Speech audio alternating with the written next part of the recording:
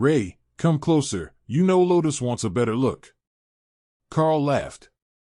The bloodbath spider dismissed the golems, and then called them back, revealing drastically changed bodies. For an elite, the progression was a smooth one.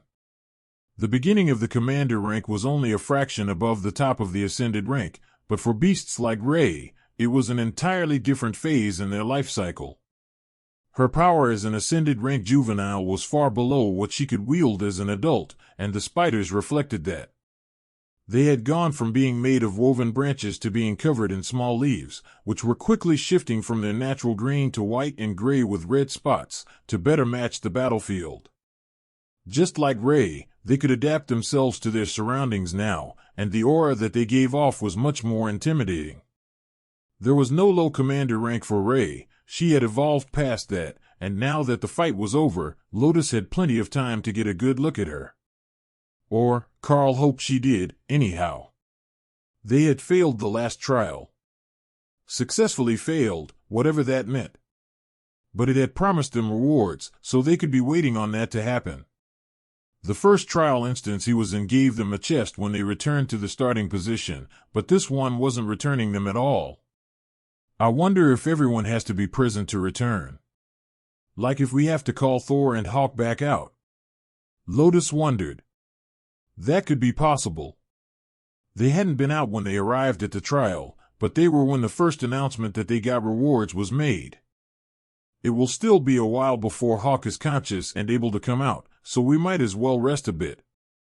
Karl decided. Lotus created a patch of wide leaves for them to sit on, out of the snow, and Karl meditated to help everyone recover, while he also checked on Ray's space to ensure that it was suitable for her advanced state. It seemed more alive now, with natural wind, and a sense of vibrancy that wasn't there before. Focusing on the dragon scale in his mind, and letting that filtered energy flow to the spaces seemed to be the most efficient method, but even after warming Hawk's space it still took him 15 minutes before he was up and moving again. That was a close one, buddy. Karl whispered, as Hawk began to stretch his no longer frozen wings. I thought I was done for, that the evil cold water had won. How long was I frozen? Hawk asked. About 20 minutes in total. Oh, that's too long for you to fight without me. How did you survive without fireballs? Flaming body and a lot of luck with the golems. But you missed the big news. Ray advanced to commander first. New. It should have been me, I was here first. I will never forgive them. Hawk cried, while Thor made consoling noises. It was a painful moment during an already painful event for Hawk, but putting off telling him would only make him depressed later when they might need him to fight again. Getting it all out of the way at once gave him time to recover and gather his wits before coming back out into the real world. We think that everyone needs to come out to get their rewards before we can leave this place, so once you are recovered, everyone can gather. Until then, just rest a little longer. Karl suggested. Give me like 5 more minutes until the cold leaves my wings. Then I will come out, and the healers can heal me. If I go too early, I get the feeling that the ice magic will take effect again. Hawk explained. He did still look freezing all over to Karl's mental sight, even in the tropical warmth of his space, which he would normally find stifling. The first 5 minutes of meditation weren't enough, but they did go a long way toward improving the 4 spaces, adjusting them according to the changes that were made when Ray advanced. Now that he had seen it once, it was easy to adjust the other spaces to be more like the proper commander rank space. Hopefully, that would pull the others toward their breakthrough at a faster pace, and help them along their way to the next bottleneck between commander and royal rank. Karl was actually looking forward to seeing Prince Corbin at his full power, and not exhausted and defending weaker party members. He was certain that the royal rank spells word would be a real marvel to behold in all-out combat. The little that he had a chance to show his skills on the push to the cave was already impressive, clearing a smooth path for the group, but Karl was certain that was only a fraction of his power, as he had already been injured and near exhaustion. The more that he could observe that power, the better his partners would understand it, and the easier it should be for them to understand the changes they needed to push through to the next rank. They should already meet the minimum requirements, but for humans the commander rank was a major bottleneck, so it might be for them as well. Rey didn't think so, as commander rank was her natural state, and Thor would naturally make it to ascended rank. Hawk was a bit of a mystery, as he was evolved from his base state, but it shouldn't be too much harder for him. The first 5 extra minutes weren't enough, so Karl gave Hawk 10 more before checking in on him again, and found the bird gingerly flying around his space, shaking off the aches in his muscles. "Are you ready to go see the healers?" Karl asked. "Let's go. Just tell them to warm the place, I'm still too tired for flames." The trio came out to meet the others, and the scenery around them faded away, replacing the battlefield with a plain black void, with a stone platform that held them all with room to spare. This time the words didn't appear in ancient script on the ground, but in Karl's vision, in the increasingly familiar font of the system interface. Ascended Round 1 and 2 trials complete. Commander Round 1 trial successfully failed. Calculating rewards. Reward calculated. 6 skill points. Skill menu activating. Karl gasped as a beautiful picture appeared in front of his eyes, then turned suspicious when he realized that all but the bottom row was grayed out and unusable. But there were lines between all the skills, so perhaps he just needed to learn some of them. So, he looked at the bottom row. There were only 3 options: Offensive Specialist, Defensive Specialist, and between those two, Balanced Combatant.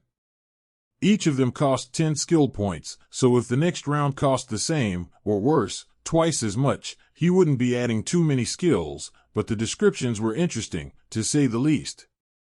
Offensive Specialist gains access to the offensive beast skills, which can be freely transferred to bonded partners by touch. Defensive Specialist gains access to the defensive beast skills, which can be freely transferred to bonded partners by touch. Balanced Combatant pays a premium price to gain access to any beast skills, which may be utilized with the command ability or transferred freely to bonded partners by touch. That last one sounded the best to him.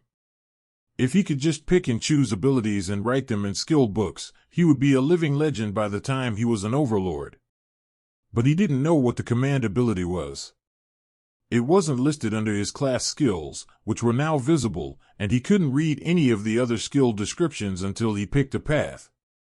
Hawk and Rey were cheering on full offense, while Thor thought it might be better if they all had more defense, so they didn't get smashed again.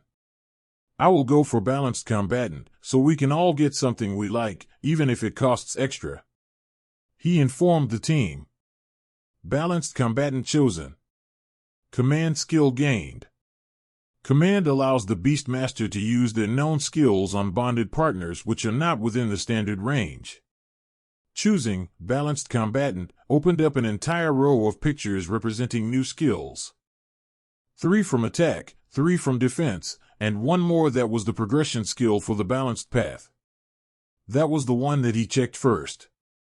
10 points, Beast Space Upgrade, upgrades the mental spaces to match the needs of the beasts residing within. Karl simply stared in annoyance at the description for a few long minutes. Was that why he got no guidance on how to advance his beast spaces? Because it was a skill that he could just learn. No, there was no skill like that attached to the other 2 trees. They would still have to improve their own, but they would get many more beast skills in exchange. Quite a few more, as he quickly realized. On the defense side, he had the option for Barrier, Bestial Regeneration, and Refresh. All of those were skills to be used by the Beastmaster on his team, and all of them were currently being provided, in some basic sense, by Thor's Group Refreshing Lightning, so Karl turned to the offensive side.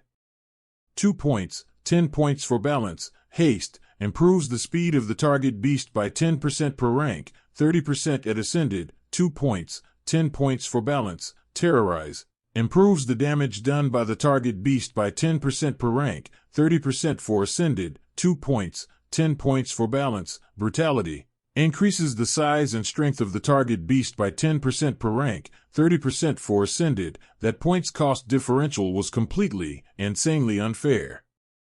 The next rank also looked like it contained all sorts of actual attack abilities that he could grant his pets for a period of time, all of which could come in useful in the future, and Karl was tempted to pick Terrorize just to get to see the descriptions. But the first that Karl wanted to spend some of his 30 remaining points on was Beast Space Upgrade. The 3 spaces quickly adjusted, changing the setting inside to be more elaborate and detailed than what Karl had created on his own, though the actual energy level didn't change much. It felt like it didn't actually improve the power level of the space, except for Ray's, which adjusted up to better match her power. So, he would still need to meditate to improve them, he just wouldn't have to worry about the bottlenecks anymore. That was spectacular, but not as earth-shattering and overpowered as it had seemed at first. Choosing that skill caused 2 new skills to appear as available above it in his skill tree. 50 points, Evolution, cause any bonded pet to evolve into a form 1 rank higher than when the skill is used. Usable once per beast, some materials may be required. That one was out for now, he didn't have the points. 10 points, Skill Master rank 2, usable only by those with the Skill Master learned ability. Allows learned skills to improve to 1 rank above the bonded partner's current rank with practice. Now that was the sort of ability that he couldn't turn down. Skill Master upgraded to rank 2, Skill Master rank 3 available, 100 points. Allows all skills to evolve to a related skill 1 tier higher than their current tier with practice. If Slash was tier 1, while Rend and Shred were both considered tier 2 abilities, as was Lacerate, improving any of those to tier 3 would be devastating on the battlefield. Even Refreshing Lightning, if it was improved by an entire skill tier, would be something fearsome. If it were improved by 2 tiers, Thor might actually be unkillable at the same rank. But not only that, the way that the skill was worded made it sound like the potential was limitless. 1 rank higher than the current rank with practice. So, if they just kept training their skills, they might move up even further. That left him with 10 points, and a desire to know how to obtain more. Once he focused on the need for knowledge, he noticed a small circle with a question mark in it. Just what he needed, answers to common questions. Skill points are awarded for quests, achievements, and accomplishments. Each rank improvement increases the maximum points range of the available awards. That made sense. The higher the risk, the higher the reward, and the more powerful you were, the stronger the skills you would need, so the larger the number of points that would be required. That left him with 10 points, and a conundrum. He could do as Ray was pleading, and use them for Terrorize, or he could do as Thor was suggesting and use them for Bestial Regeneration, which would grant the target a rapid healing ability. Both were good to have, but ultimately, they were still mostly working in a group, and they had basic recovery abilities. The most important part was being able to effectively deal with threats above their rank. If they could eliminate them even a little faster, a lot of damage could be prevented from ever being taken. So, the decision was a fairly clear victory.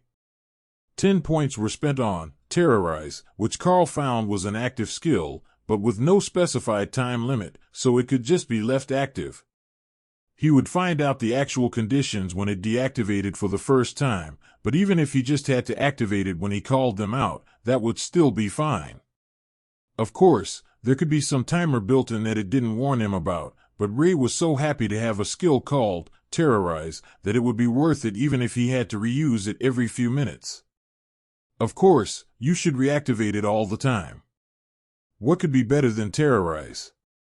Ray asked, listening in on his thoughts. Purchasing Terrorize opened 3 options from the next row of abilities, and a note. Tier 3 skills activate on Beastmaster and all deployed beasts 10 points, 20 points for balance, shatter. Physical strikes cause vibrations through the opponent's body that damage organs and may break bones. 10 points, 20 points for balance, sharpness, slashing, stabbing, and disintegration type abilities increase in damage by 10% per rank. 30% it ascended, 10 points, 20 points for balance, crushing blows, blunt impact skills increase in damage by 10% per rank. Effective on damage caused by shatter. 30% it ascended. Karl finished his changes and found that everyone was waiting for him, and they were still in the same spot. All right, I'm done with the changes. I got some new skills. Karl explained. That's just unfair, giving out skills like candy to you. Tessa sighed. She had the battle armor spell that she had learned not long ago still active, and if Karl was right, it looked much more draconic, and that golden glow around her was also a new skill, but there was an unspoken don't ask, don't tell policy in place, and everyone liked to keep something in reserve for emergencies. If they underestimated what you could do, they wouldn't be as likely to put you in a situation that you couldn't survive. Karl stood and stretched tired muscles, while Lotus flopped out on top of Ray for a nap and waved a hand at Tessa. All right, come up with an idea for how to get out of here. I will be here. Tessa smiled at her. All right, we're finished. She called out to nobody in particular. The snowy battlefield vanished, and they found themselves back in the room where they started. Dana and the two awakened spellswords were already there, heavily wounded, and doing their best to stop the flow of blood with minor healing potions and bandages. Lotus activated her area healing spell, closing their wounds in seconds.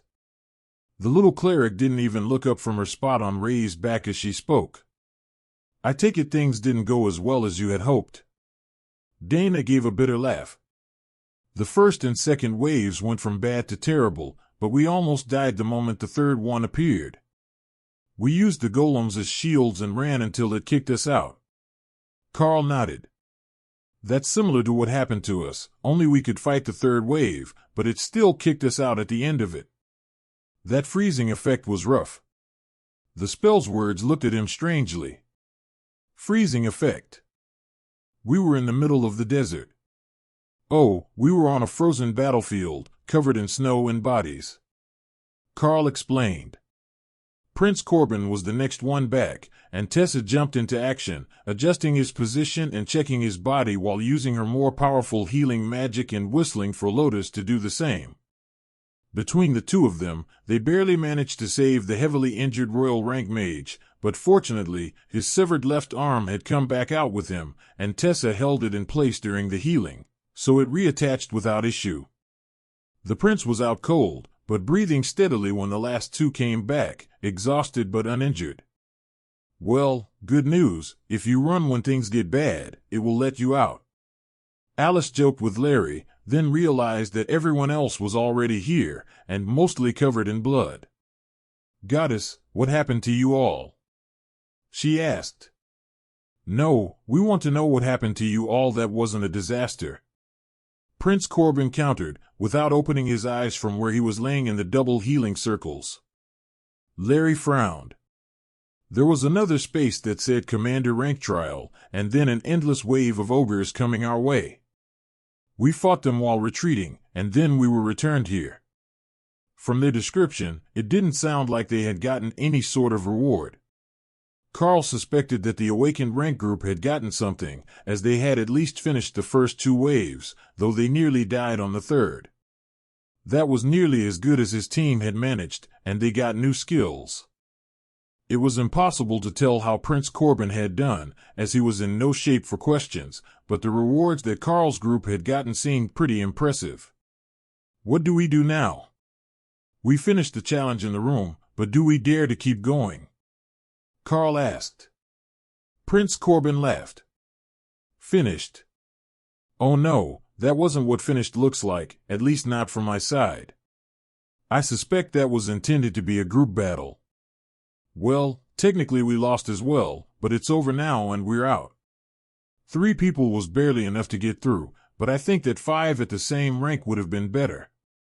Karl agreed. Even with the beasts? Dana asked, leaning against Ray, who still hadn't retreated to her space. At first, it was all right, but as the numbers increased, and then the power, it was rough, even with them. Maybe it keeps going until you lose. Karl suggested. Alice gave him a curious look. Well, let's hope that we don't have to find out. There is a second door to this room, and if we're going to explore the caverns, we will have to move along once we're all healed and rested. If not, we will have to report it and give up any chance at the hidden loot, so they can send in matched teams to face this sort of trap. The awakened group and Prince Corbin both sighed, suggesting that they had indeed gotten something out of their time. Corbin got to his feet, signaling for the others to get up now that they were healed. All right, we should get a move on. We need to search more than one room of the cavern complex per day if we're ever going to get through it. Leave all the doors open after we pass through, and I will mark the walls so that we don't get lost on the way back. When it gets later in the day, we will return to the area near the cave mouth for safety. He explained.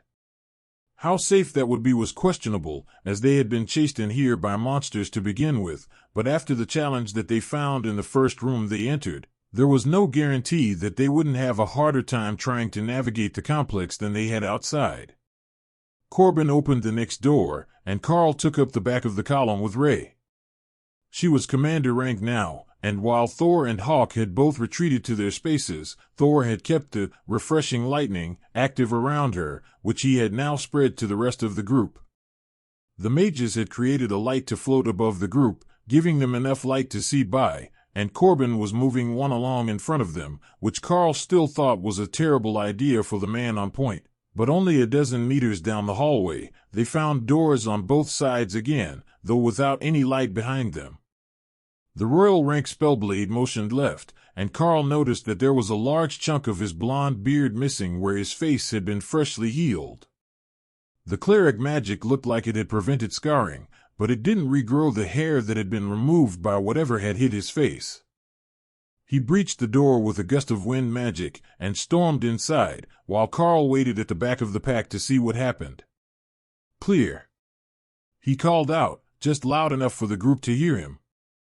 Alice breached the one on the right, also finding it empty. It was better than finding out that every room in this place was a trap, but everyone had been hoping for some sort of treasures to be left behind in these caverns. There's something ahead.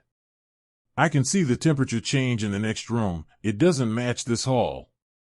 Ray warned, catching on to clues that Karl would have missed. He whispered his warning just loud enough for the group to hear. The next room is a different temperature. It might be warmed by something inside. That put everyone on guard, and they doused the lights to the bare minimum, which revealed the fact that there was glowing plant life in the next room, providing faint illumination, but enough for everyone to see by. It was dim to most of the group, except Karl and the clerics, who had their own ways to enhance their eyesight. But it was enough to see by, and Corbin cast a spell to silence their footsteps. He stopped just short of the entrance to the room, and whispered back to the group. I count 30 red goblins.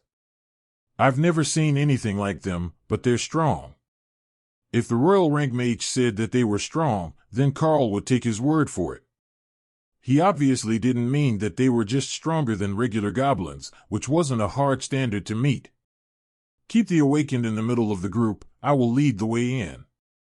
Corbin instructed, and the group shifted their positions to protect the more vulnerable members.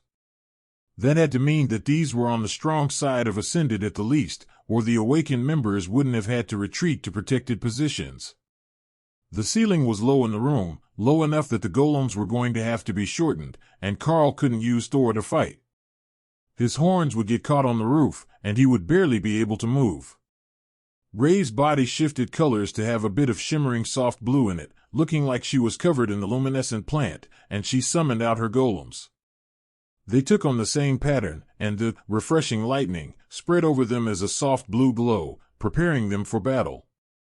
Now, Prince Corbin ordered, and Karl surged forward with the group, moving to the right to cover the flank while the golems went left. As he passed her, Karl could see the furious look on Rose's face, mad that she had to stand back from the battle against what looked like regular goblins in a new color. But when the first of Dana's golem blades hit one, and it only left a deep cut and didn't eviscerate the creature, it made much more sense. 30 wasn't many regular goblins. 30 ascended rank mutant goblins were an actual concern for the group. Not so much for Rey and her golems, who had already begun a reign of terror, as she got to test out her combat skills as a commander rank beast and the new, Terrorize, skill that Karl had activated for her. Interestingly, when he cast it on her, the spell spread to her golems as well.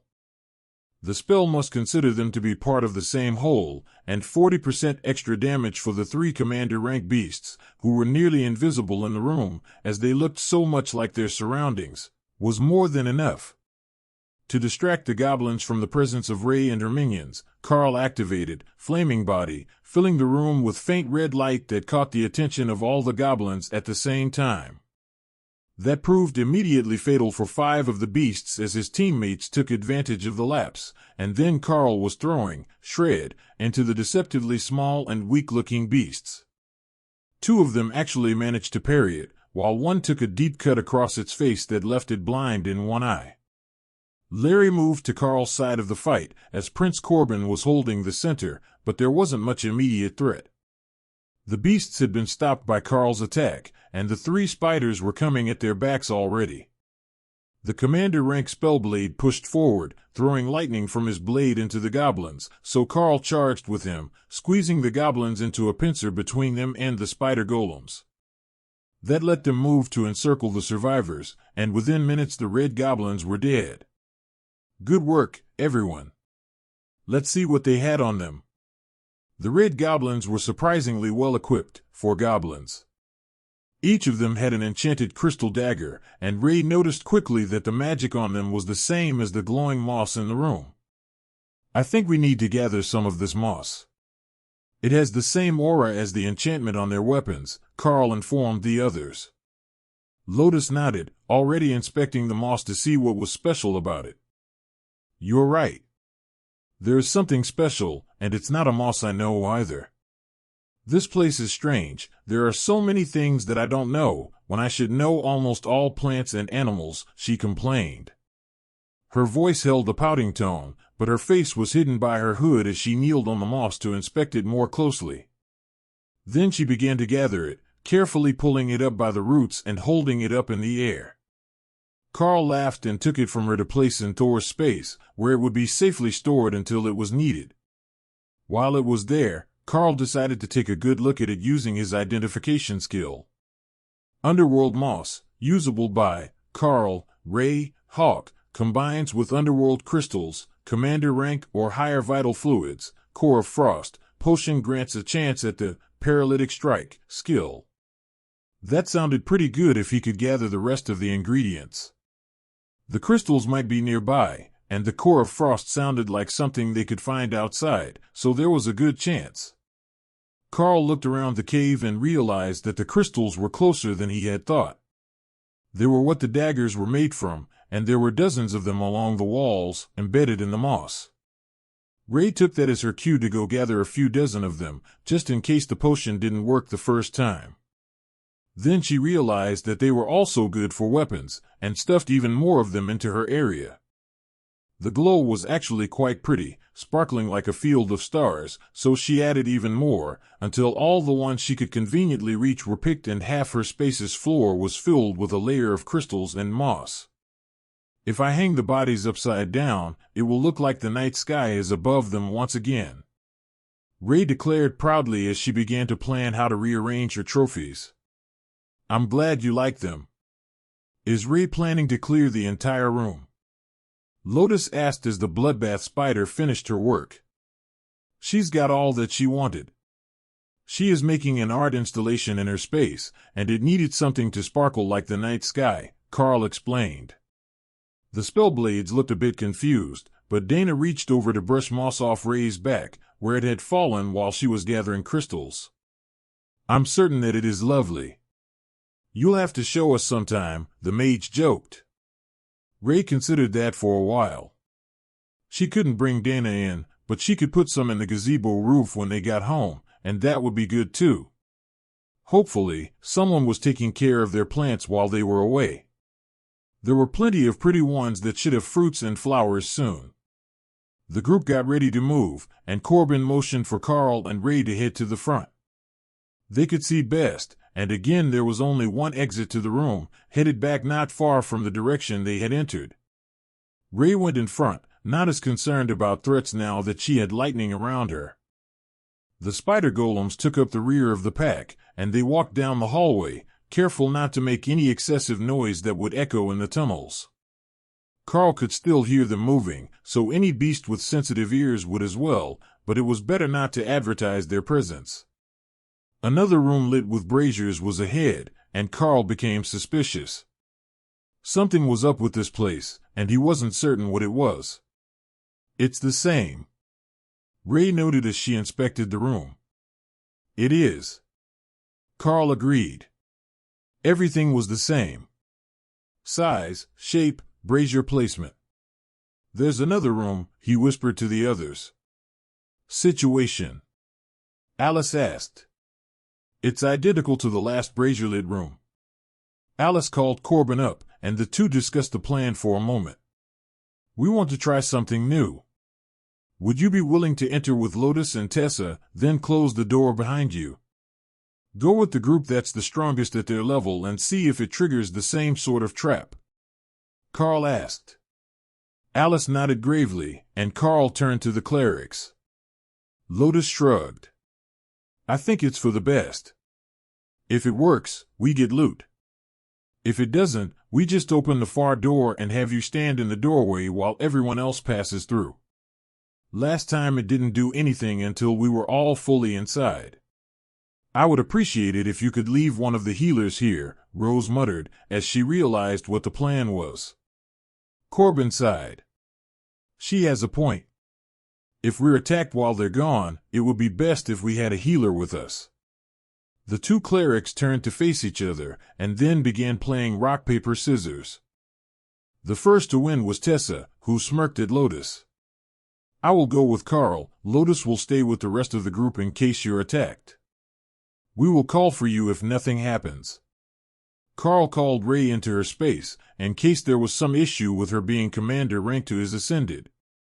The previous trial instances had recognized the beasts as individuals, so these traps might as well. Karl led the way, with Tessa right behind him. She closed the door once they were through, and they waited for most of a minute before she sighed and opened the door again, only to find that there was nobody there. "I guess that means it worked. Now, where's the writing? Let's see what is going on," she announced. The letters appeared only a few seconds later. "Welcome to the Mixed Group Challenge." Tessa read, then laughed. "This one, we could have all entered together and fought together, but now they're going to either be short the two of us, or they'll be waiting for us to return." Karl suspected that the stress might have cracked the war priestess, but she actually looked overjoyed. "It's a mixed group event, you can enter together." Karl tried calling out to the group, in case they could still hear him, though he couldn't see them. Then he found himself standing on the front lines of a massive defensive battle, with Tessa right beside him. There were thousands of soldiers around them in the formation, humans, beastkin, and even ogres. Charging toward them was a tide of elves, trolls, fairies, dryads, and creatures Karl had no name for. "Mixed group battle," he muttered. "It seems so," Tessa agreed. The surrounding soldiers gave them strange looks, and someone shouted as they moved forward to set a shield wall. "Crap, they don't speak our language." Tessa just shrugged. "War is war, we don't need words. Bring out the beasts, so the others have time to get used to them, and prepare to fight." Karl called everyone, and the soldiers smiled. It looked like beasts in battle weren't that uncommon to them, and even when Ray called her golems, the soldiers didn't panic. The leader of this force called something, and the rank behind the shield-bearers hefted spears, setting them on top of the shields as a brace against the impact of the incoming trolls that made up the front rank of the Fey force. The front lines were about to crash together when suddenly Karl realized they had reinforcements. The rest of the group had entered, standing behind him and Tessa. The sound of snapping wooden spears filled the air an instant before the sound of trolls hitting shields, and a battle cry that sent the humans' allied forces forward. Ray sent her golems, while Hawk took to the sky, but Thor stayed back, waiting for the first of the trolls to breach the line so he could plug the hole. "What is going on?" "We heard you call for us to come in," Prince Corbin called out. "Humans and allies against Fey group battle," Tessa yelled back, trying to be heard over the din of the battle, as Karl began to hurl attacks at the taller Fey. "I guess we're doing this then," Prince Corbin sighed. 3 hours later, Karl sat with his back against Thor in the ruins of the battlefield. The humans had won a Pyrrhic victory at best, and with the losses that they had suffered, if there had been any Fey left alive, it might have been counted as a loss. The town that the humans and their allies were defending had been half razed, and most of the civilians were presumed dead. Less than 1 in 50 of the original 1,000 or so warriors were still alive, and all of them were currently catching their breath. The battlefield smoldered where Hawk had bombarded it with fireballs to prevent the trolls from regenerating, leaving acrid smoke hanging over the plains, which were now largely devoid of life. After meditating for the last 10 minutes to recover some strength, slowly spreading the energy from the focuses in the beast spaces to improve their quality before rebuilding the focus to improve everyone's strength, Karl opened his eyes and decided it was time to get back on his feet. Karl looked out at the massive number of bodies, and slowly got to his feet, ready to go check them for loot and valuables. With that many, there had to be some good stuff there somewhere. However, as soon as he got up to go check the nearby bodies, those familiar magical words appeared on the ground. "Trial successfully completed. Time 2 hours 47 minutes, Tessa read. Then they all waited to see what the next message would be. Would it send them to another round? It hadn't said failed, it did tell them that they were successful, despite the heavy casualties and the damage to the town behind them. Rewards granted. Everyone waited to see what they would get, but there was no sign of prize boxes, no additional notification, and then they were back in the playing room with the braziers again. That was when the prizes appeared. One small box in front of each of them. There were 3 silver boxes, 3 gold boxes, 2 platinum boxes, and one that looked like it was made of pure ruby. Prince Corbin looked at the boxes. "Well, I think that we can guess how they're supposed to be distributed. Now, you just need to pick one from your group." The 3 awakened rank members all looked wistfully at the boxes with other colors on them. Dana certainly had experience with these reward boxes, and the better your rank, the better the box's contents. However, there wasn't another mage in the ascended group to plead with, and Alice was unlikely to give up her loot for an awakened rank box after spending 3 hours keeping up barriers and eventually being held upright by archers who ran out of arrows so that even when she was too exhausted to stand, she could stay within the protective circle around Thor and regain her stamina. Dana and the 2 awakened spellblades went first, then traded boxes until they got one that they could open. Both spellblades got new swords in a similar style to the ones they were using, while Dana got an ornate wooden wand with golden patterns running down it. Not bad, the wand is rechargeable and casts magic missile up to 20 times, Dana informed the group. That wasn't too bad at all. It would save her a bunch of mana during fights that she could consume when they weren't in danger. She already knew magic missile, so her proficiency with the spell would extend to the wand, allowing her to split the magic missile into multiple projectiles, though the damage would drop. That would give her an advantage against weaker targets, and help with the rapid clearing abilities of the team. Lotus handed out the next round of boxes, and surprisingly, none of the 3 needed to be exchanged. Karl opened his reward box and found a beautiful crystal bow inside. Strangely, it had no string, but when he held it, he instantly understood the concept. If you made the motion to pull the non-existent string, intending to fire it, the bow would create an arrow and fire. There was no mana cost, and no listed capacity of charges, it was just a magical bow. However, he could attach skills to those magical arrows, and send them to a much more distant target. The range on Shred and Rend wasn't bad, but that was for the average battle. Anything beyond 20 meters, and they began to lose power. But attached to an arrow, they could fly 200 meters, and they would still be fine. "It looks like it's weapons day," Lotus laughed, waving a carved wooden staff around. It doesn't have to be a weapon, Tessa disagreed, holding up a red and gold metal shield that matched her robes. Smashing tools are still weapons, Lotus shrugged. Larry laughed and passed the box to Alice, while Corbin moved to the ruby chest. All three took out weapons, a gold wand with clear crystal inlay for Alice, and swords for both of the others. It looks like the reward system is judging us for our low damage output, Karl noted. It definitely is, Dana sighed. She had destruction, plus 2 heavily upgraded golems and multiple attack spells, and it had still given her a weapon. Though, it was one to save mana, so perhaps that was the issue with her combat skills that it was concerned with.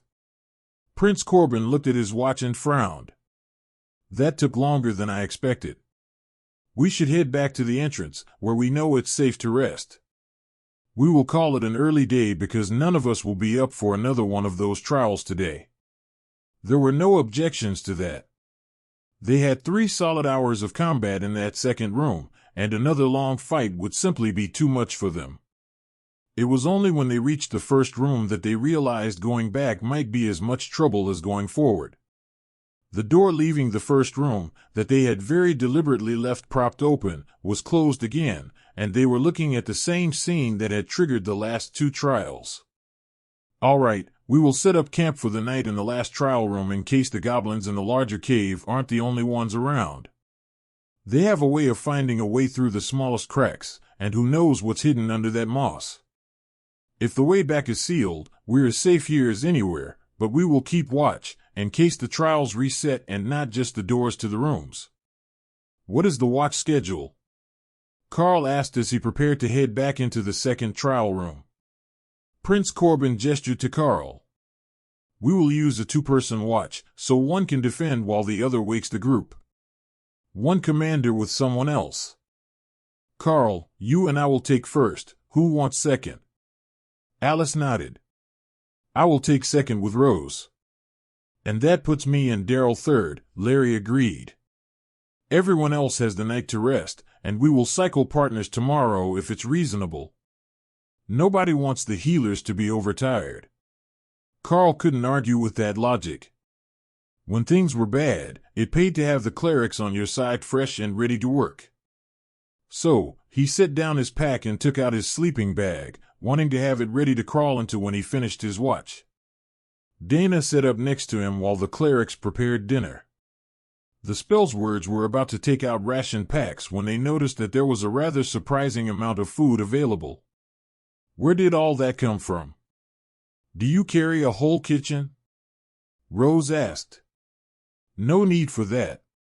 We can both use advanced food creation blessings. This is all magic. It didn't exist 2 minutes ago. Just get comfortable and it will be cooked in 15 minutes, Tessa explained. They were making some sort of stew with the ingredients they had conjured, so Karl offered up a large chunk of meat from one of the awakened rank reptiles they had fought that morning. Hawk had claimed the body, but it would take him forever to get through it all. Here, cut this thinly, and it should cook quickly enough, he offered. Prince Corbin looked dubious about the mystery meat from nowhere, but he didn't say anything, and decided to just trust the clerics not to poison them all. Even if they did, they were the ones with the cleansing spells, so it was in their best interests to be safe with the food. But they seemed to trust Karl's food supply, and as soon as he passed it over, Lotus began to cut paper-thin slices that would cook in seconds in the stew pot. After the meal was finished and the supplies were packed away, Karl sat down next to Prince Corbin, but facing the opposite door, so they could start their watch, which Karl honestly didn't expect to be anything but dull. They were inside what appeared to be an enchanted tunnel system, and the only other room down the hall was sealed.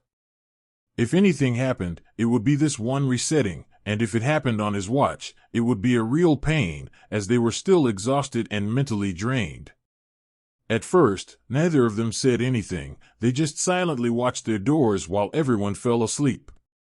They had all zipped their backpacks into the sleeping bags with them, in case the trial activated, so they didn't end up leaving anything they might need on the outside. This one had been a 3-hour-long nightmare, and they had nearly depleted their water and snacks before the clerics had restocked everyone at dinner. Once the others were asleep, Corbin turned his attention to Karl. You know, you're getting incredibly close to the commander rank, and I'm certain after that last instance that your spider is already there. Are you sure that you want to report that to the church? They're the masters of guilt-tripping people into doing their bidding, the prince whispered, knowing that Karl's hearing was extremely sensitive. Do you actually think that they won't know? There are 2 clerics with us that are moving through the ascended rank at breakneck pace, and last I heard the high priests were considering having an oracle look in on us, Karl whispered back. Good point. Just saying, there are other factions to consider other than the church. Karl smiled. Like the Bureau of Elite Development. Who do you think Alice works for? Corbin sighed and shook his head. You grew too fast, and you likely haven't even learned the polite and effective ways to say no to them yet. Commander is a big change, and if you don't stand up and demand the respect that goes with the rank when you get it, you'll find yourself in the suck, on terrible borderline suicide missions until one of them really is a suicide mission. Karl nodded. I'm bad at saying no to people when I get the puppy eyes from them. I will have to work on it, I guess. I just didn't expect everything to come at me so fast, you know. I'm still in my freshman year. It's only been a few months since the divine injection.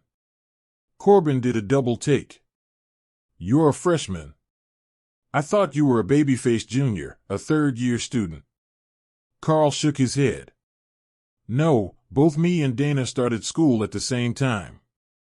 The royal rank mage looked between the 2 and nodded. I could see her being the prodigy of the first year. She's at that mid to late awakened rank point that comes with a load of resources at the start of the freshman year.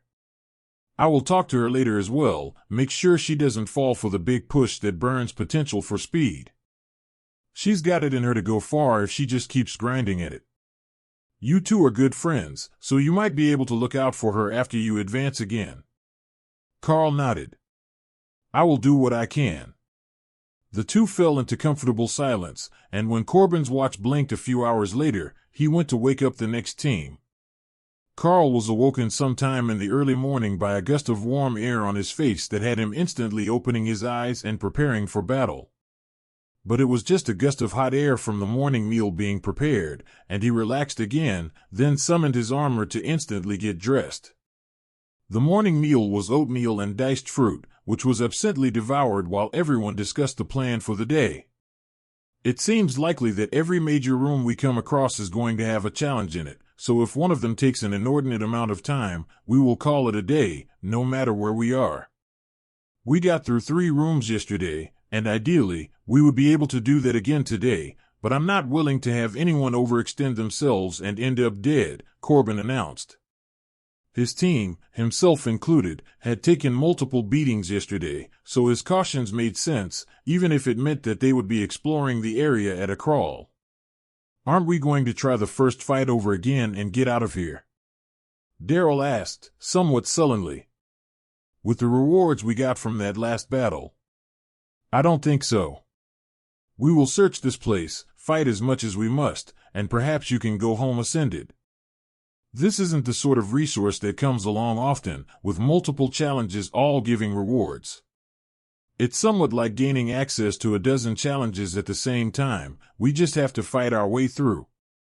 There is also a major source of magical energy somewhere in this mountain, and after what we have seen, I have reason to think that it might be one of the lost divine dungeons, the original repeatable challenges that the world dragon set up for the first people to train.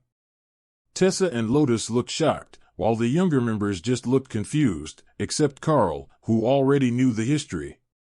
Aren't those a myth? Rose asked. Corbin shrugged.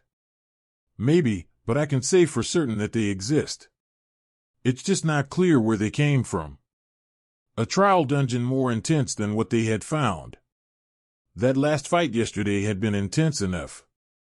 Or perhaps it just gave better rewards. That would be nice. Karl led the group out of the room this time, and everyone was a bit more relaxed with Thor covering them all in refreshing lightning. Not only for the defensive benefits, but for the fact that it kept their stamina refreshed and their minds relaxed. The hallway wound down through the mountain for some time, with no sign of other rooms, until Karl heard an echo below them. There is a cavern beneath us. We're nearly underneath where we started. Somewhere between the first and second trial rooms. If we keep following this tunnel down, we should end up in the cavern soon, he quietly informed the others. All right. Are you certain about the positioning? Alice asked. I grew up in the mines. I have an excellent sense of direction underground. With the curve in the tunnel and the slope, I say 200 more meters, Karl replied.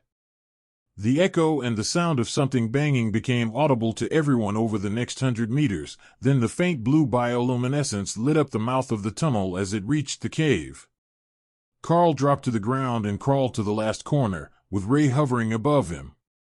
The tunnel opened 15 meters up the wall of a massive cavern, complete with its own biome full of fungi, grasses, and some sort of bipedal creature.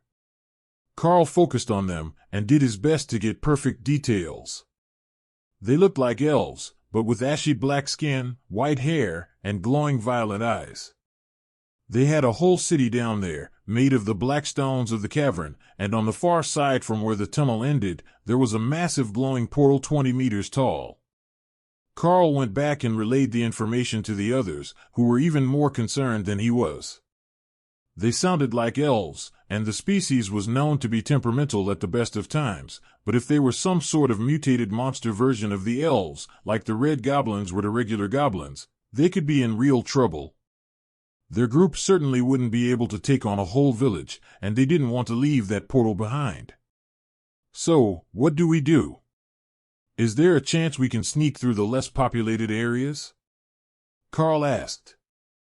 They're elves, they will know right away if someone touches their plants. I doubt it will be possible to sneak past them, Lotus sighed. Then what do we do? Alice sighed, looking toward the end of the tunnel. If that really was a dungeon portal, she wanted to go in. Karl considered the options for a moment. I think that we might have missed a side tunnel. Do you remember how the other one was hidden? There might have been another like it. The city down there has dozens of tunnels leading out into the mountain, so what are the odds that the one that leads outside doesn't have a single branch?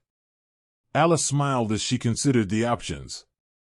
Well, it's worth checking before we try sneaking to another tunnel and hoping that it heads in the direction that we want. The closest tunnel was only 50 meters away, but at ground level, and it had fairly regular traffic through it.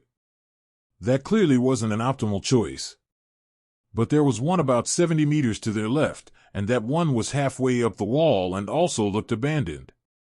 It was also slightly lower, so he could have make them a zip line and everyone could slide over. Prince Corbin looked back down the tunnel. Let's check all the walls back to the last room. If that doesn't show us any missed branches, we will try for another tunnel. I know Daryl and Muffin don't really understand how valuable that portal is, but we absolutely need to find our way to it. Rose bristled at being called Muffin, but she fell into her position in the middle of the pack as Karl led them back up the tunnel, using his swords to check both walls for anything that wasn't as solid as it looked. But after only a dozen paces, he paused. The tunnel isn't the same. We're headed down again, he informed the others. It took them a moment to realize what was wrong with that statement. They had been on a steep decline all the way to the chamber, so they should be climbing back up the ramp now, but according to Karl, they weren't. Corbin cast some sort of elementary spell, and a handful of marbles appeared in his hand. He scattered them on the floor, some in front, some behind the group, and they all rolled away. Both sides are downhill. We're definitely in an illusion, or the tunnel was changed. He agreed. Karl closed his eyes and whistled softly, letting Ray's echolocation tell him what was around them. This way. Behind us is still the chamber, but the real upward tunnel is on our left. In front of us is solid rock. Everyone hold hands and follow me for a few steps, he instructed. That sounded a bit foolish to the others, but they followed the instruction, and when Karl got 4 steps through what had looked and felt like solid rock, they were in a new tunnel. He took a few more steps, then pulled everyone to them, and called Ray to her space, then brought her back out again. She couldn't close her eyes, so she was unable to get past the illusion on her own, even though she could clearly tell that what she was seeing was not right. Once they were all in the new tunnel, Karl took out a strip of cloth from his bag, intended to be a bandana or dust mask, but it would do as a blindfold. He needed a bit of eyesight to use thermal vision, and the folded-over cloth made a hazy, but not completely impenetrable view, though he couldn't see anything in the dark with normal vision. All right, illusion-resistant eyewear engaged. I will lead us forward, just warn me if there is anything strange going on with my actions so that we don't get separated. He informed the group. There was a short pause, and Karl turned back to the group, only to find them staring straight ahead.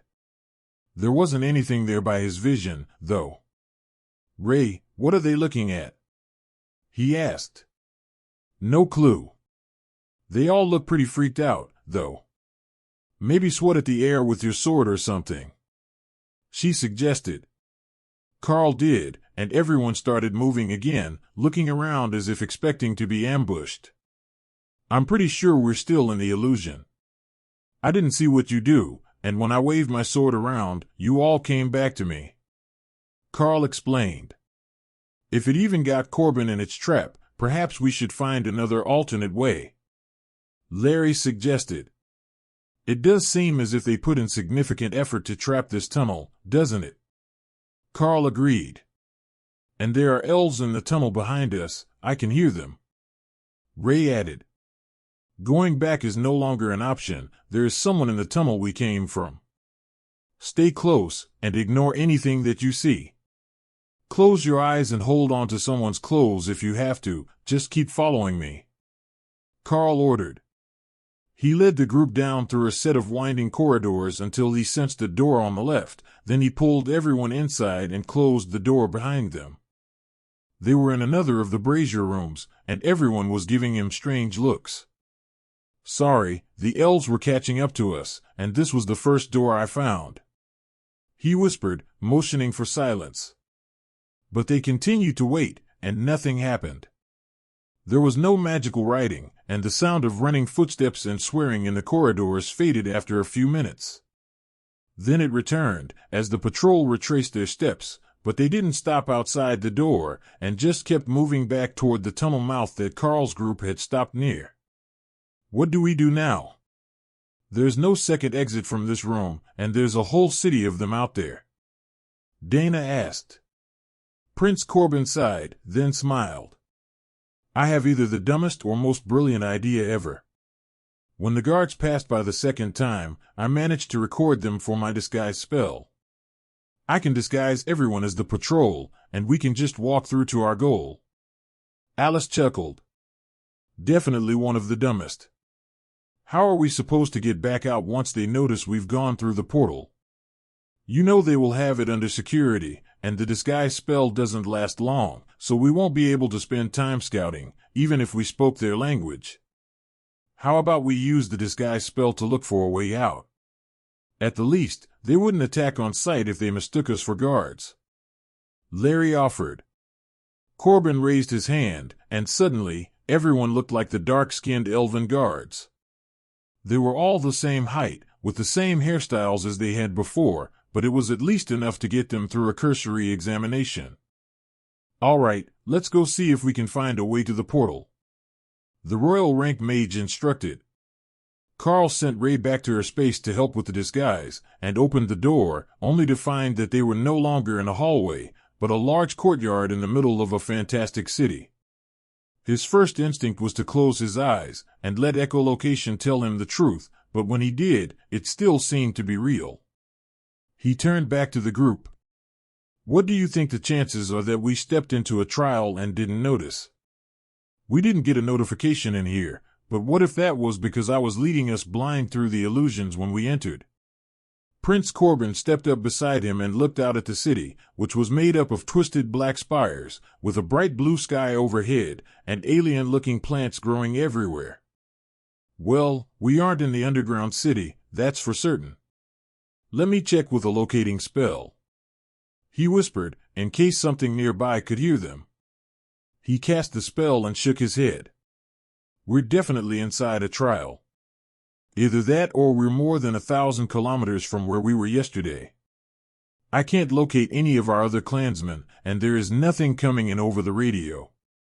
Alice took a device out of her pack and nodded. We're not in contact with any government signals. I would say that we're almost certainly inside a trial of some sort.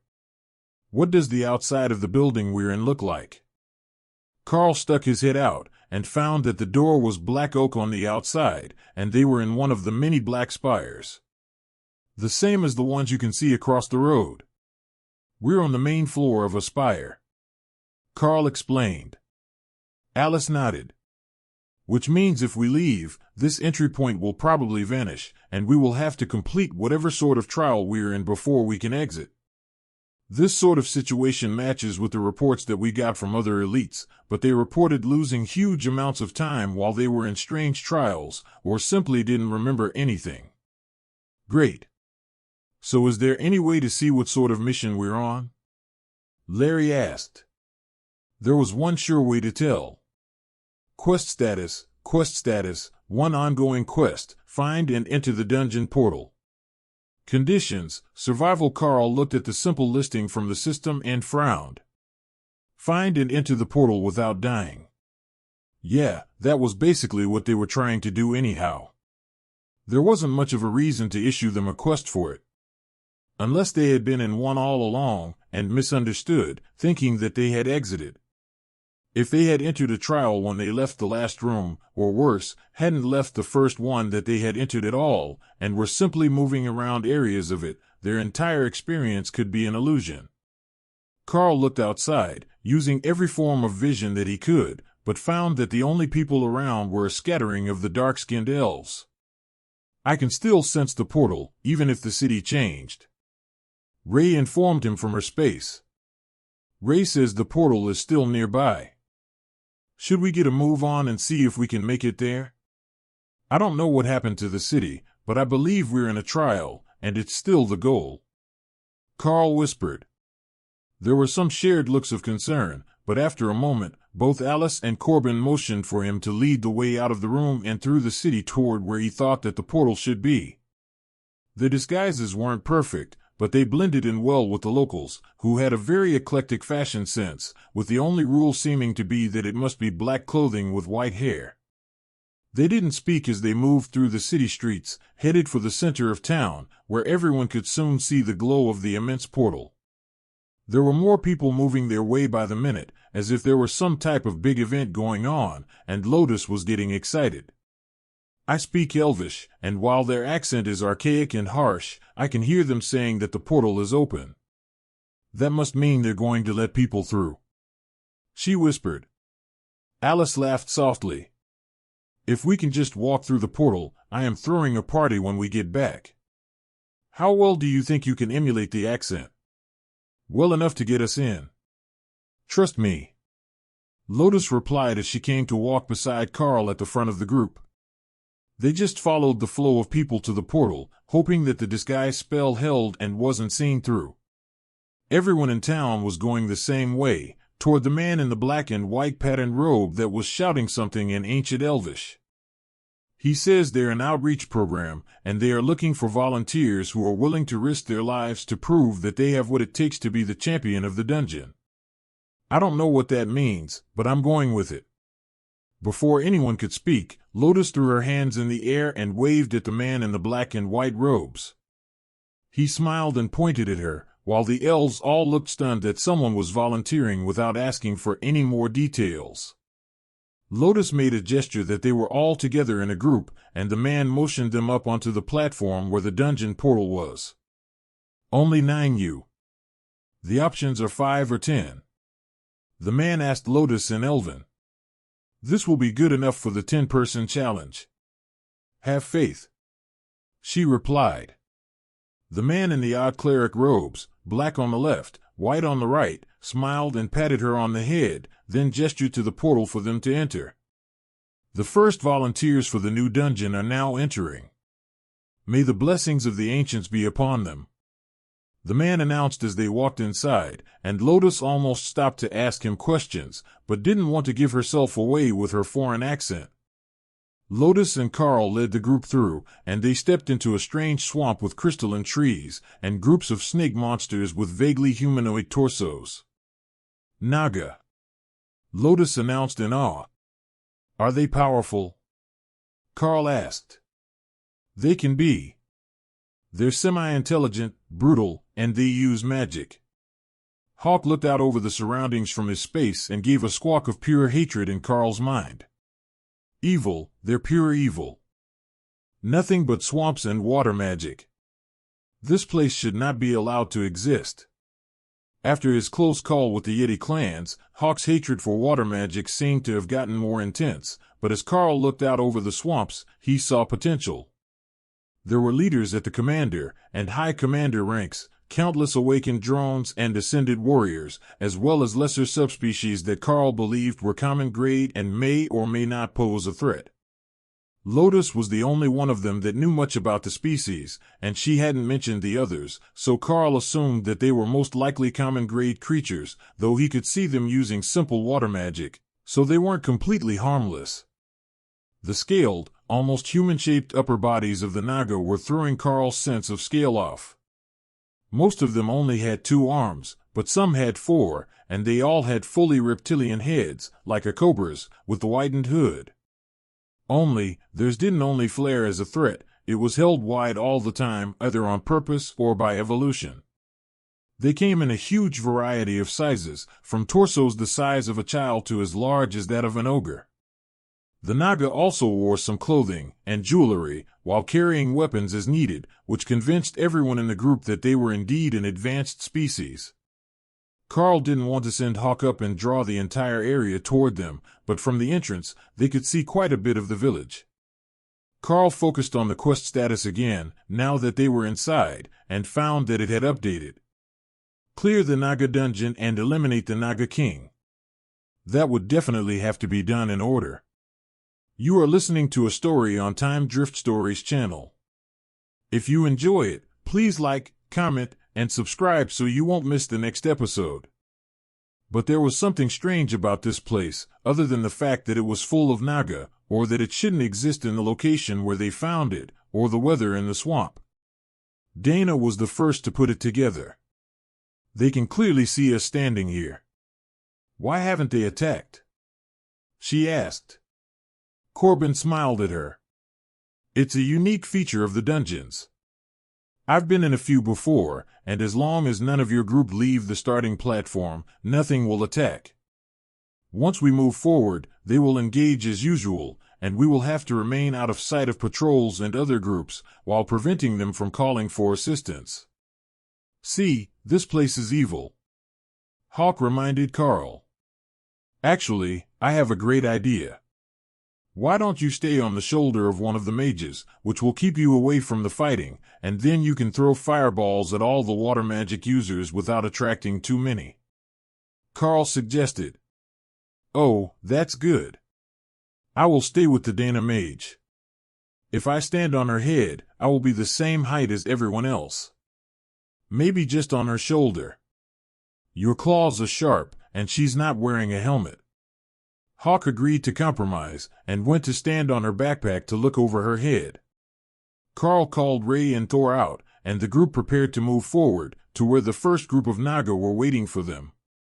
As Corbin had said, the moment that they stepped off the platform, the Naga took action, shifting into an attack formation and preparing to engage the group.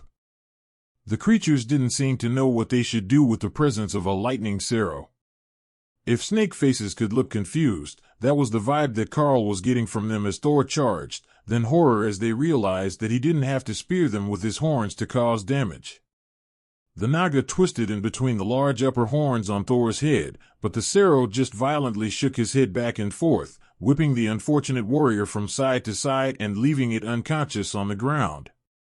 The others tried to restrain Thor to rescue their teammate, but they were only awakened rank fighters, and a pair of fireballs from Hawk took them out before they could even get close. Corbin nodded in satisfaction. Everyone stay close, and try not to make any noise. We will grab the groups one at a time. There are no non-combatants in a dungeon trial. They're all here to fight, and the normal standard is to eliminate them all and see what sort of rewards you get. It can be quite extensive, but these instances are rare. Karl touched the first body, intending to roll the creature over to check if it had anything decent. But as soon as he touched it, the body vanished, and a small stack of coins was left on the ground. What the hell was that? He whispered. Oh, it's one of those dungeons. This will be spectacular. Touch every monster that we kill, and try not to kill any of them out of reach. It will give us loot as we go, and we can split it how we want. The reward could be money, items, clothing, nearly anything. I've even heard of them turning into food. So don't miss any. The item is usually based on the power of the monster. Corbin informed them. Dana whistled softly as she followed the prince's instructions and held up a blue coral ring. Hawk grumbled in discontent, and Karl was almost certain that it was a water elemental buff. Does anyone know how to identify these? Dana asked. Tessa held out her hand, and a golden glow surrounded the ring for a moment before the cleric looked startled. It's a common grade ring of pure water. Like the spell that we use to make water with meals, but anyone wearing it can use it if they have the mana. She explained, then handed it back to Dana. It wasn't like the cleric needed it.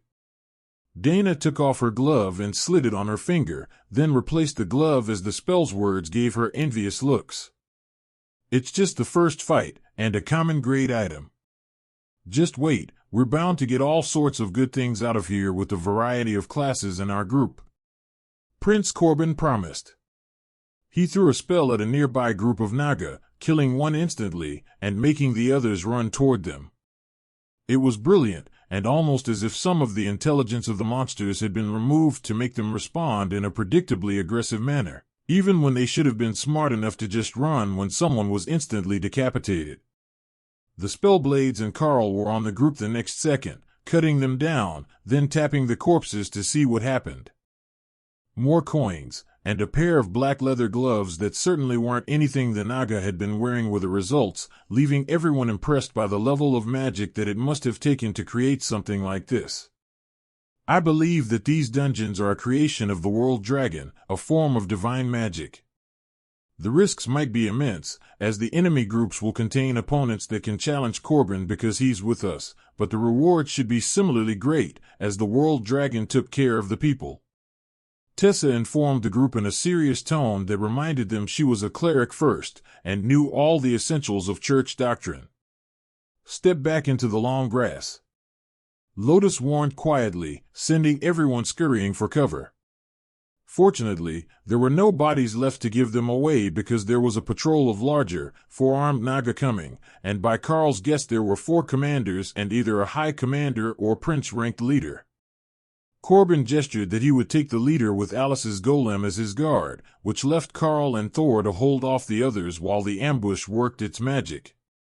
Of course, Larry and Alice were going to have to help with the leader, but with Ray and her golems on the team, they weren't completely outmatched by the other 4 guards.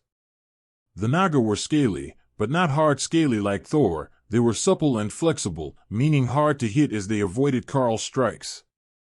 These guards also had a water barrier around them that had enraged Hawk, who was furiously hurling fireballs at them as his flaming body surrounded both him and Dana.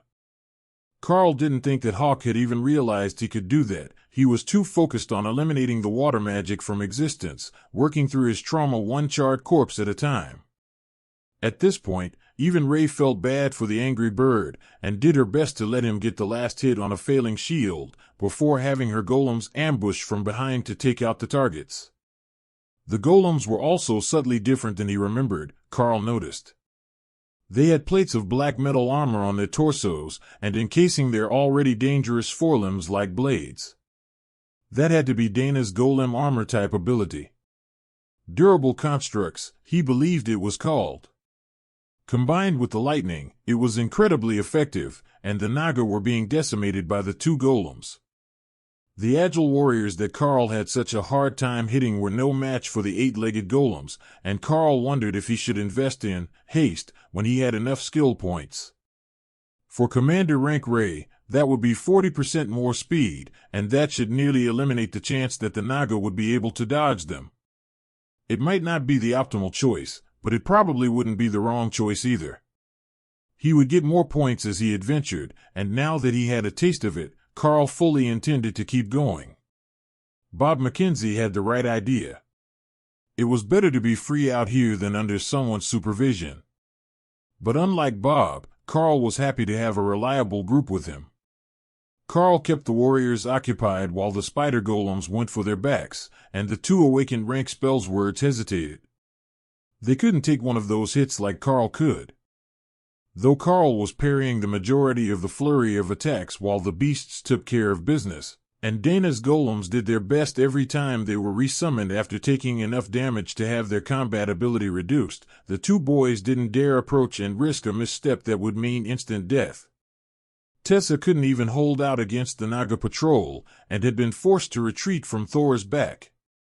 The Spellblades had a commander rank barrier over them, courtesy of Alice, but that wouldn't last long against opponents with blades in all four hands and magic on their side.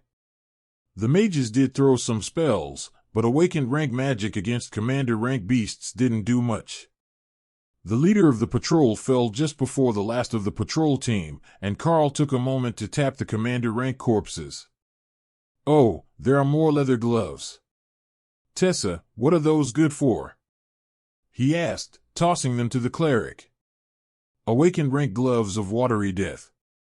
Enhanced water magic damage," she replied, then carefully patted Hawk's flaming head as he glared at the item.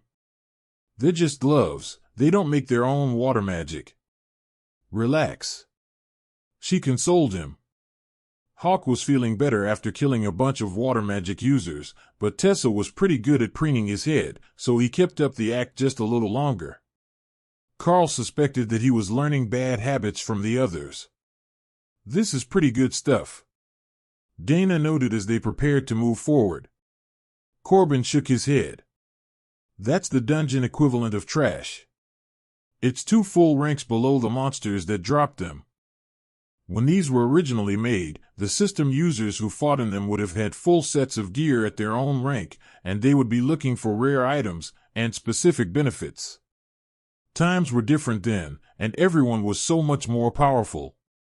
After clearing 3 more groups without gaining anything but a water orb, which was a basic magical crafting resource, and some coins, the path led them to a large open area where a massive 4-armed Naga was standing. It was wearing strings of bones and shells, and it carried a staff with a glowing blue crystal in one hand, with trinkets in the others. Some sort of shaman, Karl decided. It was also at the commander rank and the lower rank members of the team side.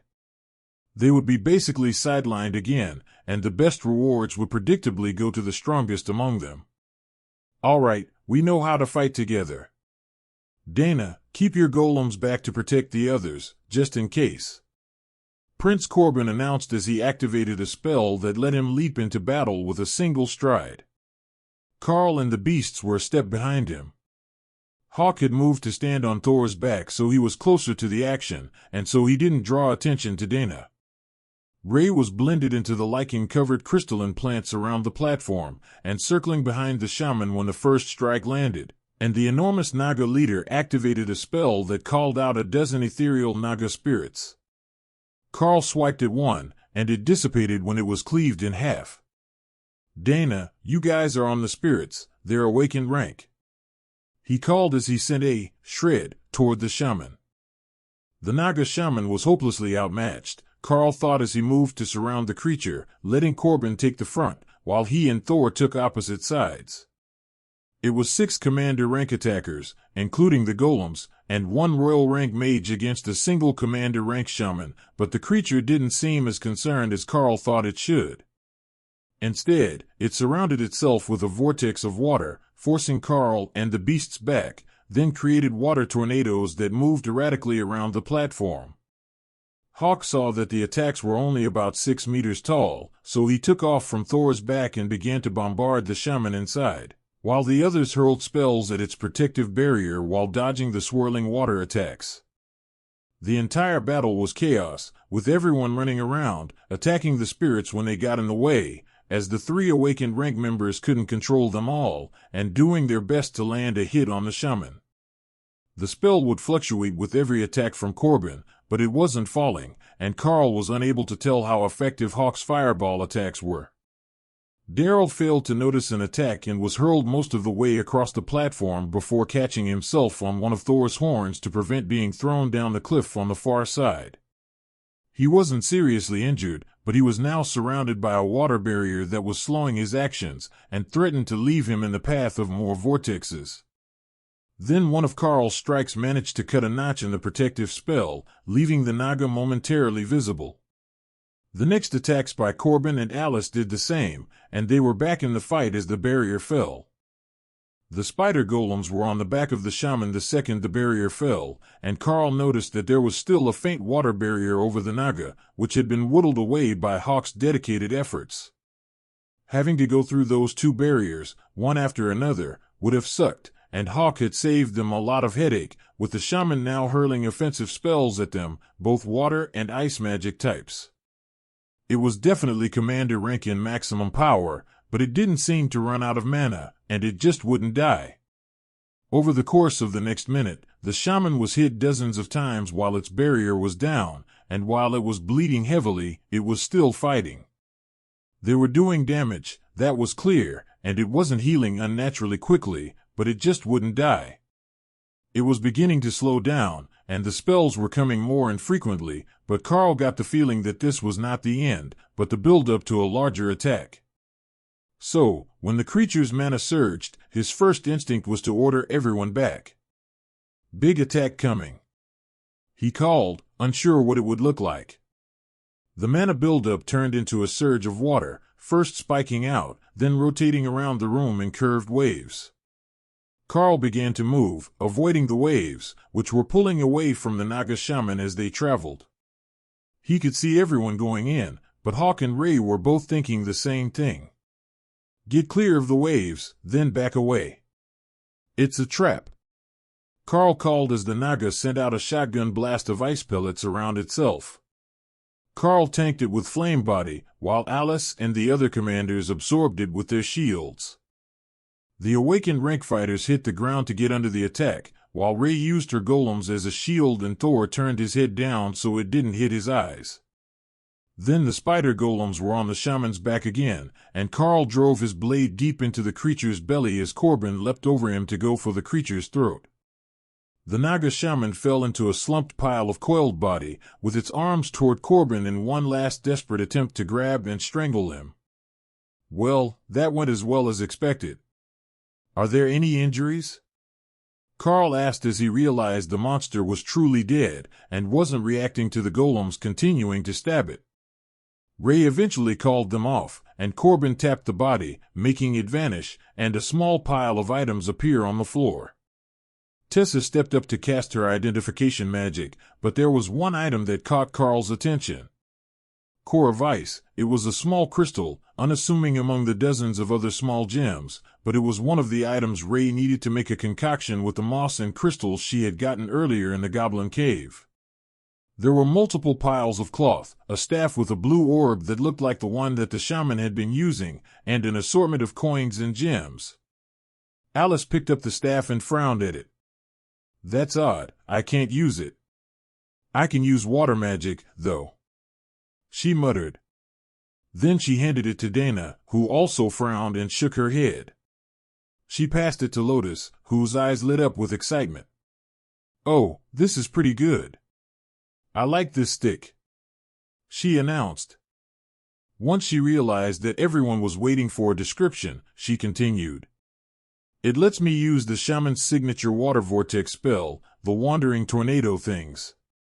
The other items were all ascended rank cloth armor, but the fashion wasn't bad, and the enchantments on them were strong, so they were split between Dana and Rose, who were the only ones who suited the fashion. It seemed that either because it was a female shaman, or the Naga didn't have legs, the armor was created with a long skirt. When they put the armor, which was a significant status improvement over what they were wearing, which was mostly common and awakened grade cloth, which was all that the mage class could wear, Karl couldn't help but do a double take. The Naga style was somewhat modest and elegant, with full flared sleeves, but covered in gold and jewels for decoration, and the robes gave them both a regal look that made them seem more like fashionable debutantes and less like students on a mission. Rose's was shorter, and slid up one side for mobility with matching cloth pants, while Dana's hung well past her knees, but was folded in the front of the skirt like a kimono, so it would expand as her legs moved. Wait, there's more. Corbin laughed as he held up one last piece of cloth. Dana laughed as she saw it, but Karl didn't realize right away what it was.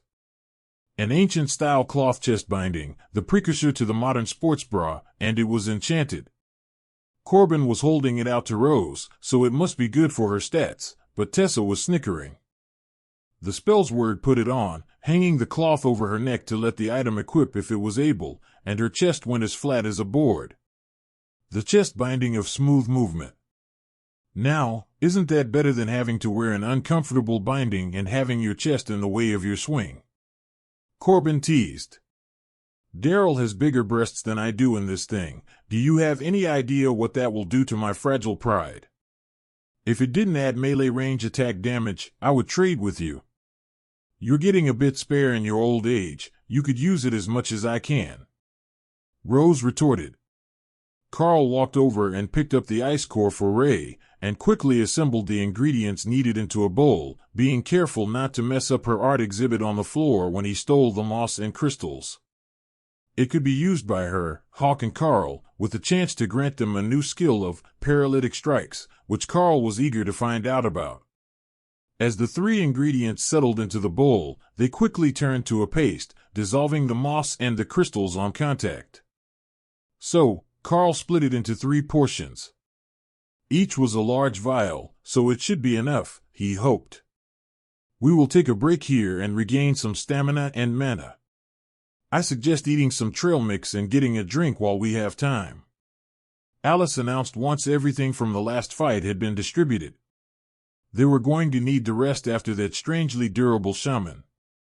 Once everyone sat down to rest, the 3 beasts returned to their spaces, where they would recover the fastest, and Karl began to meditate, recovering his energy and mental focus, though his stamina had been recovered by the refreshing lightning. Hawk and Ray both immediately downed their potions, before Hawk began to splutter and curse in Karl's mind as the cold liquid reached his stomach. You fed me ice element, he complained. It has a chance to teach you paralyzing strikes.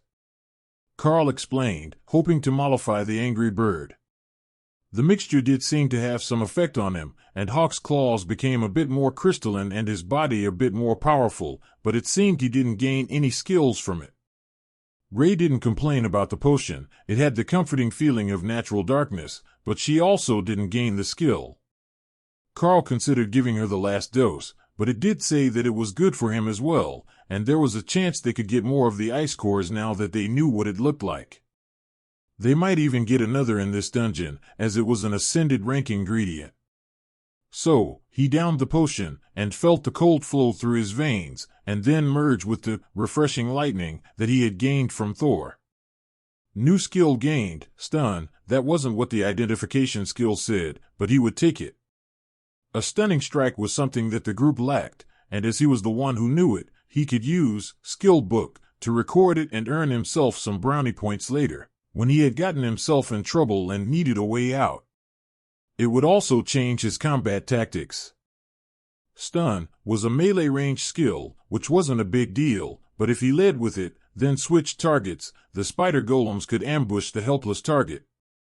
He didn't know how long it would last, or how well creatures would resist it, but even a few seconds under their not-so-gentle ministrations was enough for the spider golems to take out most targets. After a few minutes' rest, Alice and Corbin prepared to move out again. They would be leading the group, to attract the groups of Naga with their longer-ranged attacks, but Alice had an extra instruction this time. Let Thor rest for a bit. We're going to need to sneak through a few areas, and it's not going to be easy for him. It's swampland, and while a lightning Cerro has no problem moving through that, it's far from a silent process. She explained. All right, he can take an extended rest. I will leave Ray in there as well, but she will call her golems out when we need them. If we're going for stealth, the smaller the group, the better. Karl agreed. After that, all the golems were dismissed until the next fight, and the group began to make their way through the dense foliage of the swamp, following a Naga patrol route, but staying out of sight among the taller plants that grew between the crystalline trees. The next group was standing in a clearing beside the road, and Karl checked in with Ray to be sure that she knew what the plan was. She was safely hid in her space, away from the swamp water, but Hawk came out to use Dana as a mobile fire platform. She would be well away from the actual combat, and her backpack put him at just the right height to see over her head. Corbin nodded, and the fighters spread out to ambush the enemies, 1 commander-rank spellcaster and 4 awakened warriors.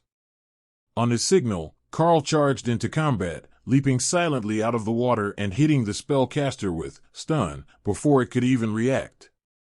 There was no visible effect, but it wasn't moving at all, even as Alice's wind blades and Corbin's enchanted sword sliced it apart. The spider golems went straight for the warriors when Ray summoned them out, and the entire group was eliminated without a sound. That was how the next hour worth of fights went. A quick ambush from the swamp, and then loot the bodies and retreat out of sight before the patrols noticed and raised an alarm. Then they found themselves at a crossroads. There were 2 patrols, both coming their way, and another platform with another oversized Naga. We will split. The patrol on the right is all awakened with an ascended leader, so Daryl, Rose and Dana, you're on that with Thor.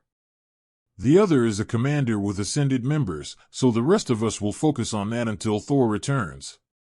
Once those are done, we will deal with the oversized Naga. I don't see any other Naga in the area, so this might be the end of the dungeon. Some of the dungeons are massive, others are small like this. Corbin explained. Karl nodded.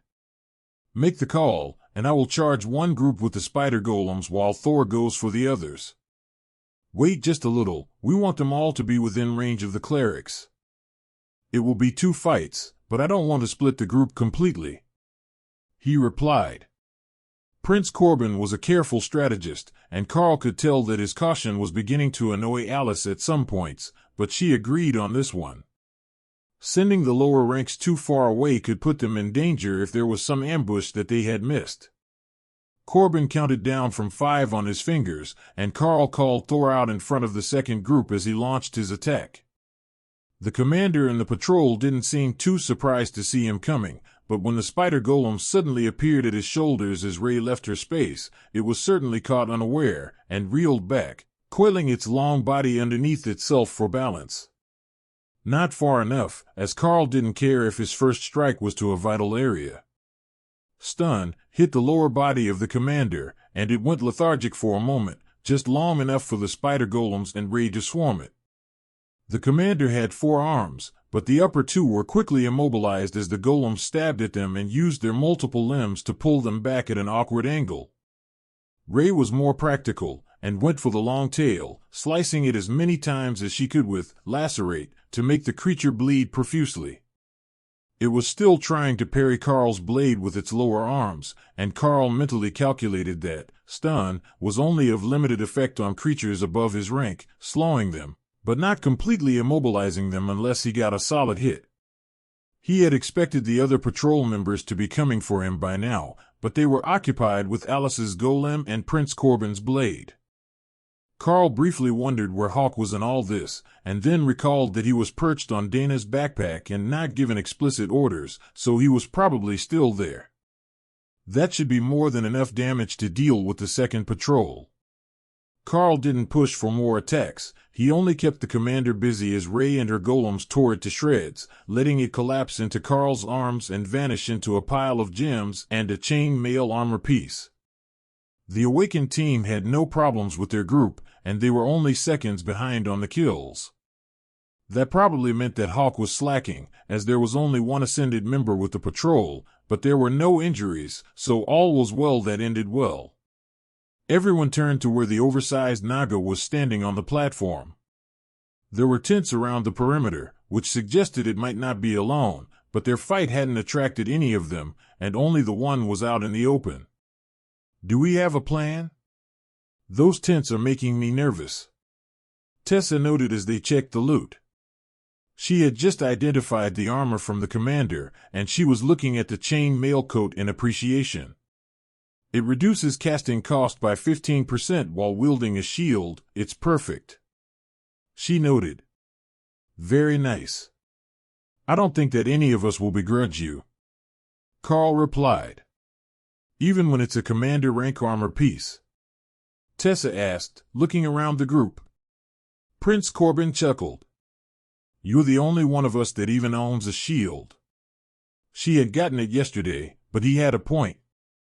None of the others had a shield or any intention to use one. All right, up-armored cleric it is. Karl smiled at her enthusiasm. That's probably for the best if you're going to keep riding Thor into combat. Prince Corbin moved forward to scout the area around the final oversized Naga in the dungeon.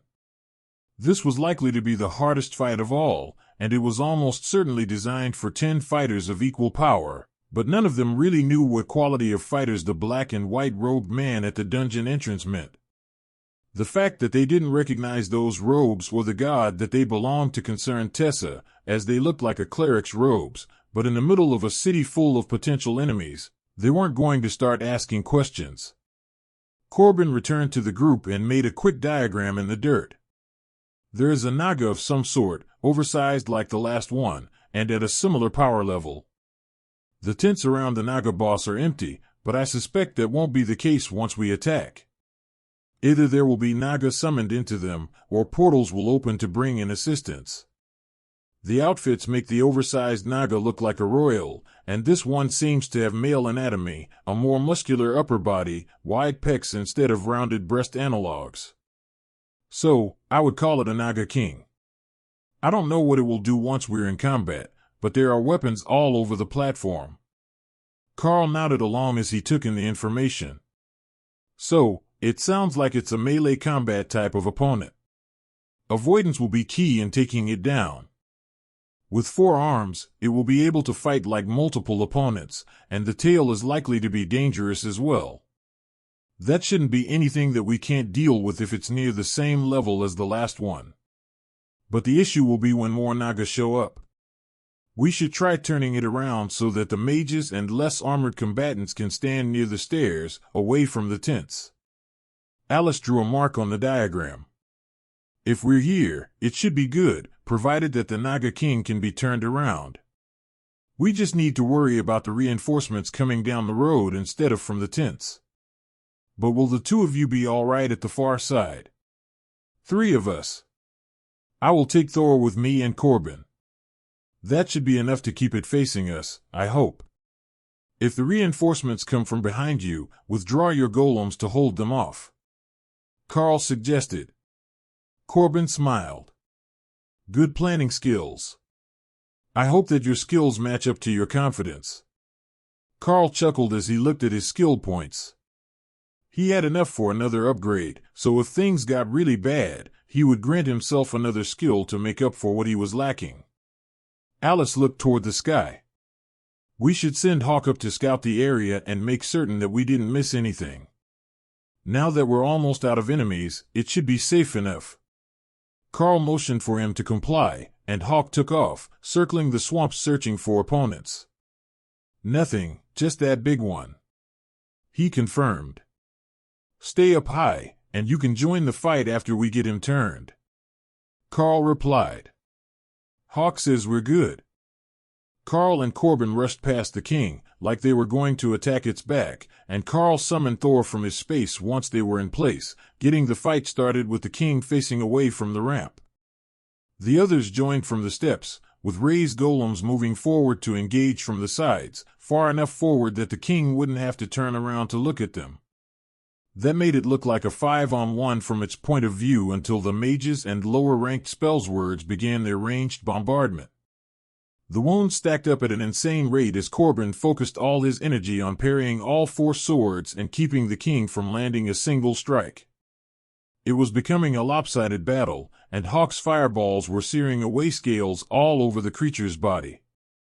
As they had expected, the king eventually cast a barrier over itself and let out a battle cry that made dozens of Naga appear on the path toward the platform and from the tents. The spider golems turned to face the ones from the nearest tents, while Karl dealt with the few that were behind them. The mages would be engaged for a while, but between Ray and the spider golems, the Naga warriors who were summoned weren't a major threat. It was the steady stream of enemies coming up the ramps that was the real issue. At the moment, Corbin was stuck on defense, so the only ones landing any hits on the boss was Ray, while Thor and Karl dealt with the additional fighters. Lacerate was doing its job, and the floor was covered in Naga blood, but the boss wasn't showing many signs of weakening as it threw down its small swords and grabbed 2 larger ones from the ground, holding each in 2 hands from the same side of its body. Even Corbin couldn't properly parry those with the brute strength of the much larger Naga king, and Karl was forced to roll out of the way of a downward slash. The moment that the last of the warriors from the tents fell, the tents were blown back by a wave of water magic as a spectral version of the shaman boss joined the fight. "Take this, evil water snakes," Hawk called happily as he dive-bombed the platform. It took Karl a second to realize what he meant. There were what appeared to be Naga eggs in one of the tent sites, and Hawk was going for them. "No!" Karl called out an instant too late, as Hawk tossed his prized snack into the mental space. It landed in the 4th beast space, which immediately filled with the strange swamps and long grasses of the dungeon, while the egg sunk into the mud and waters. "My snack!" Hawk wailed as he realized what had happened. "Get your brain back in the fight. We're not done yet," Karl reminded him. He would remove the egg later, and the space should reset. Or at least he hoped that would work. He managed to take Thor and Ray's eggs back out after putting them in the space. But now the ghostly shaman was building up to their wave attack as the spectral form entwined itself in a defensive formation with the king. Karl launched himself forward, narrowly avoiding an incoming strike from the king, and hit the shaman with a stun attack. The building attack stopped, and the mages unleashed a wave of attacks on it, accompanied by Hawk's frustrated fireballs. With its major attack interrupted, the specter needed time to recover, and this form was far weaker than its original body had been.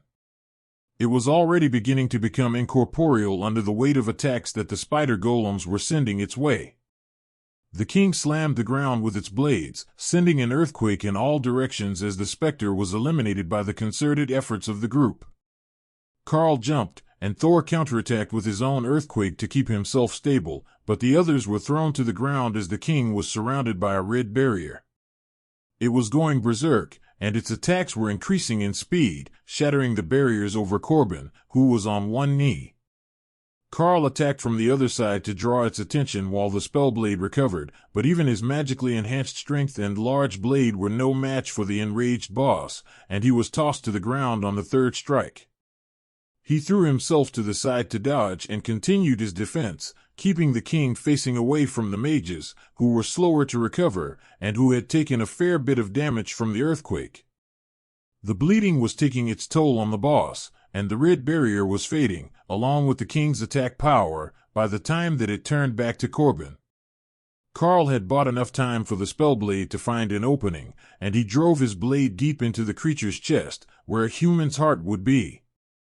Blood flew everywhere, coating Corbin and the platform around him as the boss collapsed, and then the corpse vanished, leaving behind a large golden chest. "Dungeon complete," a haunting voice spoke through the area, leaving everyone relieved and panting for breath as they stared at the chest. "Who do we choose to open it?" Tessa asked as she cast a refresh spell on the group. "I say we let Prince Corbin. If it's going to go by who opens it, he's the best choice. He's the highest ranked, plus he's both a melee fighter and a mage," Karl suggested. Corbin shook his head. They're based on luck. Who here has the most luck or favor of the world dragon? The others pointed at Karl. There was no doubt that it was him. The spell that the high priests had cast had proven it. The high priests had him tested. Lotus explained to the confused spell's words. Karl reached out and touched the chest, which swung open. Rewards are being granted. The same voice announced. Most damage dealt, Ray. Bonus award granted. Most healing done, Lotus. Bonus award granted. Under level completion, Dana, Daryl, Rose, Remy. Bonus granted. Everyone looked around at each other. Whose real name is Remy? Lotus finally asked, confused. Nobody seemed to know, but in Karl's mind, the egg that Hawk had thrown into the fourth space began to tremble and crack. You've got to be kidding me. Karl muttered as the mottled blue egg began to hatch. Send it out. Stupid water snake. Hawk demanded. It's too late, the bonding is complete, and they've gotten an award from the dungeon. Karl informed him. Now, he just had to find out exactly what sort of Naga creature he had gained as his fourth companion. Remy is a hatchling in my fourth mental space. Hawk threw an egg from the boss platform in, intending to eat it. Karl explained. Lotus burst into laughter, which only grew in intensity until she was holding her middle and rolling on the ground, tears of mirth running down her face. Hawk picked a Naga as your fourth partner. Oh, that is priceless. She gasped. Hawk hurled a fireball at the laughing cleric, but the refreshing lightning barrier around her stopped it without damage. Sorry, Hawk. But that really is too funny. Lotus finally managed to apologize. They were so distracted by the addition of a team member and Lotus' response that everyone nearly missed when the spider golems began firing spears of wood into the grass. I got a new skill. Spear. Look, I can do it with my silk as well. Ray informed them, then sent out a burst of silk shaped like an arrow that impaled a tree just away from the platform. Well, Ray got a new skill as a bonus. What did Lotus get? Alice asked. The nature cleric did her best to stop laughing before Hawk came down to attack her in person. She cast a spell, and her body was surrounded in water, brushing away all the dirt and wounds from the battle. I got a new healing spell. Revitalizing waters. She explained. Then everyone turned their attention to the other three that the voice had named as getting bonuses. They were still in shock, and hadn't examined themselves, but to the others it was obvious that they were all freshly ascended rank mages, or spells words. A gentle, slightly terrified voice entered Karl's mind. Evil bird can't get to me here, can he? Remy whispered. No, he can't get to you. That's your space. Karl assured her. Remy, as the dungeon had called her, was a small blue snake with shimmering crystalline scales, a black swirling pattern on her back, and golden belly scales. Her head was hooded like a cobra, similar to the Naga, but she was definitely all snake. Yes, safe. She exclaimed, then cast a minor spell that created 4 tiny water tentacles, which she swung wide in the same motion that a baseball umpire used, and Karl wondered where she had learned that. A baby spirit snake, as Remy appeared to be, wasn't a humanoid creature. They were a magical water snake that existed in the Golden Dragon Nation. Karl was only vaguely familiar with them from his research, but they were a strong commander rank threat, and could grow to 10 meters long. But what Lotus knew was that they were considered one of the spiritual beasts, as they were known to develop advanced magic of various sorts, and when they matured after they reached adulthood, they would naturally evolve into one of 3 directions. They would either become Naga warriors, Naga workers, or guardian spirit snakes. The third sort never gained the humanoid features or extra intelligence, and instead focused on growing its reptilian body. Karl focused on the new addition, doing his best to see what he could tell about the team's newest addition. Pet added, Remy, Shaman Princess, rank, ascended. He hadn't been expecting that. She was tiny, but apparently, she was born as an ascended rank shaman. The inspection didn't tell him what skills she had, but they would logically be water-related, as she was somehow related to the Naga. A tiny blue spirit snake with black patterns on her back, a pale golden underside, and a wedge-shaped head. Corbin reached into the golden treasure chest and got a confused look on his face. Member reward granted to Corbin. The voice of the dungeon announced. I guess we can't pick what we want from the box. Well, we could likely trade afterwards, I suppose. He commented as he looked at the golden bracers in his hands. They were intricately carved with images of Naga on them, and looked like they should have some sort of worthwhile magic imbued into them. The most powerful stuff was always the coolest looking, in Karl's experience. Thor stuck his snout in the box, trying to see what was there, and came back with a necklace on. Thor gets bling too. That's wild. Lotus laughed as the voice announced that Thor had received his reward. Hawk took his cue from the lightning Sparrow, and came back out of the chest with a large red gem in his mouth. A gem which he promptly ate, causing himself to flare with magic. Come on, Commander. You can do it. He cheered himself on as power surged in his body. Just when Karl thought he was going to fail, Flaming Body surged with power, and Hawk's eyes flickered to a bright glowing blue that shimmered like a flame. That's a commander rank advancement for Hawk. Karl stated the obvious as the others cheered him on. One after another, the others reached in to grab their rewards and came back out with gear. Ray got a shadowy gem that she also ate, though it didn't propel her through an entire rank. Karl was last up, and Remy appeared on his hand as he reached into the chest. Member reward granted to Karl. Member reward granted to Remy. Hawk screeched in annoyance. She didn't even do anything. She wasn't even born when the fight ended. Karl sighed. Look, you two are going to have to get along. I also know that you ate the other eggs from that nest already, so don't pretend like you lost something precious. He sensed Remy's smug attitude. Hawk had eliminated the competition for her. Now, she just had to eliminate the Hawk, and she won. Won what? Karl wasn't certain, but he mentally chastised the baby monster. That means you too. Get along with the others. Karl made it an order and felt the two beasts' wills bending under his order as they reluctantly came up with ways to do the bare minimum to comply. Remy now had a spear in 2 of her 4 water tentacles, while Karl was looking at a simple golden coin. Skill token, grants 1 random skill. What is that? It feels like holy magic. Tessa asked. It grants a skill when used. Karl explained. Wow, so like a skill book. What skill? She replied, eager to see what new power Karl would gain.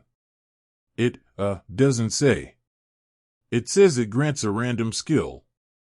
Corbin whistled in appreciation. That's quite the find. It could either be the most valuable item you'll ever hold, or the most disappointing bonus you'll ever get. I've seen something like that before, and when it says random, it means random. Completely random. In that case, should I hold off? Karl asked. I don't think it matters when you use it. Corbin shrugged. The only problem was that Karl didn't know how to use the coin. He only knew what it did, the magic of the coin told him that much. Flip it. Tessa suggested. If it was random, a coin flip made sense, Karl supposed. He looked at the coin, which had the World Dragon logo on both sides, so there were no heads or tails. He just flipped it, and caught it, then flipped it onto the back of his hand, the way you always did for a coin toss. Skill gained, silent movement, the dungeon voice announced. Not a bad ability for a scout. Alice congratulated him. Agreed. Tessa informed him with a satisfied nod. Prince Corbin looked around at the group, who had long since reverted to their natural human forms. I should cast the spell on us all once we get to the entrance, then we will have to find a way out of that city, and the trial that it was in. We did well here, but there will still be challenges ahead of us. He reminded the others. Karl put all the beasts away in preparation to head out, and Corbin prepared their disguises. Lotus, you're up at the front again. If they have questions, you are the only one likely to understand. Corbin instructed. With a nod from the Spellblade, the group made their way through the dungeon, retracing their steps. They stopped at the entry platform to check their gear and make certain they hadn't dropped anything, before stepping through the portal in a group, and directly out onto a snow-covered hillside. They were out of the mountains, near the edge of the abnormally cold anomaly zone, nearly 50 kilometers from where they had started. For a moment everyone's expressions went blank, while refreshing lightning surged, as if they were under attack, and then they recovered. Alice looked around them. How did we get here? Karl shrugged. When we left the dungeon, this is where it brought us. For a second, the others looked confused, and then realization came to their faces as refreshing lightning fought off whatever status effect was placed on them, and their memories returned. Nice save, Thor. Karl congratulated his partner. I told you I was the healer now, Thor declared, which made Remy giggle. Prince Corbin snapped his fingers. I get it now. That's what happened to the others. They entered an instance, and when they finally escaped it, their memory was wiped. But we were all under the same protective spell when we left the dungeon, and we managed to remember. Larry patted him on the back.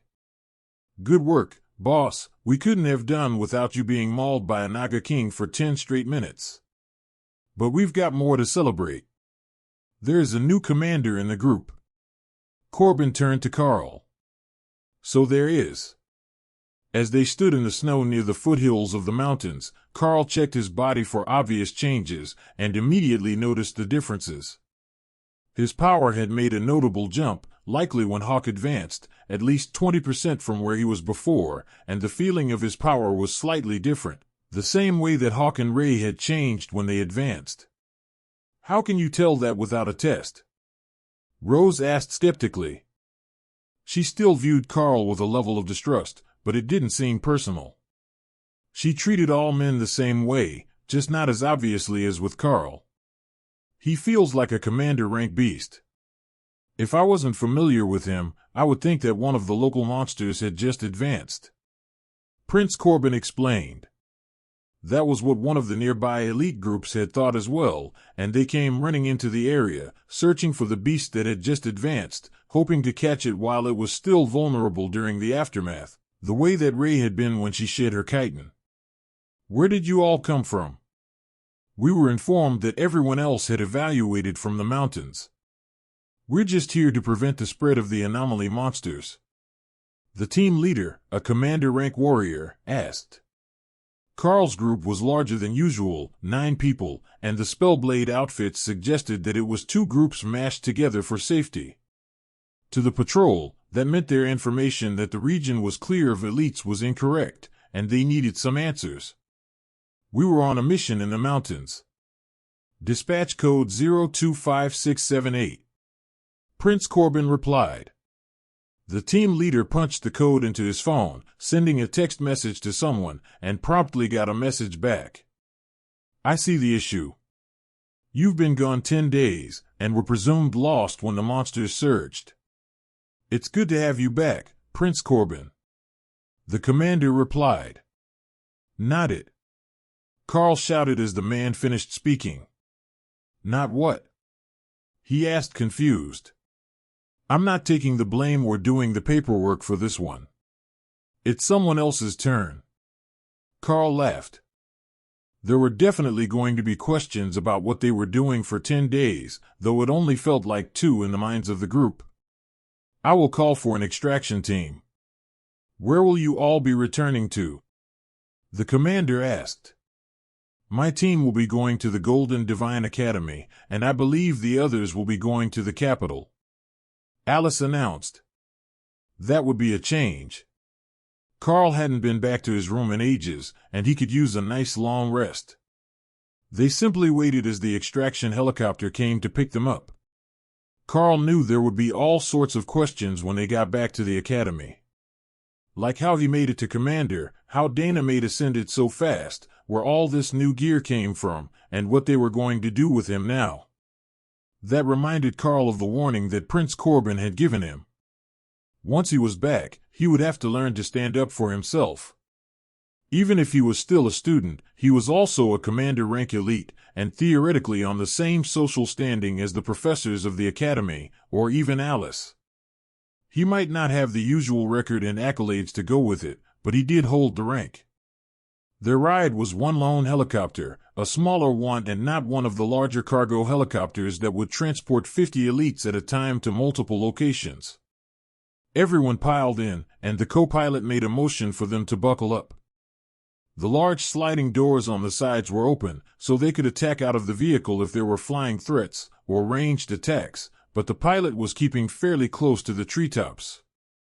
That wasn't normal, from what Karl knew. It was safer to be way up in the sky, where attacks from the ground couldn't get to you, and this only made sense if you were hiding from a threat in the air.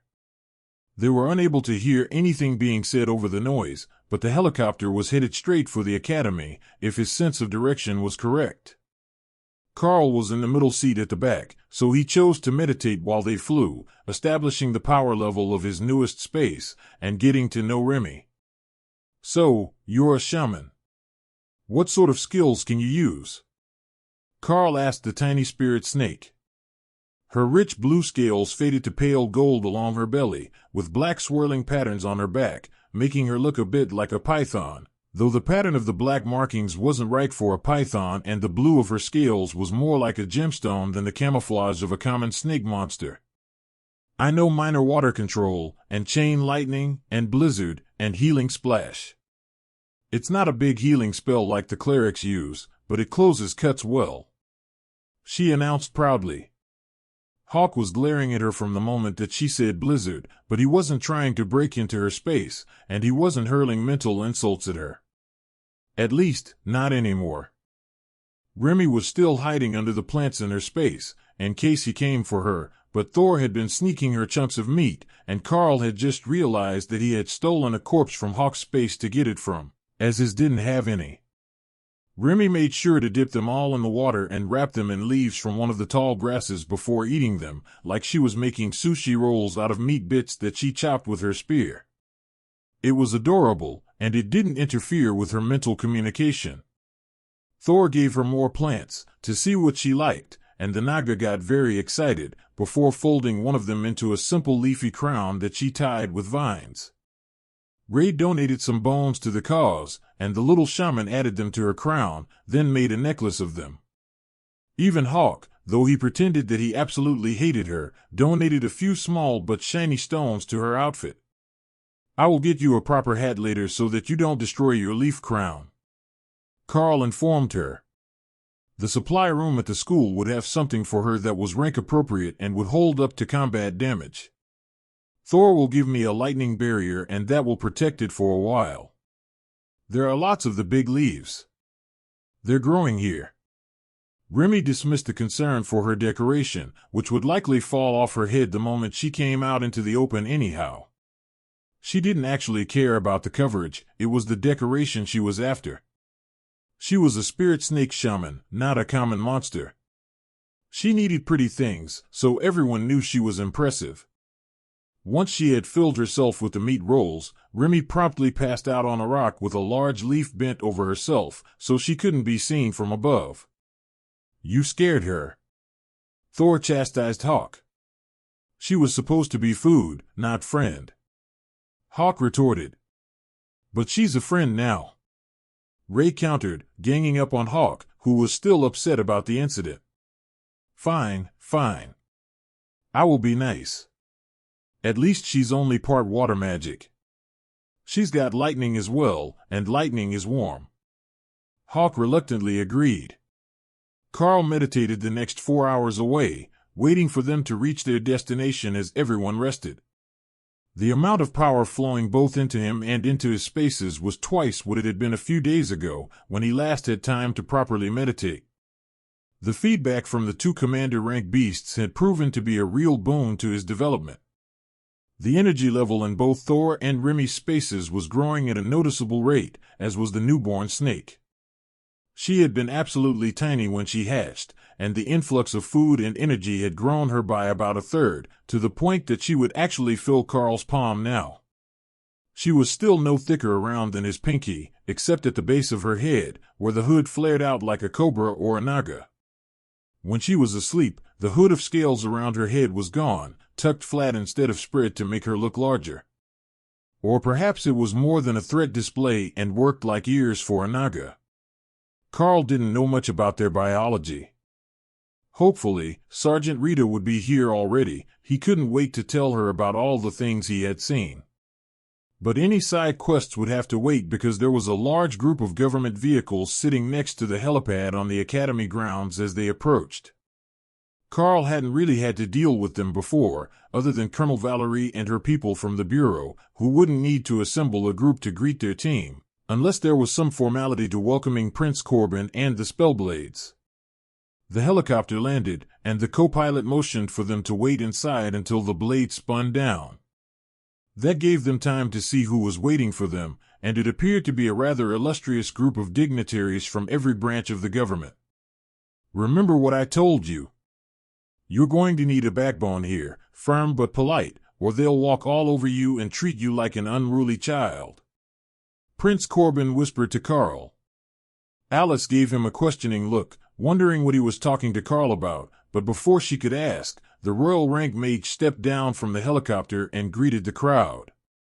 Ministers, Chief Researcher Davies, generals, what brings such an illustrious group here today with their assistance? Corbin asked as he walked toward the crowd. Corbin had been seated next to Karl, who followed Alice out of the door, with Larry right beside him. As he turned, Karl could see that the staff were holding the others back, having everyone disembark by rank, so the ascended would be at the back of the group. When they reached the gathering, they held those ranks. Prince Corbin was in front, with Larry and Alice flanking Karl, and the others in behind. Lotus and Tessa didn't stay there long, and went to greet a high priest in the crowd personally. That gave the teachers the opportunity to whisk Dana away along with Rose and Daryl, leaving just the 4 senior members to greet the politicians. "Oh, have you found a promising junior to introduce to us today, Corbin?" one of the men asked. "Who?" "Commander Karl." "Yes, he is quite promising, but hardly a junior anymore," assented Minister Gerald. From the look on the young minister's face, you would think that Corbin had slapped him. Karl guessed that bringing up the fact that he was ascended was considered to be an insult, despite his position as a government minister, which was among the highest of appointed positions. "Oh, a young commander, is he? I'm certain that we can find some suitable work for him." The minister simpered in an unsightly display of sucking up that made Karl's skin crawl. "I will see where I can fit you into my schedule, Minister." "Thank you for the offer." Karl replied politely, and saw the split second where Corbin's neutral look flickered to a smirk. In his peripheral vision, Alice was doing a much worse job of hiding her amusement, while Larry was stone-faced, simply standing there like a statue, perhaps hoping that they would forget he was present. A man in a general's uniform stepped up and shook Alice's hand. "Agent, good to see you again. Tell me, how is the colonel?" Alice gave him a genuine smile. "The last that I saw her, she was dealing with an incompetent forward operations base manager. She wasn't in a good mood, but her health has been well." A rather fragile-looking person in a vibrant peach-colored suit stepped up, holding a clipboard. "Prince Corbin, would you like to sign up for one of the assistance groups? I have all the paperwork prepared for you, ready for signature." They asked, with a tone of demand in their voice. "No, thank you.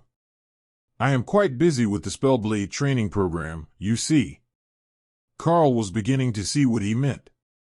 If you didn't say no to them, they would monopolize every minute of your day with their pet projects, using your power and reputation to earn themselves bonuses at work. Alice was relatively safe as a member of the Bureau, and Larry had Prince Corbin as a shield, but Karl would have been thrown to the wolves if anyone had known in advance that he had made the commander rank. Should we proceed to the official commander rank testing, Elite Karl? A deep voice asked from behind him. The voice was familiar, and Karl turned to find Tank, the Berserker training instructor, standing there with a smile on his face. That sounds good. It's best to get the little formalities out of the way first. Karl agreed. Tank smiled as Karl made his escape, headed back toward the warrior training grounds. You don't need a mage area, do you? I don't know what you've been up to since you left here. The big Berserker asked. No, a warrior training area should be just fine. Karl agreed. He must have called ahead because they were already setting up the energy measuring equipment when the pair arrived. You know the routine: power up, no summoned creatures. Then activate your skill against the target and we will measure the energy output. The instructor who was manning the station informed them in a dry tone. At first, Karl thought that the man didn't know or care who it was that had made commander. Then he realized that there were whole lines of students awaiting tests. It was exam week, and he just happened to be here for it. The examiner didn't even look up as Karl grabbed the two-handed training sword and activated Refreshing Lightning and Flame Body. Pass, low commander. The man informed them in the same bored tone. Respectfully, I haven't even activated an attack skill yet. Karl informed him. That made the man look up and see the energy-coated weapon still tipped down against the ground. He gave an odd look for Karl being in armor, with a backpack on, instead of in school uniform, but didn't comment on it before getting back to business. Oh, sorry. Please, proceed. Karl focused and added Shred to the ability stack, then realized he had gained new abilities from Remy.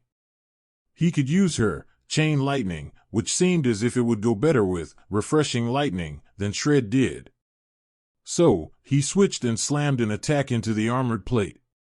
Pass, still technically low commander energy, but the damage output is mid-commander.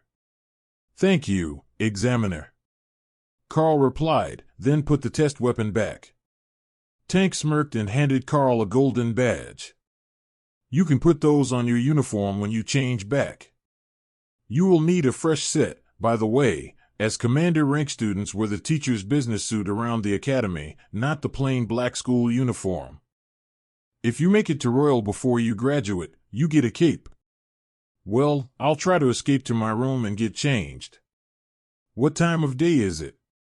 It should be almost dinner, right? Karl asked. It had been daytime since they got out of the portal, so he wasn't entirely certain what time they started their day. It is almost 5 in the afternoon. We got the message that your team members were coming back just after lunch. Karl smiled. Perfect, then I will be done changing just in time to eat. Tank shook his hand and looked toward one of the other testing areas. I will go register your results, you go get changed. Wandering around the school in armor and a backpack attracts attention. Karl made for the supply room and found the halls of the dorm building curiously busy with gawking students. Sure, class would be out, but nobody hung out in the hallways like this. The rumors didn't take long to reach his ears that he was the next famous prodigy of the school, reaching commander in the first year, and that he was the reason all the government people were here for the exams. Of course, that was unlikely to be true. They had gone straight to trying to wrangle Prince Corbin into deals when they arrived, but that didn't change the students' rumor mill. Hi, I'll need a new uniform. Karl greeted the older man at the counter. Wrecked one during exams, did you? No worries, I've got plenty. He replied. Actually, I passed the commander rank test, so I need a change of uniform. Karl replied, holding up the golden school badge. Oh, easy peasy. They might be dusty, as I don't go through many, but they're always in stock. The old man took out 2 bags, then looked over Karl and changed them for 2 others. There you go, a new uniform plus a formal suit. These ones will bond once you wear them, so do take care of them, as they'll cost you to replace. The daily wear uniform is black, and the other one is the formal white for official events. The clerk explained. Thanks. I will see you again soon. I will need a few equipment pieces when I have a bit more time to talk. Karl replied, with a subtle nod toward the students openly eavesdropping. Of course. See you soon. Karl checked on the plants that filled his balcony and found them freshly watered, then changed and showered quickly before trying on the 2 new suits. As promised, they bonded the same way that armor did, allowing him to dismiss them with a thought and get dressed again just as easily. Now, he wouldn't have to worry about the spare clothes in his bag, as he had something to change into other than armor for when they got back to town, but he did notice that there was one oddity about these 2 outfits. The badge, the golden emblem of his commander rank, bonded separately from the suits. He could take it out and show it to people without changing, or put it on whichever outfit he wanted. That was truly convenient. It still marked him as a student of the Golden Divine Academy, which should be no shock to anyone, given his youth. However, the mirror on the wall was showing him a much less childish face than he was used to. You are listening to a story on Time Drift Stories channel. If you enjoy it, please like, comment, and subscribe so you won't miss the next episode. That babyish peach fuzz was becoming a proper beard, and the childish look was fading toward what he would call young adulthood. Like his beasts, the advancements had helped him through the adolescent awkward phase, and he was looking more like a proper adult. He quickly shaved, and put a bit of pomade in his hair as he brushed it, keeping it in place now that it was beginning to grow out from the crew cut that he had finished middle school with. His parents would be proud of how far he had come, so Karl sent a message to them, as both would be out of the house at this hour of the day. When he went downstairs in his suit, none of the students recognized him right away. They simply nodded politely as he walked by, mistaking him for one of the part-time teacher's assistants that came and went. But the cafeteria ladies weren't nearly as easily fooled. Student Karl, welcome back. We've got some ascended rank bear meat in, if your wee beastie would like to give it a try. Hawk wasn't feeling enthusiastic about the prospect with all the meat he already had, and Remy wasn't sure what a bear was, so Karl shook his head. We were lucky enough to stock up on meat while we were out. But I could use a double serving of your shepherd's pie, and a coffee. The worker nodded happily, and gestured toward the seating area. You can take a seat, we will bring it out. Or are you going to be in the staff lounge? I'll sit here. I must say, I'm getting all the special treatment today. Karl replied. You're all fancy now, you get the privileges. She laughed, then waved him over to the tables. The students were beginning to realize who he was, and the excitement to talk to him was building. To prevent utter chaos in the cafeteria, Karl picked a table in the corner, where he would be able to talk without being surrounded. Having to turn around to answer questions from behind would be a pain, as well as blocking most of the room, so it seemed like the best option. At first, it was the generic congratulations on having made commander from people whose faces he barely recognized. Then some of the mages from Hawk's training class came in to have dinner and saw Karl in his suit with the gold badge. What the hell? How is that even fair? I haven't made it to Ascended yet, and he already made commander. One of the water mages complained. Karl felt Hawk's smugness in his mind at the man's comment. The victory over that particular bit of water was complete. What are you going to do now? I mean, once you are as good as the teachers, is there really much that you can learn in the academy? One of the other mages asked. There's always more to learn, and combat isn't the only subject that we need to know. Sure, I could and will likely spend a lot of time doing mercenary hunting jobs because I have beasts to feed, but the other courses, martial arts training and theory classes are all still valuable. Karl replied. The mage laughed. I suppose that's right. They'll expect big things of you now. But did you hear the news while you were away?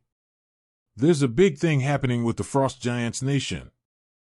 Apparently, they've been using some sort of ice magic to attack neighboring countries and spread their borders.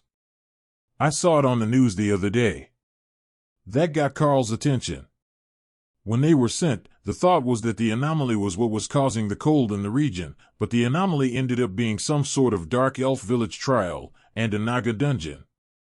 Neither of those was of the ice element, though there were frozen battlefields in some of the trials that they faced. Finding out that it was most likely the beginning of an attack by the Frost Giants along that border made sense of a number of things. Like the fact that when they came out, the mountains had been evacuated, and the people left behind were feared dead. With an ongoing conflict between them and the Frost Giants, it wouldn't be safe to go train there for the foreseeable future. The staff brought his dinner while Karl answered questions, and after a few minutes, Dana came to join him at the table. So far, nobody else had been brave enough to take a seat, but Dana looked more concerned about the meal on her plate, while her curly hair slowly dried and turned into a giant mass of frizz. "We've been in the field too long. It's weird seeing a meal with no rice and beans," she commented as she began to eat. It was, actually. They were such a common staple in Lotus and Tessa's cooking that he didn't even think about it, but they were missing from the academy meals. Karl cut up a bit of roast chicken and wrapped it in lettuce, then brought Remy out of her space to say hello to everyone. The baby spirit snake was growing fast, now over 30 centimeters long, and starting to take on more of a dull sheen, which Karl suspected meant that she would be shedding her skin soon. "Is that Remy?" The baby Naga spirit snake, or whatever she was. Dana asked. "She is. Remy, this is Dana. Would you like to say hi?" he asked as Remy grabbed a chicken ball and maneuvered it toward her mouth.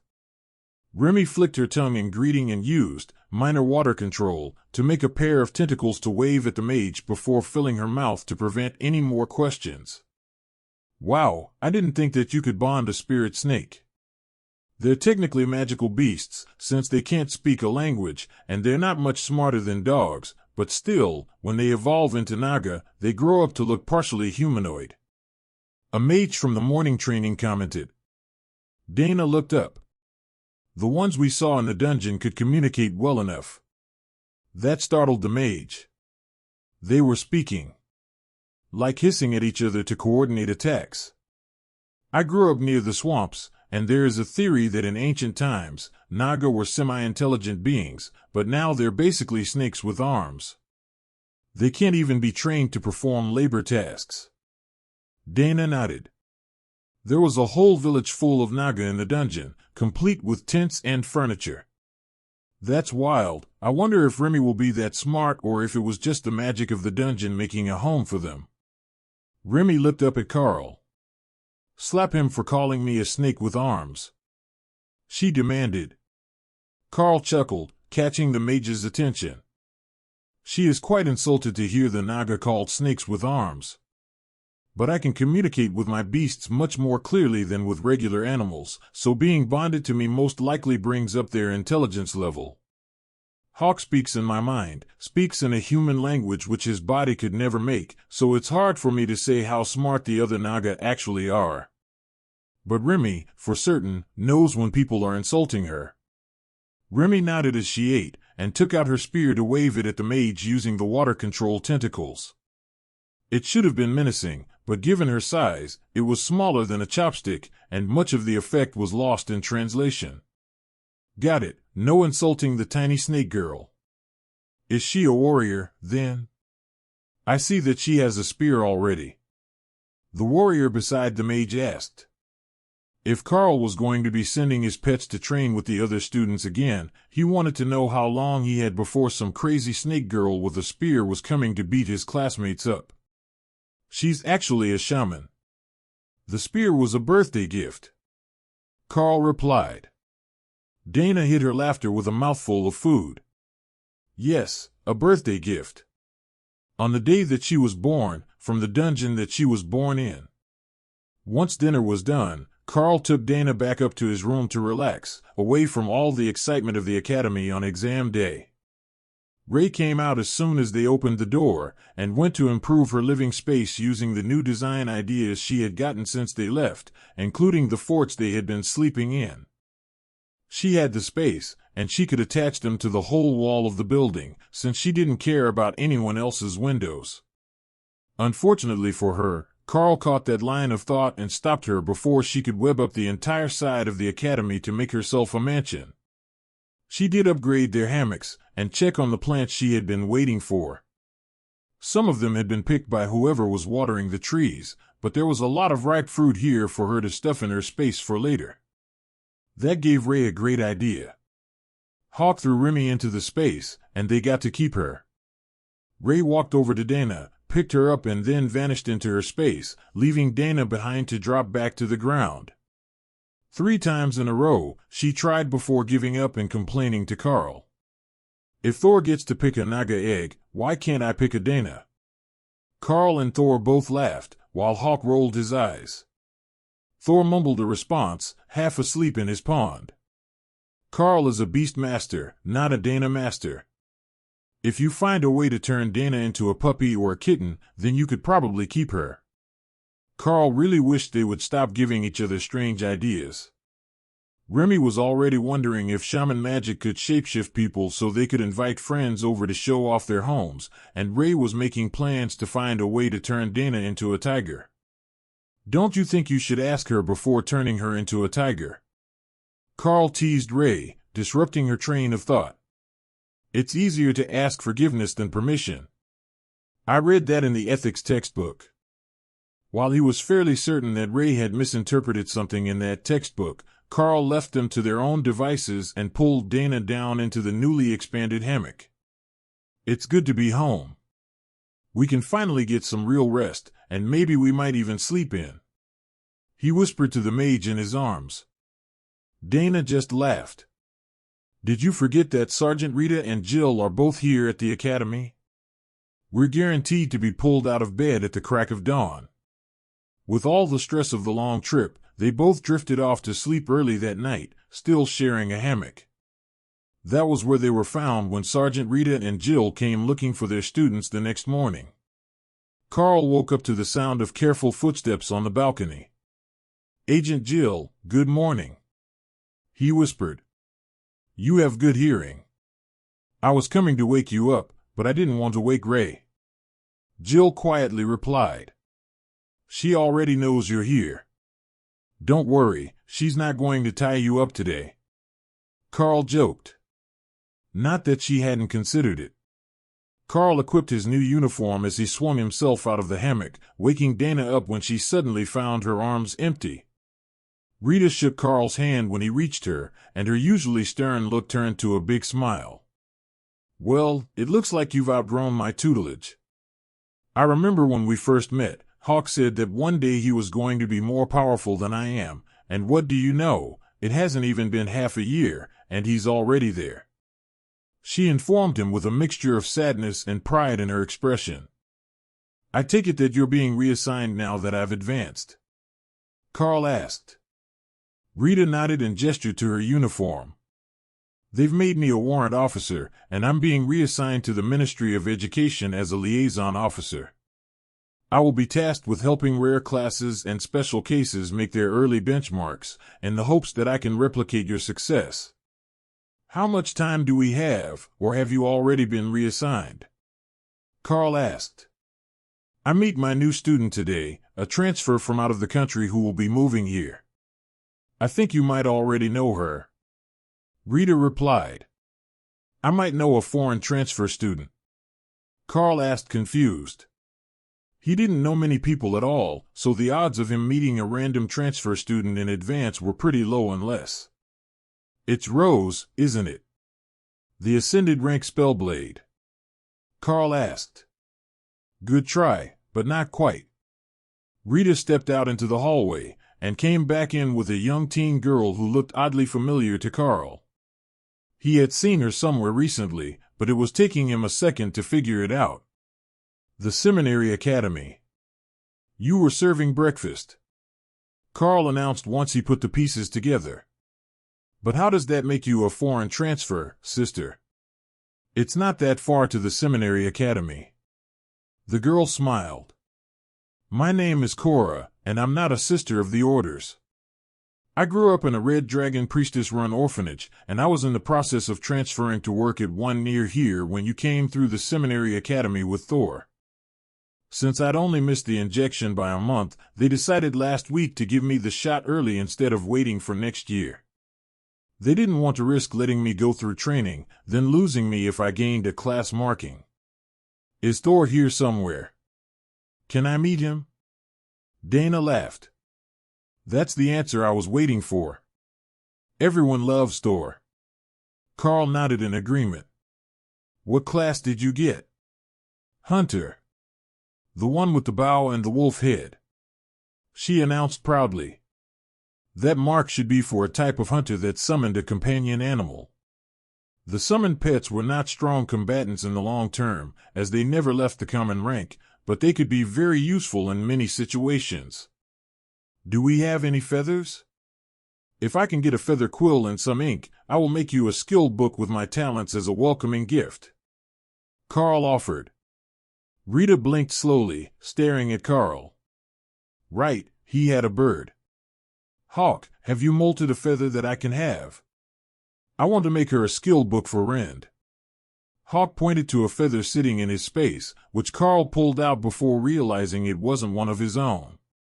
It was a feather from one of the damaged Naga necklaces that Hawk had been hoarding. Broken magical items had been useful before, so he didn't want to let them go to waste. All right, I have my quill, I have ink in the school supplies, I have paper, and this is an easy one, only 4 pages. I hope everyone can wait a minute. Karl explained. He quickly wrote out, Rend, and passed the thin manuscript to the newly minted hunter. It vanished from her hands as soon as she tried to open it, and Cora pulled Karl into a hug. Thank you so much. That is an incredible skill, and it's going to work so well with my night vision skill. Hawk made a happy noise. That was all that a true hunter needed. Rend and good eyesight. Every wind speed Hawk knew that. All right, Commander Karl. I think we've taken enough of your time, and Jill needs to bring Dana to be tested for her ascended rank badges this morning. We will see you around the academy, but you are welcome to drop in to give lectures if you have some spare time. Rita announced. I will see you soon. The ladies all left, and Karl realized that maybe he really would be expected to give lectures about something. He was a commander rank elite, he knew his skills. Asking him to teach others who had similar skills didn't seem too outlandish, and they would likely give him school credits for it. Left alone in his room, it didn't take long to discover that he had no plans at all for the day. He could go get breakfast, then just relax and meditate, catch up on sleep, and get reacquainted with the pace of life in the academy. It didn't sound half bad, and Thor was on board with the idea that there was no harm in a little more sleep. Of course, simply sleeping the day away when you were the talk of the academy was easier said than done. Karl hadn't even had time to sort through his gear to see what was depleted and what needed replacing before there was someone knocking at his door, then another, more insistent knocking. Good morning, was there something you needed assistance with? Karl asked the stern-looking woman at the door. She was wearing a visitor's pass, which she would have needed to get up the stairs without being redirected by the spell, and she was holding a briefcase in one hand and a clipboard in the other. Wonderful, you are still here. Come with me and we can get started. She announced. Started on what? Perhaps you can explain what you are talking about over breakfast. Karl responded. I'm afraid that our time is short, so if you would, we need to be going. She replied. Madam, I have no clue who you are or what you want. If you wish for me to go anywhere except to the dining hall for breakfast, you are going to need to provide more details. Karl retorted, exasperated by this stranger, who wasn't even authorized academy personnel. If she had been clergy, or from the Bureau of Elite Development, she would have gone to the headmaster and had herself put on the staff list, so she would have a staff badge and wouldn't need the visitor's pass to get around. It didn't take long to realize what she meant by time being limited, though. Karl could already hear running down the hallway, and it was hard-soled shoes, which only an office worker would wear. The students wore running shoes or boots, and the staff wore either soft-soled shoes or military boots, depending on their preference. The woman looked annoyed as a half-dozen more government workers ran up, all wearing visitor passes with their clipboards and briefcases. One night was more than enough time for the departments to find out about the new commander and come up with a plan to try to rope him in. Karl looked at the massed group of recruiters with his best fake smile. "Wonderful, we can all go for breakfast together, and you can make your pitches," he announced, closing and locking his door behind him. He started to walk, and one of the men in the back, with a nasal voice that made even Thor wince, asked the question that was on all their minds. "Who might we be competing against? Has anyone already made a pitch for your time?" Karl turned to smile at him. "Indeed. One high priestess of the Blue Dragon clerics, no fewer than 2 bishops, 1 Spellblade clan, and the Bureau of Elite Development have all beat you to the punch and are in consideration.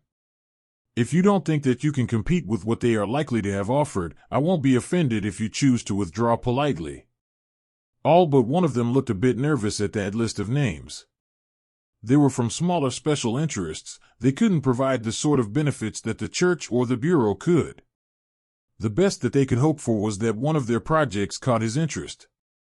They had been counting on the fact that students are generally naive and unprepared to get him to sign on to a time-intensive commitment, but if he was already calling them out, then the bumpkin from the mines wasn't nearly as clueless as they were led to believe by his background report. That had to be that damnable Bureau agent's fault. If she had prepped him for this situation before they returned, of course the Bureau would have a head start.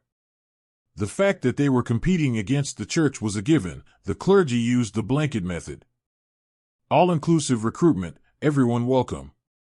Everyone who was anyone, and some who would never amount to much, were all approached by the church, and every elite tried to keep friendly ties with them because they had all the healers.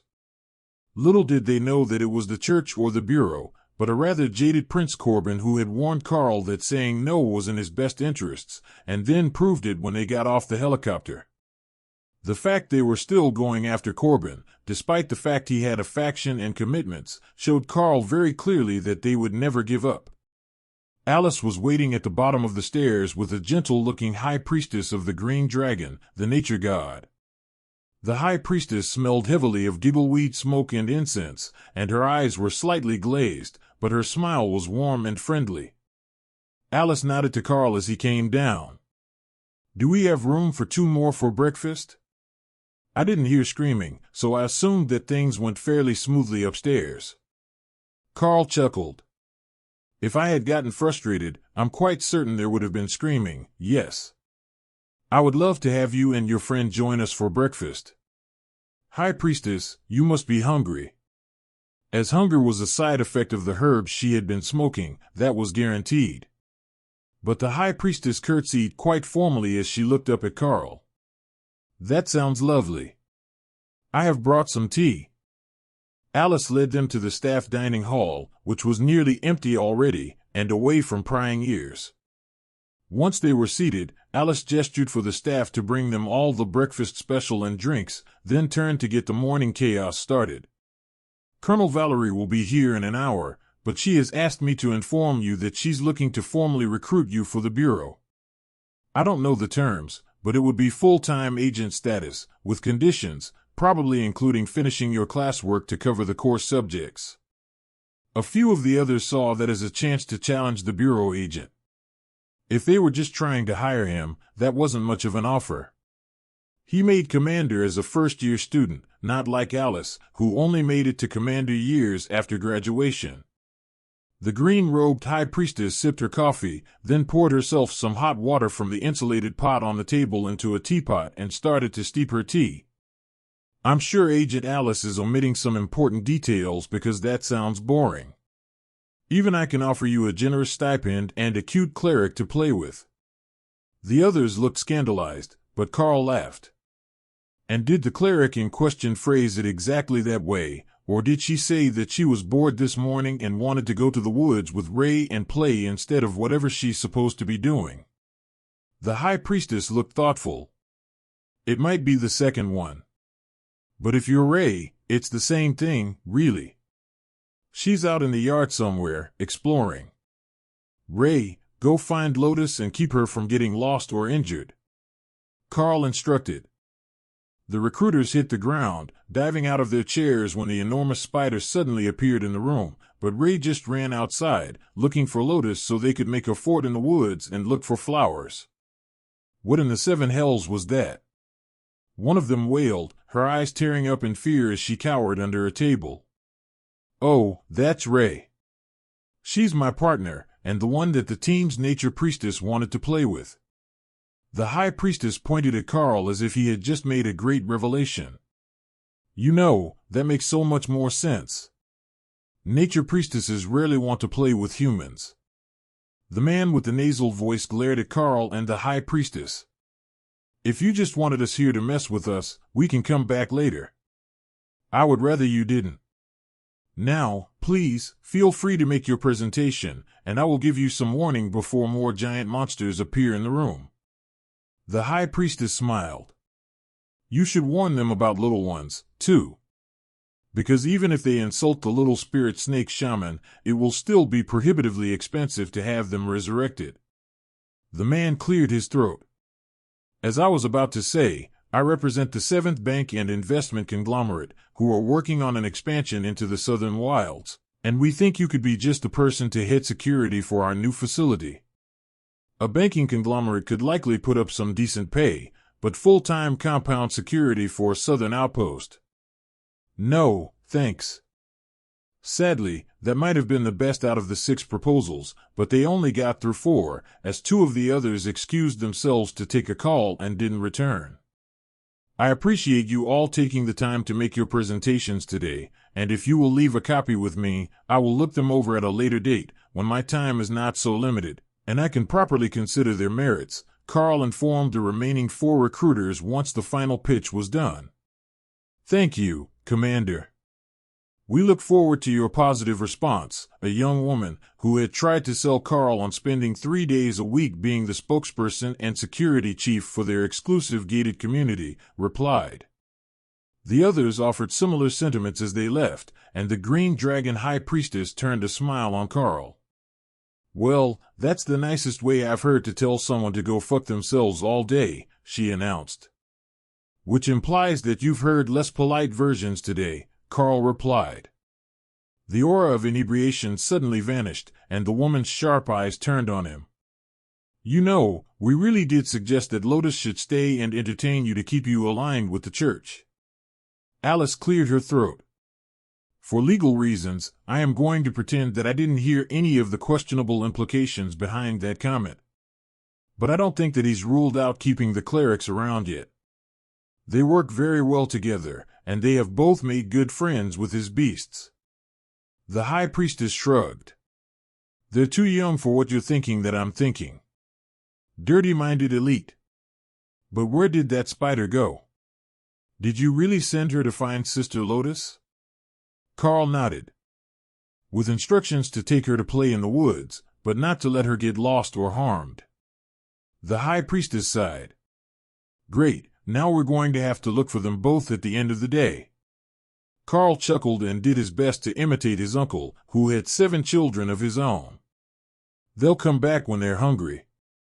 They relaxed for a few minutes and finished their coffee before anyone came up with another good reason to bother them. That ended up coming from the church, in the form of Tessa and a red dragon high priestess. Good, we found you together. Have you come to an arrangement? The muscular high priestess asked. Karl had never seen muscles like that on a woman before. She was built almost like Tank, the berserker. Her arms were the size of Lotus' torso, and she was wearing her robe parted up one leg, showing off a massive, muscular thigh. Sort of. Ray and Lotus are out playing in the woods, the nature dragon high priestess replied happily. I should have expected that it would end up like this. I will make our proposal much simpler. The Red Dragons would like to leave a war priestess with you to assist your adventures. Specifically, this one. If you agree to take the deal, you will be responsible for ensuring that she has the chance to serve her goddess, while we will provide her with the standard stipend for her living expenses. With this, you will get priority access to church missions you wish to take, the Red Dragon High Priestess explained. Church missions with no forced dispatches, so we can take them on my schedule and at my discretion. Karl asked. Her eyes flashed red as the woman glared down at him, but Karl waited patiently, hoping that she was just communing with her goddess and not looking for reasons to squish him like a melon. He still had the giant strength ring on, but he wasn't convinced that it would be enough. After a few seconds, her eyes faded. The goddess wants a minimum commitment. Either to war or to caring for orphans from wars. If you agree to either at least one mission every 3 months, of your choosing as long as it pleases the war dragon, or foster an orphan child under the age of selection, it will meet the requirements of the goddess. The muscular woman smirked.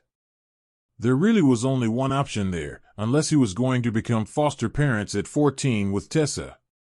If you draw up the contract, I will read it over and consider it carefully, Karl agreed. The High Priestess' eyes flared red again as she nodded, and then she took a rolled contract in a red jade tube out of thin air.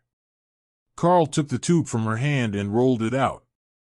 The details on the scroll were actually simple and specific. Karl agreed not to leave Tessa in danger except in life or death emergencies, to ensure she was receiving proper treatment, take at least one mission that pleased the Red Dragon every 3 months. And then the contract guaranteed that the Red Dragon's followers would provide her living expenses. Karl couldn't see a reason not to agree to the deal, but he read it over again, just to be certain that he didn't miss anything. The delay made Tessa laugh quietly. The Red Dragon wasn't big on tricks and doublespeak outside the battlefield. He hadn't noticed that Dana and Lotus had come back in while he was reading, or that Ray had returned to her space. What's all this, then? Lotus asked as she saw Karl holding the scroll. The Red Dragon High Priestess shrugged.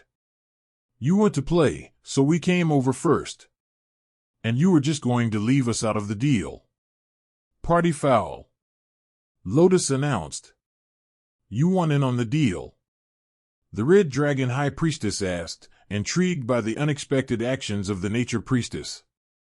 They were notoriously flaky, and getting one to go along with a deal that lasted longer than 1 day was sometimes an issue. Lotus nodded happily, and her own High Priestess gave her a stern look. This is a long-term agreement. It's not for 1 or 2 trips, it's a magical contract, so you will have to pay a penalty to break it in less than a year and a day. Lotus gave her a thumbs up, and the Red Dragon High Priestess turned to Karl. Is that everyone in agreement, then? She asked. Agreed, Karl, Lotus, Tessa and Dana all replied at the same time. The scroll flashed red, and a red ring appeared on the wrists of the 4 teammates. Dana smirked, as Tessa and Lotus realized that she wasn't just here to watch, and that she had gotten herself attached to the deal. Now they couldn't leave her behind to train with the other students, or to be reassigned to other missions. Karl looked at the 3 girls and smiled. Well, it looks like we will be working together for some time. It's a pleasure to have you. Lotus giggled. How about you show us to our room? I want to see the plants. Our room.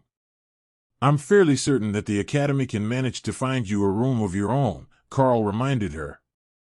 But it wouldn't have silk hammocks or a balcony full of magical plants. I don't really care where I sleep, but I want to see the room, Lotus countered. That was when Alice, Colonel Valerie, and what looked like half the staff of the Academy burst in. Stop, before you sign, let us see that contract, one of the professors shouted. The Red Dragon High Priestess laughed. Too late, we got verbal agreement. But it's not a work contract, at least not in the conventional sense. She turned over the magical contract, which Colonel Valerie grabbed from her hand and rolled out for the others to see. No leaving them in danger, ensure proper treatment.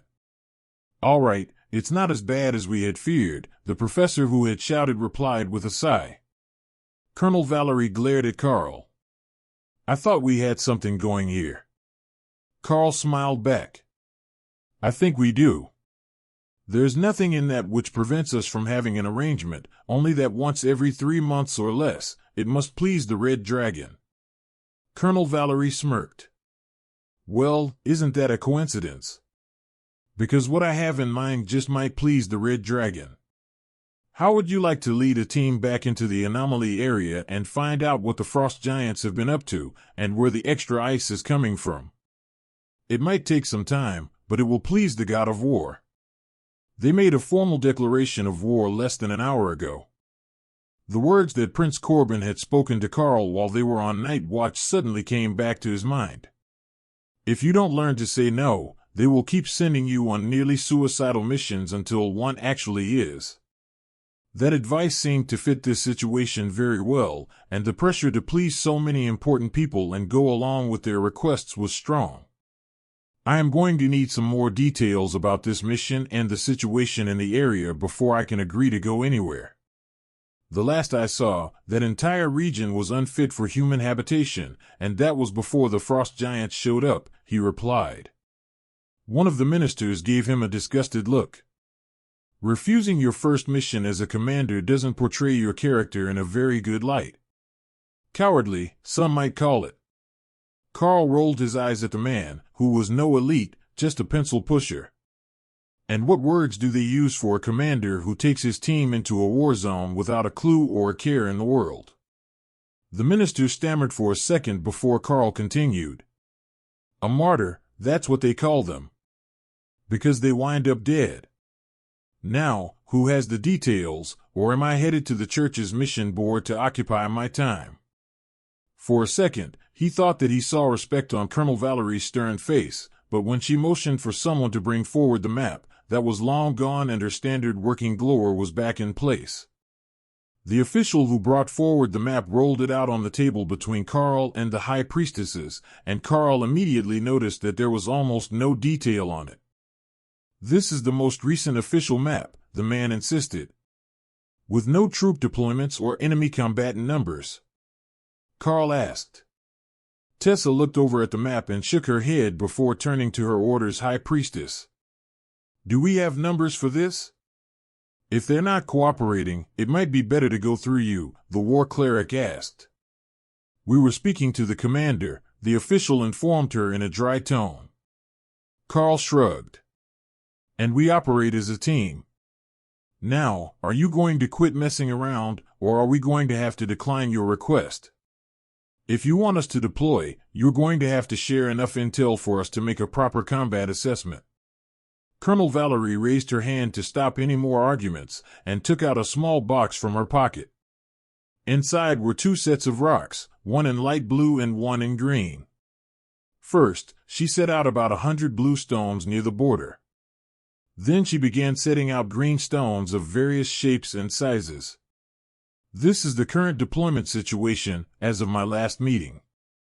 The stone sizes are the maximum detected rank within the enemy formations. Each stone represents roughly 100 frost giants.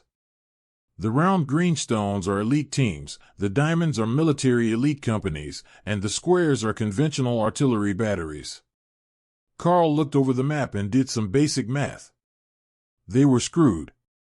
There were more stones measuring frost giants by the 100 than commander rank led teams in the area, and Karl wasn't certain how useful artillery was going to be. It was great against common grade and awakened threats, but there were royal rank giants in the frost giant nation, and they were commanders when fully grown. The teams that are already there. Are they being sent 10 or 20 at a time? Tessa asked. Valerie remained silent for a few seconds while the cleric waited. It was the official who brought out the map that cracked first in the tense atmosphere. They're being sent in 5-person teams. That was just an all-around terrible idea, in Karl's opinion. But they could link up once they were in the field and make stronger teams for actual operations, the same as they had to do last time. Why are we so pressed for numbers?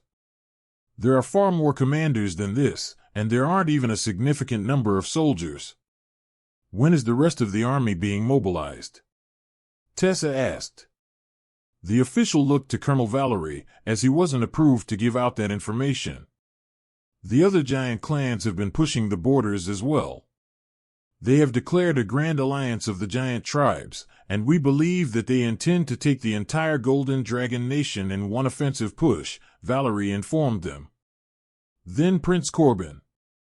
Karl asked, digging for deployment information, as there were no larger stones along this border. Has been deployed next to the Stone Giant Clan's border. That is where the Spellblade Sex Towers are, so he has chosen to defend his home territory along that stretch of border. You couldn't fault him for that. The lithium mines were near the center of the nation, so they would be one of the last spots to defend, unless there was some massive breach. Karl's family would be one of the safest. Colonel Valerie took out another map that had hundreds of marks on it, and showed the entire nation's borders. There were only 3 spots that they weren't under attack. The magical nation had marks noting that they were deployed along all the borders they had with monster-populated nations. The Beastkin nation appeared to be in full lockdown, and the Divine Beast nation had no marked forces deployed anywhere on either side. That was still the vast majority of the border under attack at once. If they were using this angle to guilt the more powerful elites into fighting, they had a pretty good sales pitch, now that they actually started to show the details and not just try to demand that he help out without any information. My team will need a 5th if we're going to agree, Karl sighed. If things got any worse, there would likely be an official draft, and then he would really get thrown into the worst of it along with all the bookish sorts like the ones at the last deployment with the Mackenzie family. Alice nodded. You have your pick of the ascended rank students to fill your team with whatever role you think that you need. She already knew that Karl had a fairly well-rounded set of pets, so they weren't particularly short on anything if the 2 clerics and Dana were all going with him. She assumed he would pick another mage to take her place, as she would be taking care of more official government business and arranging deployments of their agents with Colonel Valerie. Can you give us a few minutes to discuss this in private? Karl asked. Of course. We will be waiting here when you return, Colonel Valerie agreed easily. Karl led everyone up to his room, and Lotus immediately flopped on his bed. Well, this is a clusterfuck, isn't it? We will all be fighting soon enough, so it seems better that we pick the spot we want to fight from the start, the tiny nature priestess announced with a deep sigh. Dana nodded. She has a point. I definitely didn't expect to be sent straight to war the minute that we agreed to stay together, but if we are going to have to go, we should pick our spot. Tessa smiled at her.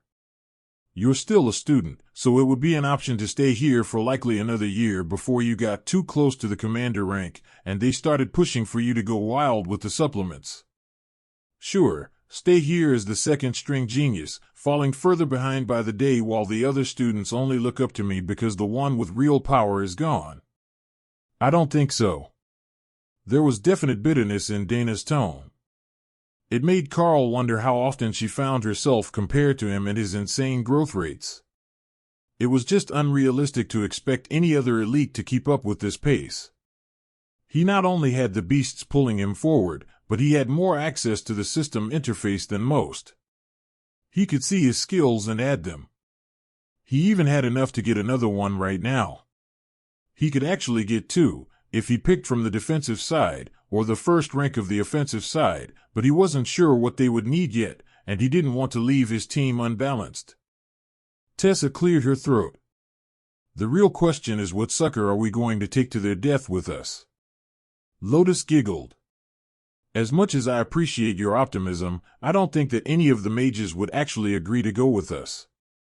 Even the tank-type warriors wouldn't fall for that, and we can only pick from the ascended ranks, so we can't recruit an experienced commander from the mercenary groups. That rules out calling for any powerful old friends or connections. Karl had considered that for a moment as well, but Bob Mackenzie would be too powerful to be pulled into their team, and if Karl's guess was right, the entire family would be out somewhere already. Then who can we even get? Dana asked. Karl smiled. He knew just who to ask. I think I know who we can get. Thor learned Earthquake from the Berserker class. I bet that we can get one of their ascended rank members to come along with the promise of battle and rewards. The Berserkers don't get out much during class because they're a bit wild in combat, and teams with no healers can have issues. But we have all the healing that we could need, and Thor's refreshing lightning spread over everyone, so we don't have to worry too much about them taking damage unless we find an overstrength enemy. Lotus looked pensive. How are your credits looking? You've got a beast of a weapon, and you can code it in attack spells all the time. But not everyone can do that. We might need to equip a new member before we head out. I don't know exactly now that we're back from this mission and those rewards will be processing, but buying armor didn't change the first 2 digits on the balance, so we should be good for me to get someone ascended armor and a weapon if they don't have a good one, Karl agreed. Tessa frowned. All right, we will go talk to the Berserkers. Does that mean we're going to agree to this idiocy? I have an idea. There is a spot in the mountains, not too close to where we were earlier, but not in the most populated passes. I don't want to go into an abandoned area, that just seems like idiocy, but if we go somewhere near the edge of a secondary pass, we can aim for their scouting teams. They should be smaller and weaker, as they will need to be agile and able to make it through the mountains. Giants shouldn't be good at that when they're excessively large. There are obvious clusters to their strength on the map, and as long as we avoid that, we can do a lot of damage and help everyone upgrade their gear and skills before anyone tries to change our mission, Karl offered. Lotus raised her hand. It's all well and good to say we're bringing a berserker, but I'm not traveling with some creepy guy who thinks that sweat is a form of shower. Dana smirked, knowing that described a lot of the berserkers, and Tessa nodded her agreement with Lotus' sentiment. Then I will leave it to you ladies to find our 5th member, while I deal with the details of the deployment. If you need to bribe them, let them know I will find them armor and a new weapon, Karl agreed. Before going back down, he spent a moment mentally preparing himself for the influx of questions and pressures to go to the very worst of the combat zones to add bodies to the main lines. The group had gotten even larger when he got back down, and there were 2 groups of senior class students added to the chaos, all ascended rank with a commander from the Bureau of Elite Development leading them. Namely, Jody and Josh, 2 of the team members who had gone with Karl to go looking for his second pet. Jody, Josh. Good to see you 2 gentlemen again, Karl greeted them as he entered the room. Jody smiled back. You've gotten all fancy on us. Tell me, how is that bloodbath spider doing? Ray. She's doing wonderful. Commander rank already, and she made good friends with the nature priestess so they can play in the woods together. Thor, the lightning Sarrow, is also doing well, and Hawk is making the best of the evolutionary resources we have found, Karl informed them. Where are they sending you? Josh asked, concern obvious in the blue eyes that looked much too old for his youthful face. We were just about to discuss that.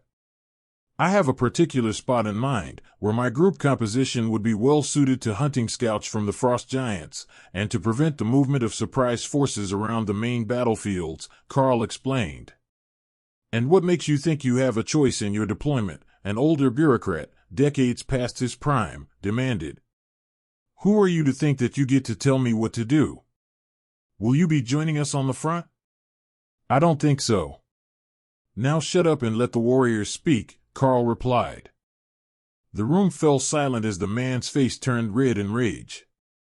Even Alice backed away from Karl, seeing that this was going to go downhill fast. I am the Undersecretary to the Deputy Minister of Defense, the man shouted. Then, dear Undersecretary, get your boss's boss here, and we can speak on even terms, Karl replied, emphasizing the man's junior role. That was a bit harsh, Jody noted as the Undersecretary was hauled away by other government officials before he could start a fight he couldn't possibly win. Karl shrugged. He knows nothing of our capabilities, nothing of our personal experience, and he has never seen combat in his life. He shouldn't have been here in the first place, puffing up his chest and making demands above his station like a newly promoted shift manager. "And if I made a demand as to where you would deploy," one of the elites from the government, a commander in his late 20s who would have been one of the earlier graduates, asked. "Then we can discuss the reasoning behind it. I am not part of the military to be ordered around, and we all know that ordering students to the front lines would require an official decree, as we're still underage. I came down to tell you that my group has gone to look for our 5th member, not to pick a fight. Now, would you like to hear what I had in mind?" Karl replied. There was a new map on the table, and it had 10 large red rings placed on it, one of which was over where Karl was planning to have his team deploy. "These are the spots where we need teams." "What were you planning to request?" the elite asked. "This spot here. It's close to the mountains, and challenging to scout by normal elites on foot, but not too far from reinforcements if we do find something we can't handle. That is the spot that I was going to request, based on the troop deployment map." The government elite smiled. "So you did have an actual plan in mind, and you weren't just pulling the elite card on the undersecretary. All right, we can grant you that deployment area." A quiet voice cut through the conversation, and a sense of power filled the room as someone entered unannounced. Dealing with rogue and unaligned elites is always a tricky matter. "It looks like some of you underestimated the situation at hand, but I commend the others," the man spoke. "Overlord," Alice greeted the man, while the other elite bowed. Minister of Defense, the man who had shown Karl the map, greeted their new arrival. Like Drake, he must have been one of the early test subjects for the divine injection, as he was at the Overlord rank and well into his 30s, meaning he was much older than usual for recruits when the injections were made public. At first, they had given them to anyone under 18, but that was still only 10 years earlier, so very few of the elites were over 30. The minister held out his hand to Karl. "Congratulations on making commander while still in the academy. I don't believe that we have met. I am Defense Minister Orleans." Karl, first-year student, originally from the lithium mines, and the academy's newest headache at the commander rank. That made the minister smile. "I got a missive from Prince Corbin, asking that you be assigned to his battlefront, so I had the Mage Council send me over to see what was so special about you. That man lives to be a pain in my ass, but his clan has the skills to back up their arrogance." "Do they need us over there?" Karl asked. Overlord Orleans shook his head. "They have 3 times as many defenders per likely enemy unit as this front does, and the Spellblade clan has a number of old masters whom they can pull out of retirement if they are in real danger."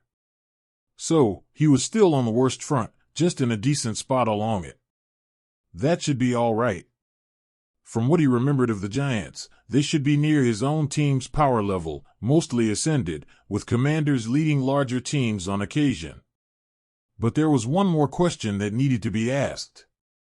Other than what was on the map, what is the strongest frost giant that has been seen in the past few years? Not what we know is deployed, but what could be coming at us unexpectedly. Karl asked the defense minister.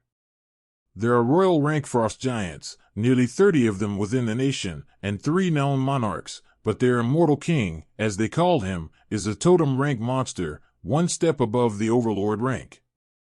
He has been alive for hundreds of years, and we are unsure of his combat power these days, but there is a theory that they organized this alliance with the other giants to eliminate the threat of the humans before the immortal king succumbed to old age. The leaders of the other giant nations are similarly impressive, though the stone giants are taking the majority of our strongest warriors, as they have dozens of overlords in their ranks, and their average warriors can grow to royal rank in later adulthood. Karl nodded and made notes as Defense Minister Orleans outlined the issues. Now it made sense that there weren't any overlords on this front. They had all been deployed to keep the stone giants and hill giants at bay.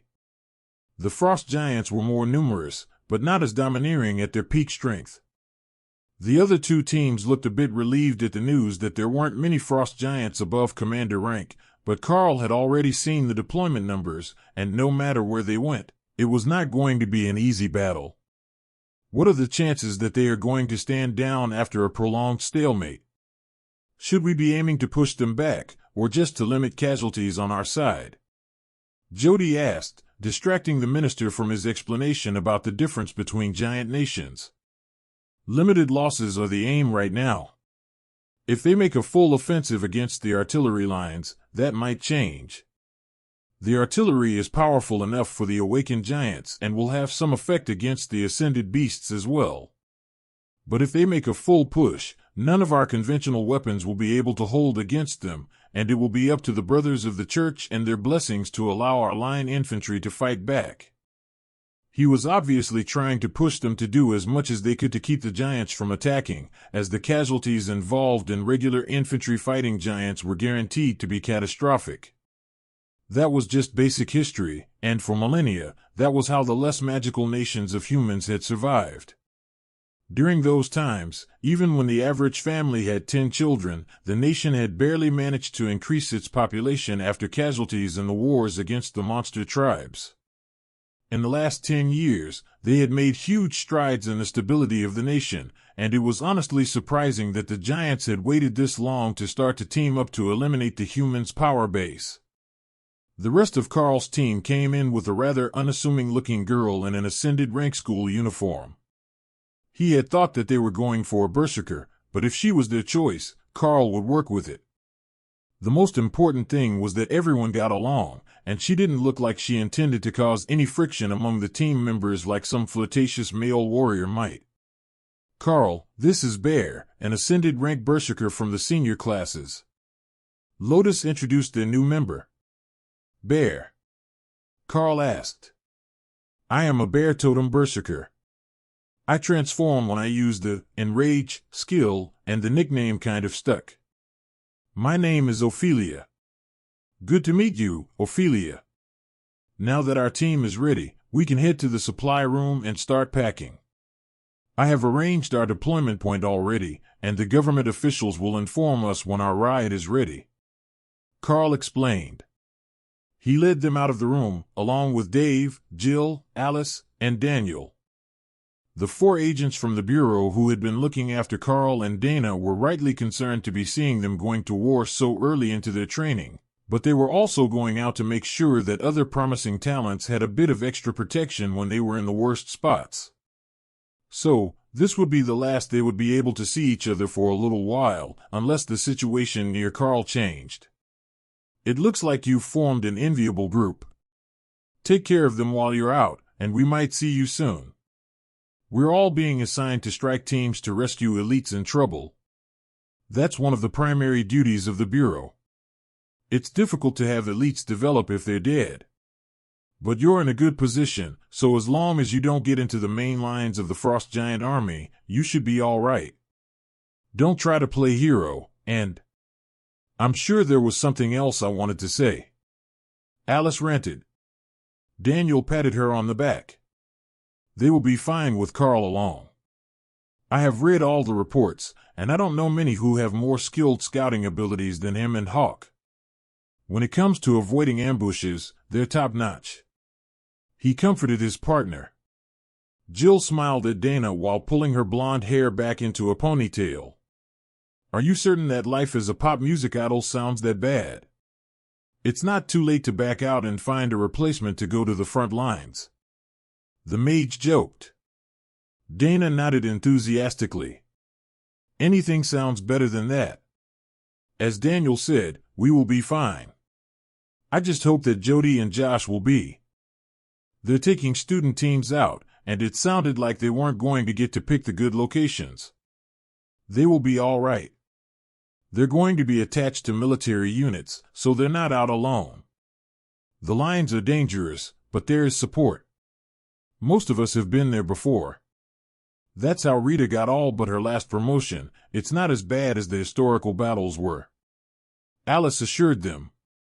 A call from inside the meeting room drew the agents away, and Karl led the team to the supply room, then looked at their newest member. Does your transformation preclude wearing armor? He asked. The berserker shook her head, knocking some of her straight brown hair loose from its tie. Not if it's bonded. Sister Lotus said you would splurge and cover some bonded armor for me, and a new weapon. Karl smiled. Of course. We all need to be equipped to go to battle, and I will check on the others as well. What is your transformed shape like? Ophelia made a vague gesture upwards. I'm about 250 centimeters tall, standing on my back legs, half bear, half human. I can still hold things, but I've got claws on my hands, and a bare head. It's the rage that causes problems because I can forget who is an ally if they look too much like the enemy. That shouldn't be a problem while fighting frost giants, but we can put you on the far side of Thor if that makes you more comfortable. I don't think anyone has ever mistaken him for a frost giant. Karl laughed. There is another member? She asked. Karl turned to Lotus. Did you forget to give her details? The nature priestess just shrugged. We got the important parts. Karl sighed as he turned back to the berserker. Thor is a lightning Sero, one of the 4 beasts I am partnered with.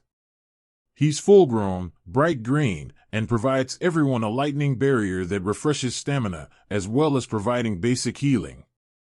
Then we have Hawk, our scout, who is a form of dragon hawk, and Ray the bloodbath spider, who usually fights with 2 spider golems made of vines at her side.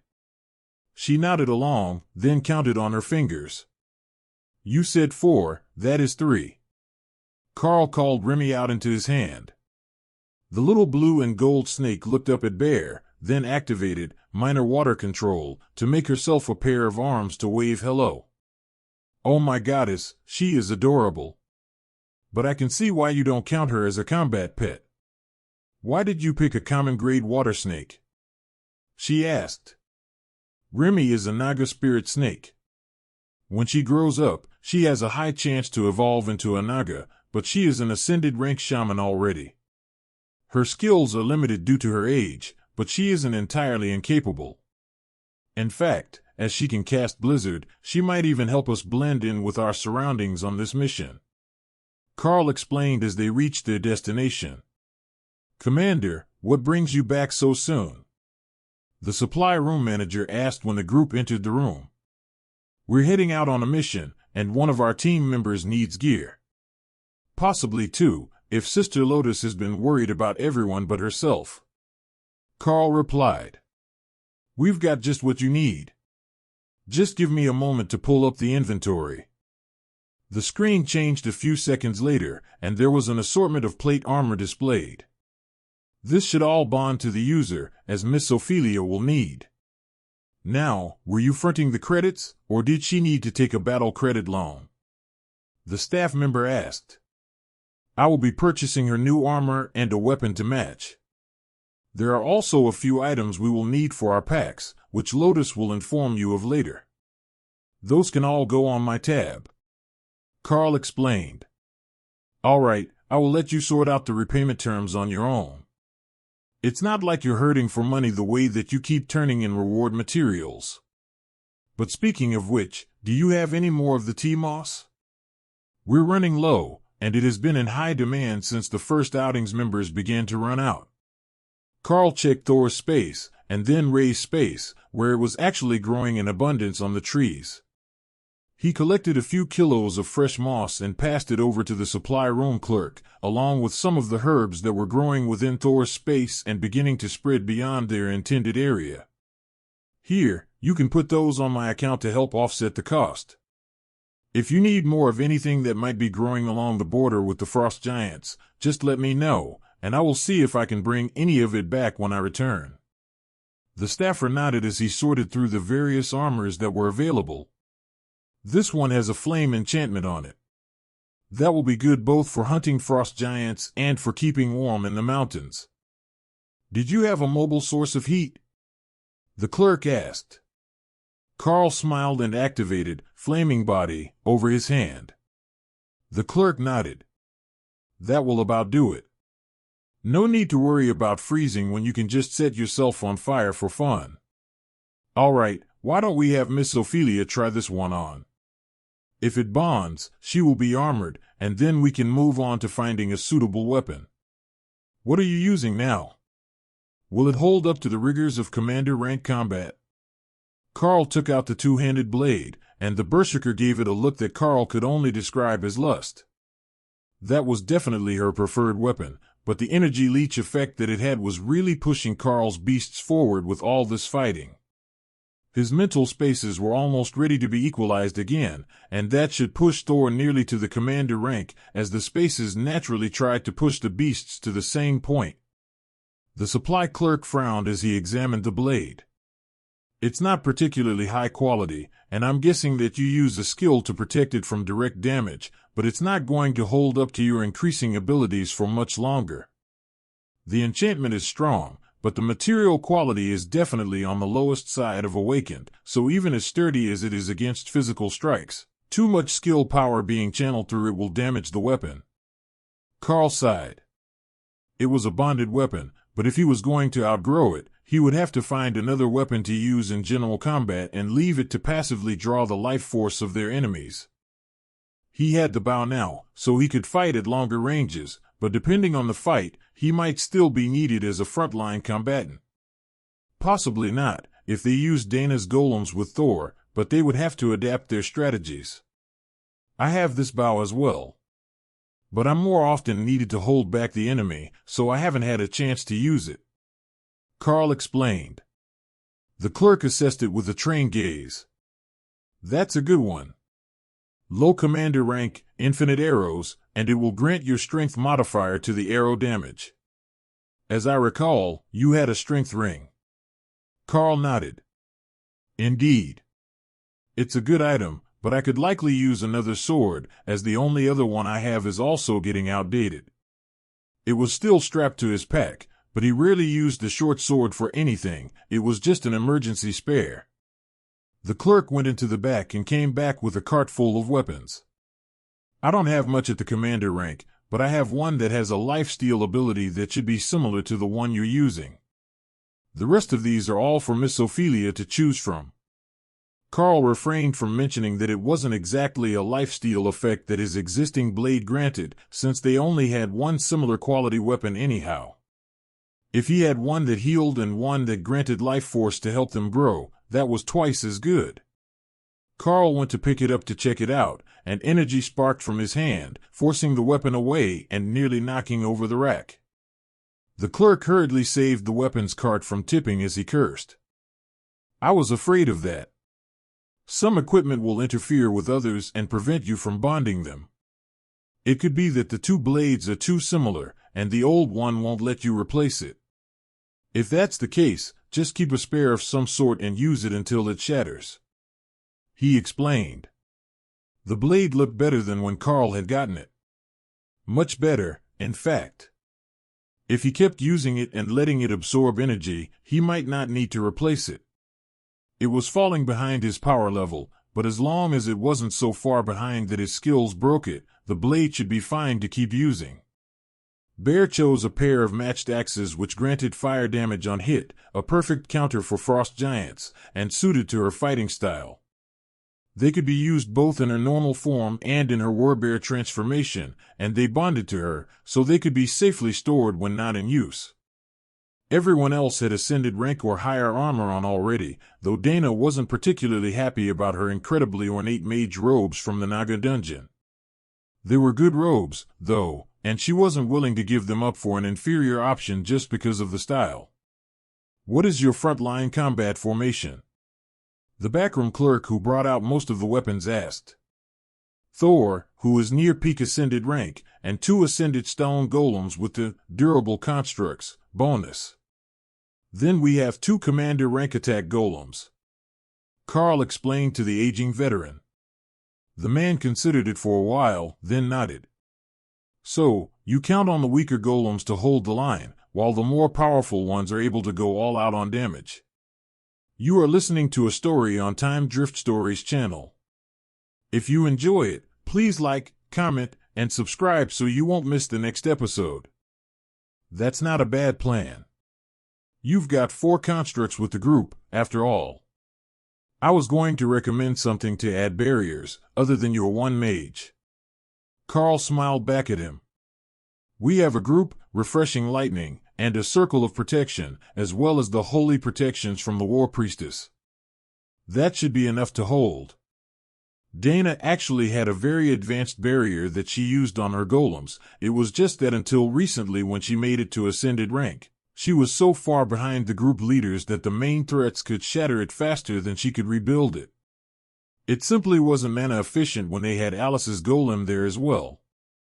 As long as you are sure the barriers can hold. With no commanders to take the brunt of a charge, it could get dicey for your tanks. He replied. If needed, I can join them, and the 2 commander-rank spider golems can as well, but it shouldn't be necessary most of the time. If I can stand back of the fight, I should be able to greatly increase my damage instead of spending all my time blocking strikes and keeping targets occupied. Karl explained. Lotus sneaked up to the counter with her wish list of supplies for the mission, which the other clerk quickly filled, then swiped Karl's card to pay for everything. The supplies you provided covered 3/4 of what you spent today. Not a bad deal, if I do say so myself. Good luck on your mission, the clerk announced. Thanks. We will see you when we get back. The old man laughed. It's like a commander like you to come make a pity visit to this old man. Just bring back the young ones in one piece, and we will call it even. 2 days later, Karl found himself standing in the snow at the base of the mountains again, just as he had been on his last mission, only this time, instead of the frigid cold and silence, he could hear the distant sound of frost giant war horns, the sound carrying over 50 kilometers through the hills as they staged for an attack along the front lines. The group had just landed, and the intelligence on their area looked good, but the numbers that his keen eyes had detected along the main lines were far larger than the number of stones that had been placed on the map. If each blue stone had been 500, not 100, it might have been an overstatement, but much closer to the truth of the situation, while here in the hills, the newly arrived group had yet to spot anything threatening. Which way should we search first? Bear asked as she surveyed the trees in front of them. Like Lotus, she was more comfortable here in the wilderness than she was in the academy or in a city, and Hawk wholeheartedly approved of her naming sense. Karl, on the other hand, preferred to use her actual name, so he didn't get into the habit of treating her like one of his pets by calling her Bear. Karl brought out the folded map from under his tabard. The first sweep should go east, away from the frost giant front lines, to see what might be coming around to look for better routes. Then we will double back and check for hidden scouts before the sun goes down. I got them to agree to allow us to operate in a wide area, so we're not going to be easily tracked back to the same routes, but that will also mean that we need to set up multiple camps and be finished with our route before the sun drops behind the mountains. That doesn't leave us a lot of time to do our work, so we might as well get to it. What he had failed to consider was how much the magic of the frost giants had changed the area from its natural state. There was normally no snow in the mountains within the Golden Dragon Nation, but now, even in the middle of the afternoon, the temperature was below freezing. Hawk was out, sitting on Dana's backpack and surrounding them both with flaming body, which was generating an area of warmth that the others were standing in, while Karl kept his own active and moved ahead. You're going to have to go scout soon, he reminded the bird, who was just getting comfortable on top of the mage's backpack.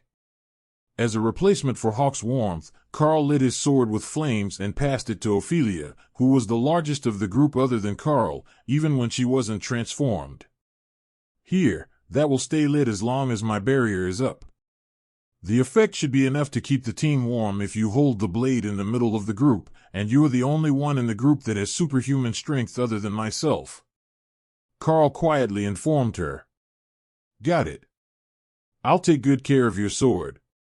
We're going to have to work on something for the future, though. My armor keeps me plenty warm, but the others will need regular breaks, even with the winter gear they packed. She replied. The Golden Dragon Nation did not have great winter gear, Karl would admit that. But he hadn't mastered the art of spreading the flaming body ability, which Hawk could only do by touch, so they were going to need to stop and warm up every few hours. I will think of something. If there are caves nearby, Perhaps we can set up in one of them to make it easier to sleep at night. Karl agreed. Hawk disappeared over the trees, and within minutes he was sending back reports of frost giants moving near their path. 3 ascended and 7 awakened in this group. They look like trainees. Hawk reported. Anything else nearby? Hawk paused for a moment. 1 commander and 2 ascended about 4 kilometers past them, moving south along a trail. All right, we have our first targets. A training patrol with 3 ascended giants and 7 awakened rank juveniles. If we can make a quick and clean job of it, there is a commander-led smaller group a few kilometers beyond them. Karl explained. Thor and the golems were all being held in reserve, only to be brought out to fight so that the group could move silently through the woods. Karl had gained the skill, silent movement, which allowed him to lead from well in front of the group without alerting the frost giants, whose sense of smell was no better than a human's, but the sound of a Cerro or a stone golem in the woods would give them away far too early. Karl paused and motioned for the group to come forward when the patrol came in sight. Ray will move up on the left flank with her golems. Ophelia, prepare to rage and charge with Thor and Dana's golems toward the pack. Sisters, you are with Dana, just get close enough to keep them in healing range. I will circle right and keep them from running when they realize they're in trouble. Karl whispered. He didn't have much training with a bow, but this one didn't need it. Once you activated it and drew the magical string, it gave you a mental impression of where the arrow would strike. Karl silently raced through the trees, getting in position as Tessa rode Thor into battle, with Ophelia in her half-bear form running alongside them. The golems were still a bit slow and would arrive a second or 2 later, but that gave Karl time to prepare for his first-ever combat shot with the crystalline bow. The bowstring appeared as Karl made the drawing motion, and the solid crystal flexed as he aimed the shot. Since it was a day for firsts, Karl decided to use Remy's chain lightning, the one skill he gained from bonding the Naga spirit snake. It made the arrow crackle with energy, and Karl released, hitting the closest giant square in the chest as it turned to scan the area. The lightning spread through the entire group, leaving them shaking and partially paralyzed, as if they had been hit with a taser, which allowed Thor's charge to shatter a giant's femur, while Tessa's flanged mace glowed with golden light and crushed its sternum. Ray was there before the giants had realized what was going on, and Ophelia only had time for 1 swing of Karl's sword, cutting deep into a frost giant's chest before everything was dead. Karl went to rejoin the group, and Tessa gave him an enthusiastic thumbs up. Was that a new skill from Remy? I like it. Stunning the enemy makes the fight so much easier. The war cleric congratulated him as Ray began to rifle through the bodies, emptying them of loot before stealing the bodies for her art exhibit. 1 each went to Hawk and Remy, so they couldn't complain, but the rest were scheduled to be strung up in the trees for Ray's diorama. I didn't know that it would stun them. I was just going for the damage. That arrow hit a lot harder than I expected, though. It punched through armor and all the way through the frost giant. Sure, it was awakened, but still. Karl replied. There was a lot of blood on the snow, but Remy had a plan to fix that. Once the group started to move toward the second group, the commander with the 2 ascended frost giants, she cast a blizzard over the battlefield, freezing the blue blood and covering it in a fresh layer of snow. That was enough to satisfy her that nobody would suspect that there was a battle until they actually stepped on the location and revealed the blood. She wasn't a cleanup specialist, but hiding your kills from sight was just good practice in her mind. The second group was facing away from them when Karl reached their position, so he didn't wait for the others, and unleashed an arrow into the leader's back. The chain lightning spread, slowing the others, but the commander shrugged it off. It bellowed in rage and turned just in time to catch an arrow to the chest, which caused a fountain of blood before the third arrow struck home only a few centimeters from the second. By now, the other 2 were twitching on the ground, and the spider golems raced in to finish the job. Make it quick and hide your tracks. That shout brought more patrols this way. Hawk warned as Ray borrowed the bodies and Karl picked up what couldn't be brought into her space.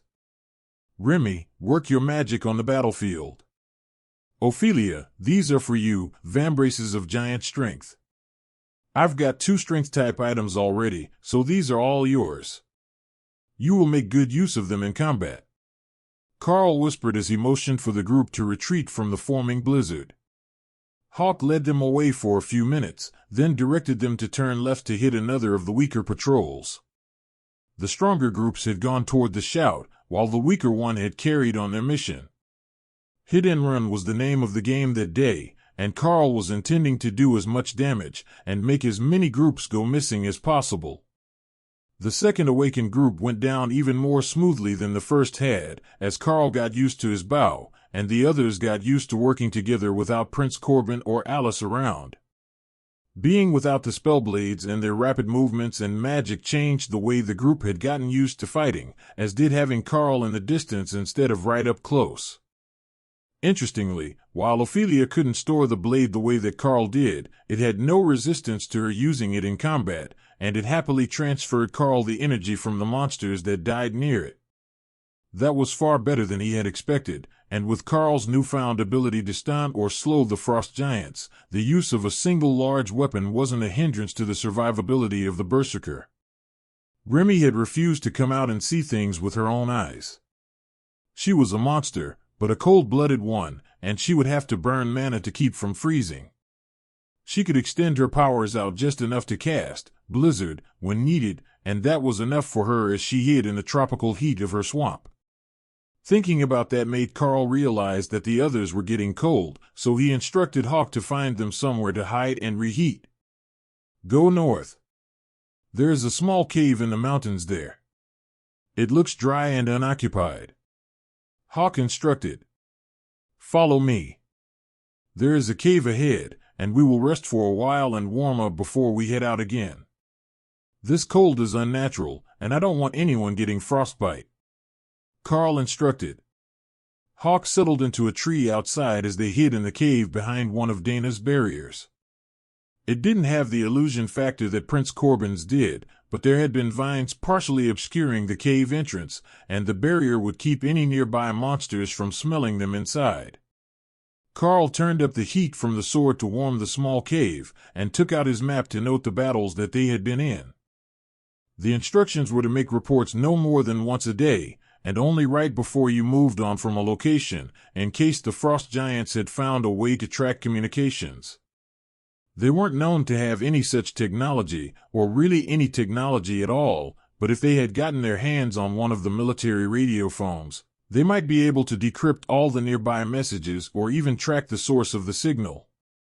That could be disastrous for the teams who were operating in the field, so the standard procedure was to send the message then move on, leaving the area where they might be able to track the team to. Of course, this didn't matter to the main lines, as they weren't hiding from anyone, but for Karl's team, anonymity was their friend. Even just being able to collect the bodies of the fallen frost giants and have Remy coat the area with new snow would make it incredibly difficult for the enemy to track their movements. They would know that their teams were missing when they didn't sound the horns at the next random interval, but they wouldn't easily stumble across them either. Hawk, what else do we have in the area? Karl asked once the group was beginning to get warm again. Nothing close. You've only got an hour and a half until it is dark, and the closest group is over 6 kilometers from you now. All right, you can come into your space to rest, or stay in the tree, whichever you prefer. We will stay here the night, and then go hunting again in the morning. Karl agreed. Short day, everyone. There is nothing close enough to hunt before dark, so Hawk recommends that we stay here. We will head out in the morning and get back to work. Karl explained. They had 2 communication devices on this trip. The emergency phone and the standard open-channel radio. The first was safely stored in his pack, but the second was tucked into Karl's armor, with the earbud in one of his ears. That way it wasn't loud enough for anyone else, or any nearby enemies, to hear, but he could keep up to date on what was going on around them. The battle lines were active, but there were no major changes that day, just a few skirmishes. What he was waiting for was a report of an enemy troop drawdown, or a redeployment, which would likely mean more enemies coming through their patrol area. As long as the frost giants were busy on the main battle lines, he would only have to deal with scouts here. But there was a second part to their mission, and it was to try to determine how they were spreading the frozen area out of their nation and into the Golden Dragon Nation. The hope was that it was some sort of device that could be destroyed, forcing the weather back to normal and putting the frost giants at a disadvantage. There wasn't any sign of that within the patrols, and they were deployed well within the frozen area, so if it was something that happened near the edge of the advance, it would be beyond their reach. But what they could do was keep hitting the frost giant scouts until they started to send more troops into this area, weakening their front lines and giving Karl and the others the chance to earn a massive amount of rewards once they were back home. Dreaming of being able to advance beyond Commander in one deployment was insane, but that didn't mean that they couldn't gain anything. For one, there was the credit for the kills that they could trade for resources, and the other was the Skill Master upgrade that Karl had chosen during the dungeon hunt. Skill Master Rank 2, usable only by those with the Skill Master ability. Allows learned skills to improve to one rank above the bonded partner's current rank with practice. That was his goal on this mission. The beasts were going to be using their skills nearly constantly and finding new ways to expand their combat skills. That meant abundant practice opportunities and the chance that one of the commander rank skills might actually improve in power by a rank. If Ray's golems improved, they would have something akin to low royal rank combat power without having to wait for Ray herself to improve. Then, when she did improve, the skill should improve along with her, and she would become even more deadly. Or perhaps it would be Thor's refreshing lightning or Hawk's flame body that advanced first, as both were in constant use. The condition of practice wasn't all that clear, so it could mean just keeping it active, not actively trying to improve it. Though Thor had proven that he was improving it, when he learned to expand his skill to everyone and step into his desired role as the team's healer. Tessa laid the sword flat on the floor of the cave and gestured for Karl to turn up the heat. It was already reasonably warm inside, but she didn't want to waste their precious fuel canisters, and there was no wood in here to create a cooking fire from. All right, I'm not going to do anything that will mess up the dinner schedule. We've got a long night before we have to move again, but while you cook, we should come up with a better plan for dealing with these groups. I am thinking that we have Hawk scout a larger area tomorrow during the early morning hours, and then he can inform us of their general movement patterns, and where they are likely to be so that we're not wasting time looking for them. We will be able to go out, hunt, and then return somewhere warm to rest before we go out again. Karl suggested. Lotus nodded. That's not a bad idea. We could also have Ray set up a spot in advance if we knew that we were going to be circling back to it later. It would allow us to go straight inside without waiting around. I'm not sure the forts will be the best option, though. The cold is getting insane out there, and spending the overnight in a cloth fort, even with the blade for heat, might not be the most comfortable thing ever. If we can keep returning to caves that we can properly heat, that might be best. But like a heated tent, it is possible to keep the forts warm. Ray thought about that for a while. If I double the layers used to make the fort, we can keep the wind out, and the floor will stay warm under everyone's bodies. That will keep the wine down, and the blade will keep the inside warm. Ray says she can make a fort that will be warm enough. Once Hawk scouts in the morning, we will start making plans for where we will rest tomorrow. I think that switching between caves and forts hidden high in the trees would be a smart move, so the frost giants don't have as easy of a time guessing where we might be hiding. A few more days of eliminating their patrols, and they are going to start trying to do something about it. The next morning's scouting report revealed that the frost giants had caught on to the problem much faster than Karl had been expecting them to. They were not known for being particularly bright, but this morning there were no fewer than 20 teams in the area, and it appeared that they were doing a methodical search for the missing teams. From Hawk's report, they had spread out along a ridgeline very early in the morning, and they were moving south through the valley and past the cave now. If the team moved out in 20 minutes, they would be attacking the giants from behind, and they could kill multiple groups quickly before retreating. That seemed like a good plan to Karl. If they picked one of the stronger groups to eliminate, Ray could use her golems to take out a weak group nearby, starting with their ascended leader, which would leave the awakened giant trainees helpless. I can play too, Hawk suggested. True, but you're our scout. I don't want them associating you with the missing giants. Can you do it cleanly enough? Karl asked. No problem. I will wait for them to get close enough to you that I can throw the bodies in my space. We're going to need to do something about all the excess frost giants before they start getting in the way. Hawk reminded him. Oh, don't worry about that. I have just a plan to get rid of them, which will ensure the giants are in chaos when the main line decides to advance. Karl led the group out of the cave toward the closest powerful group, which was flanked by two weaker groups. The patrol line went on like that all the way across the valley they were working in. One group with a commander leading it, and then two groups of ascended and awakened. That should realistically give the commander and his smaller group time to react to any attacks on the weaker groups, but with Karl's divide and conquer strategy, it was about to become a feeding program for the beasts.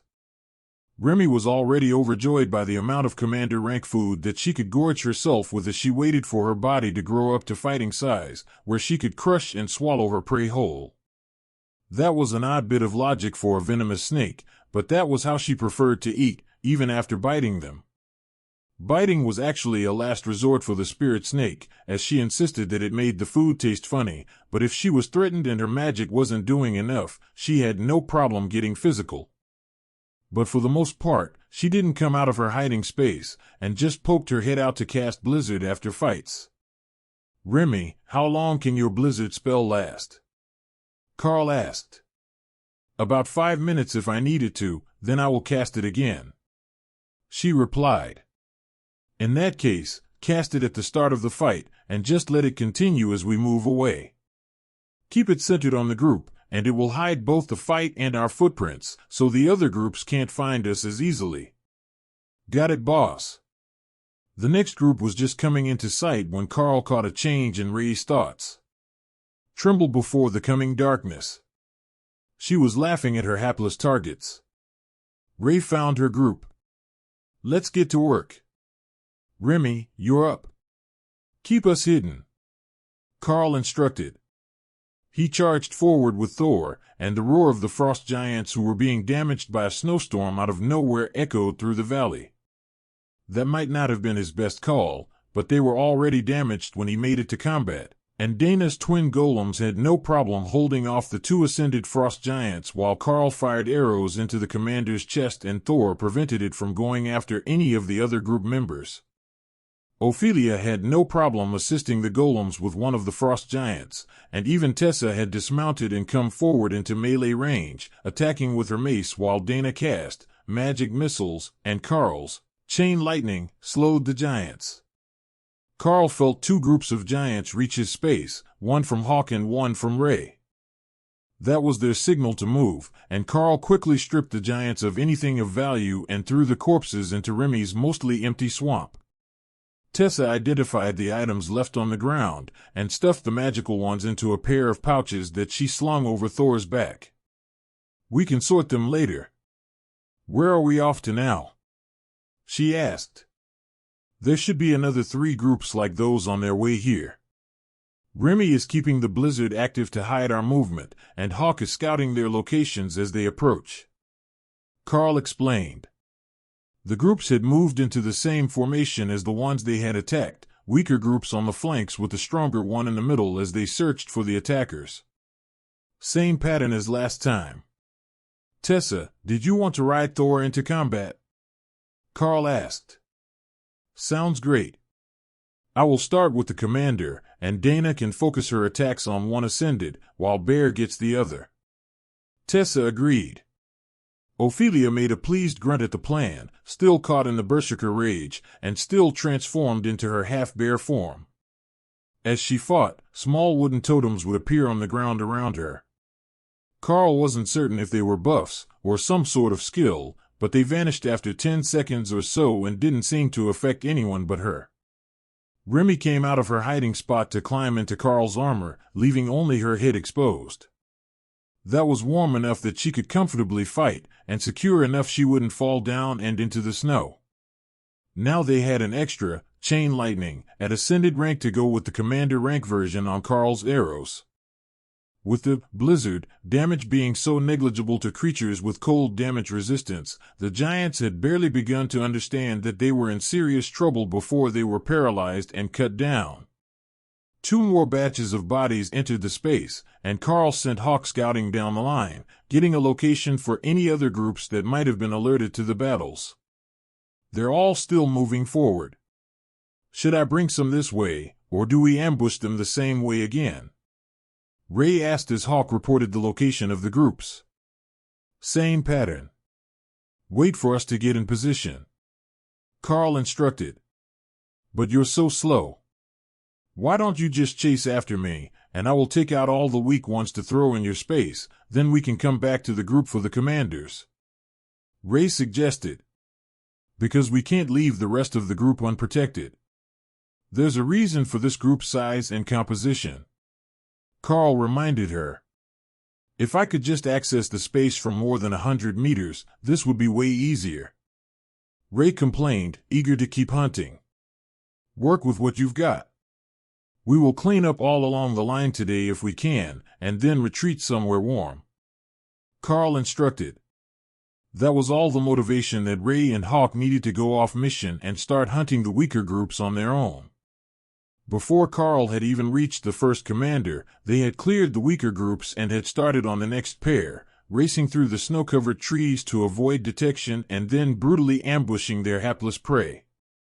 Remy was stuck on cleanup duty, spreading her blizzard as wide as possible while collecting the bodies, which Karl was doing his best to run past as the group chased the rampaging pair of beasts. Why are they in such a hurry? Ophelia asked as they reached their 5th group of the day, who were standing back to back, already paranoid and on alert after all the shouting from the other groups under attack on both sides of them. I may have promised them that once the line was clear, we could go somewhere warm for the night. Karl laughed. Well, that sounds good to me, but the casters will not be able to keep this pace up forever. Even if they're riding on Thor most of the time, that much magic will wear them out mentally. Karl nodded. We're almost done. I will call the 2 hooligans back once we clear this group, and then we can hide the battles in the snow and look for a good spot to spend the night. By the time that they had finished clearing the last battlefield, the bags on the side of Thor were overflowing with loot, and he looked more like a pack mule than a combat pet. They had simply killed so many frost giants today that they couldn't resist grabbing anything remotely magical looking, with the plan to identify and sort it later. The frost giant scouts should have been sent into battle with decent gear, and that gear would be very close to what the group needed to fight them. It wouldn't be the fire element attack gear they wanted, but if even a few of the armor pieces could be bonded, and assuming there were some giant strength type enchantments, they could make massive gains. Hawk sent them an update on his scouting mission. To the south, 4 kilometers, there is a large cave. That will be perfect for the night. That would also put them in front of where the patrol lines had been slaughtered, so it would be unlikely that the next day's reinforcements would start there in the search for the humans killing off their scouts.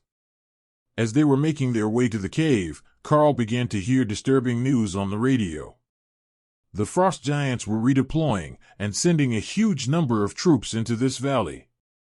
It looked like their efforts had gone overboard, and now the enemy thought that there was a major military force here. Of course, as they were sending a large force to the valley, the Golden Dragon Nation was also sending an entire artillery regiment to the other end of the valley, to ensure that the frost giants didn't advance past the lines.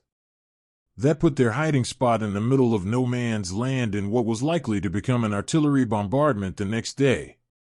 It looks like we might need to be cold for a few more hours. Keep heading south until Hawk finds you a new hiding spot along the southern end of the valley.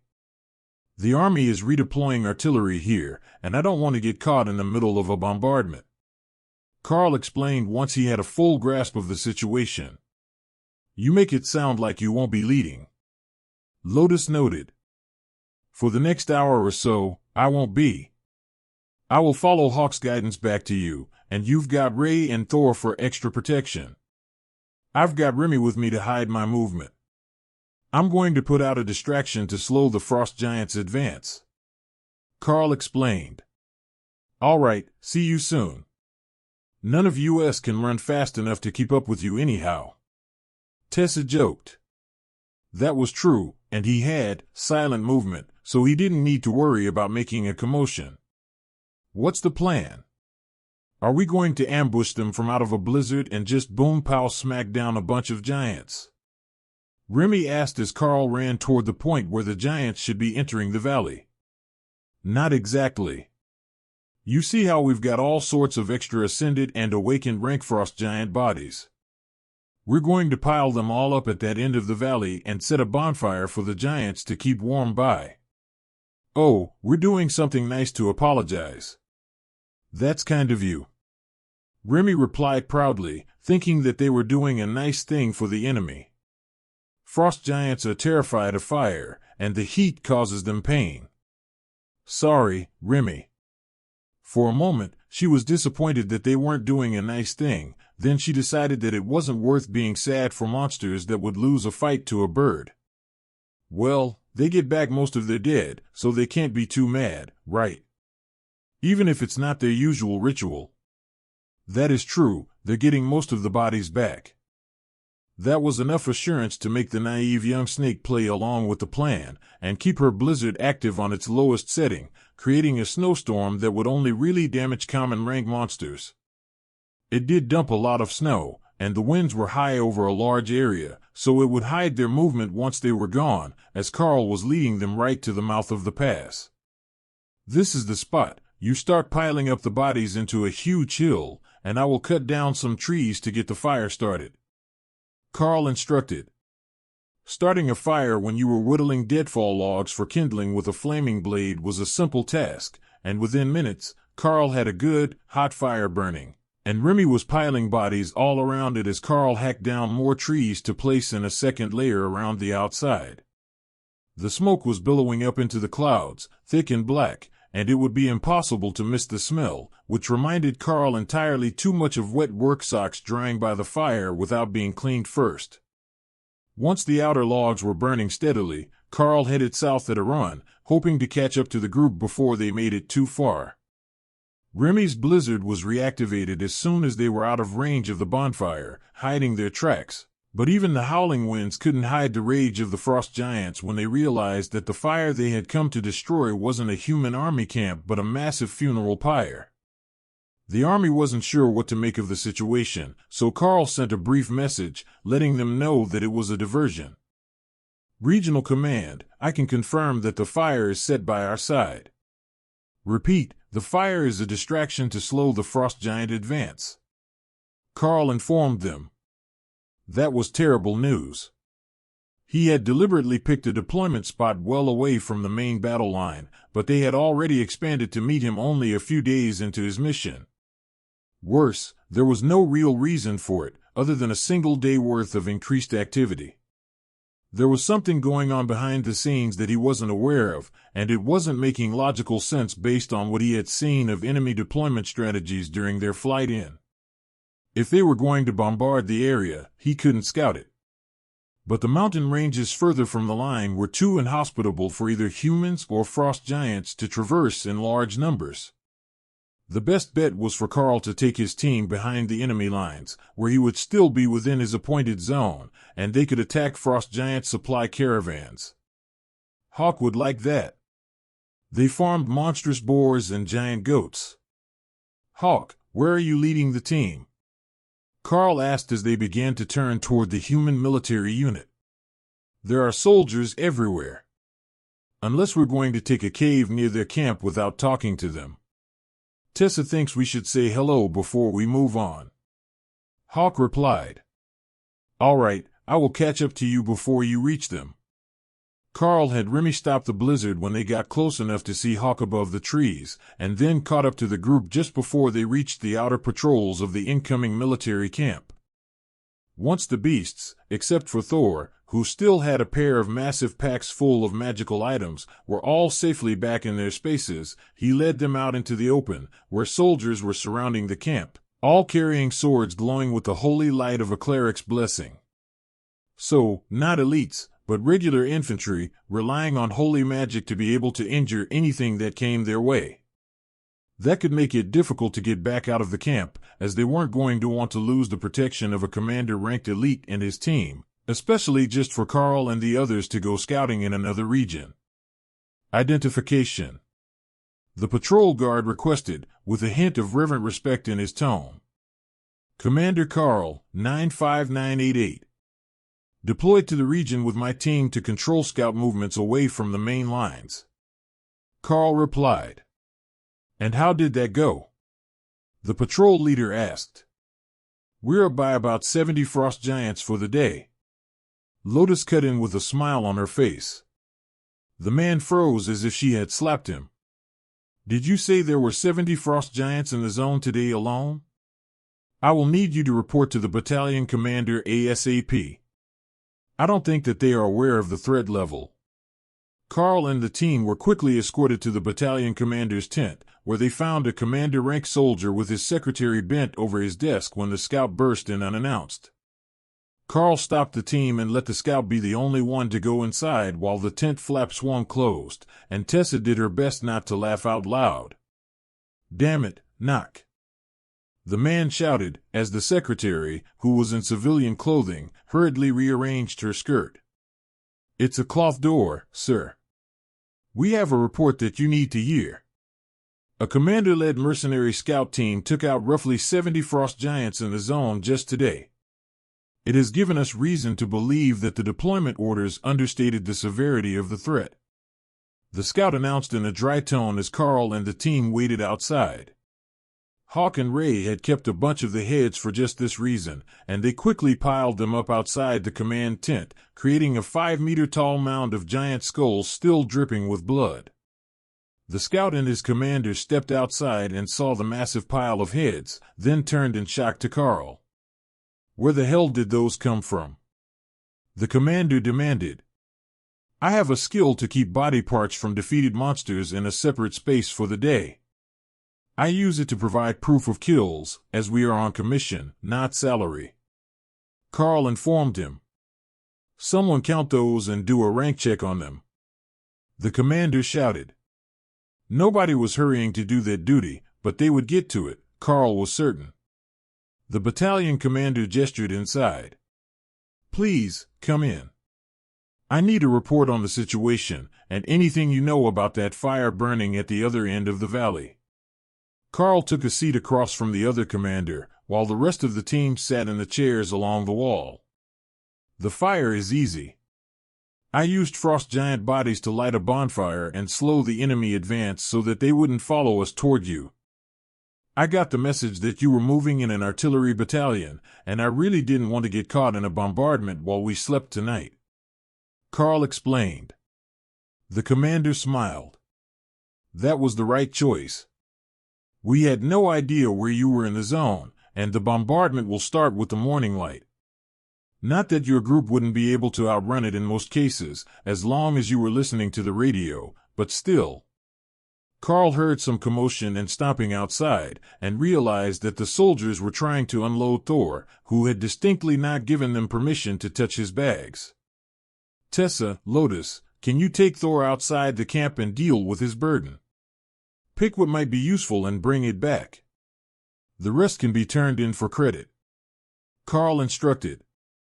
They disappeared out of the tent flap, while the battalion commander waited for Karl to explain. We didn't just take heads. I've got a lightning Cerro outside with bags full of unidentified magic items. Someone tried to get into his bags, and he was getting upset to the point of considering stunning them with earthquake. Karl explained. A lightning Cerro learned earthquake. The commander asked, completely confused.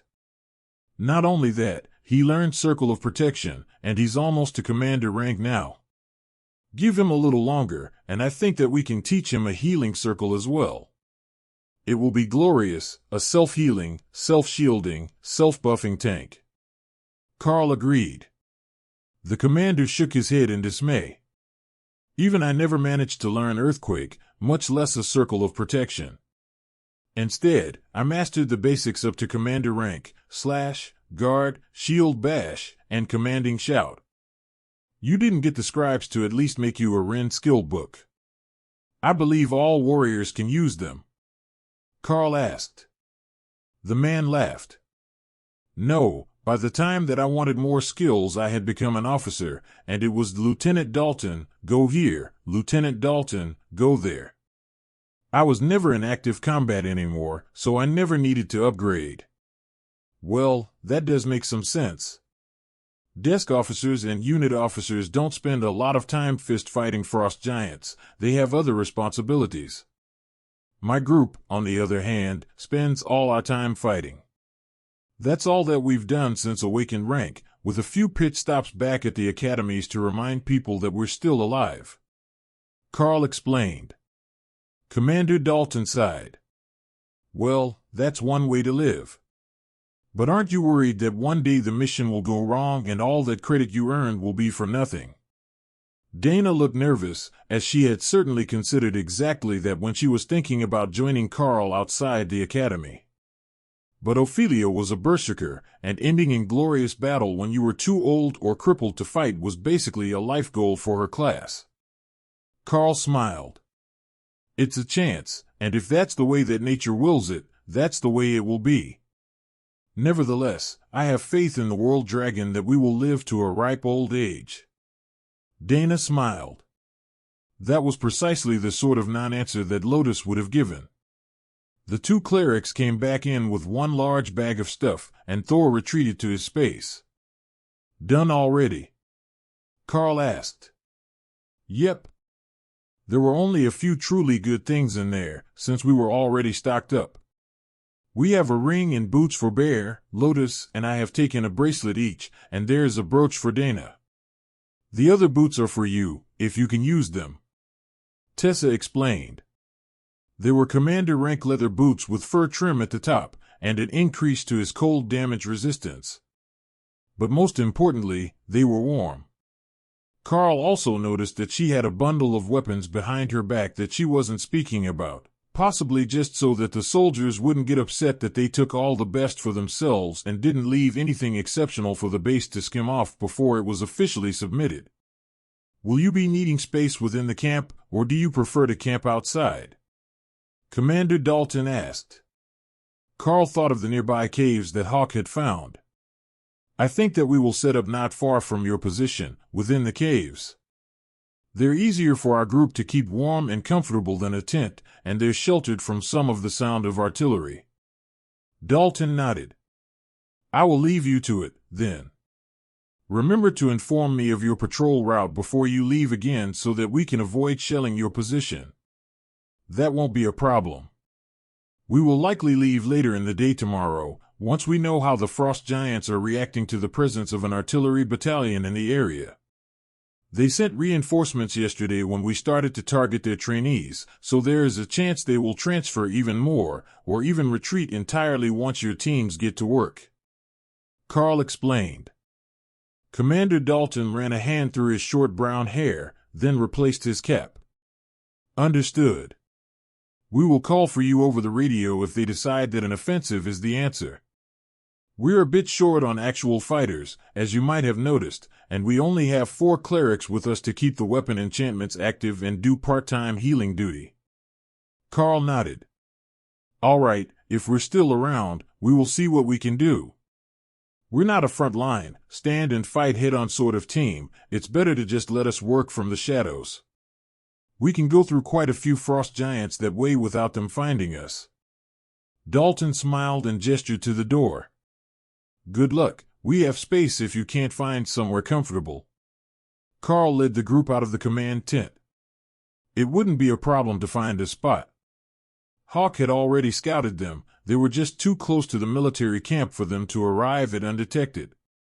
But since the battalion knew that they were there, they didn't have to put up a tent. They could just have Ray make a cover for the door and keep the interior of the cave heated. It took time to get a cave properly warm, but once the rocks were holding heat, it would stay warm for quite a while. Warm places to sleep were in short supply in this unnaturally cold region, but Hawk was getting quite skilled at finding them. The cave that Hawk had found today turned out to be fairly deep and ran nearly 10 meters into the cliff face, where running water had cut away the limestone over the years. That would work out well for them. It was protected from the elements, but there was still plenty of ventilation and an easily defensible single entrance. With Karl, Hawk, and the sword all adding heat to the cave, it warmed up quickly, and they were able to comfortably hang the hammocks using raised web to attach them to the walls.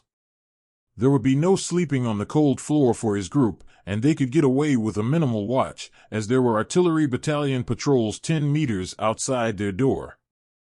As they finished dinner, Karl noticed that the patrols were lingering outside the entrance to the cave, which was located about a meter above ground level and 4 meters above the cavern that they were in. The stone walls of the cavern were already warm, not frozen by the suddenly frigid air outside, but with the flames they were using for heat, Karl suspected that the guards were lingering where the warm air was venting before moving on with their patrols.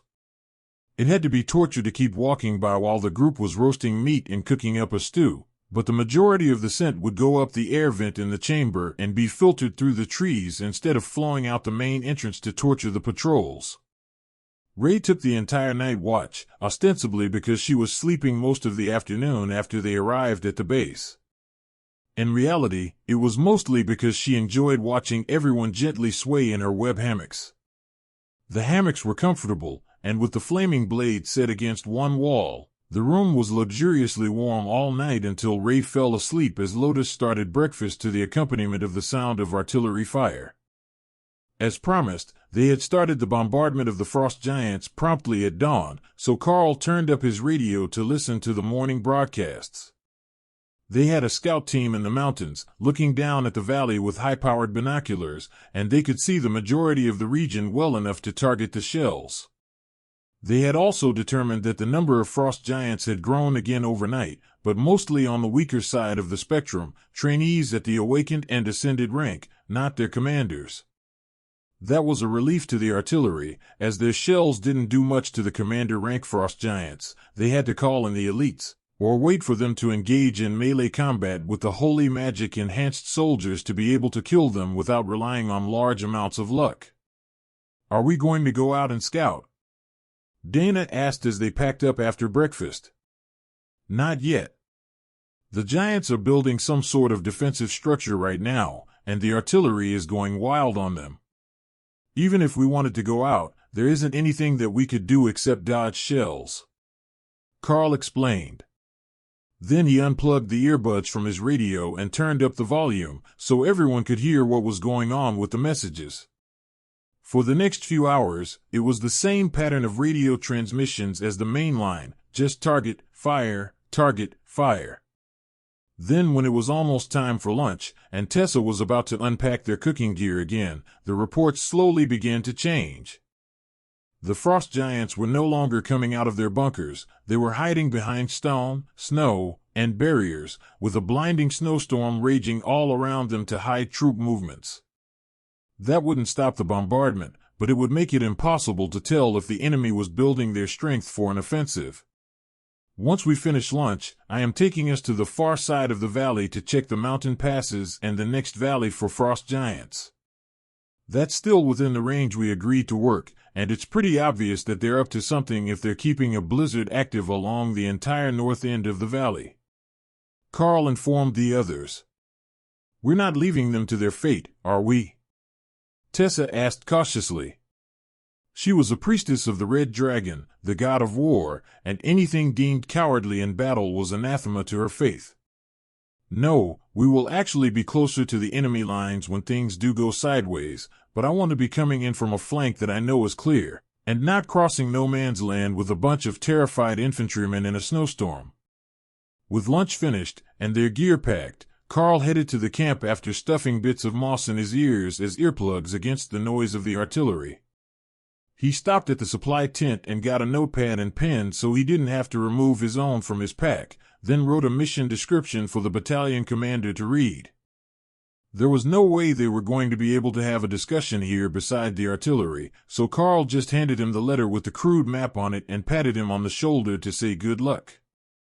Dalton nodded and waved him away, letting Karl rejoin his team and head into the hills. The reports were that the snowstorm was spreading, coming in from the frost giants' side of the border. However, with all the strange atmospheric anomalies and the ice magic of the giants, nobody knew if it was a natural storm or a massive artificial one. "What do you think, Hawk?" Karl asked as the bird floated high in the sky, barely a black speck in their vision. "It's a natural storm. The wind is carrying the clouds this way, and I can feel the cold moisture already. But that doesn't mean there's nothing in it. I keep seeing shadows, but they're too far for me to tell what might be casting them. Keep an eye on them and let me know when you can tell what is casting shadows in the snowstorm. It might be nothing, it might be something important. Chances are, human eyes can't tell that there are even shadows to begin with." Karl reminded him. Their route quickly took them into the hills, and that was where their smooth progress ended. The paths were narrow and steep, winding along the side of cliffs, while a river gorge made up the bottom of the canyon. "Do you think that something might try to move down the river? I mean, they could freeze it over, right?" Dana asked, directing her question at Lotus, who would be more knowledgeable about the weather than anyone else here. "They probably can with their ice magic. But we can see the river from here, and this path would be a nightmare for frost giants to navigate, so it's better that we don't follow the river ourselves. I mean, we will because that's where the canyon goes, but not along the river itself," Lotus explained, with a gesture along the path. They walked at a careful pace, not wanting to lose anyone down the hill if the path under the snow was loose or icy, and by the time that it got dark, they still had an entire kilometer to go before they had made it up the valley's length. "All right, there is a path between the mountains ahead, according to Hawk, which will lead us back into the other valley close to the frost giant lines. There are no caves on this side of the fault. It's slate and not limestone like the other side of the hill, but Ray can make us a double-walled tent in the trees, and we will call it a night," Karl instructed. Ray was happy to run ahead of the group and test her theories on a double-walled fort. You couldn't see out of it, so her and Hawk were on night duties in the cold again, but it would be warm and sheltered from the increasingly frigid winds. They were just about to finish their scans and head into the fort when Hawk sent a final sunset update. "I can see what's casting the shadows. It's frost giants in white suits, hundreds of them. They're hidden in the snow, but they can't hide their shadows." "Where are they headed?" Karl asked. "For our valley. The one that the artillery is making a mess of right now." An exceptionally loud mess, Karl noted, now that they were so close to the edge of the bombardment zone. "I will call it in. Battalion Command, this is Team 95988. We have spotted reinforcements on the other side of the mountains, headed for your bombardment zone. 200 plus frost giants in snow camo outfits. Strength unknown." Karl broadcast. Received. It was probably better that Dalton let go of the mic button at that point. It would never do to curse that much over open airwaves. The sound of artillery shelling the area continued all night, and then just after dawn, the sound of frost giant war horns blared across the north end of the valley, interrupting breakfast and causing the radio communications to go crazy.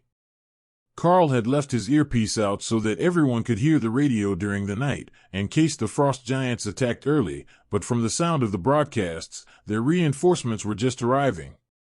The bunkers had greatly reduced their casualties last night, and with the addition of hundreds more warriors, the frost giants were preparing a charge on the south end of the valley, which would put them in position to flank the main army lines.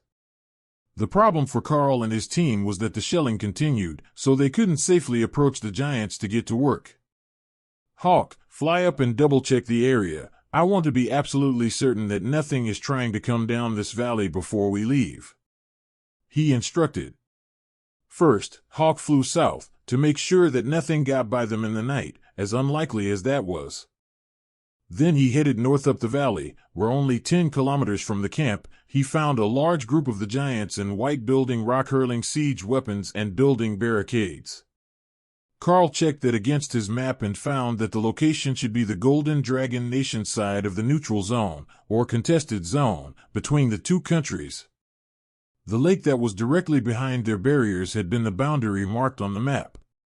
The army almost certainly wouldn't want to push that far, and if they were setting up artillery, the frost giants weren't going anywhere. The river wouldn't support the weight, and it was too much trouble to have to disassemble and reassemble them for half a morning's march. But as Hawk circled back, he saw that the group at the lake wasn't the only one that was digging in for a long battle.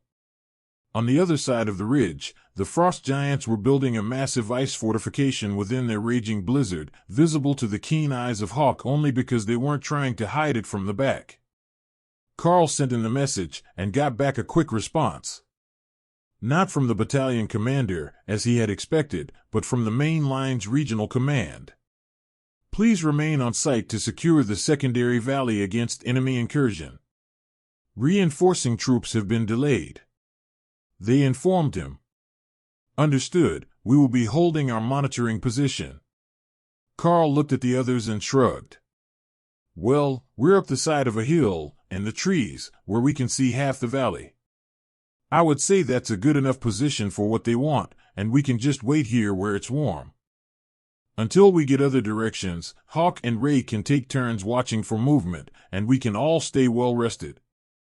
I know that we're not military, so we can theoretically decline the order, but it wouldn't hurt to wait here and see what happens next. Tessa laughed. If we move and something comes down the valley to cause problems for them, you know that we're going to hear it from the high priests as well. They despise it when they get messages complaining about the actions of their clergy, and they're already stressed by the current situation. Lotus might be used to getting yelled at all the time, but I prefer to avoid it. Lotus giggled at the insinuation, but Tessa was right. She got yelled at on a fairly regular basis for getting sidetracked when she wasn't with a green dragon or other type of nature priest. They got sidetracked just as much as she did. The artillery never slowed, only staggered its rhythm so that the enemy wouldn't find it as easy to predict.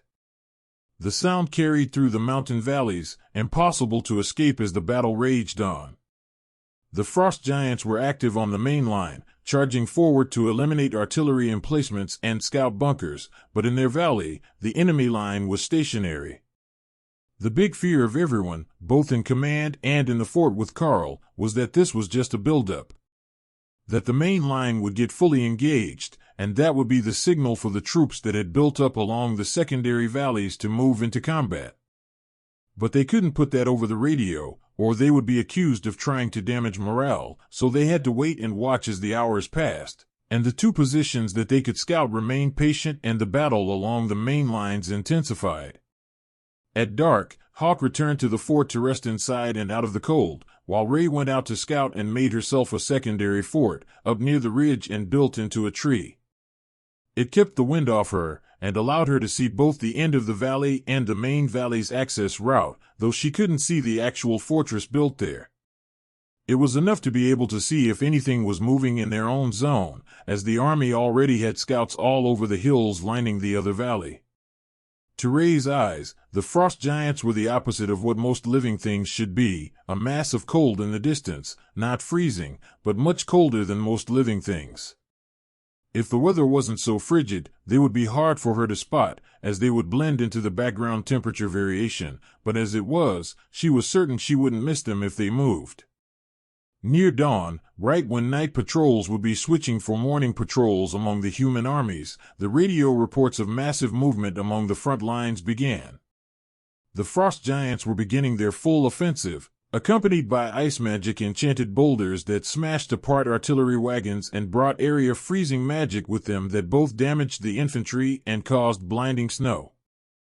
With the blinding snow, the rest of the forces couldn't see what was coming for them, and the reports were rather grim, with an entire armored battalion reported lost in the first hour. That was 70 kilometers from where Karl and the others were, too far for them to do anything about it, but close enough that it made them paranoid about what might happen to their positions. If the main line was breached or forced to retreat, that would put the unit under Commander Dalton behind enemy lines. That was not where an artillery battalion wanted to be, and he would have trouble even retreating with such a large unit and so much heavy equipment. If they leave one behind, I want an artillery, Thor announced, thinking of ways that he could pull one of the wheeled cannon batteries for long-ranged combat. What's this? You've gone for tank position and the healer role, and now you want to be artillery too. Karl joked. Remy is just a tiny snake. How could she take up our ranged combat role all by herself? Well, by herself or with Hawk if he doesn't have to scout? Thor asked. Hawk silently laughed at the thought of an overgrown afternoon snack becoming their ranged damage member, but refrained from saying anything that might make Thor sad. He was excited about helping, so Hawk let him have it. Thor's idea made good sense to Remy. She wasn't even big enough to see over people. She had to hide in Karl's armor or in her space just so she could see to cast her spells. If she was a flying snake, she could do like Hawk and target them from above, but her minor water control only allowed her to make simple appendages, not wings. But one day she would be big, and then she would be able to see everything in her swamp. We just need to teach her a new skill, so she can see further. If she could find targets when they were further away, Remy could be our tiny blue artillery snake. Hawk suggested, hoping to keep Thor happy even if they couldn't get an artillery. That didn't sound like a bad idea to Remy. She just didn't know how she was going to do it. Maybe if her water control was better, she might be able to sense what her blizzard was hitting, and then she could target more spells without needing to see them. As an added benefit, she would know where everything in her swamp was. She just had to find someone who knew how to teach her that skill. Or have Karl torture one of the frost giants until they told him. The frost giants should know. Only, nobody spoke frost giant. Learning was hard, Remy decided. For the first few hours it almost seemed like they were going to be able to repel the frost giant attack, but then the units that had arrived in the snow made their move.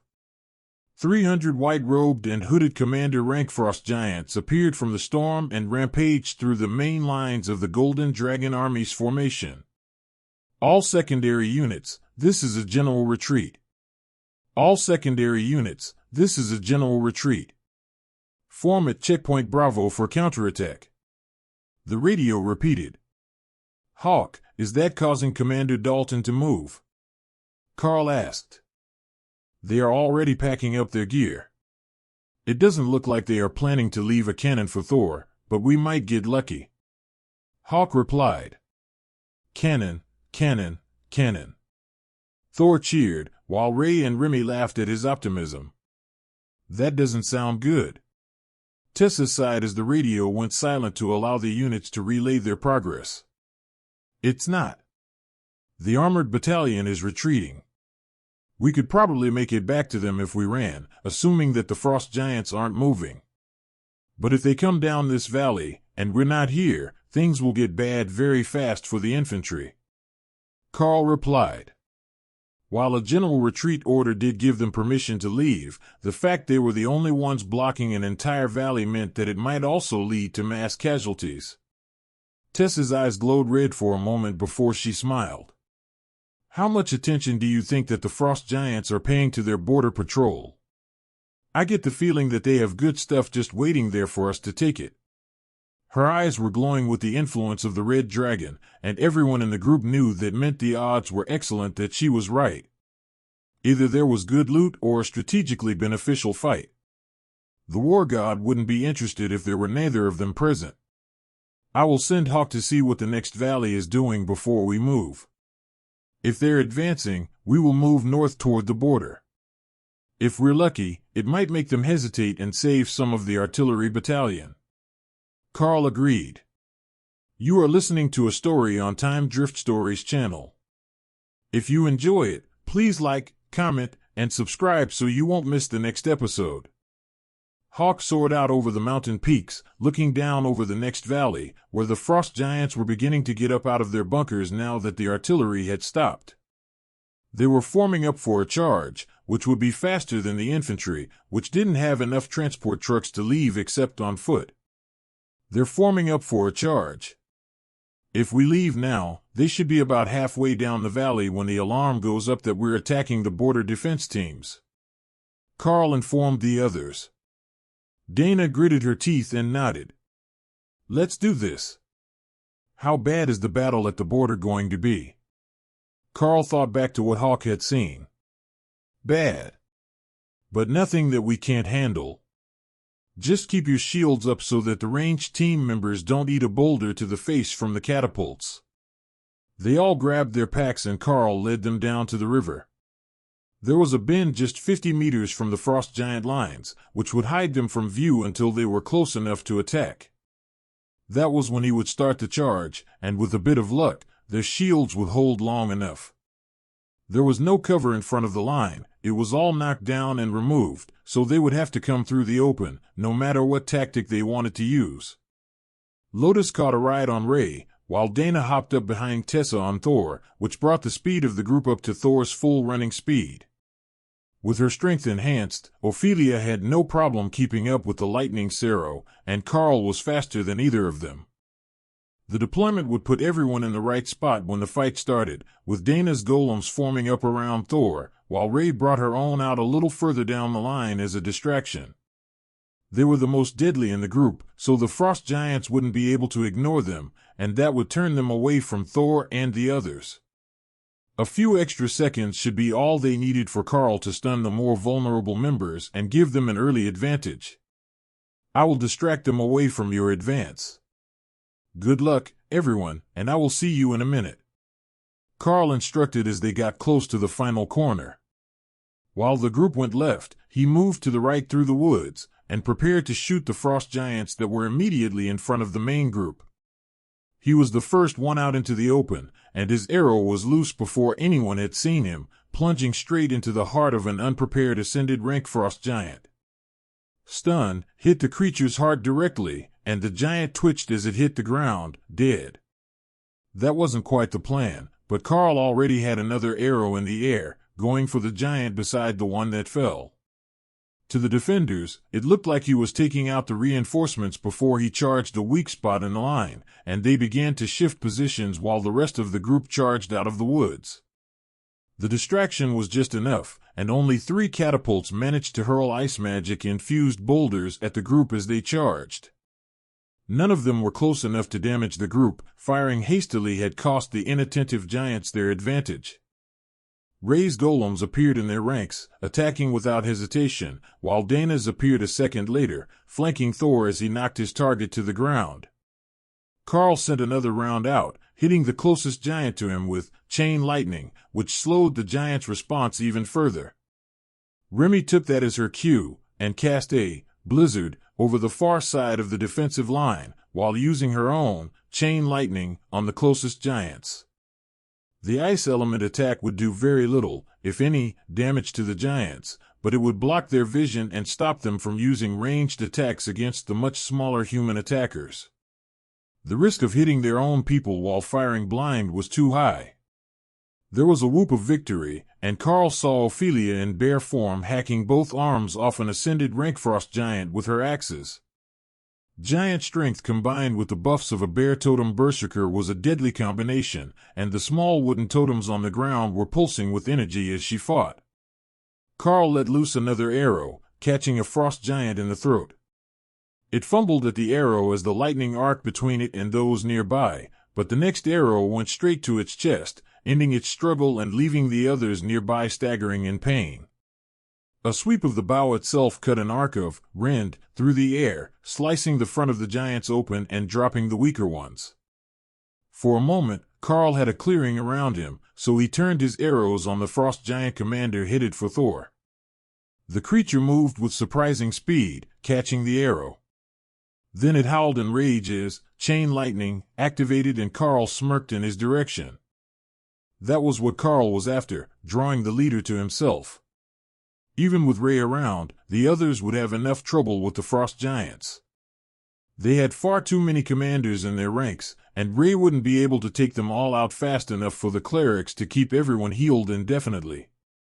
Hawk's fireballs were raining down from above, causing immense pain wherever they landed, but he had learned his lesson, and he was far above the battle. out of range of any ice spike-type attacks that might knock him out of the battle.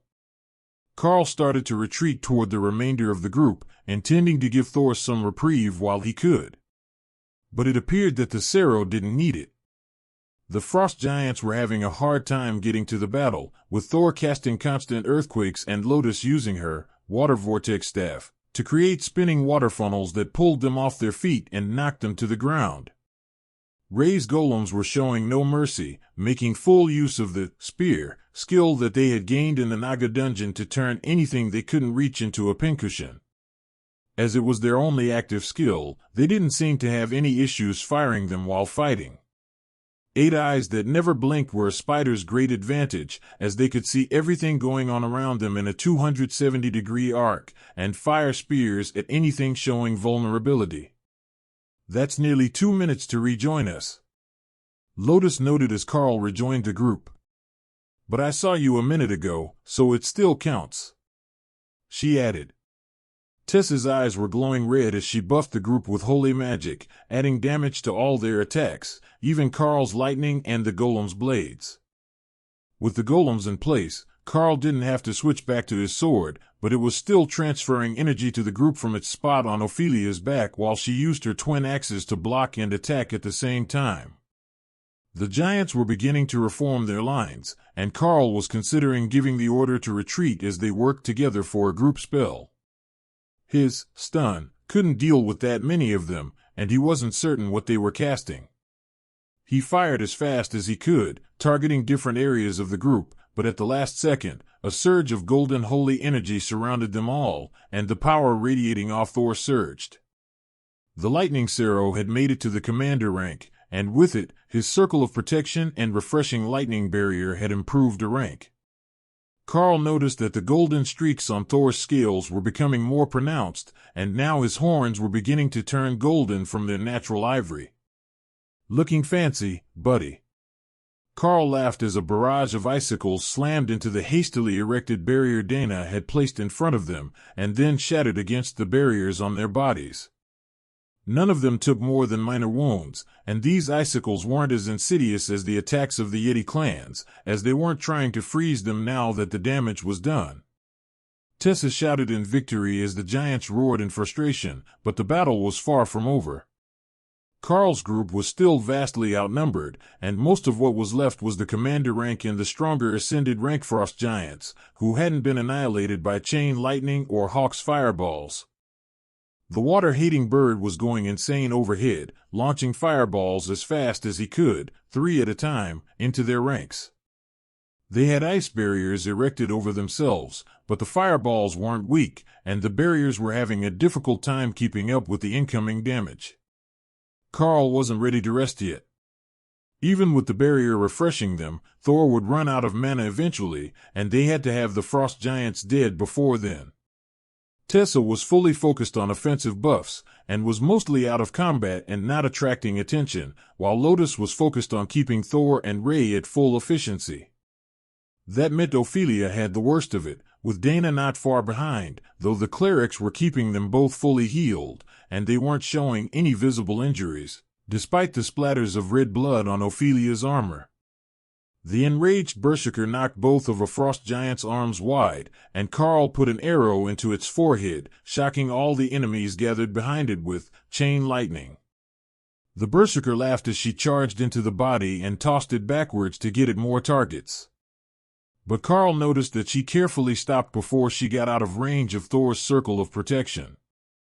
The giants had no problem coming to her, and now that the group was getting surrounded again, it was getting easier to shock large groups, slowing them to the point that they were barely effective fighters against the speed of the spider golems. Stun was an option, but as it only affected a single target, it was less effective in a group fight, where slowing everything made life easier for the offense than stunning one target. While they focused on hurting and eliminating the frost giants, Hawk had set fire to all the wooden siege weapons that the frost giants had constructed, and the orange glow was giving the blowing snow a hazy look, like streetlights on a foggy morning. At the very least, that would make it safer to retreat if it became necessary. Lotus whistled to get his attention, and pointed toward her staff. "I need time to recharge." That meant no more water funnels, but the number of enemies was dropping rapidly. Karl realized that something had changed, and the enemies were dying much faster than they should have been, given the group composition. Commander on commander, it generally took 5 or 6 solid hits per enemy to disable your target, but the back ranks were nearly completely gone. He knew he had missed something, but not what, until the last of the frost giants turned and ran back into the hills with Hawk in hot pursuit. His fireballs were burning straight through their armor and into their bodies, causing massive damage even to commander rank giants. Karl thought he might have learned a new skill to optimize himself against water or ice element targets, but a nagging feeling in his mind brought his attention to his status. Skill Master Rank 2 activation, Flame Body skill advanced to Royal rank by Hawk. He actually hated ice magic so much that he had forced his Flame Body skill to the Royal rank so soon after reaching Commander rank, just to spite the frost giants. Never again would Karl underestimate the benefits of the beasts having an emotional attachment to their advancement. But more importantly, now that the advancement was complete, Karl could feel the shared skill advancing as well. The retreating frost giants were too far for him to hit with an arrow already, but the next time they were in combat, he would have to try to use the improved skill in melee combat. Tessa made a pleased noise as she looked around the battlefield. Well, that was more than enough to keep the war dragon happy. Plus, it looks like we made a pretty good haul today. There are plenty of magical items on the battlefield for everyone to take their pick. Everyone spread out and collected all the potentially magical items that they could, and then Tessa dumped out the bag of weapons that Thor had been carrying around, which had been dropped in the trees when they charged. We should have time before anything gets close enough to give us trouble.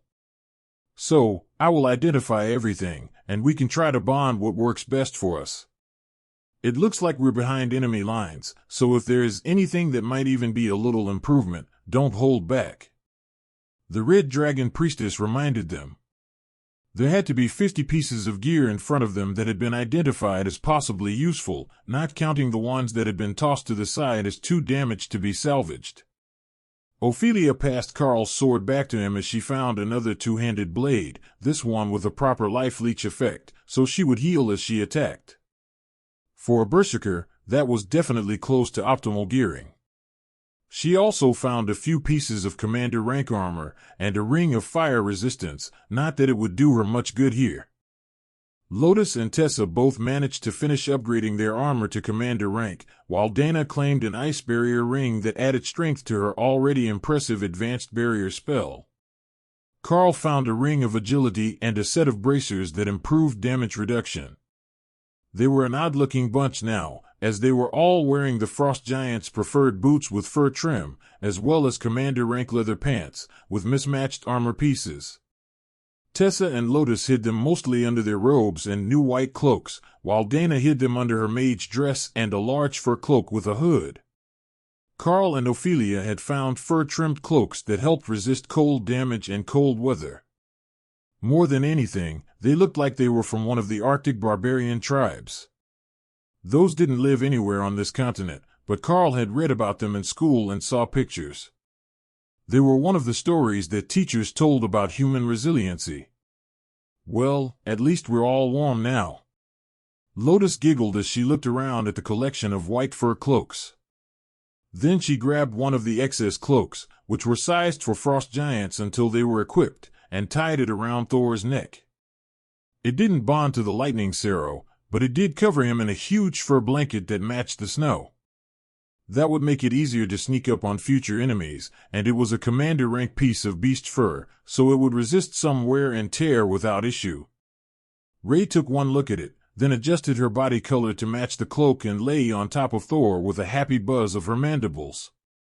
He was like a giant pillow now that he was covered in fur. Now we just need to pick weapons, and we should be good to go.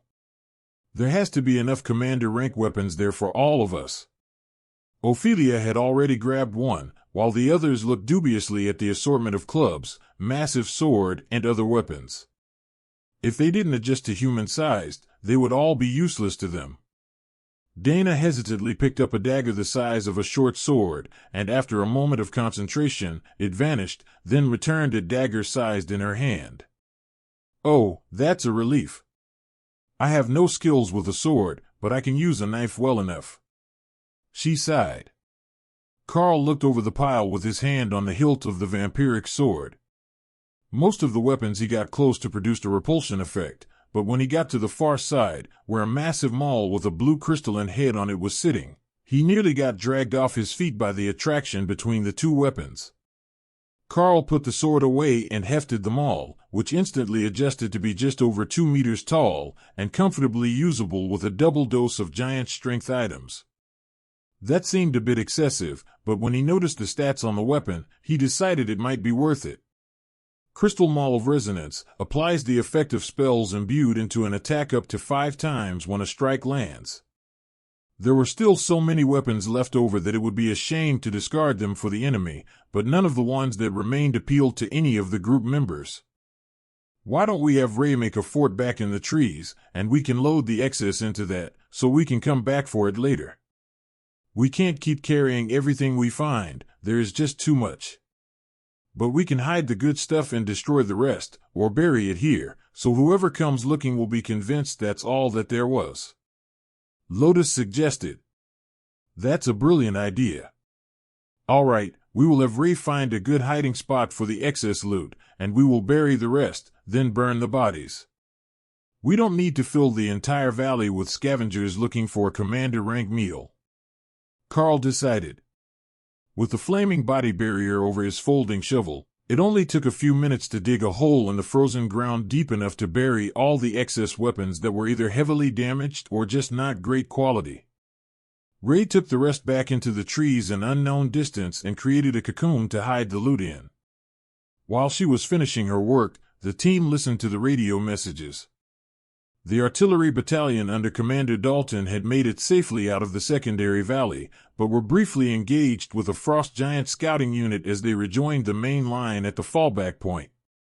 Casualties were light, and the unit was still mobile, while the Frost Giants had stopped at the mouth of the valley and had begun erecting new fortifications.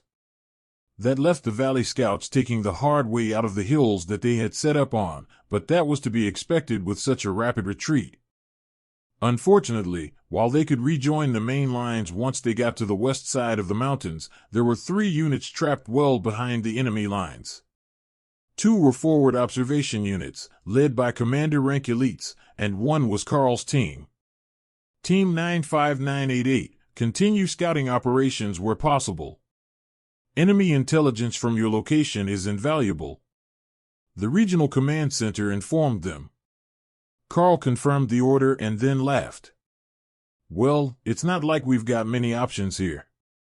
Hawk says that nothing is chasing after us from the larger valley, but they've fortified again between us and the main lines, so we either go the long way around or we follow the river along the border and see what we can find. Do we go behind the main lines, or further away from the battle? Tessa asked. That was a good question. Well, further into the mountains, and we very well could find ourselves cut off and trapped. But behind the main lines will be the supply lines. That many giants are going to need a lot of food, so we might be able to do some good if we can strike fast and return to a hiding spot. Karl offered. Everyone was quiet, thinking about which way they would prefer to go when the radio crackled to life. Team 62345 is under heavy attack by white-cloaked Frost Giant Special Forces, attempting to retreat east toward the border from Grid B3 Sector 8.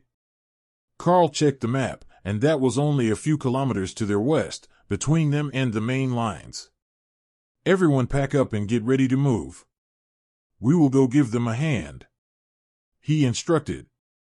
Ray quickly rejoined the party, letting Lotus take up her riding position aboard the Spider's back, while Tessa and Dana climbed aboard Thor. They ran toward the battle, not worrying about the noise that they were causing, though Karl was running silently thanks to his skill. The noise of the elites and the Frost Giants in battle was loud enough that they didn't need Hawk to tell them exactly where they were going, so the scout was instead circling the area, making sure they were the only reinforcements that were going to show up to the party. It looks like it's just two scout groups fighting it out. Hawk informed them as Karl got close to the battle. Perfect. Now, it's time to see what your advanced flaming body can do with the shiny crystal hammer I just got. Karl replied.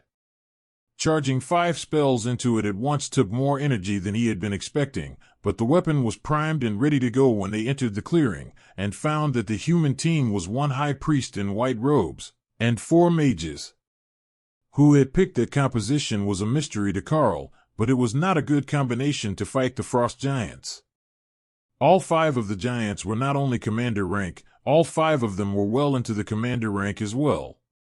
The white cloaks that blended into the storms appeared to mark the most competent of warriors, and the giants were startled to see Karl charging in their livery.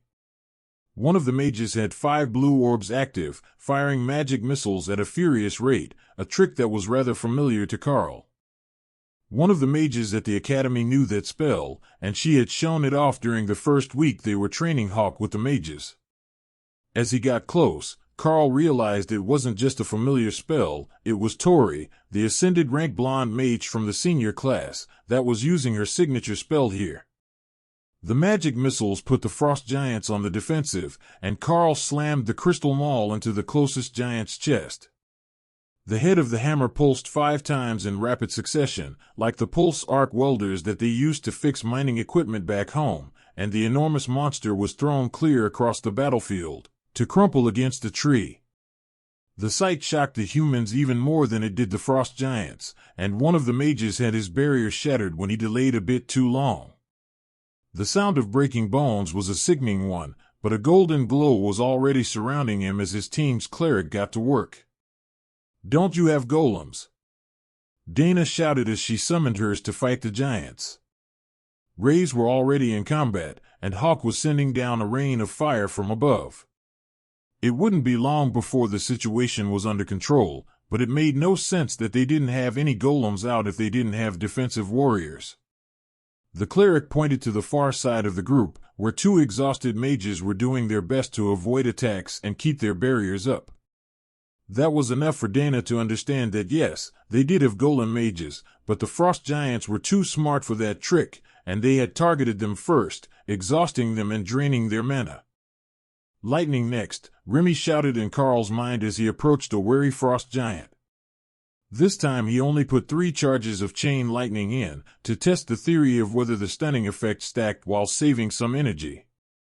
It was harder to hit the giant with a huge and slow maul, and it wasn't going to try to take the hit for a chance to counterattack after seeing what happened to its friend. So the first 6 tries were parried before Karl managed to get a swing up and under the warrior's guard, only lightly clipping its hip, but enough to activate chain lightning. The power arc between the 4 remaining giants, which twitched a little, but weren't slowed any more than 1 strike had. They were smoking and visibly blackened at the point of contact, so the damage was all there, but the stun effect didn't appear to be any worse. The reprieve was enough for the mages to regain some mana and catch their breath, which allowed them to bring back 2 more ascended rank golems. That wasn't going to do much in this fight, as they weren't enhanced in any way like Dana or Ray's golems were, and they were still a rank below the enemy. But it was a good shield to hold the frost giants in place while the spider golems and Hawk's flames dealt with them. Their cleric enhanced the golems with a golden holy blessing, increasing their armor and attack power to commander rank, as was done for regular human soldiers on the line. That gave the ambushed team a bit more of a chance, but the high priest's blessing simply wouldn't have been enough for 2 golems to take on 5 commander rank giants. The giants were quickly dispatched, and the high priest came over to give Karl a grateful hug that made Lotus laugh. "Thank you, Commander. We were in real trouble when those 5 happened upon us at the end of a fight. We have heard much about you and your team of monsters and beauties." The high priest informed him. Karl smiled. "You hear that, Ray? He says you're a beauty." Now Lotus was laughing so hard she was holding her sides, while Ray stood up a little taller and subtly wiped the blue frost giant blood off her limbs in the snow. She was still covered in it, blood was splattered on every part of her body, but it was a small improvement. The cleric was obviously confused as to who Ray was, and why he was being laughed at, but at that moment, it really didn't matter. He was safe, nobody was dead, and the frost giant threat was ended for a moment. Ray returned to her space, leaving the blood behind, then came back out clean and fluffy.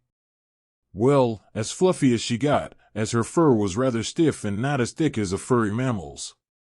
The high priest smiled as he realized the beast was doing the equivalent of getting dressed up to meet them, and decided formal introductions were in order. I am High Priest George, of the main faith. I believe you already know Tori, who is an ascended rank senior at the academy, and these are Yuri, Petrov, and Ivan. He explained, gesturing to each in order. Tori was a blonde, who, even in this cold, was still showing cleavage, while the other three mages were all similar in their skinny and acne-riddled appearance, as young men at the ascended rank. They should be past the youthful acne phase, but for them, it had lingered well into their 20s. Karl, Dana, Ophelia, Sister Tessa, and Sister Lotus. Karl introduced. For a second, Karl thought that Tori looked jealous, but she was in the mirror of his position, the only woman in an all-male group, instead of the only man in an all-female group. Maybe it was the group composition she was jealous of. Hawk came down to land on Dana's backpack, and the mage gently stroked his head, while Lotus climbed up on Ray's back. Karl looked at the other group, who were still recovering from the battle, and too exhausted to go far. What are your plans? Are you going to head back to the main lines, or are you going to remain out here behind the lines and keep hunting? I know you had a tough break with your position during the fallback order, but with a bit of effort, I'm sure you can dodge the wandering frost giant patrols. He asked. High Priest George looked at Karl like he was crazy. You're planning to stay out here. We're behind the frost giant lines. If we get attacked, there's nobody else to come help. We didn't know you were nearby, but the other groups are together on the far side of the line, a whole day's walk from here. Karl nodded. Yeah, we've got things to do out here, and we have been asked to see if we can find out what is causing the change in temperature before we head back.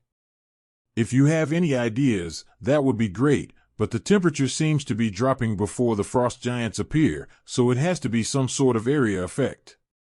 The mages all looked a little traumatized, and Karl knew that they wanted to just go home and not be out here anymore. That may or may not be an option for them, but at the least, he could help them get to the human lines. Why don't we help escort you south, and then you can make a run across the open ground between the lines? The frost giants shouldn't chase you, and you'll be back in the safety of the main force. He suggested. And how do you plan to get away after you help us get past the main line? They're not going to just let you walk by.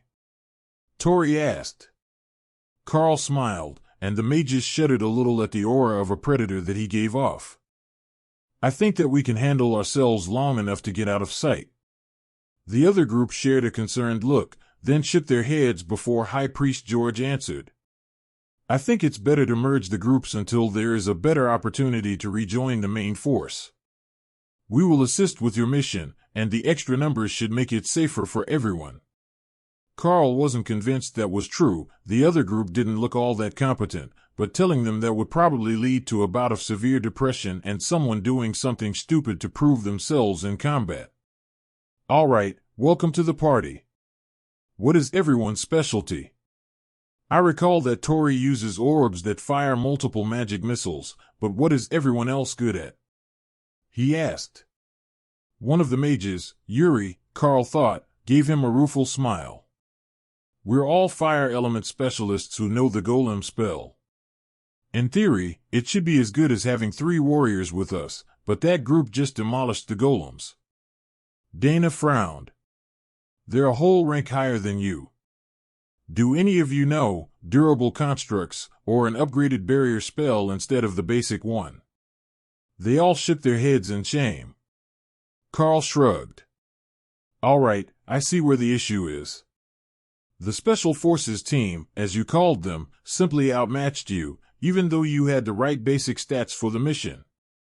We can't teach you new spells right now, but with 3 more golems and 3 more fire spells, we should not have any troubles with future teams.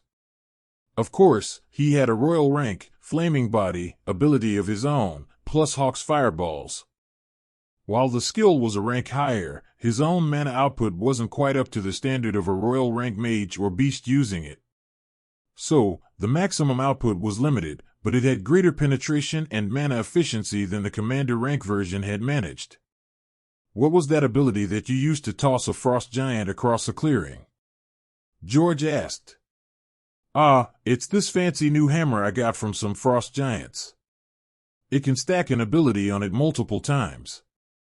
It's brutal on the mana usage, but when multiple instances hit at once with the force of them all and my upgraded strength, they fly pretty well.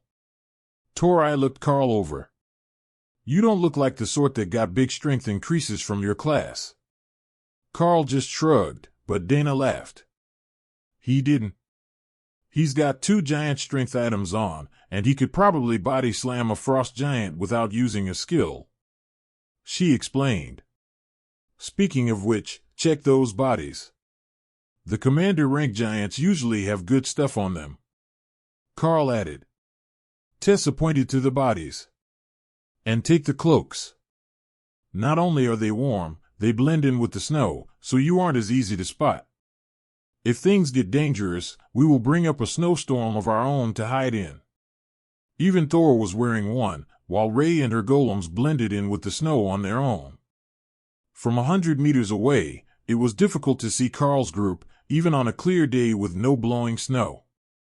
The cloak went well with the white cleric robes that George was wearing, and the 4 mages quickly got theirs on and put up the hoods to gather a bit of warmth to themselves. We were going to head away from the main lines to attack supply lines and keep the main lines from receiving their food deliveries. Are you ready for that, or should we allow you a bit more time to recover your mana and stamina? Karl asked. George gave them a confused look. Is regenerating stamina so easy? Once you're tired, you're tired. Or do these sisters know refreshing spells? Both of them, plus the lightning Sero, actually. Thor, can you extend your lightning over the whole group? They could use the help. Karl replied. Thor didn't really trust strangers, but Karl had asked, so he covered them in lightning, and then detached it from himself. If the barrier broke, it broke. He wouldn't use his own energy keeping it active until he trusted these new humans who weren't part of the pack. Thor was usually much more welcoming, and he liked to bump up against people and beg for attention, so the wariness put Karl on guard. If there was something wrong with this group, he wanted to understand what it was before it got them all in trouble. After another minute's rest, the group was ready to move again, and Karl took the point position with his bow in hand, then sent Hawk to scout. Find us a supply convoy small enough that our group could fight it alone. Just in case. He directed their scout. Got it. There is one with these pigs, the size of Thor. Do you think they taste good? Hawk asked. There is only one way to find out. All right, we have our target. It's a small supply convoy bringing boars to the frost giants. If we can intercept enough of those, it should destabilize their lines. Karl explained to the newcomers. Tori nodded in understanding, while the others got sour looks, while the high priest looked a bit defeated. That was strange. Attacking supply convoys was a great way to resupply your own group, so most people should want to fight them instead of active military units. Their progress through the woods was slow, as the 3 male mages were dragging their feet, unwilling to go forward into battle, but not brave enough to say anything. That continued for about 5 minutes before Karl had enough of it. Look, if you don't want to go into combat, that's on you. You don't have to join our mission. But I'm not going to stand for dragging feet and dawdling. Either you get with the program or you stay behind. He insisted. The men of the other group looked shocked and insulted, but Tori might not have noticed, as she was busy talking about magic missiles with Dana. She did notice when the group came to a halt, while Karl waited for their answer. As I said, it's up to you. If you don't want to be here, then don't be here. But screwing with the attack schedule so you can slack off isn't acceptable. You've got 10 seconds to decide before I leave you behind. Tori snorted with laughter and the rest of the group glared at her. Then the other 3 mages promptly sat down, while the high priest glared at them. Understood. Brother George, if you would be so kind as to remain and keep them safe. We will come back to check on you in a few hours. Karl declared, then returned to the front of the group and moved forward at a jog. Dana pulled Tori up on Thor with her and Tessa, while Ophelia fell in beside Karl at the front of the group. Are you certain that is wise? The berserker asked. It is for us. If they're too cowardly to fight, and they won't even walk toward a battle properly, they're a liability, and it is safer for everyone if they're here in the middle of nowhere. Karl whispered back. The supply convoy was not even staffed by giants. It was ice trolls and Yeti, which enraged Hawk to the point that he was ready to launch the attack on his own. These were all ascended rank or lower, but Karl had told him to scout the area and pick targets, not to attack before everyone arrived. We're about to leave the trees and approach the trail. Once I launch the first attack, you can join in and prevent them from running away. Karl instructed Hawk. Finally. What took you so long? Karl went right as they reached the road, while Ophelia and Ray went left, with Thor charging straight up the road, while Tori did her best to hold on to Dana, as she hadn't learned the trick to remaining seated on the Cerro yet. The ice trolls saw Thor a few seconds later and began to charge. That was when Dana grabbed Tori and jumped down from Thor, tucking and rolling, while using the lightning barrier to prevent injury. Tessa would ride him into melee combat, but that wasn't Dana's style. She sent her armored golems forward to flank Thor, and Tori began to create orbs around herself in preparation for the battle. Karl let the first arrow loose, hitting a troll at the back of the line. The arrow that had been coated in fire was engulfed in ice for a few seconds after it embedded itself in the troll's chest. Then the flames began to spread, lighting the creature on fire. Trolls had no immunity to fire, and they were quite flammable once you got them lit, especially the ice trolls. Hawk predictably vented his fury on the Yeti herders, while Remy went straight for the enormous pigs, unwilling to let them get away before she found out what they tasted like.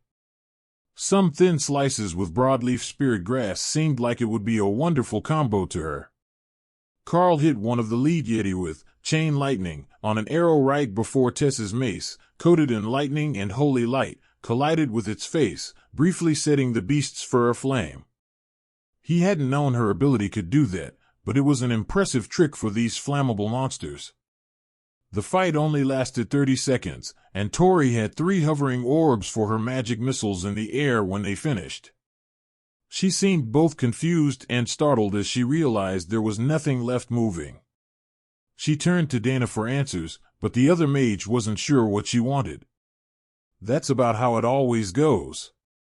They're a rank lower than Karl and the beasts, so they're not going to last long against their area attacks. Tori shook her head. That level of attack power is just insane. Like those spider golems. They just touch things and they fall apart. That can't be normal. Ray laughed in Karl's mind, while Lotus laughed from her back. They are affected by the bloodbath spiders' offensive adaptation skill, so the more they fight a target, the more damage they do to them. They've been fighting high-ranked ice element targets for a while now, and they're naturally higher damage than most commander rank skills, even before Ray added the durable constructs skill to them to increase their armor and attack even more. It really is unfair how much damage they do, but there's only so many of them. If we had like 50 tiny ones, it would be even better. The nature cleric joked. Tori shuddered in revulsion at the thought of a battlefield overrun by tiny murderous spiders. Well, it would certainly have a psychological effect. She reluctantly agreed. But what are we going to do with all this? It's right on the road, and the next patrol will see it in minutes. Ray grabbed all the pigs and threw them into Hawk's space, except one for Remy, while the 4 golems worked together to pile the rest of the bodies for Hawk to create a bonfire. They burn really well. In 15 minutes, they'll be ash. After that, none of the other patrols will have any idea what happened here. Karl explained as the team worked. Then he gestured south. Let's go check on the idiots. They likely want an escort back south past the lines by now. I don't suppose you have any idea what their issue is, do you? The last bit was directed at Tori, who sighed and nodded. I may have led them on a little to get them to agree to go along on a mission with me. There were supposed to be 2 mages and 1 paladin-type warrior, but he pulled a no-show and sent another mage in his place. Then, when the mages figured out that I actually just needed a group for the mission, and they weren't going to get laid, they started pouting and looking for reasons to go home. High Priest George has been sick of all of us since about noon on day 1, and I suspect that he's planning to report us all for conduct unbecoming an elite when he gets back. She explained. Karl's look made Tori flinch a little. Look, I know it was a scummy thing to do, but I wanted to fight at the front and get some credits before I graduated.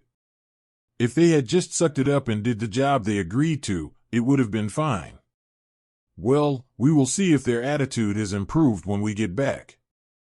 If not, we will have to do something. Either find a safe spot to hide them, or a way to get them back to the main lines. At least you managed to get a few kills and before you had to go back. Karl replied. Tori sighed and nodded, not eager to go back to her group, who obviously weren't going to be welcome with a proper group like Karl's who were here to kill giants and help the war effort. Only, when they got back to the spot where they left the group, they were gone. Hawk, find the idiots and let me know where they are. Karl ordered. On it, boss. Karl checked the snow, and saw 3 sets of running footsteps headed southeast, toward the secondary valley, and a 4th set moving slower behind them, but probably tracking the mages. They're still running toward the secondary valley entrance. The cleric is way behind them, but he's following their footprints. Should I keep tracking them? Hawk replied. Give us a minute to decide. We might just let them leave and keep their other mage for a bit. Karl replied. All 4 pets laughed at that. Why would they want the useless ones back? Besides, they weren't even cute or scaly. Lotus pointed to a set of symbols drawn in the snow. That's clerical shorthand. It says the mage is deserted, and he is required to go after them, then what, I think, should mean to watch over Tori. Tori waited impatiently for Karl to finish communicating with his pets for a few minutes, before she realized that he had forgotten about informing the rest of them about what was going on. Care to fill the rest of us in on the details? She asked quietly, frustrated, but not eager to insult Karl. Hawk found them and he's tracking them. I've got him eliminating a few groups along their escape path, so they don't get intercepted before they can make it to the empty valley. After that, they should be fine until they realize that the South Pass is barricaded by the frost giants, and they'll have to go over the mountains. The cleric will catch up with them soon, he's pacing himself, and the mages are nearly exhausted again. Karl explained as he listened to the updates from Hawk's side. Tori shook her head in dismay. What are they thinking? We signed up through the army for a deployment. If they come running back without the rest of their group, they're going to have to explain what happened. Or maybe they're expecting us all to die out here behind the lines. The words seemed to cause a revelation as they left her mouth. They were behind the enemy lines. Everything around them could be considered hostile, and nobody would be coming to help. Hitting the supply lines would provoke a response from the hungry frost giants, and there were only 6 of them now. Even if the others were pretty useless, they still wanted to stay alive, and they should fight for that reason alone. They might think that we're in trouble, but unless they happen to find a scout team that hasn't retreated yet, they'll be the ones with issues very soon. It gets incredibly cold in that valley, and they're going to need shelter. If they're not smart enough to scout for a cave before dark, they're in for a rough night, and a fire will attract giants. Karl assured her. Tori looked confused. How do you keep warm, then? Karl laughed, and Dana patted her on the shoulder. We start a fire. Well, A magical one. We've got a good night watch schedule, so we're unlikely to get ambushed. Speaking of ambushed, should we go see if anything has found our present while Hawk takes care of the lost mages? Lotus suggested. That's not a bad idea. They should have multiple convoys coming down the road, and we can stock up today. I will radio in about the situation, and then we will move back to the road. Karl agreed. Region Command, this is Team 95988. We have obtained one additional ascended member from Team 62345. Other members of 62,345 are headed south through the secondary valley. We have eliminated the Special Forces team, plus one food supply convoy. Positioning for continued hunts. Karl informed them. Understood 95988. Your increased member count is noted. Tori looked at him. That's it. Yep. They don't really need to hear all the details. They'll either get them in the debriefing, or they won't matter at all. Knowing that we have 6 people, 5 of which are ascended and combat capable, is enough for them to make plans and record our reports. Now that they know we're here and hunting, they will plan for the Giants to be short a few convoys, which will lead to some rationing after a week or so of continued attacks. Karl agreed. But you don't sound like you just want to hit a few convoys. From what I have seen of your team, you intend to keep destroying their supply lines until they go berserk and start sending teams that you can't fight anymore. Tori pointed out. Lotus smiled. She's a quick learner. How is Hawk doing with the path clearing for the men? Karl mentally checked in, and found that the high priest had just caught up to the mages inside the valley, and he was encouraging them to get up and get southwest into the hills before dark. It looks like the high priest knows what he's doing. They should be fine. Hawk is on his way back. Let's get in position near the road so that we aren't too far away to hit the next group to pass. Everyone who couldn't run fast enough took up their seats on the 2 mounts, while Karl and Ophelia jogged through the trees. I found another group. Turn left, they're further than we expected. Hawk instructed. Karl turned at the same time as the 2 beasts, leaving a confused Ophelia to chase him. The next convoy made it further than expected. They didn't slow for the fire. We're going to catch them before we go back for the next one, so that the main force doesn't get any convoys from this direction today. Karl explained. Got it. How big is the group? Ophelia asked as they ran. About the same as the last one, but they've got some wounded. I think they were attacked by monsters. Karl explained. That means they're likely missing pigs as well. Ray noted. Hawk did a quick count and gave a mental screech when he realized that the group only had 17 instead of 20 pigs. Someone stole his pigs. Karl laughed. I think the rule is finders keepers. They're not yours until you find them. Well, I've found them now, and there are 3 missing. Hawk complained, placing the blame directly on the wounded guards that he could see below him. Ophelia gave Karl a curious look. You're smiling, what's so funny? The group got attacked on the way here, and they lost 3 pigs. Hawk is mad at them for losing his pigs before he got there. The berserker burst into laughter as they ran. He is a very single-minded individual. That's all right, we will rescue the rest of them for him. He can stow them in his space and snack on them as he pleases. The best part was that Hawk likely wouldn't even eat them. The pigs were massive, a giant variety, but they were only awake in rank for the most part, and Hawk preferred small amounts of energy-dense food to keep his growth steady. The herd was rushing along, barely paying attention to their surroundings, when Karl's first arrow struck and Hawk began to bombard them for losing his pigs. The herders were already exhausted from the previous battle they had been in, and couldn't put up more than a token resistance. The last of the bodies were still twitching when Ray started to strip them of their equipment, bringing efficiency to the cleanup process. Ophelia pointed at the pile as she shifted back from her warbear form to human. We've got 2 staves if anyone wants them. That seems like a mage and cleric sort of thing. Tessa identified them, then tossed them to Tori and Dana. They are both for reducing spell cost, so it doesn't matter much who takes which one. They've got a lot of added mana on them as well, since they are ascended rank staves. Tori looked startled as Tessa dug through the leather clothing that the Yeti had been wearing. Nope, all scrap quality. All right, we can toss this on the pile, and none of the other weapons are magical. She explained. The pigs were already in Hawk's space, so the bird lit fire to the pile of bodies, starting with the trolls. That would hide most of the signs they had been here while they ran up the road to find the next group of supplies. Karl had no idea how many groups they were sending a day, but 2 didn't seem like enough for all the frost giants on the main line. So, Hawk was sent back out to check up the road for the next group. Only, there was nothing for the next 20 kilometers.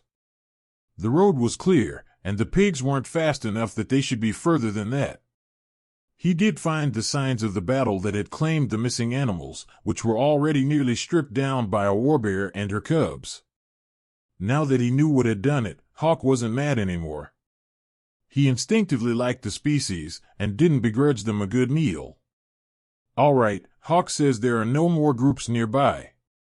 Let's find a good spot for the night, and get settled in. We can hunt more supply convoys tomorrow, Karl announced. Hawk found them another good cave for the night, large enough to be comfortable, but small enough to be easily heated with raised silk blocking the entrance. Tonight, they went a step further. Since they were in a snow-covered area, Remy kept a blizzard spell active for half an hour after the entry was covered, obliterating their tracks and piling snow over the entry points. This cave had 3 entrances, which wasn't optimal, but they were all small enough that frost giants couldn't get in. That was the important part, as nobody expected the escorts for the supply convoys to be wandering in the woods, looking for hiding spots where ambushers might be waiting for them. Lotus and Tessa started cooking, which panicked Tori again, but the 2 clerics only laughed. Hawk is still out scouting, and Ray is in the tree outside. If anything is coming for us, we will know. There's no reason not to eat well while we're out in the field, and it saves us from having to return to refill our rations every 10 days. In fact, we haven't touched any of the ones in our packs, so they're likely frozen solid right now, Tessa explained. Tori nodded. That's what happened to ours yesterday. Even after the heater stopped working, the food was still almost cold, but not frozen anymore. We even had to get the priest to create water so we could have something to drink, as we couldn't thaw our canteens. Your other mages had fire magic, why not just get some heat going?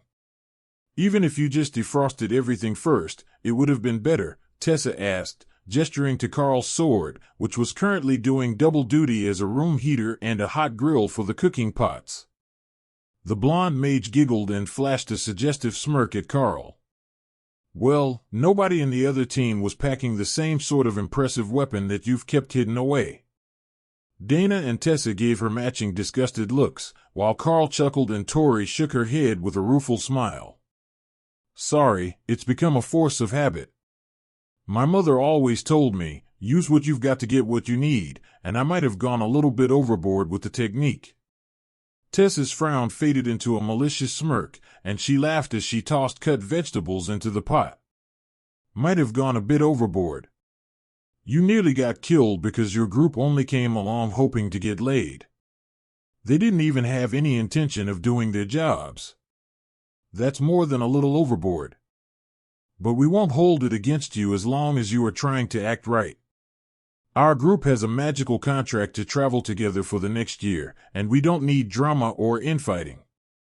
Besides, if you lose the favor of the beasts, you'll lose the strongest defensive magic that we have right now. We're happy to have extra hands in battle, but the easy girl routine doesn't make friends with the clergy. Tori looked somewhere between mortified and humiliated, and Karl thought that she might actually bolt out of the cave in embarrassment. But after a moment, she began to calm, and wiped a tear from her eyes as she nodded at the war cleric. I understand. Thank you for keeping me around. You have my word, by the time that we get back to one of the bases, I will have it together. Karl, I apologize for how I am. Dana, I apologize for flirting with your man. Now it was Dana's turn to blush bright red, but she didn't say anything to refute the accusation. Lotus put strips of sliced pig meat on a pan, causing a sizzling that distracted everyone. I'm glad we got all that out of the way early. Now, the food is almost ready, and then we will set the night watches. I will take the first, who has second? She asked with an impish grin on her face. I will, Dana agreed. And I will take the third shift, Karl decided. That would put him on watch when everyone woke up for breakfast, which was the best time to send Hawk out to start their morning scouting missions. Karl got Ray to attach all the hammocks to the cave walls with her silk, and then turned down the flames on the blade a little, so the back of the cave would stay comfortably warm, but they wouldn't melt the snow that had built up around the exits after Remy's blizzard. Hammocks. That's different, Tori mumbled as they got set up. We didn't bring an extra, but it's warmer if you share and zip 2 sleeping bags together. One goes over you, and one under the hammock. Shared body heat makes for a comfortable night, Lotus suggested. Ophelia nodded happily. Then you're with me. I'm the odd one out, and I was planning to sleep in bare form, but we can share. Tori was skeptical about the idea, but once it was time for bed and she unequipped her boots to climb in, she learned that there was a reason nobody else had volunteered to welcome Ophelia by swapping spots. Bear was a hugger, and she had the mage thoroughly wrapped up in the arms of a sleeping berserker 30 seconds later. Fortunately, she didn't snore, but there was no way that Tori was escaping without a struggle against the superhuman strength of a berserker. Karl woke up briefly when Dana left for her watch, and then again a few hours later when she woke him to take over. Hawk, Ray, have you spotted anything? Karl asked as his shift came to an end as the sun was about to come up. Nothing, just silence. Even the small animals are gone, the blizzard scared them off, Ray replied from a small fort in the trees outside. I will go see where the morning food is, Hawk replied, meaning the supplies that the frost giants would be expecting that morning. Tessa woke up early to get started on breakfast, carefully sneaking out of her hammock without waking Lotus.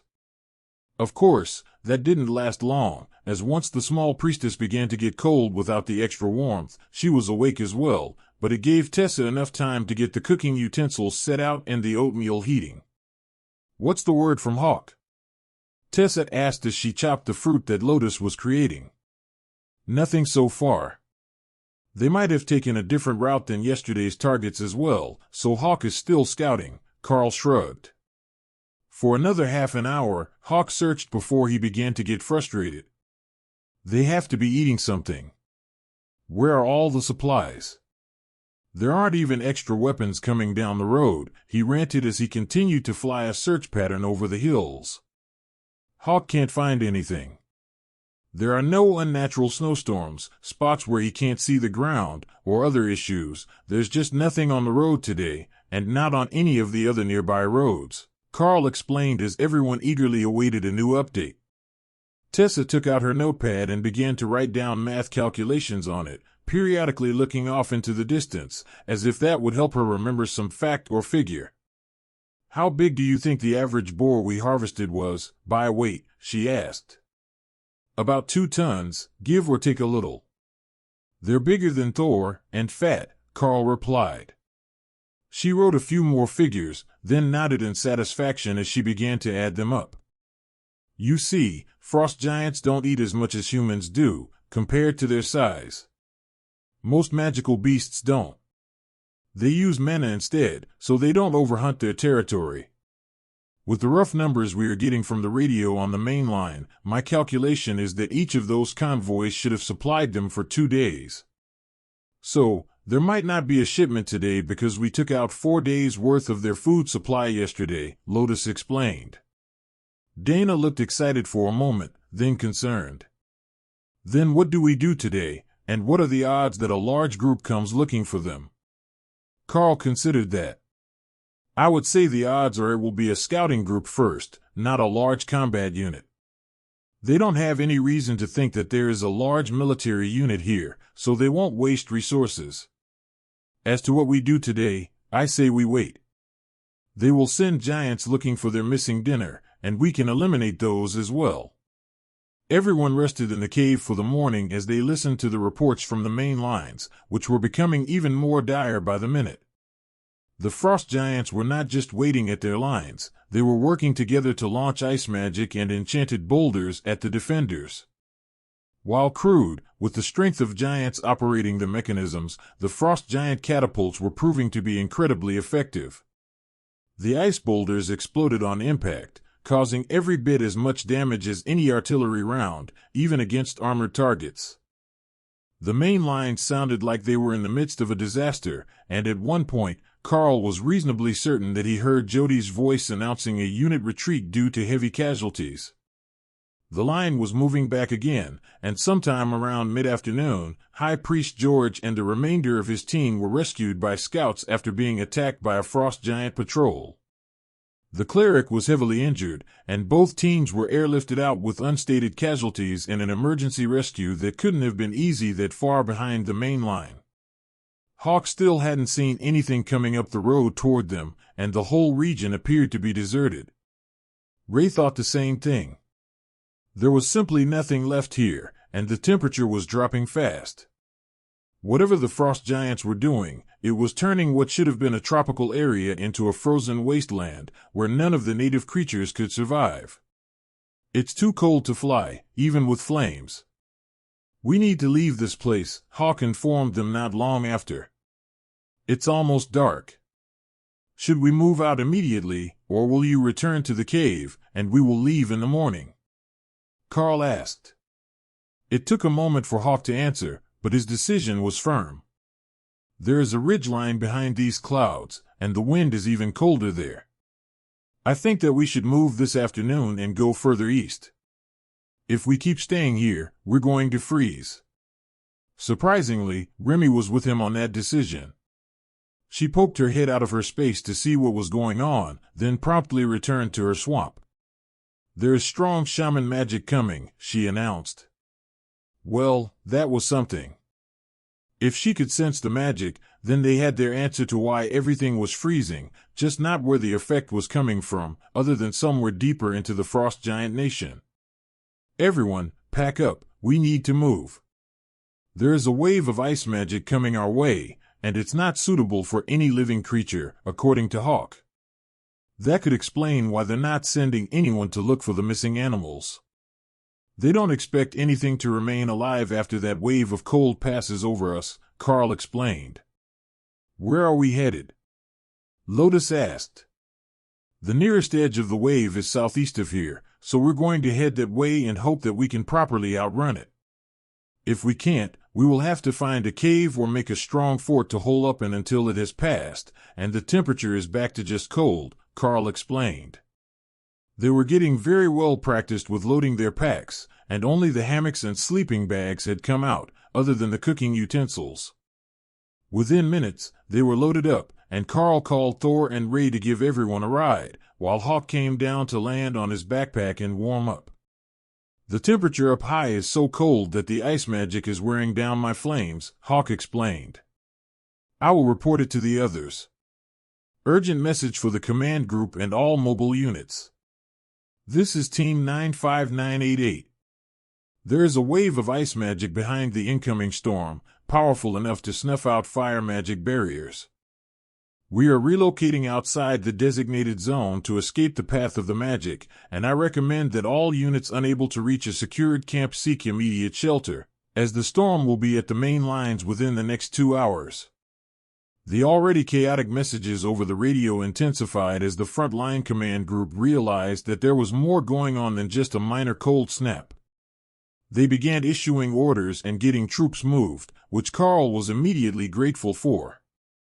They could have second-guessed him or delayed, but they chose to believe his report and act on it immediately, which should save some lives when the ice magic reached the battle. The frost giants would predictably charge when the cold front moved through, forcing the humans to fight in the magical cold, but at least they wouldn't be trapped out alone in it. Well, most of them wouldn't. There were still some scouts too far out to reach the lines, and they were reporting their moves to caverns, which they intended to barricade and hide in until the storm had passed. The one great downside to ice magic was its lack of penetration. Unlike fire magic, which would try to burn through a solid surface, ice magic would coat it and freeze it. So, if you could seal your shelter well enough, the magic would naturally seal it, and you could heat the inside while the surface froze. That's why the frost giants would attack during the cold snap. With the humans frozen into their shelters by a wall of ice, they were sitting targets and could be easily smashed along with their tents and houses. Ophelia had to transform into werebear form to withstand the cold even now, and the others had their cloaks pulled tight around themselves as the beasts began to run through the snow, getting as far away from the incoming wave of magic as possible. Fortunately, they were already near the edge of the storm, and as they ran, the temperature began to return to the abnormal, but non-magical cold that they had experienced the first time that they were in the region. By the time it started getting near sunset, they were well away from the storm front, which had already long since passed them, and the temperature was close to freezing again. But they were so far from the front line they had been deployed to that the radio signal was fading. Karl checked the map and found that there was no repeater listed in the encoded radio station guide. So, he just put the radio on scan, looking for a closer signal. It stopped on the first rotation through the channel, and a clear voice came through the speaker, giving instructions for a counterattack. The incoming signal level was so strong that they had to be close to the source, but the number of unit movement orders that were being given made it sound like they had come across another section of the line.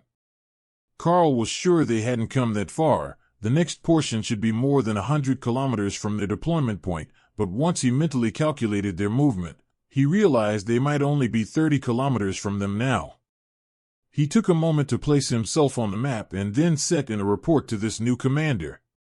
Zone 17, this is Team 95988. We have relocated to avoid a magical cold front, placing us in your zone. Be aware, we have tamed beasts with our team, Karl reported, along with the map code for their location.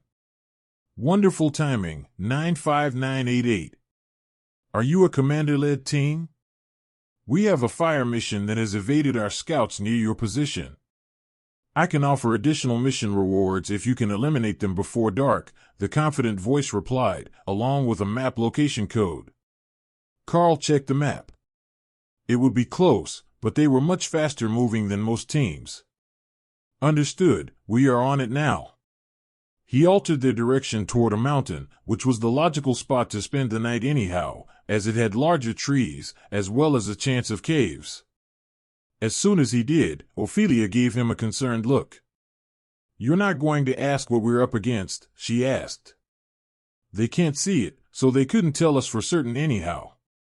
But if they are willing to send one commander-led team, it's most likely a special forces team, Karl replied.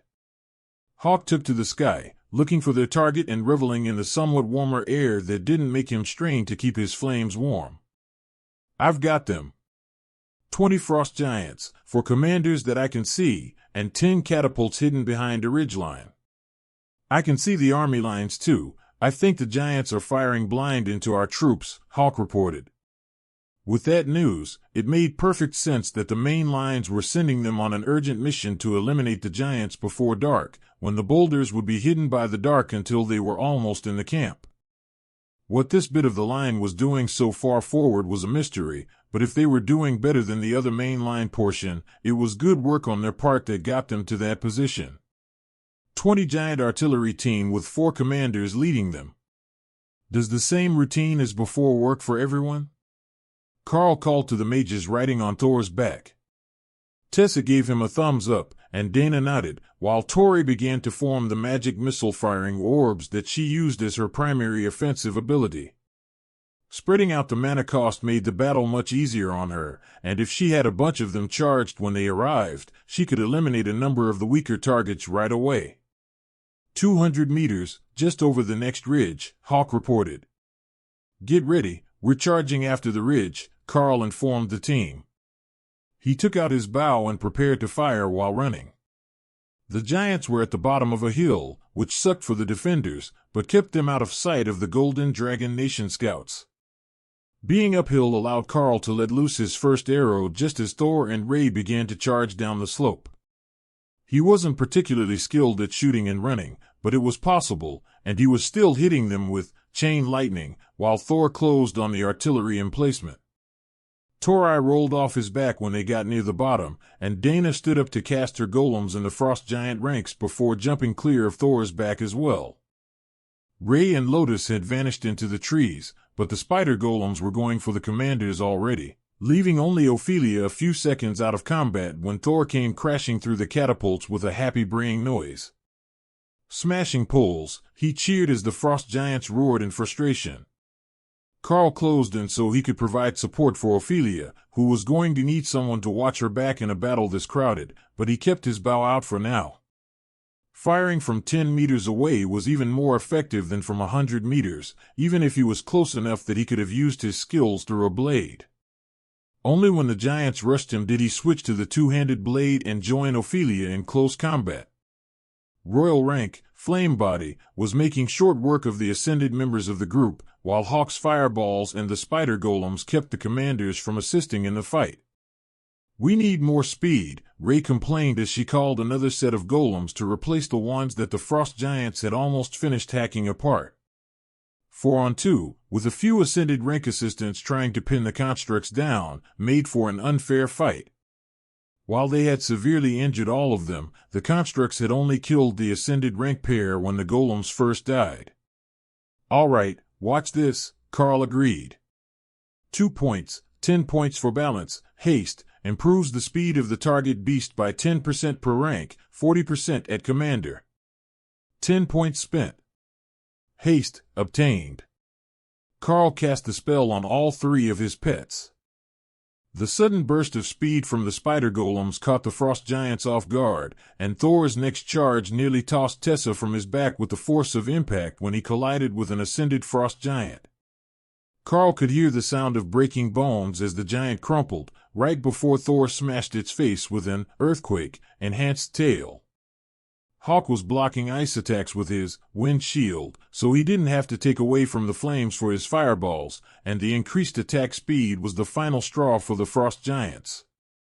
All 4 commanders fell within seconds, and the remainder of the ascended artillery operators were close behind. Karl checked the sun, which was just touching the horizon. "Command, this is 95,988.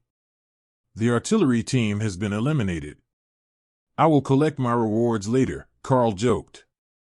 There was a short pause, then a new female voice came over the radio.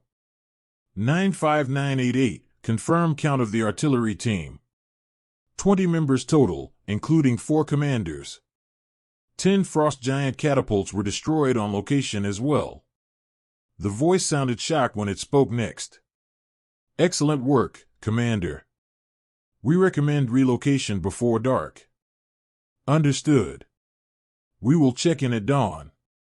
It might be easier to say we're finding a spot than to actually rest in one. "There are 4 other groups of frost giants in the area," Hawk informed Karl as he returned to scouting duty. "Hawk reports 4 more groups in the region right now. We're going to have to deal with them now if we don't want to fight them all night," Karl informed the team. "Can Ray make us a fort in a reasonable time after dark, or will we be in the open?" Torai asked. "Yeah, she can make a quick fort after the fights," Karl agreed. "Just watch me, I'm fast as fuck boy," Ray agreed. "Who is teaching you to talk like that? Am I going to have to speak with Lotus?" Karl replied. Karl looked toward where they were standing, and Lotus burst into laughter. She was definitely teaching the bloodbath spider strange things. "The first group is coming to you. Tell Thor to bugle, so they don't miss you," Hawk instructed. Thor didn't wait and let out a happy nasal bugle, which brought the sound of smashing trees from 2 different directions. "Oh, we got 2. Efficient," Hawk added. "I don't think I need to explain, everyone in position to block a charge by frost giants. This way will let us get rid of most of them before it's fully dark. I can fight just fine in the dark, but I know nobody else can," Karl explained. He didn't know how well the frost giants could fight in the dark, but it probably wasn't any worse than what the mages would be working with, even if he used his blade to light the battlefield. Or, one of the clerics could do it. They had light spells, and their weapon and armor enchantments could make a bright golden glow. The giants didn't hesitate as they charged, but they were scout teams, only one commander and 2 ascended rank frost giants in each group. That wasn't even a warm-up for the spider golems, and Tori had stacked up a whole new batch of orbs before they arrived, so she could mass bombard them. Watch your stamina usage. If you're too exhausted to walk after a battle, it will be a pain.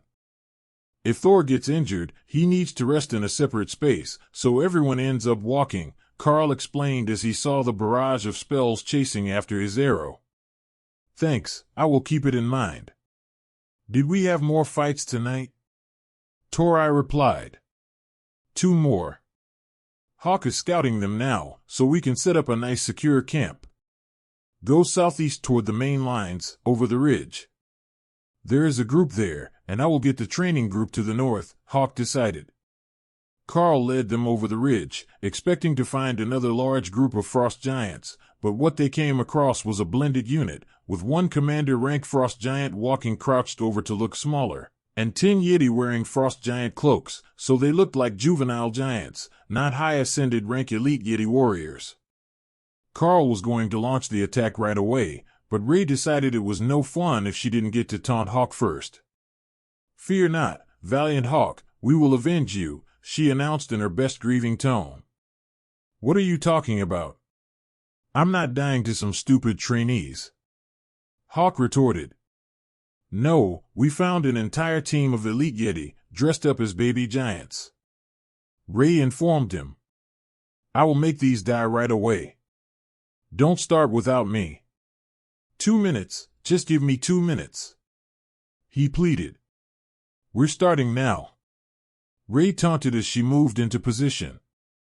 Behave, you two. We will save a few for you when you get here. Karl insisted. It's Yeti elites dressed as baby giants.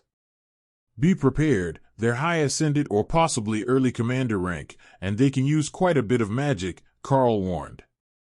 True to his word, Hawk eliminated the training group in a matter of seconds, and he was already on his way back to take vengeance on the Yetis.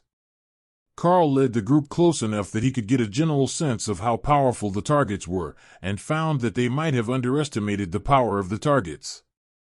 What he had thought were high-ascended rank Yetis were all commanders, making this a 10-commander attack force.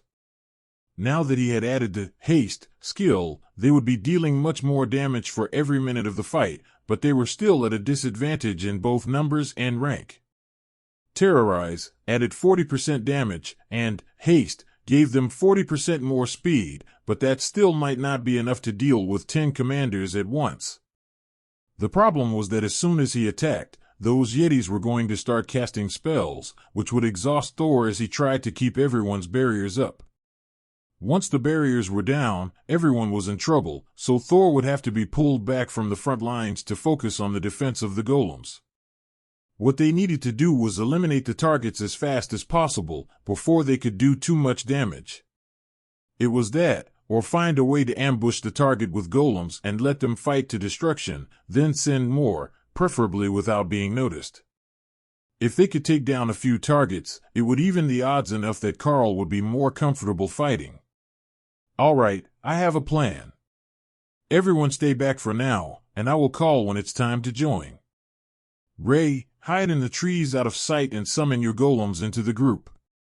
Let them fight it out, but don't let yourself be noticed until I give the signal. Once the golems are fighting, I will start firing arrows from the other side, using chain lightning to slow them down. The goal is to eliminate 2 or 3 of them right away, then charge in. 10 commanders is too much, but if we can take that down to 6 in an ambush, it will be manageable, Karl explained. Tessa pointed up. You might want to be quick because Hawk isn't going to wait once he gets back. That's fine. If they think that this is a monster attack, they won't be ready for the mages when you approach. Thor, Try not to get yourself too engulfed in the fight. The golems are going to need your lightning to hold up against the Yeti ice magic, Karl added. Thor nodded and stomped the ground in annoyance, but he understood the order. All right, I'm off. Ray, I will attack as soon as the golems appear. Karl rushed to get in position, so their ambush could be sprung before Hawk made it back, while Ray vanished into the woods after grabbing Dana instead of Lotus. He activated Terrorize and Advance, as it would spread to the golems naturally, and then settled in behind a large bush, where his arrows would be fired without exposing his location. The first grunt of warning marked the appearance of the golems, and the entire patrol turned their backs on Karl, who began firing as fast as superhumanly possible. 3 arrows were in the air at the same time, whistling toward their targets, and all charged with chain lightning, while the spider golems leapt into combat with stone golems on their backs. Commander rank strength was enough that the burden hardly slowed them down, and the move put all 4 golems in close combat just as Karl's first wave of arrows hit. Lightning arced through the Yeti clan, but missed the frost giant, who had been just a bit too far forward of the main group. But it had better danger sense than the others, and when they had turned right, it had turned left, allowing it to see Karl's arrows flying, and guess where he was hiding. The next 3 gave away his position for certain, but wounded 3 more Yetis while keeping the others slowed.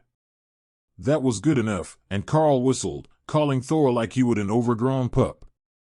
The Cerro began charging across the field, needing time to cover the hundreds of meters, but overhead, Hawk was faster. A barrage of fireballs rained down on the Yeti clan, ignoring the frost giant that was headed for Karl. One-on-one, he was confident that he could win that fight, so destroying the frost armor and eliminating the ice bolts of the Yetis were more important priorities. Remy brought up a blizzard, killing visibility, so the enemy wouldn't know that Thor was coming, and to confuse them as to why they were taking damage. Using the enemy's own tricks against them seemed like the best tactic to the spirit snake, even if it did annoy Hawk, who thought that the 10 meters off the ground that it extended was much too close to where he was flying. Couldn't you teach her to cast Firestorm instead of Blizzard? Hawk complained. Sure, as soon as we see it, I will have her work on learning it. Just be glad that Lotus isn't using her staff of water vortex. Karl spoke too soon. 3 large water funnels, filled with ice shards from attacks and the blizzard, had appeared on the battlefield, making Hawk shriek in rage. She was doing it just to mess with him, Hawk was absolutely certain. It was only 10 commanders, they could handle that without all this excess water magic. And teach the Lotus Priestess how to use lightning. Hawk added. She was a cleric, not a shaman. The chances that she would be able to learn an elemental attack spell on her own were pretty slim. Maybe she could learn the nature golems. Those seemed like the sort of thing that a green dragon priestess might be able to learn. But once the water vortex spell was active, Lotus had begun to focus on creating binding vines to slow the Yetis, while Tessa cast attack buffs and healed the golems of the damage they took between Thor's activations of the refreshing lightning barrier. As the frost giant approached, Karl switched from arrows to his new maul, and charged 5 layers of flame body on it, ready to swat the enemy leader into oblivion. The giant paused when he sensed the power of the weapon, and the commander rank elite in the trees, but only long enough to switch weapons from the large club he was carrying to 2 smaller swords. That would be a problem for Karl, as he still needed to actually land a hit on the beast, but Remy was ready with the assist. Her chain lightning caught the giant unaware, as it was only watching Karl for signs of a skill activation.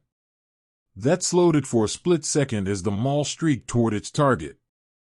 The giant crossed its blades, stopping the upward swing of the maul towards its tinder bits, but Karl simply shoved forward with the strike. It wasn't enough to cause any sort of damage with the weapon itself, but the skills activated on contact. The giant saw the opening and its blades flashed, striking the barriers over both of Karl's arms as the maul made contact with the frost giant's lower stomach. Both combatants were knocked to the ground, and Karl was bleeding heavily from his left arm, where the second blow had landed after the barrier was weakened. He brought refreshing lightning, back up as Remy used, healing splash, to close his wound, and the giant got to its feet, swatting out the smoldering wound in its chest with a handful of snow. Now they were both more wary as they circled each other, buying time for reinforcements to reach their position.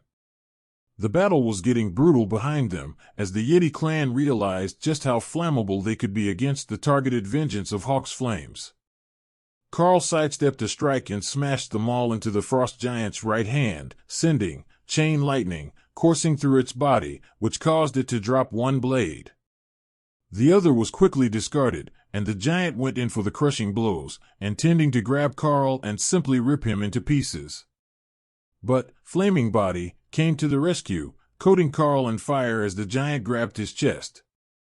It instinctively flinched, and the maul smashed into its face, charged with fire. Bones splintered, and the giant dropped dead, before vanishing into Remy's swamp. There was a small pile of items left where its body was, unable to be transferred, but Karl was more interested in the actual fight. Lotus was using a refresh spell on Thor to keep his endurance up, while Thor did his best to keep the refreshing lightning up, and the golems tore apart the Yeti clan to the accompaniment of dozens of magic missiles. Both Dana and Tori were using them, while Ophelia kept the Yetis away from the mages. They were winning, and half the clan was already down, while the rest bled out onto the snow as they fought. Against Lacerate, they were not going to win a battle of attrition without healers. One last volley of arrows ended the already wounded Yeti clan, and Karl quickly gathered the frost giant's belongings for Tessa to identify. "Is everyone all right?" he asked as he ran over to the main fight. "We will be in a minute." Bear is still recovering from a couple of wounds, as is Thor. Ray should be good, but everyone burned a lot of mana and energy, Tessa replied. Remy's blizzard was slowly covering the battlefield as Karl searched the bodies for magical items to toss into his trusty loot bag. The Yeti corpses all had magical weapons, but no other items on them other than the cloaks that they were using to disguise themselves as giants. That was good enough for Karl, as 10 more weapons gave them a chance to either switch, or to turn them in later for credits. The soldiers on the line would appreciate the weapons upgrades, and goodwill from your reinforcements could never be a bad thing. Back in middle school, when he was the last one who hadn't gone through puberty, Karl had one huge friend who looked out for him when he had time. Karl hadn't thought about Big John for a while, likely not since becoming an elite, but him and John used to study together all the time, and John kept the bullying from getting out of hand when the teachers turned a blind eye.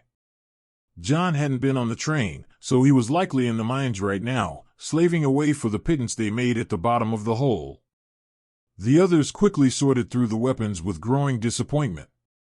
It looks like these are uniformly made, perhaps by a mass blessing by a frost giant shaman.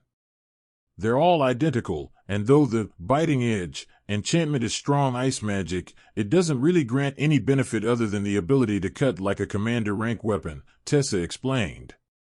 "Well, I think that will be good enough for the frontline troops. We can drop by and give them the loot tomorrow if we have time. But right now, we need to get ourselves into shelter before we can't see what we're doing at all." "Hawk, lead the way," Karl replied. "There is a good spot not far from here, a small cave, but big enough for everyone to hide inside." Hawk decided, not wanting to be stuck outside all night again, in case another cold front came through. They jogged through the snow-covered hills with a blizzard raging around them, hiding their tracks from anything that might want to follow them and dispersing their scent trail. In this battlefield, it was quickly becoming their best ally, and a great safeguard against surprise attacks. The fact that there was no surviving local monster population helped as well. Everything that lived here had run away, and the frost giant army could only send so many troops to cover an entire border. The cave turned out to be much larger than Hawk had thought it was. The front area was small, but behind it, a narrow tunnel led to a much larger room. Out of an abundance of caution, and because they had fallen for that trap once before, the team checked all the walls to ensure that none of them were fake before settling in for the night.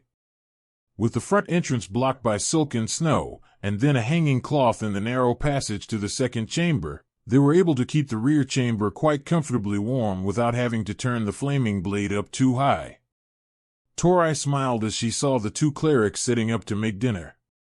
"You know, I could get used to this. But I suspect that when we get back to an operating base, I will be reassigned either to my old team or to a new one, depending on where they were sent." Lotus nodded as she created spices for the stew. "Most likely. They are so short on people that they're not going to want to let us wander around with an extra ascended rank mage, especially not one that is specialized in combat. I'm not sure if that's better or worse than staying with us, though.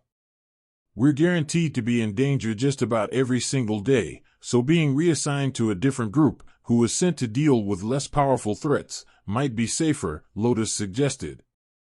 "Safer than being with Thor, Hawk, and Ray. That's like having 3 extra commanders in your group. It might not be perfect, but it's pretty close to it. Even outnumbered 2-1 by an all-commander team, we still weren't in mortal danger, and we only took minor injuries." She had a point. A commander-rank beast who recovered stamina at an abnormal rate was a cheat code when it came to keeping a barrier active over the whole group. After a half hour, Remy let the blizzard fade, leaving them snowed in and secure inside their cave.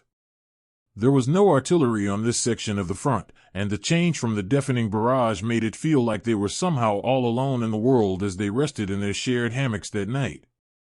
Ray took watch, but she was inside the cave, not interested in going outside, as they were going to have to scout in the morning anyhow, and nothing should be able to find them here overnight. Besides, even if the frost giants did somehow find their cave, they wouldn't fit through the entrance, and definitely wouldn't fit through the tunnel to the second room. She could just call her spider golems to attack anything that disturbed their door. But nothing did, until the morning radio reports started to come in. The main line that they had left behind suffered massive casualties the previous night, but repelled a frost giant offensive without losing ground. Thousands of the frost giants had been killed after the shamanistic weather spell had passed overhead, thanks to the ingenuity of the general in charge of the zone. He had the whole front line turned into a minefield with fire element magical resources as projectiles. You are listening to a story on Time Drift Stories channel. If you enjoy it, please like, comment, and subscribe so you won't miss the next episode. The cost was high, but they were hoping to recover many of the crystals and metals from the bodies to be reused in another round of manufacturing, and the explosives had proven to be deadly to even ascended rank giants. That left the commanders and 1 royal rank frost giant for the elites and the holy magic enhanced infantry to deal with. It hadn't been easy, but it had been possible, and the general closest to Karl's cave was reporting that the other position was intact and unmoved. Hawk was sent to scout while the humans ate, and quickly started making reports of enemy movements. Most of them didn't sound like they were intact units. The numbers were all wonky. 3 here, 7 there, and even some solo giants were reported to be moving along the border toward what Hawk said was a city far on the horizon, visible only when he flew high enough. That would put it at least 100 kilometers away, directly into the frost giant nation. That wasn't a troop movement that they were going to be able to stop, but they could deal with anything that came too close to them today, with the plan to rejoin the main line for the evening and turn over whatever loot they had found. The soldiers were going to need it, as the frost giants wouldn't leave anything behind after a raid. Hawk, you can take out lone stragglers and small wounded packs if they can't attack back. It will make the others think that there are more groups in the area than there are, and it will help keep them away from the lines, Karl instructed. Got it. Free rein to kill the evil ice giants. Today is going to be a good day. What does Hawk say? Lotus asked as they prepared to move out. He says no easy fights today. He's going to take care of the lone stragglers, the severely injured, and the trainees. But there are plenty of frost giants retreating from yesterday's battle toward one of their cities that will be crossing our path. As long as the main force doesn't pull back to rescue them, we should be fine to hunt at will. Hawk will keep an eye on them for us, but the chances are they will never know that there is an issue until it's all over, Karl explained. Remy's voice whispered in Karl's mind, as if she was trying to hide it from the other beasts. We should keep going into Frost Giant Land. I can feel an incredibly strong shaman energy there, and I want it. Wouldn't that be a Frost Giant shaman? What good would a living giant do you? Karl asked, considering the fact that the shaman in question might well be an overlord rank monster. No, not a person, a thing. I can feel it. She insisted. Well, we will see what we can do, but if it's days away, that's too far for us to leave our area. Remy pouted as she realized that they wouldn't be taking a multiple-day detour to go find her the thing she could sense, but she didn't stop working, and kept her blizzard active and low enough not to damage the ascended rank or stronger frost giants they were hunting. If they weren't hurt, they would think it was just a snowstorm, or at least that was the theory. The first target they found was a lone commander, lightly injured. Unfortunately for the giant, it never even realized that Ray and her golems were stalking it before it was dead. Then came an injured trio, who Karl marked with an arrow before the spider golems got to them. In fact, for most of the morning, it was the Karl and Ray show, and everyone else was just out for a walk in the snow. Nothing was living long enough to have a proper fight. But it was valuable work. They were eliminating the survivors of the failed attack before they could get to safety or heal themselves and rejoin the fight. Around lunch, Hawk came back to take a break while the giants who had noticed him attacking stragglers either calmed down or gave up on searching for him. They had been chasing him for hours, but the bird had been hiding among the trees to ambush the weak and then racing away. At this point, the giants likely hated Hawk just as much as he despised them, and it felt like an oddly balanced situation as the exhausted bird took a short nap in his space while he recovered his mana and strength with a good meal and some sleep.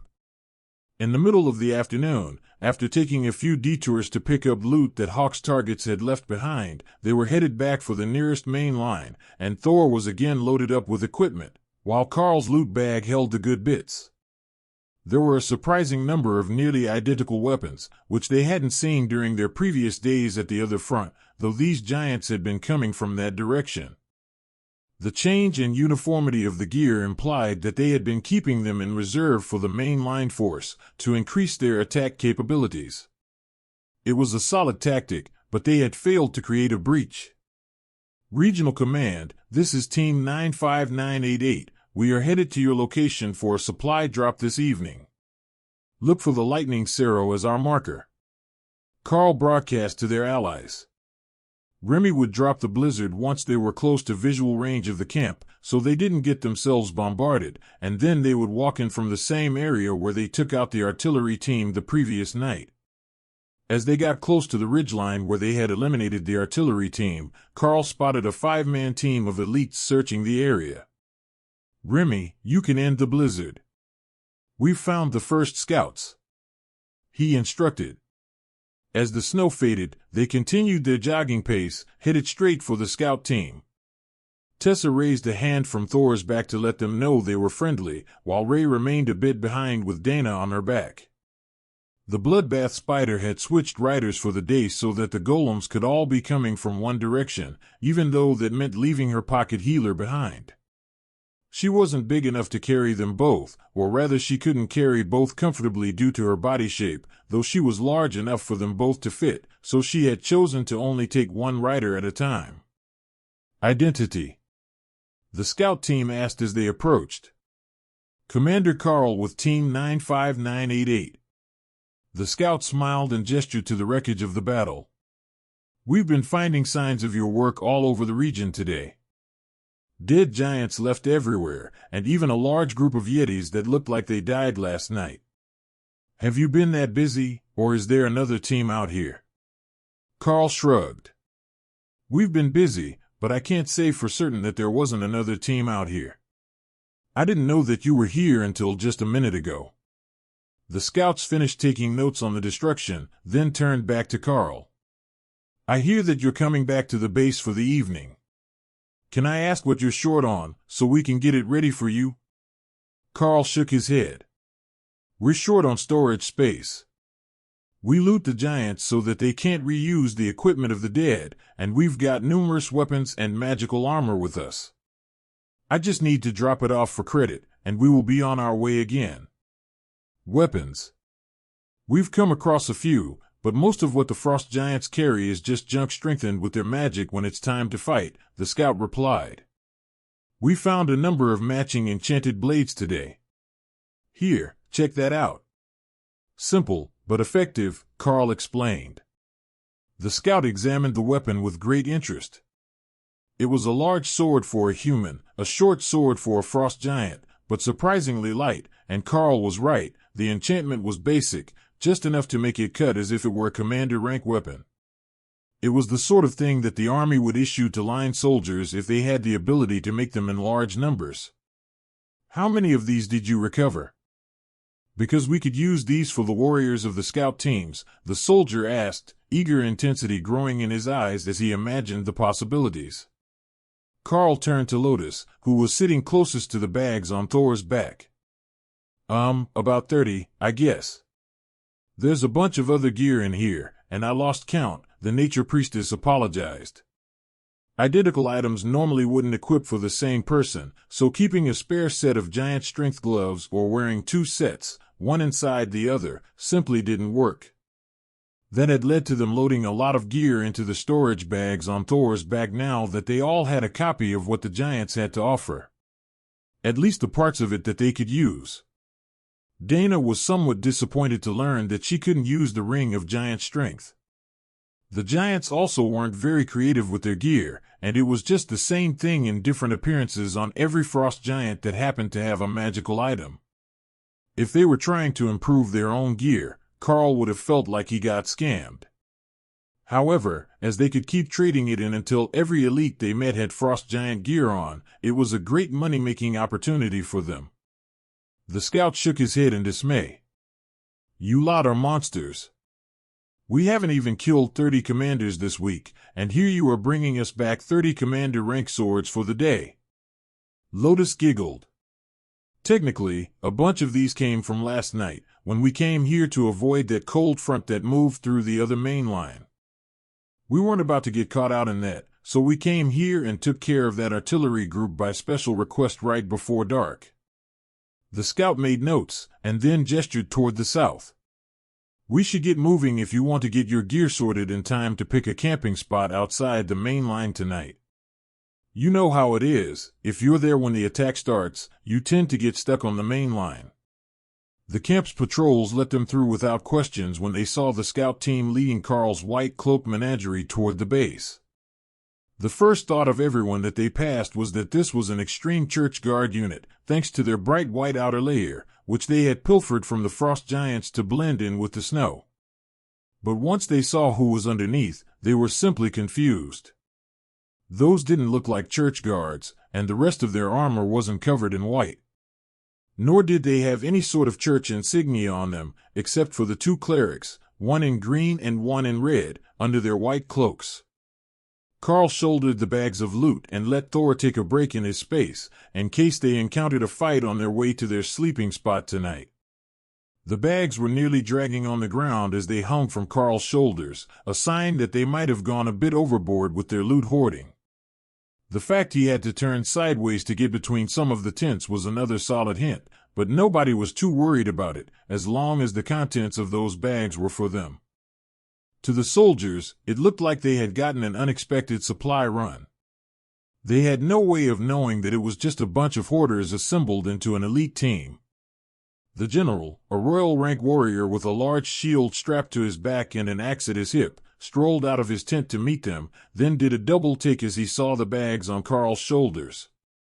Karl greeted the steel-eyed warrior. General, my apologies for the strange appearance.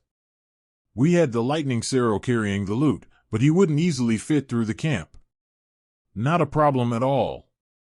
The scouts informed us that you had collected some gear from the giants that we should be aware of, but we didn't expect that it would be so much. He replied with a smile that said he had just made a new friend in Karl. Anyone who brought that much loot back for his soldiers without being asked, and while fighting their way through the enemy lines, had to be at least a half-decent person in his mind. "Yes, check these out," Karl replied, before removing all the identical swords from the bag. Not identical in appearance, that actually varied wildly between weapons, but the enchantments on them were all exactly the same. It only took a second for the general to realize that as well. Interesting. We have known for a while that the giants aren't big on variety, but I think you might have just found proof that they're using a very limited and precise magical tool to do all their enchanting. It may only be capable of a few different abilities, and that is why we see all the frost giants with rings and bracelets of giant strength, and then the rest of their gear is usually only magical because it is made of magical beast hides. The general pondered. Not only that, but it's also proof that they can make a lot of it. We have 30 identical weapons taken from the survivors of one assault, all commander rank swords. That will be useful for your troops, but it suggests that you might soon be facing them from the other side as well. Not all of these were taken from commander rank enemies, some of them were on the higher side of Ascended. Karl explained. That's not good at all. The reason Ascended elites can so easily go 2-on-1 against a frost giant of the same rank is because it can't quickly get through their barriers. But weapons like this wouldn't have the same problem. How did you deal with it? I see that your mage is still Ascended. The general replied. The commander rank Lightning Sero has the ability to spread his barrier to everyone in the group. Between that and the circle of protection, we don't have too many issues. The general nodded. You have a solid group. I'm not certain what we are going to do about large numbers of those swords showing up in the next charge, but we will be able to make good use of the ones you brought us. As you have likely already noticed, despite your status as a student, commander rank gear is hard to find. There might be a piece or two at every depot, but that's about it. When we're fighting against dozens of commander rank frost giants at a time, every weapon counts. The mages can bring up barriers for us, and the priests can issue blessings, but nothing truly replaces a good weapon. Karl smiled as he gestured to the bag. Those aren't the only weapons in there, it was just noteworthy that they were all identical. There are a number of giant strength items in there as well, and some commander rank and ascended rank armor. We grabbed everything that looked decent and wasn't destroyed in battle. Now, on to the important parts that I couldn't put in a radio broadcast. The survivors of the battle at the other front line are headed for a frost giant city off in that direction, but the wave of intense ice magic that attacked the other line came from further that way, deep within their borders. It wasn't cast close to the border, we were already in their territory when we felt it coming on the horizon.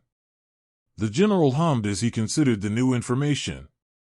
I think I might know where it is coming from. There is a crystal mountain, a massive block of pure ice, that keeps their nation frozen, right at the center of the frost giants' territory. The area it could keep cold was always the limits of their borders, but now, I have reason to believe they found a way to access and enhance it. That's not official, by the way, just this elite's thoughts on the matter. But I've been in combat for 10 straight years now, and I've seen some things. The problem is that we don't have any more information about it than some old drone footage and a team who saw it once a few years ago. Until someone actually goes there, we can't know for certain, but it would be suicidal to ask anyone to actually do it, and we can't spare the elites who would have a chance of survival. Karl chuckled. Well, I know it's not going to be me unless I'm taking your army with me. The general laughed. It would have to be an overlord. That's the only combat force we have that could logically survive both the intense cold and the powerful frost giants who patrol the region around their sacred mountain. Notice that you haven't seen any of their monarch rank giants, or even any of their royal rank giants on this front. They're all still guarding the holy sites, according to military intelligence. So, we deal with the soldiers, while their generals stand back from the fight. The general gave a rueful chuckle, as his rank hadn't saved him from a frontline posting. They needed the fighters, and he was a soldier through and through. I know it's outside our deployed area, but plans change in the field, so if there is somewhere that you need us to be, we can render some aid tomorrow before anyone complains that we're out of position," Karl suggested. The general gestured back into his tent. "There are some spots, but don't worry about your position. I will have your status updated to roaming forward scouts, so you can be anywhere along the border that suits you. If you're going to collect weapons like this every day, I don't think they would even care where you got them from. We need them that badly. Especially commander rank blades and giant strength rings. Those can be used by almost every warrior class." Then he led them inside and stepped to the far side of a table with a collection of stones set on top of the map. "I know it looks sketchy, but it's the easiest way to update troop movements, and if there is a chance that the camp will be overrun, the first thing we do is knock it over. It means we have to restart our map placements later, but it also means that the enemy won't be able to use the map to track our troops," he explained. Karl nodded. "We're familiar with the trick. And the fact that most officers don't put all the assets on the map. We got a rather shocking wake-up call when we landed here and saw the discrepancy." The general smiled sadly. "See, that's an executive-level issue. They always think we're overstating the situation in the field. Perhaps it's hard to hear with their heads that far up their arse." The general tapped a spot on the map, further from Golden Dragon Nation territory, and almost directly in front of this offensive line. "That is the target I would like for you to inspect. It's too far to move the main line, as being that far forward would let them sneak behind us. But I think there is something there. A relic, or some other powerful magic. The giants keep moving past that point, and our scouts suspect that they are gaining some benefit from it, but they haven't been able to get close enough to verify. We're not the priority line, just to be team elites with a bit of artillery on a quiet mountain pass, so we don't have commanders to spare for scouting teams," he explained. Tessa smirked as she got some sort of divine inspiration that made her eyes glow red. "Well, for a day at least, you've got us. We've only got one proper commander with us, but we've got 3 commander-rank beasts as well, and that makes the fights a bit more even," she announced. "If the war dragon thinks it's a good idea, then we really have to go see what they're hiding out there. For all we know, it could be a massive weapons bunker. Or it could be a simple shrine to some ice goddess, but either way, we will take a look for you in the morning and report back." Karl agreed. "I appreciate it. Have you picked a spot near camp? I know better than to ask you if you need a tent." The general chuckled. "Yeah, the big trees to your east will do for the evening. We usually set up in one of the trees," Karl explained. "Why in the trees?" the general asked. "Because I am the thing that goes bump in the night," Ray answered in Karl's mind. "To engulf the silly bird in blizzard," Remy added. "For better." "You brat, I knew you were making the air evil on purpose," Hawk complained. Karl smiled as he listened to their answers. "Many reasons, but mostly it's more comfortable to be there than on the ground, and there are fewer tree-climbing enemies than walking ones." The general nodded in agreement. He might not know a technique to make sleeping in a tree comfortable, but if Karl did, that was fine by him. The elites never wanted to stay in camp unless they were officers or out of supplies, so he wasn't going to get offended that they wanted to sleep nearby. "All right, happy hunting, and I will expect your reports tomorrow when you leave the location," the general insisted, dismissing them to get back to work. Ray made them a nice fort in the trees, while Hawk kept a close eye on Remy, to ensure she wasn't sneakily casting a minor blizzard spell to keep the blowing snow active around their camp. Blizzard Snake was definitely untrustworthy. She must have been learning bad habits from the frost giants. The worst part was, he couldn't even throw things at her because she was just a stupid snake, and she would probably eat it. If he made her sick, Karl would be mad. The next morning, they packed up camp, leaving the double-walled fort which had served them well for the evening, and began to make their way toward the spot that the general had marked on the map. According to Hawk's scouting, it was hidden within a valley full of blowing snow, where he couldn't see the ground from above, and he wasn't going to fly down into it, in case the winds were strong enough to keep him from flying. He was powerful, but his feathers were rather delicate, and once they were pushed out of place by extreme winds in the wrong direction, he would be forced to land. Hawk says that the snow is blowing too hard to see down into the valley, so we are essentially going in blind. I will have to call him in or have him sit on someone's pack when we enter, as the high winds will cause issues with flight. Actually, we might have to tie Dana and Lotus to Thor and Ray, or they might blow away as well. Karl joked. Well, it was intended to be a joke, but when they got to the edge of the valley and felt the raging winds, it started to sound like a more practical idea. They waited in the trees near the ridgeline while they tried to make a decision, and watched as a group of frost giants left the area, headed to the other front. Then, a half hour later, another group went the same way. Hey, don't you think there is something odd about those giants? Lotus asked as she watched the second group. Karl inspected them more closely. 1 commander, 9 ascended.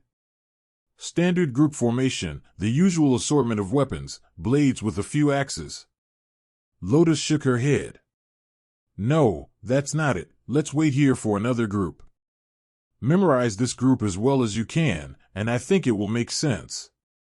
Karl did, and then they waited half an hour for another group to come out. 1 commander, 9 ascended, an assortment of weapons. The same assortment of weapons. Same outfits as well.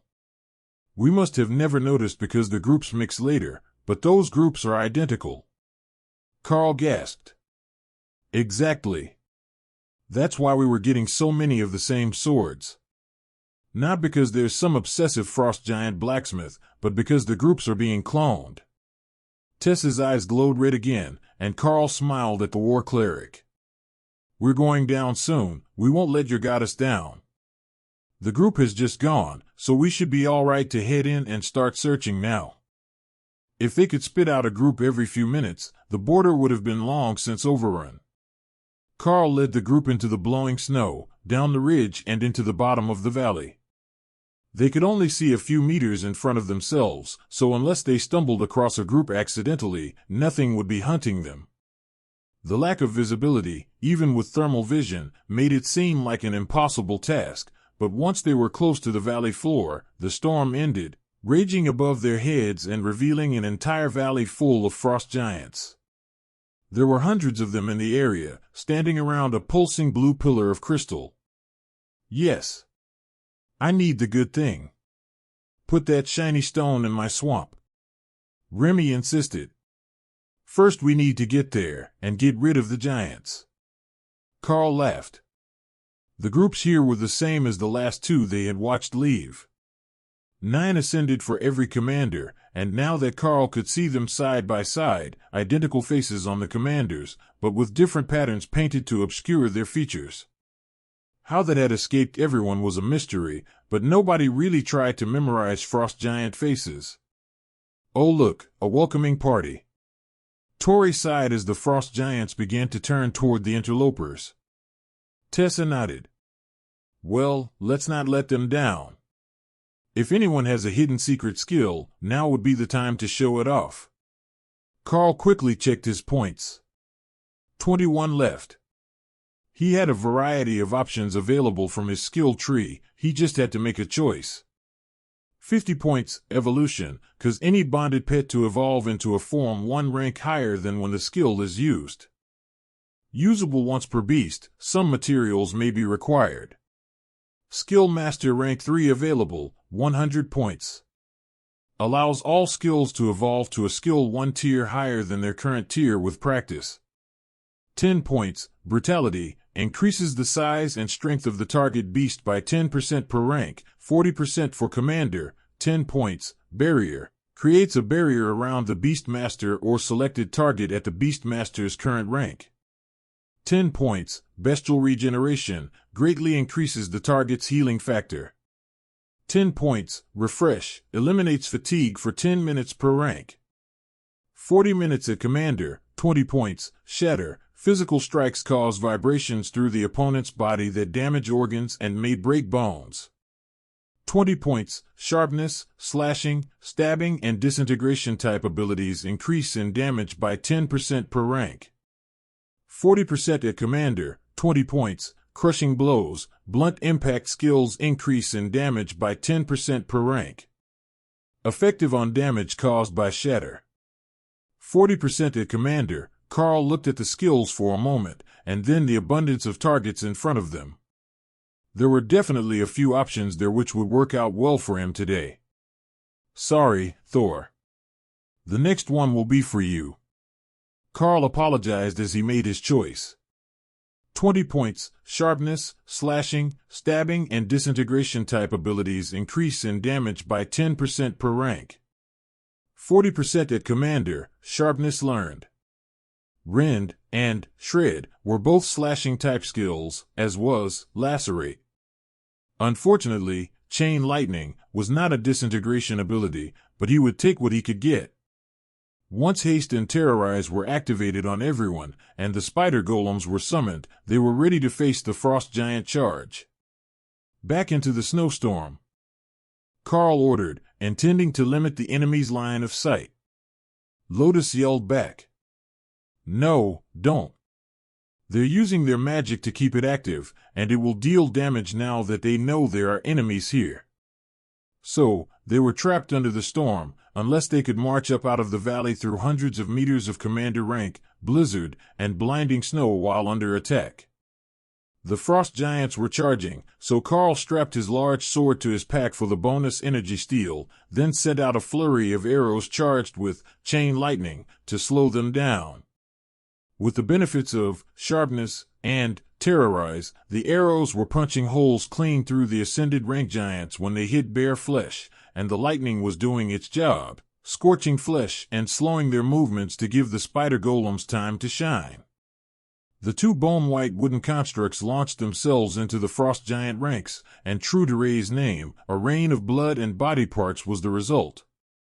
With nearly twice the damage compared to a regular commander rank golem that had the durable constructs, bonus, and 40% increased speed, they were eight-legged whirlwinds of death through the ascended rank targets. The mages unleashed their spells on the commanders, quickly grasping what the spider golems were after. They were eliminating the overwhelming numbers, while leaving everyone else to deal with the stronger targets. Karl led the group forward, away from the storm, so they weren't ambushed from behind out of the snow, and turned his arrows on the larger frost giants. Thor's circle of protection flared around them as the ice shard attacks came back in return. Their lightning barriers were holding, and while the lightning Sarah was at the front, he wasn't actively fighting, he was just focusing on maintaining their defenses while the golems did all the close combat work. It's a good thing that you don't need arrows. Torai panted as she created more magic missile orbs. The refreshing abilities of Thor helped, but she was burning mana quickly to keep up her damage rate against the giants one rank higher than she was.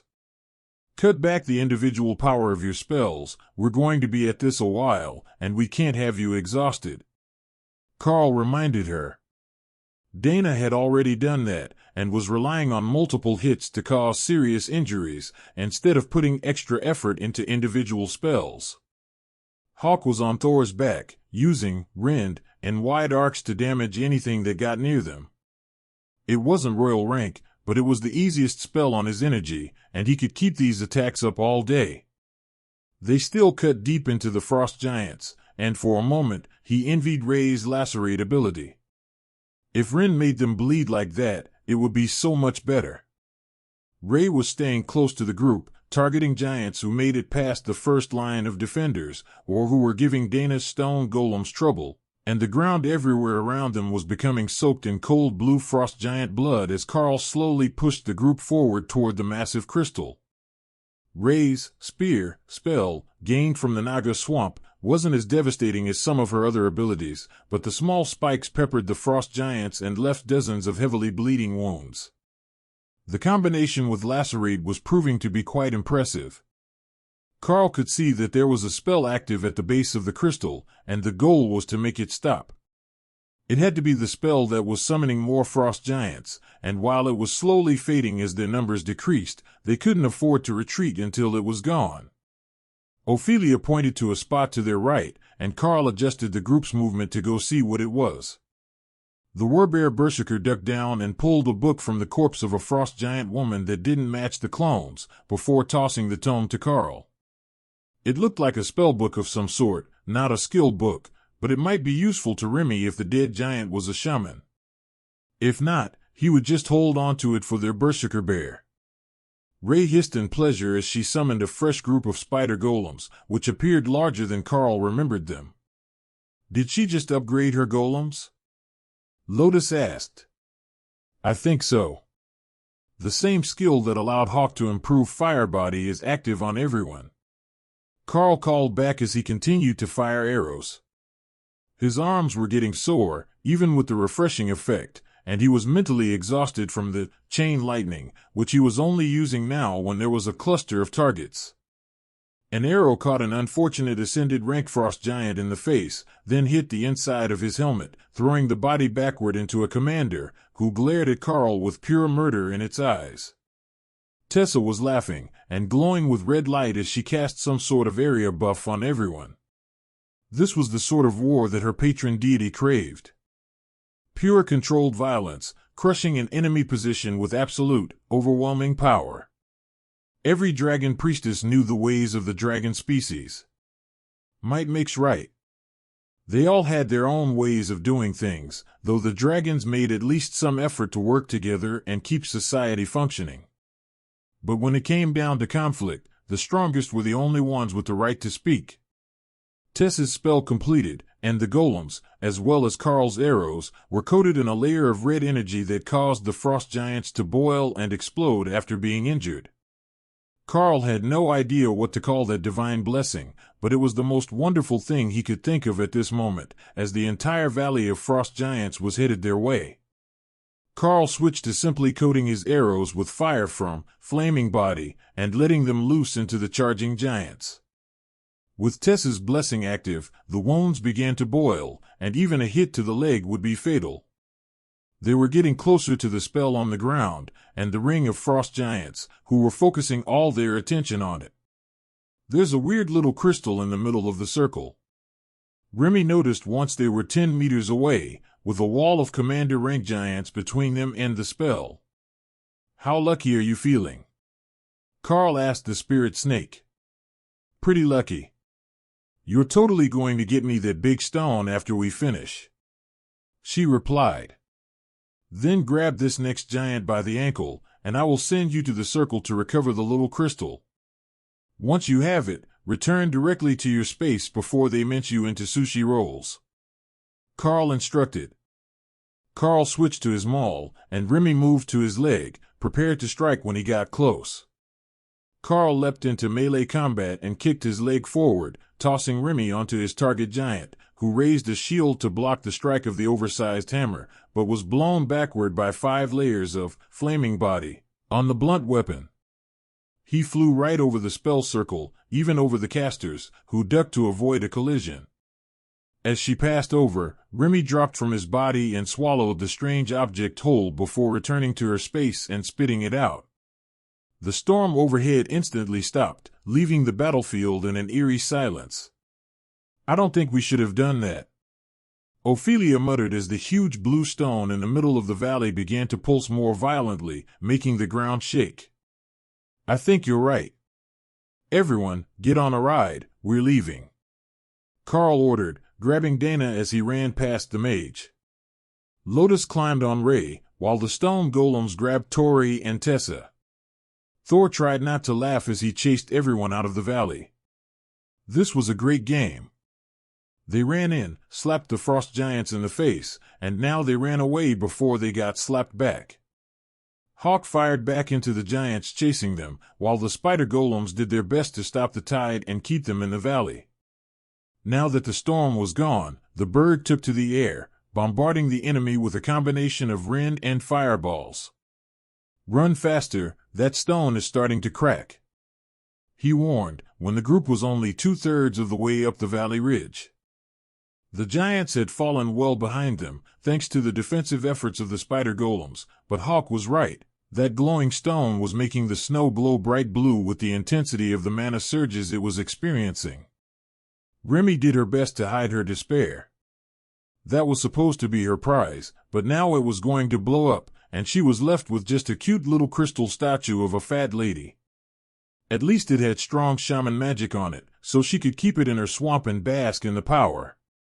A blast of ice magic washed over them, shattering Thor's, refreshing lightning, and slamming into those caught in its path.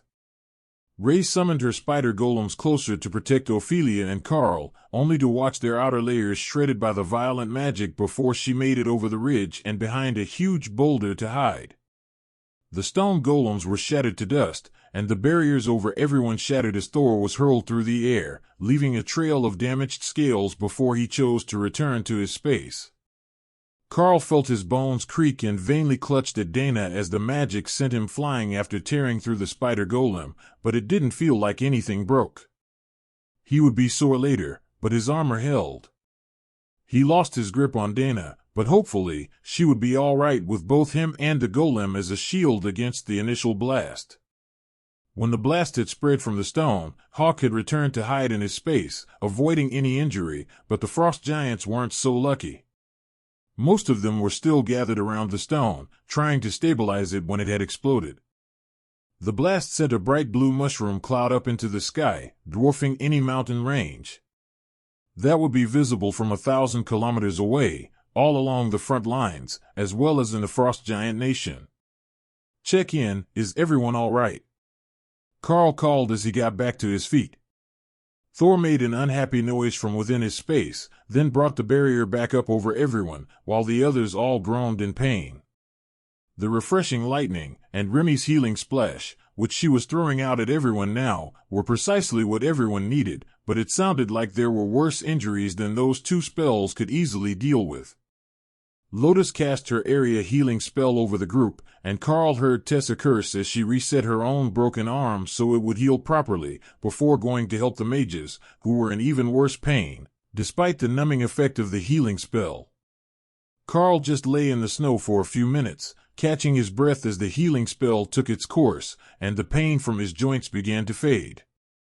Looking over, there was some blood on Ophelia's fur, but nothing major, as the spider golems had taken the worst of the blast. It was the spellcasters who needed the most help, and the clerics were both busy with the task. After 15 minutes, everyone was back on their feet with a golden glow surrounding them as the clerics worked together to cast a spell to repair their armor. It was a form of nature magic called Mend, quite useful if the gear wasn't completely destroyed. They hadn't had to use it before, but it was considered one of the basics for a wandering nature priestess or a war priestess. Especially a red dragon priestess who worked with orphans. They needed all the mending spells they could get, so the children didn't destroy the few clothes they had. Excellent. Job done, no casualties.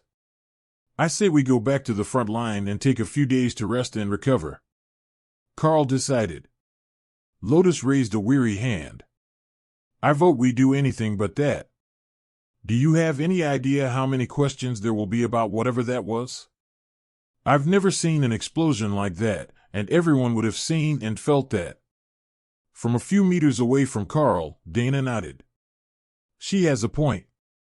I say we radio in and tell them we're not dead, then hide in the hills somewhere for like 2 weeks. She grabbed the radio from Karl's chest pocket and frowned. It's smoking.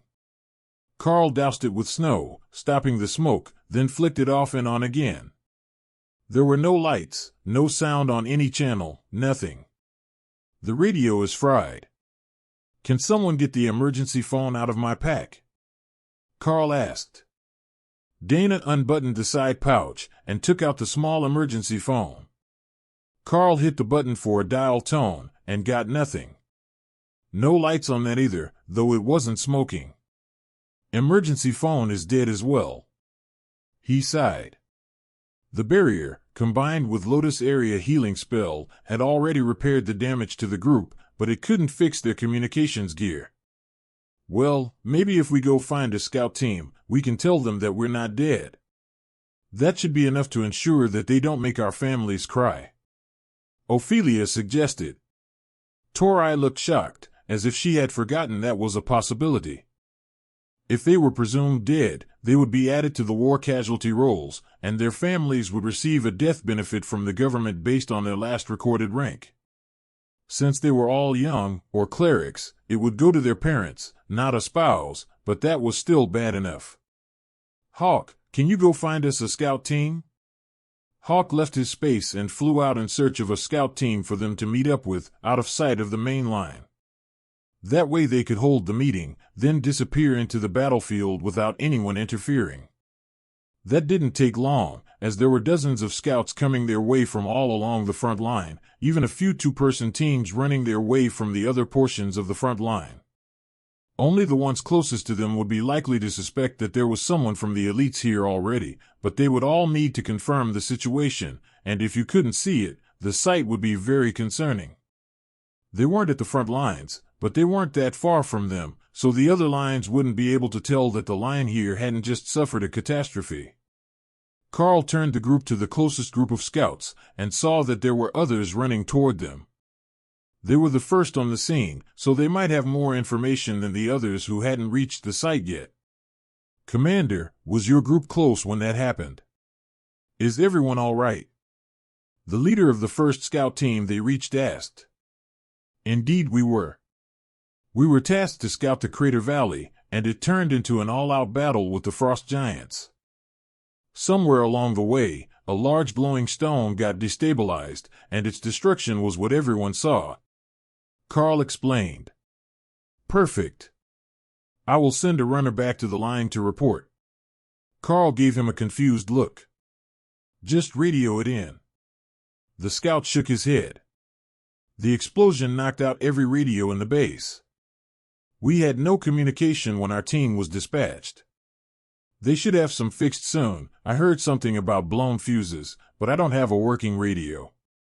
"Same here. Even my emergency phone is fried. We were still in the crater when the explosion happened," Karl explained. "You're lucky to be alive. I will have the runner explain to the general that your team is fine. Where are you headed next?" "Into the wilderness between front-line groups. I will come grab a new radio in a few days, or poach one off another scout group," Karl replied. The scout smiled and nodded, then led his whole team back to the line. They were elites, they knew what was up, and they weren't going to waste their breath trying to get Karl to come straight to the chaos of a base with no communications.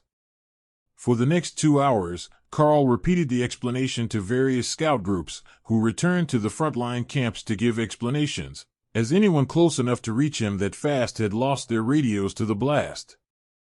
"It's time to go. Frost Giant Army, 40 kilometers out, coming for the crater from the city." Hawk informed them as the last of the scout groups was about to leave. "You, Lieutenant, I forget your name. There is a Frost Giant Army battalion coming this way from the city. Can you run and tell the general that he's likely to have incoming hostile forces later today?" Karl shouted after them. "No problem, Commander. Make yourself scarce before they get close enough to spot you." Karl nodded and led the team away, headed for the woods between the two sections of battle line, where he could take the team and disappear into the mountain caves in only an hour or two.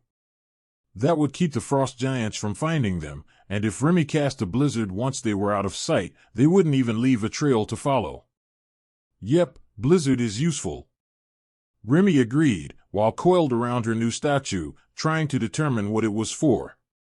"Blizzard is useful," Hawk mimicked, while Thor chuckled, startling the group members who were standing beside him. "They're bickering about the virtues of ice magic," Karl explained, while the mages climbed up behind Tessa on Thor's back and the golems were dismissed. The trees were densely packed in the foothills here, and Thor had to be dismissed, while Ray chose to return to her space, as she couldn't climb sideways between the trees without dropping Lotus. Remy started a snowstorm with Blizzard, as Hawk gave them directions to a nice cave he had scouted.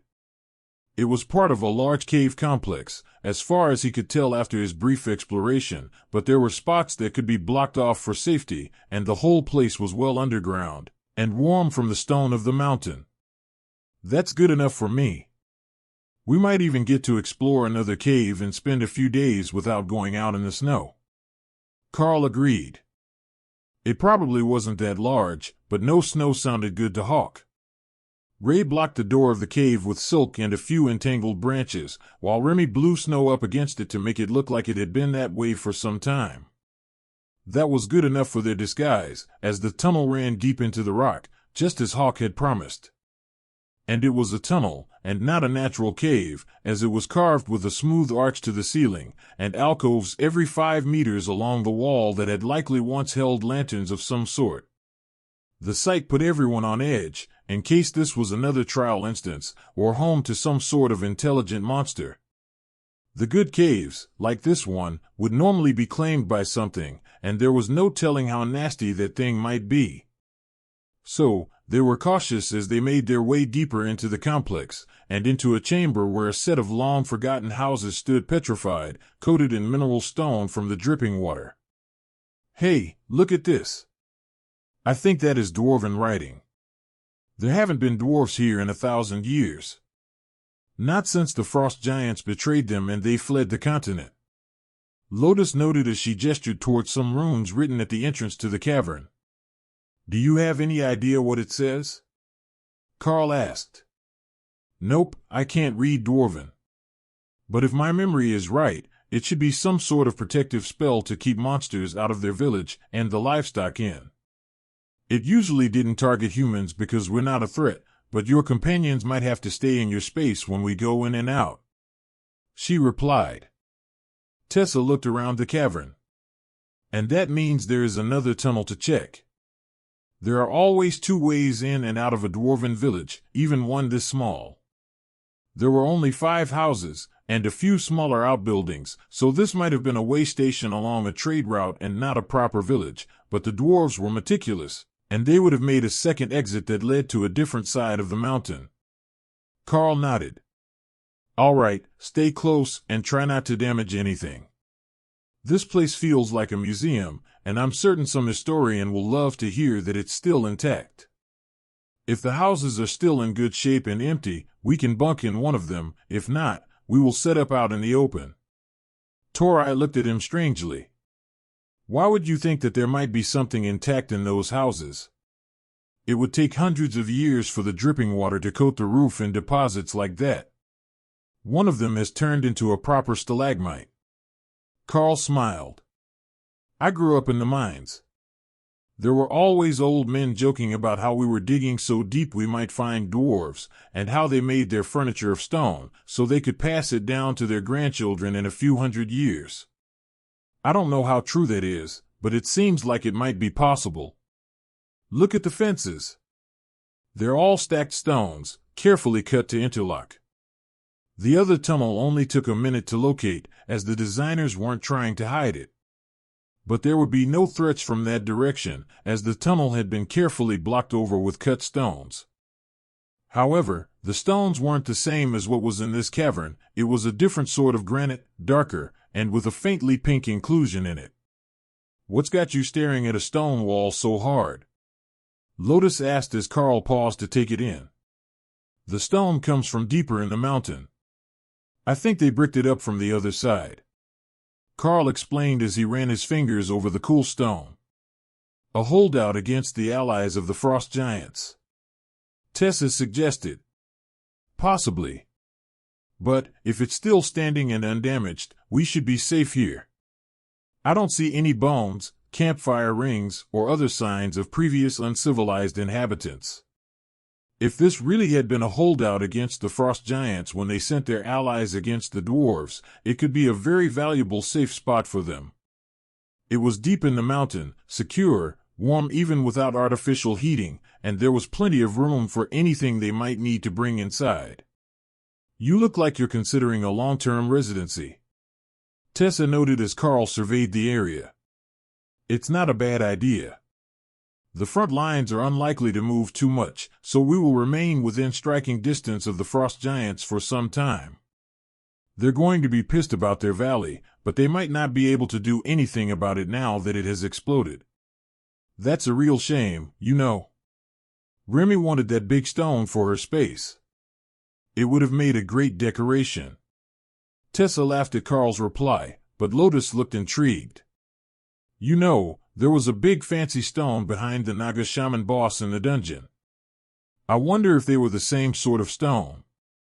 If we get to another dungeon, we will have to see if that stone appeals to her as well. Karl led them back to the nearest house, whose stone door was sitting wide open. It was dusty, but the roof hadn't leaked, and the interior was intact, as well as being almost all stone, as Karl had suspected. The beds had been carefully made when the last resident left, and the decayed remains were still there, though moss was growing on them, giving off the faint luminescence common to plants that grew in the underground caverns of the dark elven city inside the dungeon.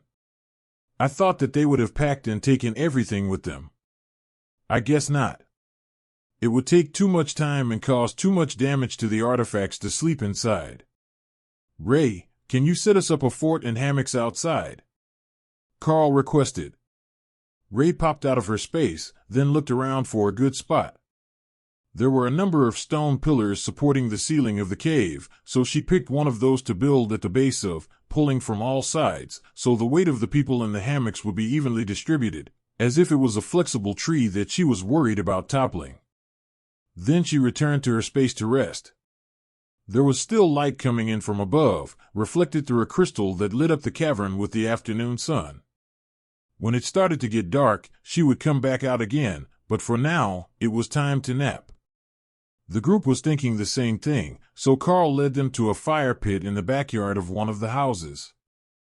It had a metal grill plate over half of it, and it was obviously intended for cooking, with an adjustable hanger for your pot on the other side.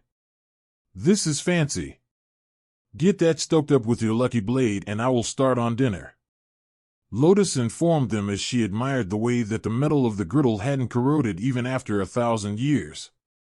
It would need a good cleaning before it could be used, but she wasn't planning to use it anyhow. She was just going to put her pans on it once it was hot.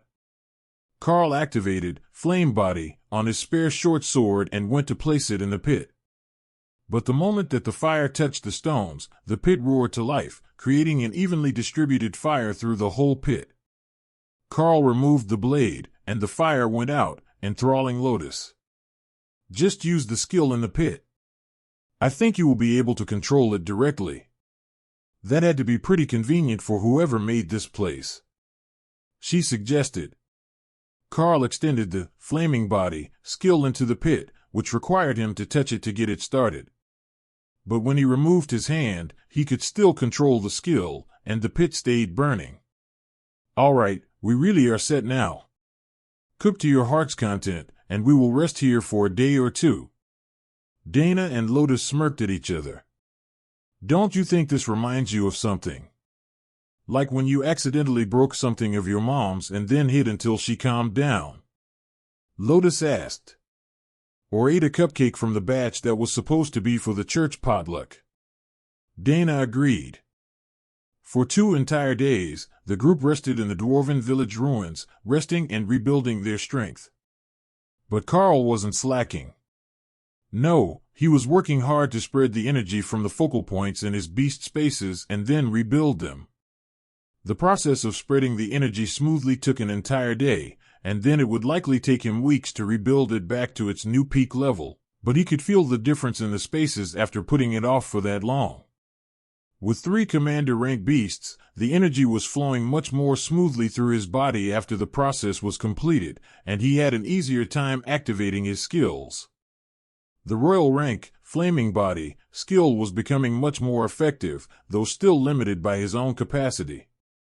It was more efficient than the commander rank version for the amount of mana used, but because his cap for energy usage was lower, he still couldn't exert the maximum amount of power that someone like Prince Corbin could have.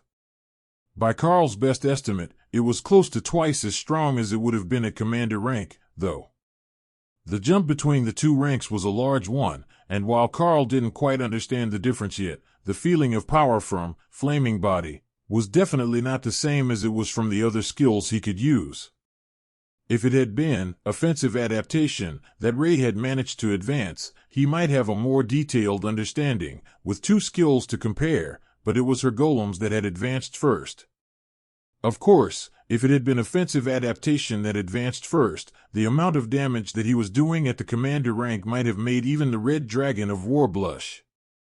That skill was truly overpowered to begin with, and having it a full rank higher than the user would just be disgustingly effective. They had no way of knowing what was going on outside, other than the silence when they went to sit by the door and listen for movement. There was nothing close enough for their senses to pick up on the first day, so on the second day, Karl sent Hawk out to scout in the morning. There are still plenty of frost giants in the area, searching for us, I guess. They're really mad about something, and it has to be us blowing up their rock.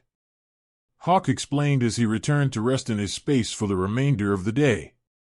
With the energy stabilized in an even layer on the third day, and the new focuses forming properly, Karl sent Hawk out to scout again, updating them on the situation.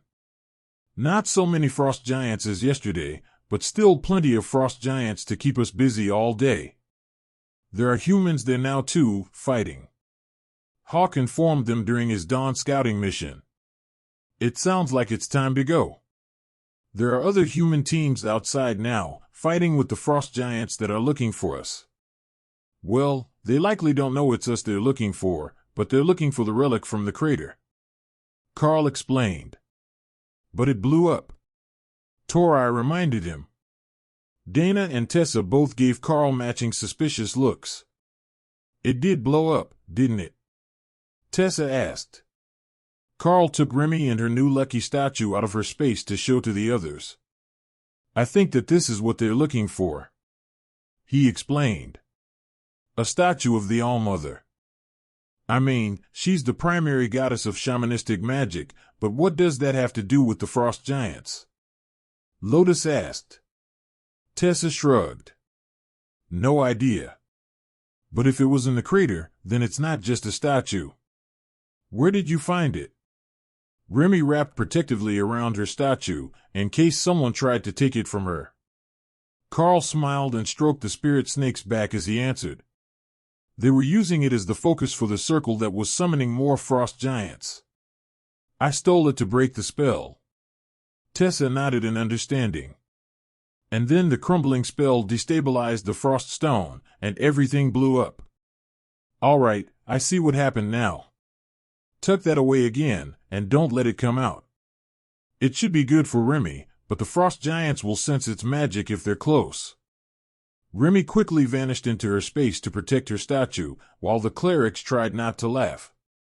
The little spirit snake was growing quickly, but nobody had noticed because it was so cold that she never came out of her space. Or at least she never came far enough out that they could see her. Are we bringing our packs? Or leaving them here in camp? Tori asked as she glared at the heavy bag. Unlike the others, the mages couldn't use the rings of giant strength, so they were working with basic human stats, and carrying their packs all day was tiring.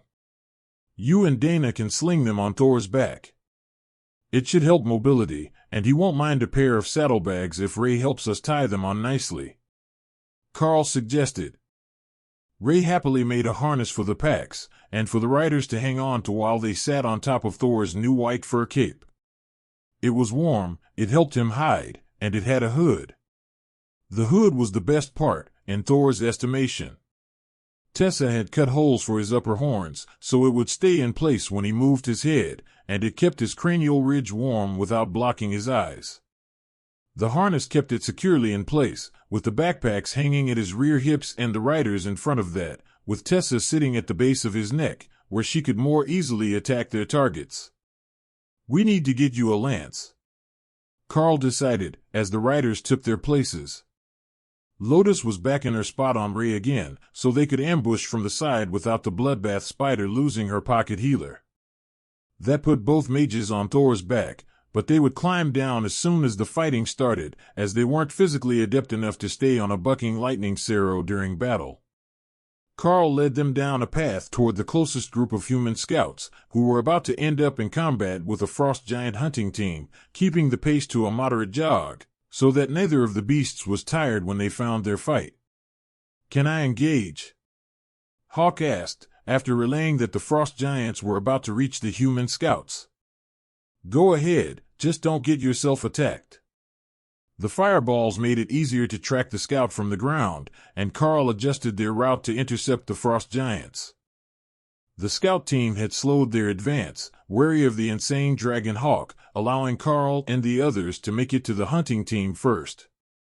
It was just 5 ascended frost giants with spears, no fancy armor or magical weapons, but they had a large hound of some sort with them, who was sniffing at the ground, searching for something.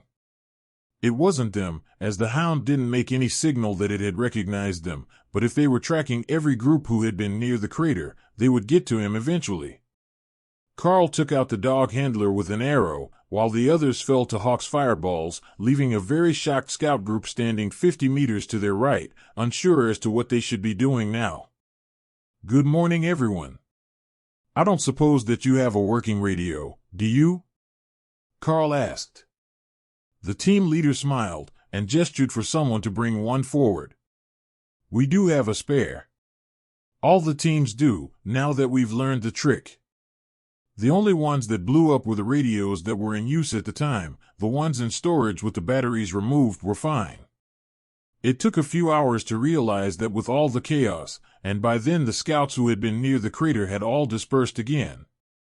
He explained. "Got it. Keep the battery removed from the spare radio when we get one.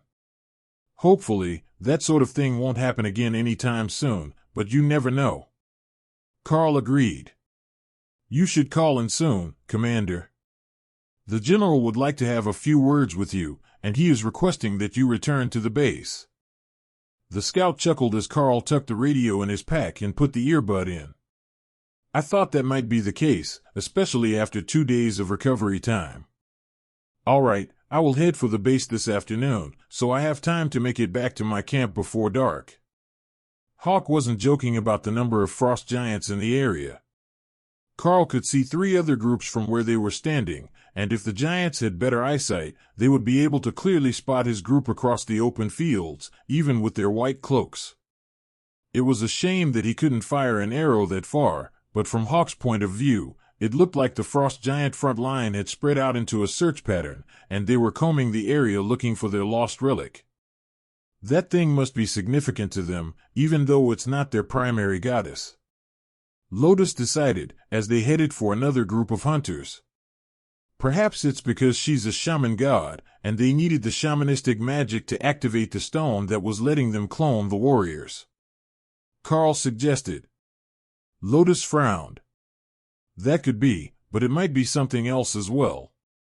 The goddess is called the Allmother, and she is a god of shamanistic magic, so it might be that only a holy relic of that one specific goddess would enable them to use the spell they need. If that's the case, there are likely more of these statues all over the front lines, hidden in places too dangerous for most of our teams to scout. The frost giants know that we don't have any royal rank fighters here, so they haven't deployed any of theirs. They're just wearing us out before making their big move. Remy perked up at that suggestion. Is she saying we have to collect them all? Like totems for my swamp. A whole collection of magical statues to build an array with. Remy wants to know if we should try to collect them all and see what happens. She seems to think that they're supposed to work together. Karl relayed. Tessa and Lotus shared an enlightened look, both remembering something from their training. I think that the summoning effect really might be a set of statues. Totem magic is a thing, but it's far beyond most of us. If there are a whole set of divine totems working together, representing a pantheon or a concept, then the totems might be creating all of the strange phenomenons that we are seeing, with the expanding borders and the appearance of new frost giants, as the totem magic tries to align the world to favor them. Tessa explained. And if we steal enough of them, the effect would stop, and the borders would begin to return to normal, ending their invasion. That is brilliant. We just need to find the others. Dana exclaimed. And I would get my own expanding swamp. Remy added helpfully. How that would work was a mystery to Karl, as the swamp was a mental space, and the maximum size seemed to be tied to her rank, but perhaps the statues would help her grow up faster. I think that we need to go to the base, and see if there are other places like the one that we attacked. You are listening to a story on Time Drift Stories channel. If you enjoy it, please like, comment, and subscribe so you won't miss the next episode. If we tell them what we suspect, they might make a mess of attacking it, and then the totems will be moved again. But if we can get a few more before the frost giants realize that they're being targeted, I think that it might be enough that we can send the army after the others. Karl decided. So, you're saying, get the intel, attack another hidden spot and see if there is a totem statue there, and only then should we tell the army about the threat? Tessa asked seriously. Yes, I think that is the best strategic decision for us to be able to not only test the theory, but to end the war if we are right. Ophelia looked deep in thought as she made little piles of snow with her foot. I think Karl is right. The totems won't do anyone any good if they're spread out. The damage would be done, and the border would just stop advancing. But if we can get enough of them together, the effect should begin to fade as the totems align to favor us. That's how my totems are. The more that I have active, the stronger the effect is. I don't have the strongest totems yet, only bare strength, but once I have 4 of them out, my strength has doubled from its base level. Remy nodded along in understanding. Totems were shaman magic, and although she didn't know any of them yet, she was getting a much better idea of how they worked after watching them appear all around the warbearer when she was in combat. Karl led them back toward the front lines to talk to the general, and Remy steadied her statue, while trying to remember everything that she could about the totems that Ophelia made. She was close to a revelation, she just needed a bit more time to understand what she was missing. The scouts were waiting for them as they got close to the camp, despite the fact that Karl hadn't sent any radio messages yet. Commander, the general would like to see you in his command tent. The scout greeted them. I would have been more startled if he didn't want to see me. Karl joked. Lead the way, I don't want to walk in on anything unfortunate, my poor clerics have seen too much already this mission. The scout looked confused, but Lotus giggled at the memory of the startled artillery battalion commander when he was quite literally caught with his pants down. They heard the general's laughter when the scout stuck his head in to see if he was free, and then followed him inside. General, good to see you again. I trust that you got a relayed version of the events from the other scouts. Karl asked. Yes, all sorts of confused and conflicting reports. Now, firsthand, what happened out there? You did go to scout the location, did you not? The general asked. We did, and here's how it went. Karl went through the details of the engagement, including the snowstorm that made it look like there was no valley there at all until you were in it, to the clear area at the bottom, the identical giants, and the destruction, but omitting the bits about the totem Remy borrowed. I understand now. It makes sense that the frost giants are out hunting. They might be looking for the culprit, but also for any leftover magical items that survived the blast, shards of the frost stone, and other valuables. If there are still shards of that exploded stone, they will be valuable not only to the frost giants, but to other water and ice magic users. The general explained. Dana and Tori smiled. They shouldn't have too many problems finding a piece or two of the shattered stone to help with their magic. One other thing. Ascended Mage Tori, you have been reassigned. There is a new group here in need of a mage, and we unfortunately don't have the resources to keep an overstrength scouting group active in the wilderness. But I just got here. She complained. Karl's group was the best she had ever seen. They were competent, worked in unison without arguments or questions, and even better, they actually wanted to be there. Plus, there were 3 commander-rank beasts already in the team, more than doubling their combat strength. What more could you ask for? The group in question came in just after the general mentioned them, most likely because they had been waiting for the signal. Two familiar elites entered leading two others with similar faces, suggesting that they might come from the same hometown or be relatives to each other. Their entrance was silent, but accompanied by the faint smell of giggleweed and leather oil. The Mackenzie brothers were here with two other warriors, and they had been assigned the first free mage, as far as Karl could tell. "Bob, Brother Doug, good to see you again." Karl greeted them with friendly hugs. "Commander Karl. I didn't expect to see you here. Did you bring us our extra mage?" Bob asked with a slight smirk on his face as he took in Karl's group. "I suppose that we did. We were further down the line when the fallback signal was given, and we ended up behind enemy lines, so we've been poking their supply lines and attacking a couple of suspicious points." Karl agreed. "With the help of a certain Spider and Hawk, who can spot and sneak up on giants with ease. It looks like you've got a reliable bunch, but I don't know these two." Doug asked.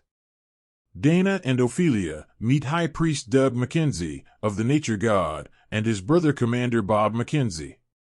Bob, Doug, meet Dana the Golem Mage and Ophelia the Bear Totem Berserker." Doug gave Ophelia an appraising look. "I bet she's comfortable in bear form. She's just big enough to be furry and warm." Ophelia looked vaguely offended, but Lotus was quite familiar with Brother Doug and the other nature priests. "She gets like twice that size. No worries about being cold with her around, though she's been cuddling Tori at night, so we're going to have to fix our sleeping arrangements." The tiny priestess agreed. Doug smiled and lit a herbal cigarette. "Sister Lotus, you're living too good. Why don't you lend us the Berserker as well?" Bob and Karl shared a smile while the two nature clerics joked with each other, ignoring the fact that they were supposed to be in the middle of a meeting, or that the people they were referring to were literally standing right beside them. Once the general was done with them, he chased both groups out of his office. He would soon have more directions for both, but a scout could pass the message before they left. He had enough to deal with already without adding the stress of dealing with a stoned nature priest and a bunch of miscreant elite mercenaries. "Only one mage in your group?" Karl asked as he looked at the combination. "Yeah, not great luck on the combo this time, but we've got a ranger who's good with longer distance attacks. Our sisters were both sent to the capital for security detail, so we can't get them for the team this time." Bob sighed. "Well, Tori is good with multiple target attacks, but it's a bit of a shame that you don't have a second caster." Then Karl paused. There was a spell that Ray knew which could likely be used by Brother Doug. The skill book ability required that he study and have some understanding of the skill, and he had certainly fulfilled that requirement, though it wasn't one that he could use himself. "If you wait a moment and find me some paper and ink, plus one of those cigarettes, I think I can make a spell book for Doug. It's a nature spell, so a nature priest should be able to use it," he added. Doug didn't hesitate and brought out a stack of paper intended for reports, as well as his good pen and a rolled herbal cigarette. Karl crushed the herb onto the paper as he took a seat at one of the tables in the dining tent beside the general's and began to write out the spell book. "Ray got this in a dungeon instance as a reward, but I think it will be compatible. I managed to make a refreshing lightning version for the Blue Dragon priests," Karl explained. Doug laughed. "I heard all about that. They're so excited to have a new spell to teach that they've been trying to get everyone they meet to learn it. The problem is, it only works for the Blue Dragon priests. Not even the shamans have managed to learn it straight from the book." Thor laughed at that one. He didn't know how human shamans played with lightning, but Remy's lightning and his lightning were totally different things that just looked the same. He was also eager to come out and play with his old friends, but the camp was so crowded that there simply wasn't space for him. Karl needed Ray to help him with the book for the parts that he didn't understand, but between them, they quickly got the spell completed, and it formed itself into a skill book with a simple wooden cover and a spear tip on the front. Doug took the book and flipped the cover open. That was all that it took for the book to vanish, while the others looked on in envy. You know, there's a supply tent here with the essentials. Why don't you get a golem book? One of the warriors with Bob's group asked Tori. I've already tried. I'm incompatible with the book.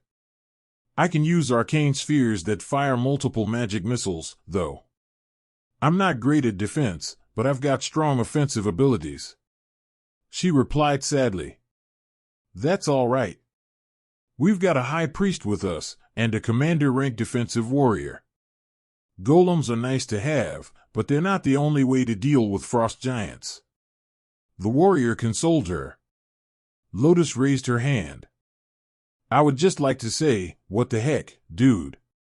You could teach nature priests to use spear all this time, and you didn't make me a copy like 2 weeks ago. I've been right here, riding on Ray's back while she casts it, and you didn't once think to teach me. Karl blushed in embarrassment. Would you believe me if I said that I forgot it was possible? I have to study and somewhat understand the skill to transcribe it, but I've seen it cast 1,000 times now, by Ray and her golems, and with her help, it wasn't hard. Lotus made a get-on-with-it gesture, and Karl started over with Ray's help to make her a copy of the book. Lotus grabbed it and did a little happy dance the moment they finished. This will be perfect. I will have vines and spikes. The book vanished in her hands, and the little priestess frowned. I have been robbed. Oh, wait, no. This is just as good. Karl tried not to laugh at how similar her response was to his beasts when things didn't go as expected while he waited for her to calm down. The 2 spells combined to give me a third option, which replaced the other 2. Thorned vines are basically the 2 at the same time, but the spears are thorns, and don't fly out, they just stab when the vines grab something. That seemed like it would actually make things easier on Lotus. She was already used to using the vines to restrain targets, but they didn't do any damage. Now they would restrain targets while doing damage, a 2-for-1 combo package. Bob came over to Karl's side while Lotus and Doug did a little happy dance together. Why did you come in so early? There are still plenty of hunting hours for the day. You could have come at the end of the afternoon. He asked, while the 2 nature clerics celebrated their new skills. I'm not planning to stay. Now that we've given them their report, I'm going to leave again.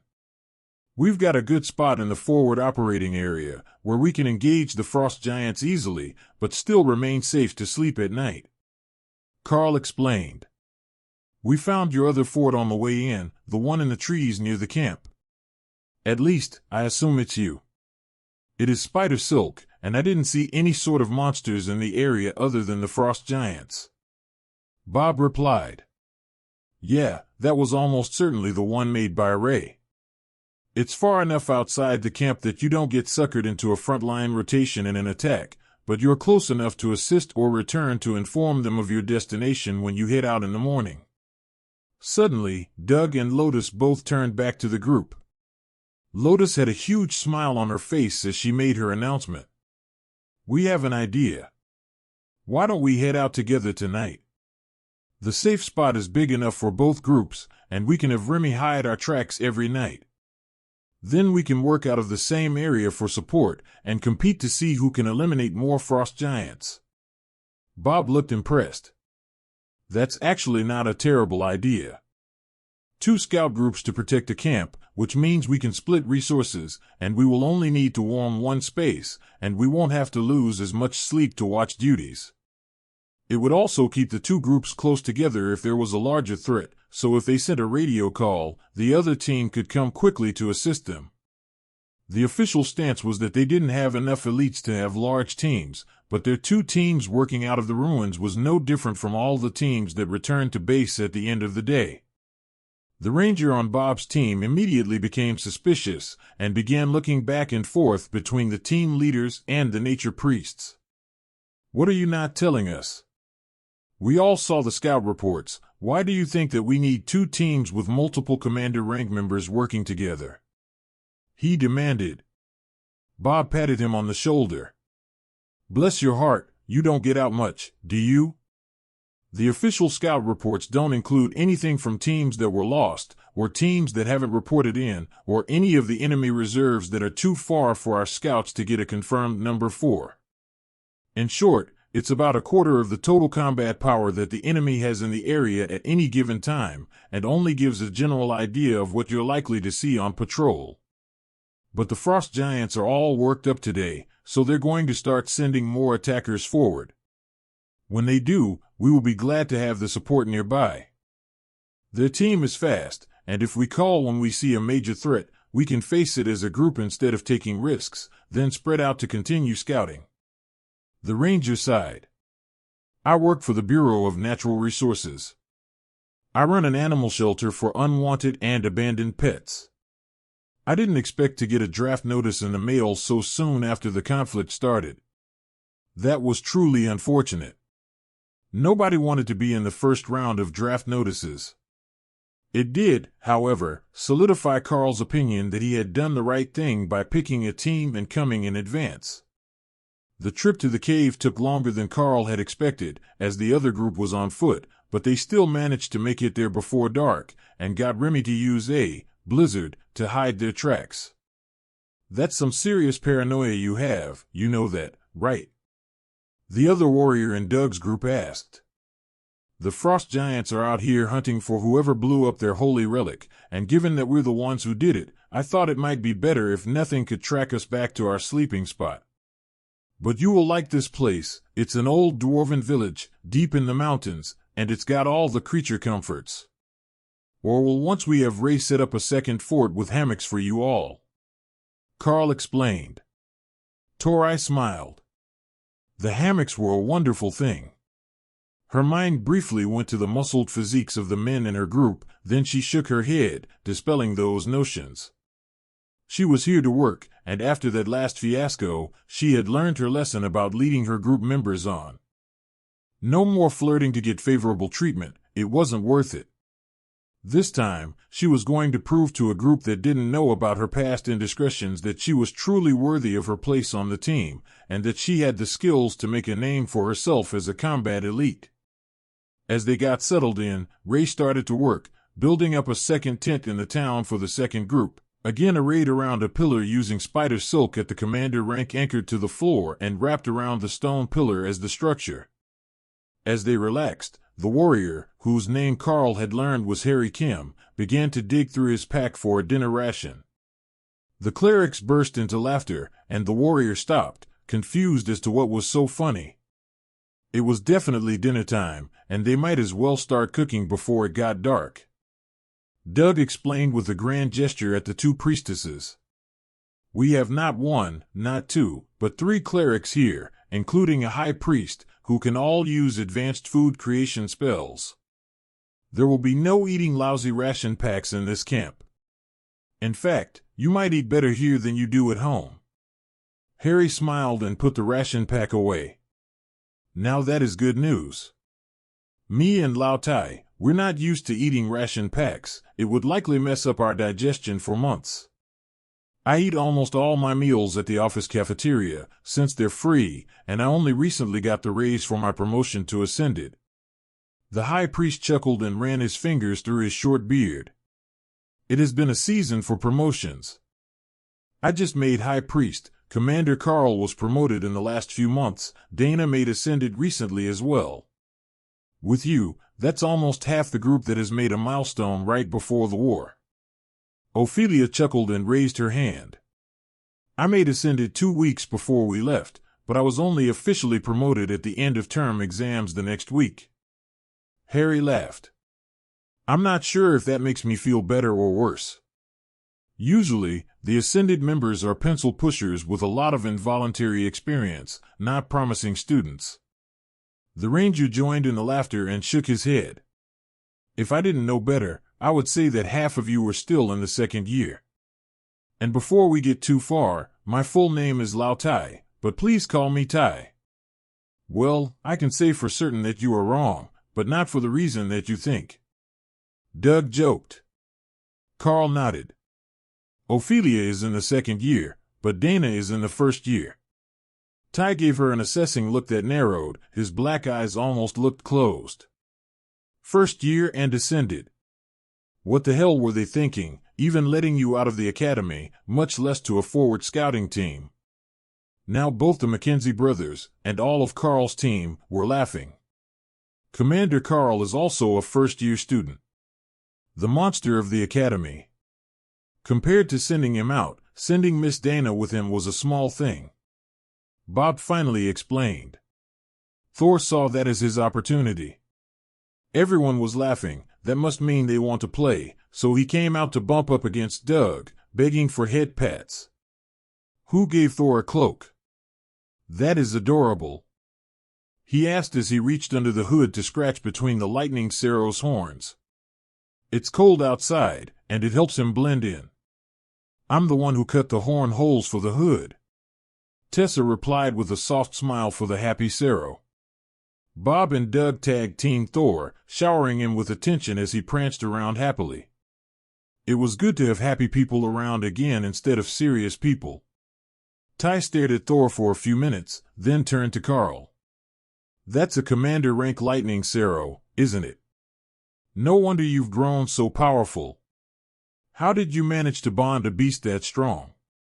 He actually started as an egg, as did the others. No, that's not a restriction of my class, just an oddity of fate. A combination of resources, combat experience, and training made him into the Cero that he is today. Ty looked amused at the phrasing, but more intrigued by the mention of others. They said that you had a commander rank beast. Was it actually more than one? 3 actually, and one more that's still at ascended. Thor you have already met, then there is Hawk, a dragon hawk, who does our scouting duties, Ray the bloodbath spider, who is our resident attack golem specialist, and Remy, a newborn Naga spirit snake, who is still at ascended rank. The ranger nodded in understanding. Now I see why they let you out of the academy. The beasts need it, and with them, you might as well be with a full commander rank team, plus some extra support. How much trouble do you have with the frost giants? None of your team members are giant-sized, and only Thor is particularly durable. Against the 5 commander teams, we are a bit slower than we are used to when fighting teams with only one commander rank frost giant, but we are still not in any real danger. With Thor's barrier over the whole team, plus the blessings of the clerics, the circle of protection and the golems from both Ray and Dana, we're actually at a reliable advantage. Ty smiled. In that case, I won't hesitate to call on your team if we find ourselves in a bind. Normally, it's considered bad manners to pull another team from their mission unless it's an emergency, but if you've got strength to spare, you will probably be able to finish up and come to us in time. Ray headed back to her space for a short nap after she finished creating the second fort for the Mackenzie team, and the clerics made their way to the fire pits to start cooking. Doug had a skill that created a small fire, and that was enough to control the cooking area, where they were happily scrubbing away centuries of dust and preparing the area for an elaborate meal. It was going to be fairly late when they finished cooking, but neither team was rushing to head out in the morning. They would head out when they were good and ready, then hunt until mid-afternoon and return here. With the number of frost giants that Karl's team had reported, they wouldn't be short on targets, and they would be exhausted well before the sun went down. This is quite the fortification. How long do you think that we will be able to continue to use it? Harry, the ascended warrior with the Mackenzie brothers, asked, his ice-blue eyes glinting with curiosity. Bob shrugged. For at least the next few weeks, unless the frost giants mount an offensive that puts the main battle line out of reach of it. I don't see them pushing the line that far back, especially now that their holy relic in the area is destroyed, but unless we can find another and destroy it as well, they are unlikely to retreat either. So, it is a stalemate, and we just continue to wear them away and keep them from building up enough of a force to challenge the general. Karl nodded. We are almost certain that there are more locations like the one that exploded, most likely near the other main lines. But what we suspect is that we need to pull the cores of them together to be able to reverse the changes they have made.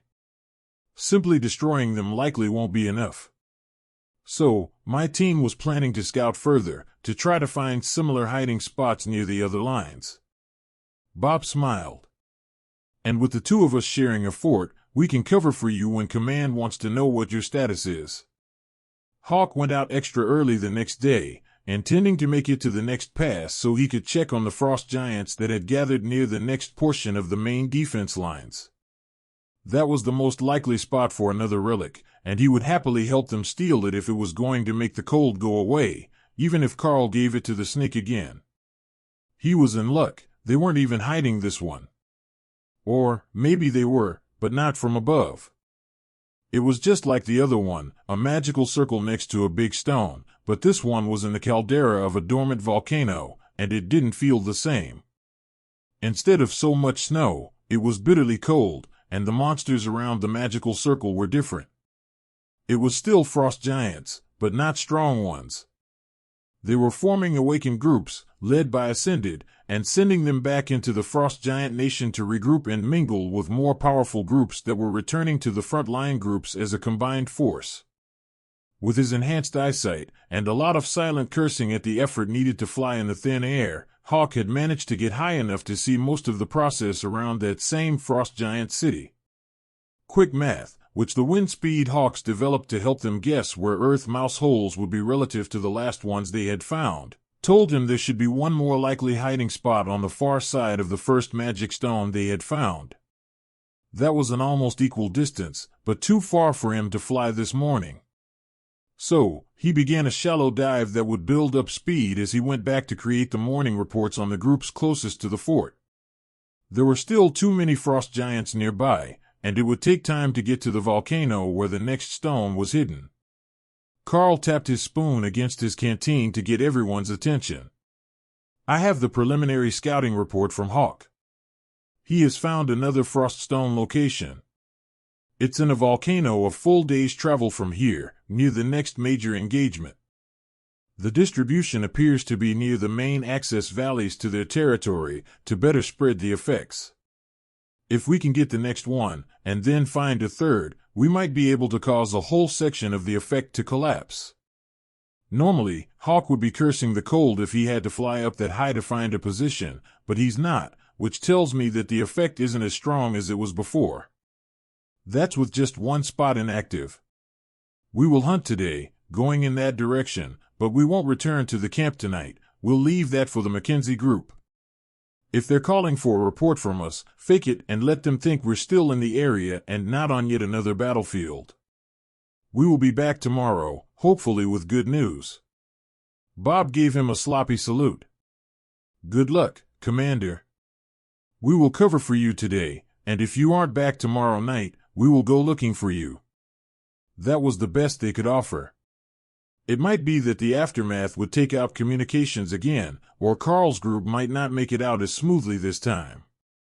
Both groups left together after breakfast, and Remy kept the snow active until they were out of the trees.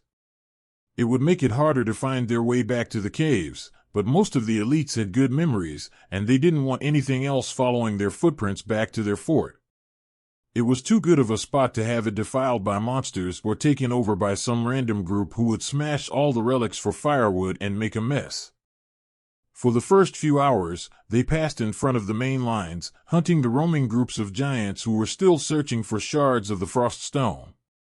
The numbers of both the stone fragments and the frost giants searching for them were dropping dramatically with the efforts of the teams the main group was sending out, and Karl managed to lead his team into the hills on the far side of the line before noon, after which he brought them up to a jog with Hawk leading them on a relatively trouble-free path toward their target.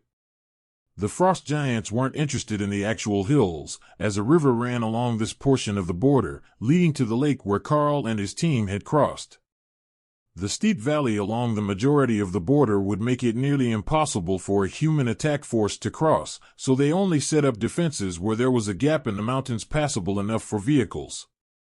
Don't you think this is a bit too easy? Ophelia whispered as they ran through the trees.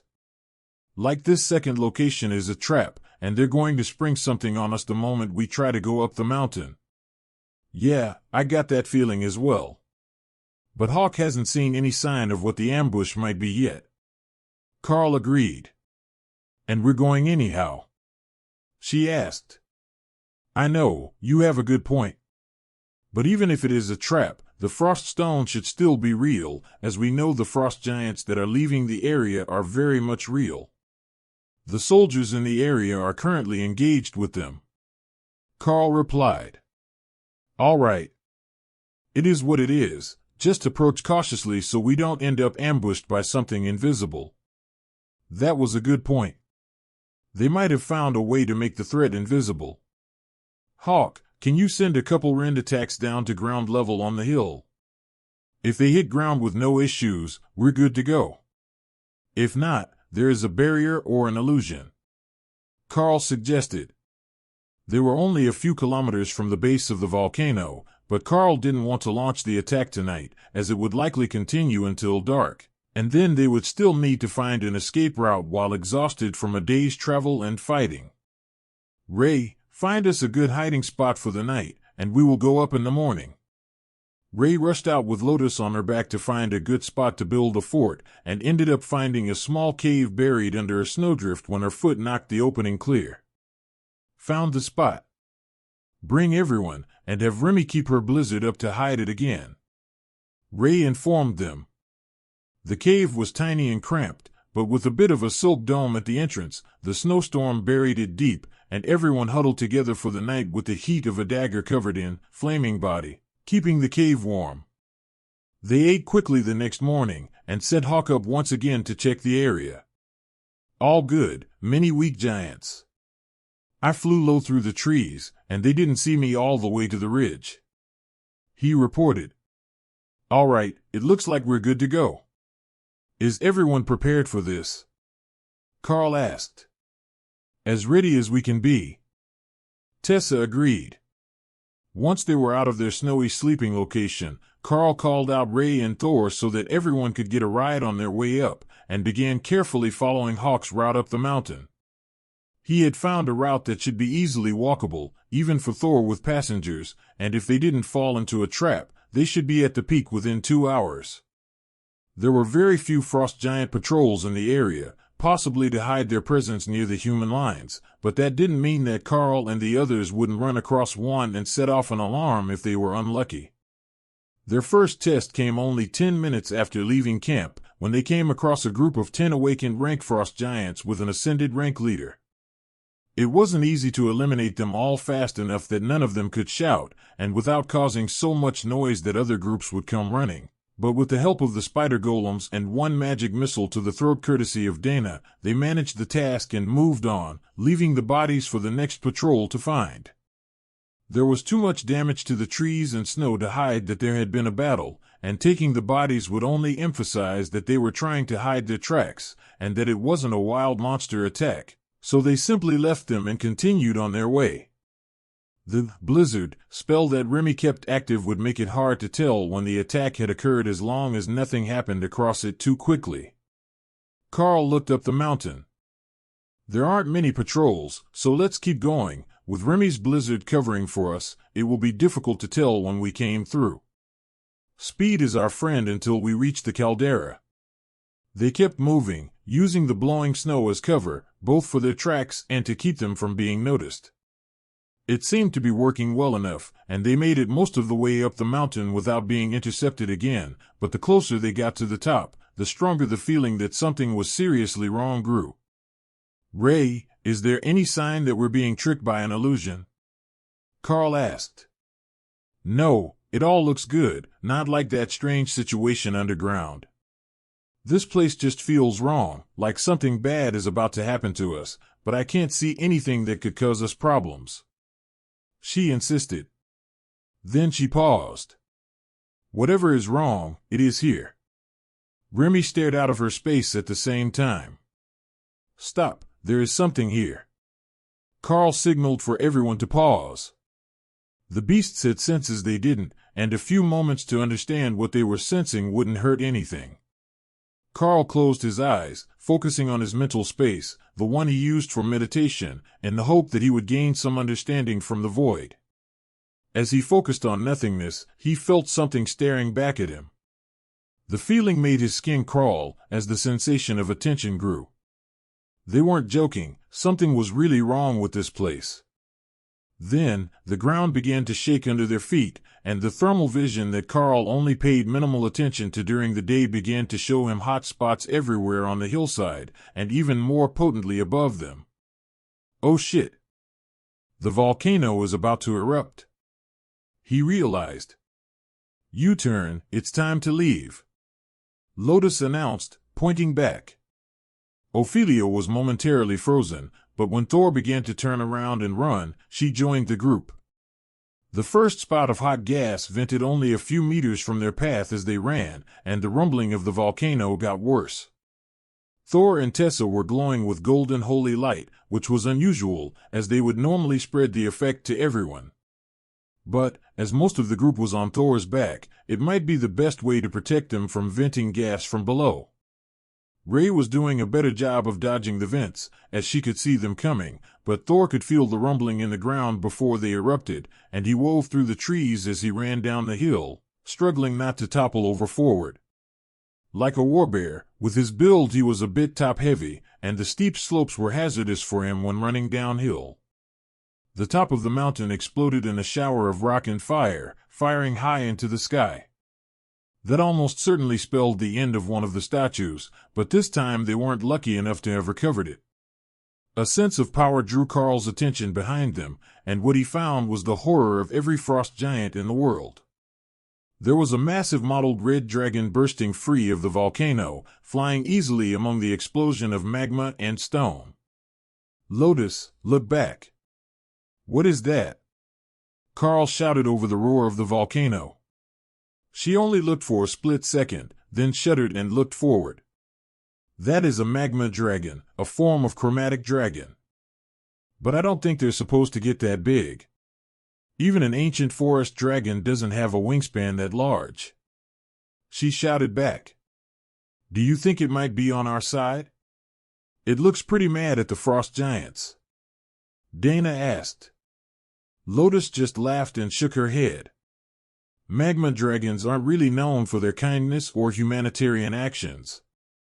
It's better that we just get out of here before it turns its attention in our direction. As if to prove her point, the magma dragon's tail swatted an enormous glowing red boulder in their direction, headed straight for their group. Everyone scattered as it crashed down between them with an impact that shook the ground even better than Thor's earthquake skill. Karl was momentarily blinded by the steam from all the melted snow from the impact trench, but quickly realized that they had fully evaded the attack, and they could keep going. Wait, shiny rock for me. Thor cheered as he picked the boulder up with his horns and moved it to his space. It was still radiating huge amounts of heat, but as it cooled, Thor could see that it was a naturally blue crystal, a large portion of the frost stone from the top of the mountain, that the dragon had used as an artillery projectile.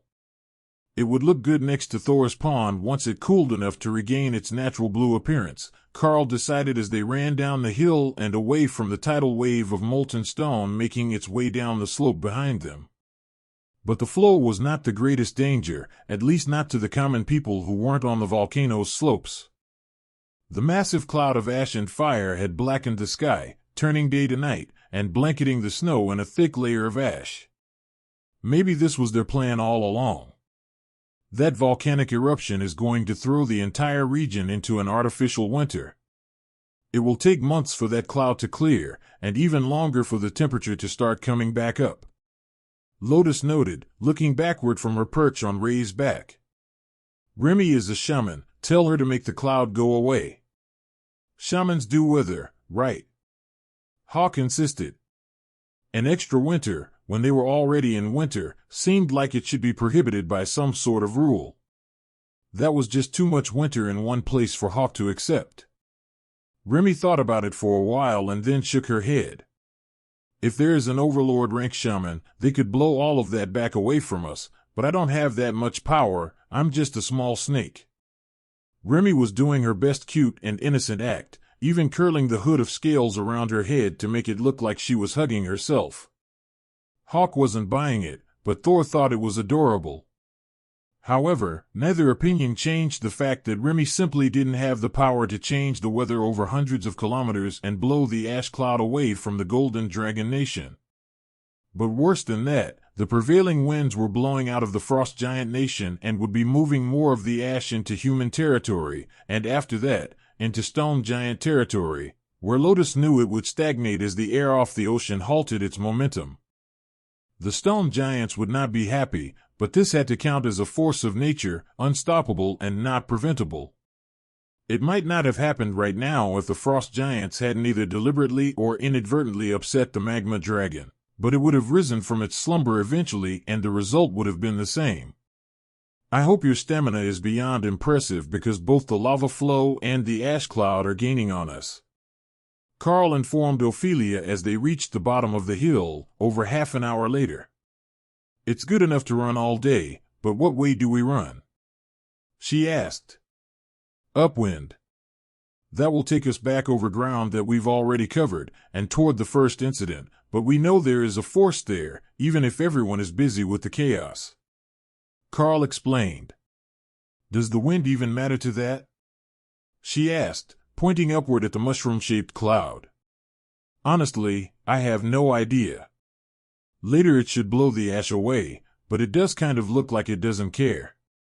The volcano was making its own weather now, and the wind was blowing outward from the eruption, rapidly heating everything and melting the snow all around them into slush. Do we go for the main line? Lotus shouted as they moved down into the open, hoping to make better time than they had through the hills and trees. No, go for the dwarven village. Karl called back. That seemed safer, and if it wasn't for their barriers, the ash would be burning their clothes already. There were spots on the trees that were already scorched, despite the snow which had built up on them, and to Karl, that meant there was likely to be a massive wildfire. How to escape an erupting volcano had not been one of their school subjects. As they ran, the radio communications made it clear that the erupting volcano was neither the only, nor the worst, disaster that the border region had undergone that afternoon. Along the border, 7 other locations had either exploded, collapsed, or undergone dramatic events involving dragons. It was nearly impossible to piece it all together, but from what Karl could decipher, the location where the frost stone had exploded when they looted the statue had exploded again. Only this time it had released a massive frost dragon, every bit as angry as the magma dragon at the volcano was. It had rampaged through the front lines, uncaring of whether the target was a giant or a human, and then flown off into the frost giant nation surrounded by a storm that hit everything within 50 kilometers from observation. Karl couldn't see any logic in the frost giants setting those dragons free, and from the number of incidents, it did seem likely that it was their intention to set the dragons free. Either that, or they had been trying to steal the powers of sealed dragons, which was even more insane, as the other dragons would see that as an insult to their entire species. The humans might have successfully hidden through such blunders, but the frost giants wouldn't be capable of finding a safe spot to hide and wait for the dragons to calm down. They didn't quite have to travel past the spot they had gotten the first statue from, but it was still nearly dark when they made it to the dwarven village on their fastest travel route. The entrance was heavily snowed in, and they had to have the spider golems dig to uncover the entrance from its layer of hardened ash and snow before they could enter. Then, they piled it back over the entrance, and let Remy's blizzard layer more snow on top to hide the fact that they were ever there. They could hear the other team inside, the Mackenzie brothers laughing and joking, while the 3 other voices were much more nervously making remarks about the radio messages. Good evening, lady and gentlemen. We have returned. Karl announced as they walked down the tunnel and into the village, forcing him to return his beasts to their space, as they could not cross the threshold between the tunnel and the cavern. Good to see you all intact. We thought for certain you were going to be blasted to the moon when that mountain erupted. How did you make it out in time? Bob asked, curiosity clear in his pale eyes. We never made it to the top at all. The magma dragon broke free while we were climbing the slope, so we turned around and ran. Karl replied with a shrug. Good call. Doug here has been doing some research as a nature priest, and he has found an interesting fact about the dragons that were spotted today. Bob agreed, then gestured for his brother to explain. Not all the spots that we heard of incidents from were known to have a dragon present, but the ones that did were the prisons of dragons who had gone against the gods or the elders. They are the rebels, who would kill without reason or mercy. Now, it doesn't take a genius to realize that there aren't enough frost giants to take this border in any sort of reasonable time frame. Their allies are the real threats here, and they might be the driving force behind the invasion. All that command can tell us is that the frost giants attacked first, and that the giant clans are working together, so I've made a few conjectures of my own. First, the frost giants are idiots, but strong with shamanistic magic. They're using that to expand their borders. Second, they set up a bunch of locations of power on top of buried rebel dragons, and the general assumption would be that they intended to set them loose against the human armies. But that's not what I think. I think that they were set up. That they were told that these were places of power, and not that they contained insane ancient dragons, who would kill their soldiers as readily as ours. Doug paused to catch his breath, while everyone else absorbed the ideas he had shared. Dana looked confused. You think the other giant clans set them up to fail, and just wanted the dragons to make this entire area uninhabitable? Doug shook his head. No, I think that they intended to make this area the territory of the rogue dragons, and wipe out the frost giants, while also giving the humans nowhere to retreat to when the other clans moved in to crush us. It's not a secret that the giant clans never got along all that well, and they only ever cooperated because they viewed themselves as better than everyone else. This could very well be the giant clan version of politics, and we're caught in the middle of it. Karl frowned. Then what do we do? We try not to die. The main lines are gone, dispersed, and hiding. If the frost giants arranged this, they will be marching through here in a matter of days with an entire city full of giants. But from the direction those two dragons were going, and the amount of fire off in the distance, I don't think that is the case. If their plan was to gain allies in the dragons, they picked the wrong ones. That frost dragon might be on their side, but the magma dragon. They're essentially mortal enemies. Their elements are completely opposed to the point that one cannot survive where the other one lives. Doug explained with a deep frown as he tried to make sense of the situation. Well, if the amount of ash that is dropping on the area is any indication, the snow won't last for long. The fires were already starting as the snow melted, and the volcano is still going off. How long do those eruptions even last, anyhow? Karl asked. Doug and Lotus both shrugged, before Doug answered. Usually, it's just one big blast, and then there will be lava flows for a few more weeks, but with a blast this massive, it will take days or weeks for the sky to clear. Perhaps that's why the frost dragon flew away. It wouldn't have wanted to be in that ash cloud any more than we do. But if that eruption is being fueled by an angry magma dragon, the ash won't cool, it will get hotter, and the cloud will continue to spread. Soon, we won't have to worry about being cold. Bob looked toward the direction where the eruption was still taking place, as if he could see it through the stone of the mountain.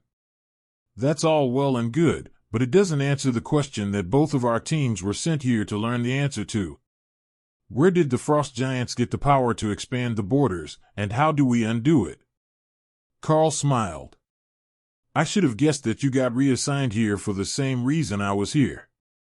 We thought that it was the frost stones, and that if we could reverse whatever we were doing, or steal enough of the focal points, it would reverse the effect and let the snow begin to recede. Bob smiled. Of course, our missions weren't quite the same. We were strictly here to find a way to reverse the effects, while I am under the impression that you were here to find the underlying cause. That wasn't what they asked of us. Lotus giggled. I wonder if huge pissed-off dragon melted everything with a volcano is enough to get the bonus for reversing the cold effect. That made Bob's whole group laugh.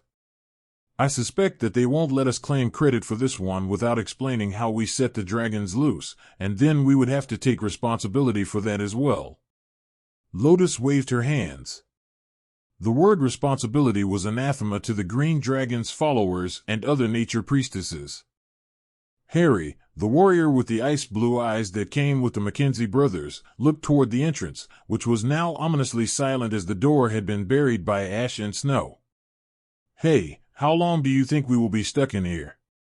I mean, we still have radio signal, but I get the feeling that going outside in the next few days will not be easy or wise," he asked. Doug just shrugged. "It's a volcanic eruption. They can't give us crap for being buried inside. But fortunately, we have a spot far inside the mountain because that hot ash would make it distinctly uncomfortable in a smaller cave, even if you escaped the fires. All units along the volcanic line, we are reforming 100 kilometers from the border. When it is safe, make your way back toward the reformed line outside the burn zone. Units who are unable to retreat, sound off for attempted rescue," the line general requested over the radio the next morning. Karl looked over at Bob Mackenzie, who just shrugged. "We're pretty much fine where we are. We're not going to be affected by the fires in here. The dwarfs planned for things like that. So, we might as well just wait it out, as we're already in front of the main lines," he suggested.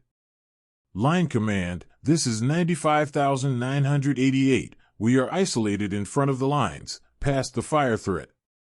We will shelter in place until the situation is resolved." Karl informed them, right before Doug called in to inform them of the same thing. If command suspected that they were together, they didn't say anything, only confirming that they wanted the two teams to continue daily check-in protocol so they could confirm that they were alive and well. The other soldiers and elites were quickly escaping from the area as the snow melted, and the forests began to burn under the hot ash, which seemed to be intensifying, instead of dissipating, as it should have after an eruption. The magma dragon was still somewhere in the area and staking his claim on the region around the volcano, adapting it to more perfectly suit his personality and racial environment requirements. He was a proud and ancient being, locked away for a millennium, and now that he was free, it was obvious to the two nature priests that the dragon intended to make himself a new home right where he had been imprisoned. "It would be nice if we could get communications from further away.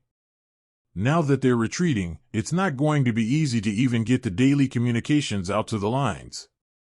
There is a channel for long-distance, low-quality communications, but that won't let us hear any of the news from the other fronts, only get our signal through to the lines in Morse code," Bob explained. The rest of the group gave him blank looks and he laughed. "There is a translation on the radio. It's a series of long and short tones. It makes it easier to understand distant signals, and the command staff will have both an automatic decoder and an expert on hand to translate signals. It's only to be used for urgent messages, and you keep it brief. Normally, what we would send would be something like our name and then all alive," he explained. Not long after, the radio signals on the main channels started to get less frequent, as the teams that could be recovered were led to safety. The ash was clogging up the vehicles and making it hard to breathe, but a mage or cleric barrier made it relatively safe to keep moving, as long as you weren't too close to the volcano, where the dragon's magic was already imbued into the ash, and causing it to burn through barriers. Bob laughed as the radio finally had a moment of silence, with nobody attempting to transmit. "This might be the most relaxing mission I've been on in a while." Tessa chuckled at the notion. "Only for the next few days. Things are going to get hectic again after the frost giants regroup and try to eliminate that dragon from their border. They might even come back with the frost dragon." Karl considered that for a moment. Their elements lined up, and the dragon had flown off into their territory, but that was no guarantee that they were on the same team. In fact, if they really had been trying to siphon power from the dragons, they might have made a new enemy of the creature. Karl took some time to work on rebuilding the energy focus in all the beast spaces, and noticed that Remy had made some interesting alterations to her swamp.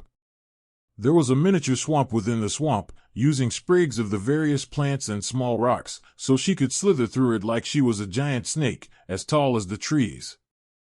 It was cute, like a child's playhouse, and Remy looked happy with her construction, so Karl didn't mention anything about it as he continued to build the power in the spaces. It would still be quite some time before she was fully grown, but the other three were slowly moving up through commander rank and didn't seem to be limited by anything yet. It was simply a matter of time, lots of time, until they managed to advance again. The large frost stone that Thor had obtained had been transferred to Remy's space, and was serving as the focal point behind a platform like the one that the Naga bosses in the dungeon had been standing on. Remy had the book that Ophelia had found opened on the platform, where she had built up a set of strange statues. They had been placed around the perimeter of the space, and she was currently working on some sort of skill, Karl assumed. She was intensely focused on something, and she was adjusting the position of the items on her platform, then focusing again, and making more adjustments. Comparatively, Hawk was making small flying mice out of his fire, Thor was napping in his pond full of holy stones, and Ray was carefully rearranging the corpses strung up in her forest. It took a while for Karl to understand what the little snake was up to, but Remy was trying to create a totem. Each of the stacks of stuff was designed to represent something, and she had even made a bunch out of mud, then adorned them with shiny things to get them just right. He couldn't tell what sort of effect she was going for, but it looked like the frost stone had been permanently changed by the magic of the magma dragon. Even now that it had cooled her swamp, the stone was still glowing red and not ice blue, though it was still giving off a strong sense of magic. Perhaps that was why Remy was having so much trouble trying to get her totem experiment to work, but as she was basing it off the ones that Ophelia made, there was a chance that she would need to make extensive modifications anyhow to make a shaman-type totem. It didn't really matter if she was successful, though. Remy had found a learning project that was keeping her attention for more than 5 minutes, and that alone was impressive. Even if most of it was just making statues of herself out of clay and then decorating them to see if they would become magical. It seemed a bit silly, but it was making her happy, and the fact that there were dozens of little Remy statues around the platform now was highly entertaining to the other beasts. Among the humans, everyone had a hobby to pass the time as they waited. Karl had chosen to meditate to work on his strength, as had the 3 clerics, though they had taken a mid-afternoon break to play with the beasts before focusing again. They were just beginning to relax for the evening, secure in the fact that they were underground with the entrance to their bunker buried under ash, when a roaring from above them caught everyone's attention. It wasn't the deep roar of the magma dragon, it sounded smaller, but similar in tone. Then there were more roars in the distance, and the sound of flapping wings. Doug laughed as the dragon flew away. I hope that's a territory fight about to break out.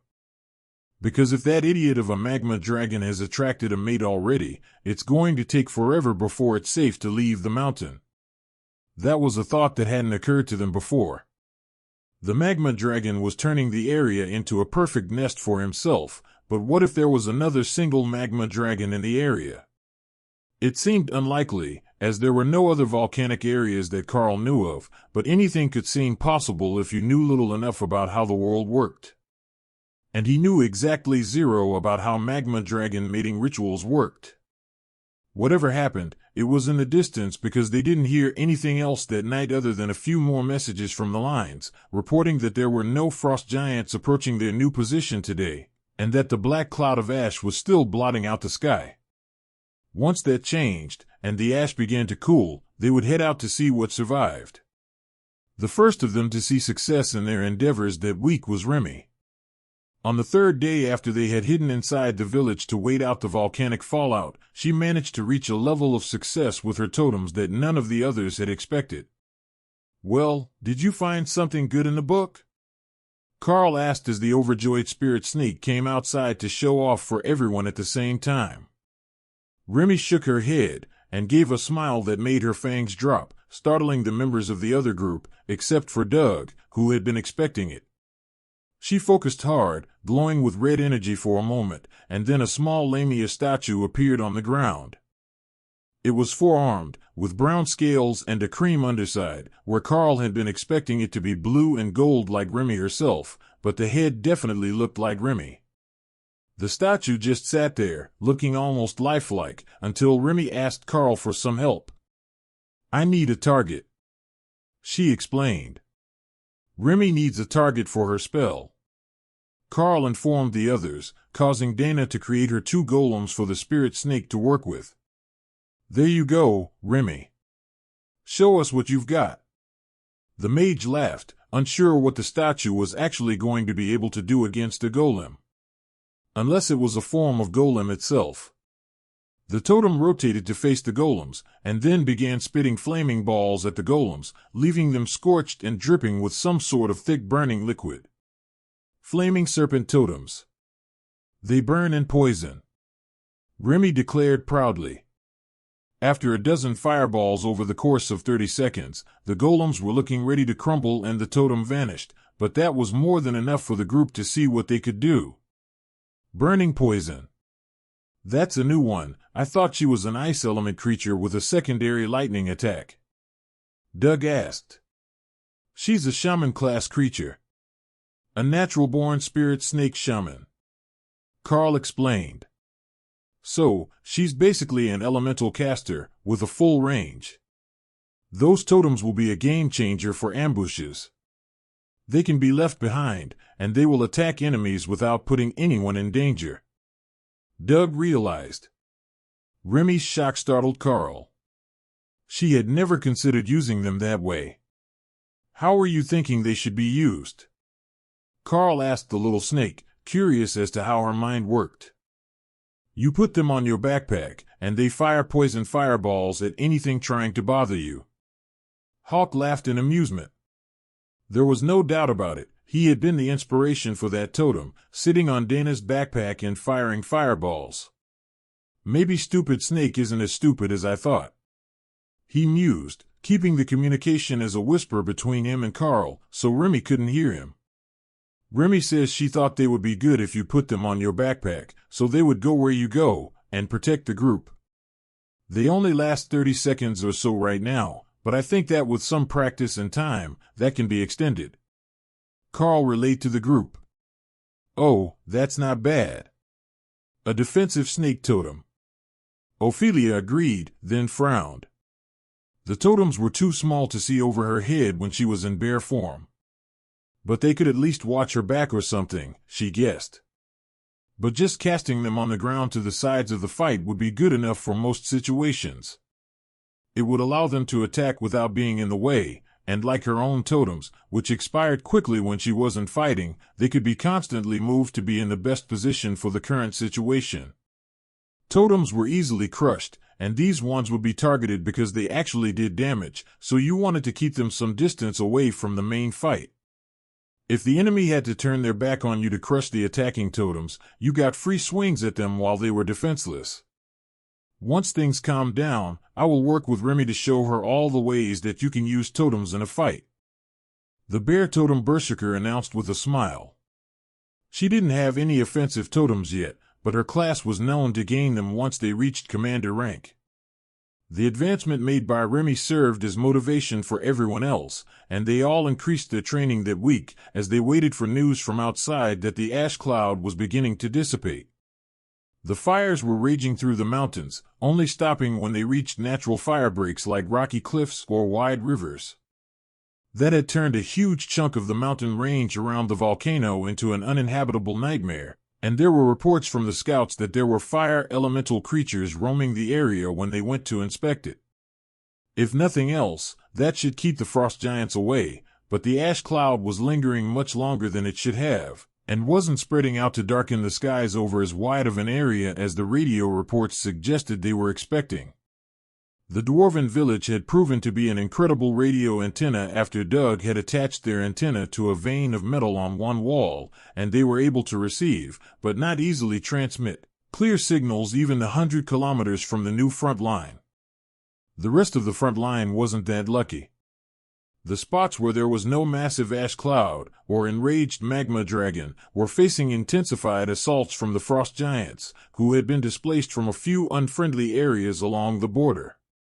Now that they only had a few areas to launch their assault through, the frost giants hadn't given up. They had only focused their reinforcements on the more hospitable areas, which was giving everyone a headache. The defenders couldn't afford to transfer too many soldiers in case the frost giants moved back to the less friendly portions of the border, but they needed as many as they could get on the portions of the line where the attacks were still taking place.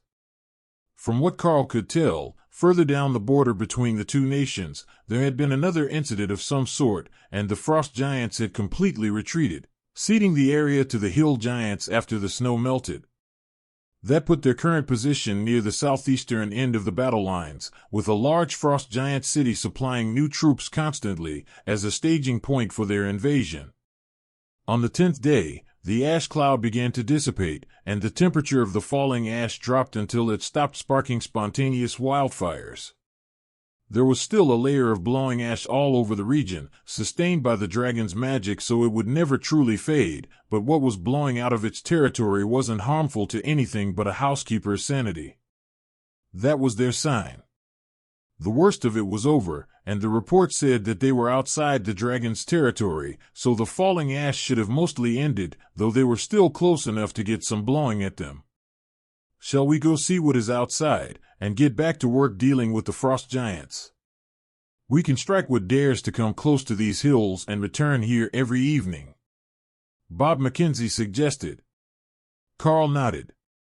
That works for me.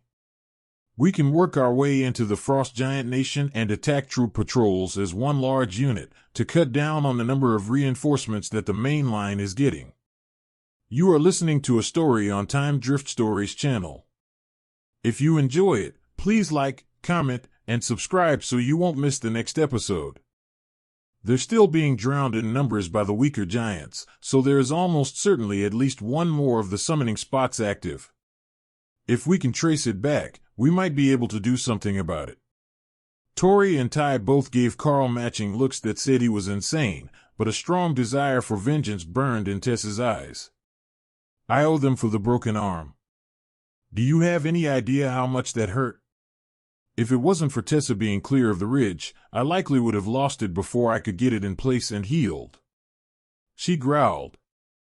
The ranger sighed, narrowing his black eyes as he stared at the war cleric, trying to decipher her intentions. Well, if there are the 10 of us, we should be all right. They normally send their reinforcements in groups of 10, so even if we hit an all-commander group, it won't be too bad. He eventually agreed, holding his objections when he saw how serious the cleric was about her vengeance against the summoning spells. Getting out of the cave required shovels with a magical barrier over them, as the falling ash had hardened into a layer that would put the average concrete wall to shame, and the layer was over a meter thick. That didn't bode well for what was outside, where they found that the trees had been mostly spared from the fire this far from the volcano, but there were still signs of scorching, and the undergrowth was completely gone, so the trees themselves might be dead within the next few months if they couldn't get water through the ash. Karl wasn't certain how porous the newly fallen ash would be, but once they were outside, he realized that the upper layers were all soft black dust, like an upper layer of dirt, and there would likely be things growing here soon enough. If that was the case, the trees would likely be able to grow new roots to survive, even if the ash layer didn't let much water through. Doug looked around. Well, this isn't as bad as I feared. We're outside the dead zone, and the ash didn't burn down the forest around us, though the trees are pretty scorched, and I see that some of them boiled off and exploded. If we hit a few more kilometers, we should be out of the ash entirely, and that will be where we run into frost giant reinforcements skirting the destruction. They don't deal well with heat or fire magic, as I'm sure we all remember. Hawk laughed in his space. No, they did not like fire magic at all. The combined group made their way forward, now able to keep Ray and Thor out, as the smaller trees were gone, and all the underbrush was buried under the ash. It would make it a bit harder to hide their tracks back to the dwarven village, but the frost giants would be hesitant to follow them inside anyhow. They weren't too concerned about humans finding the place and making a mess, as there weren't any others reported to be in the area. They were way behind the enemy lines, and the frost giants hadn't been attacking through the ash zone at all, so the scouts stopped where the ash started. It was the perfect setup for them to hunt. Nobody in the way, nobody to ask questions if they did something strange, or give them trouble about going in a combined group instead of as two separate teams. Karl sent Hawk up, and the bird immediately found that there were teams of frost giants spread out all the way to the horizon, and all headed this way from the city, going for the next section of front line, near where the first explosion had happened.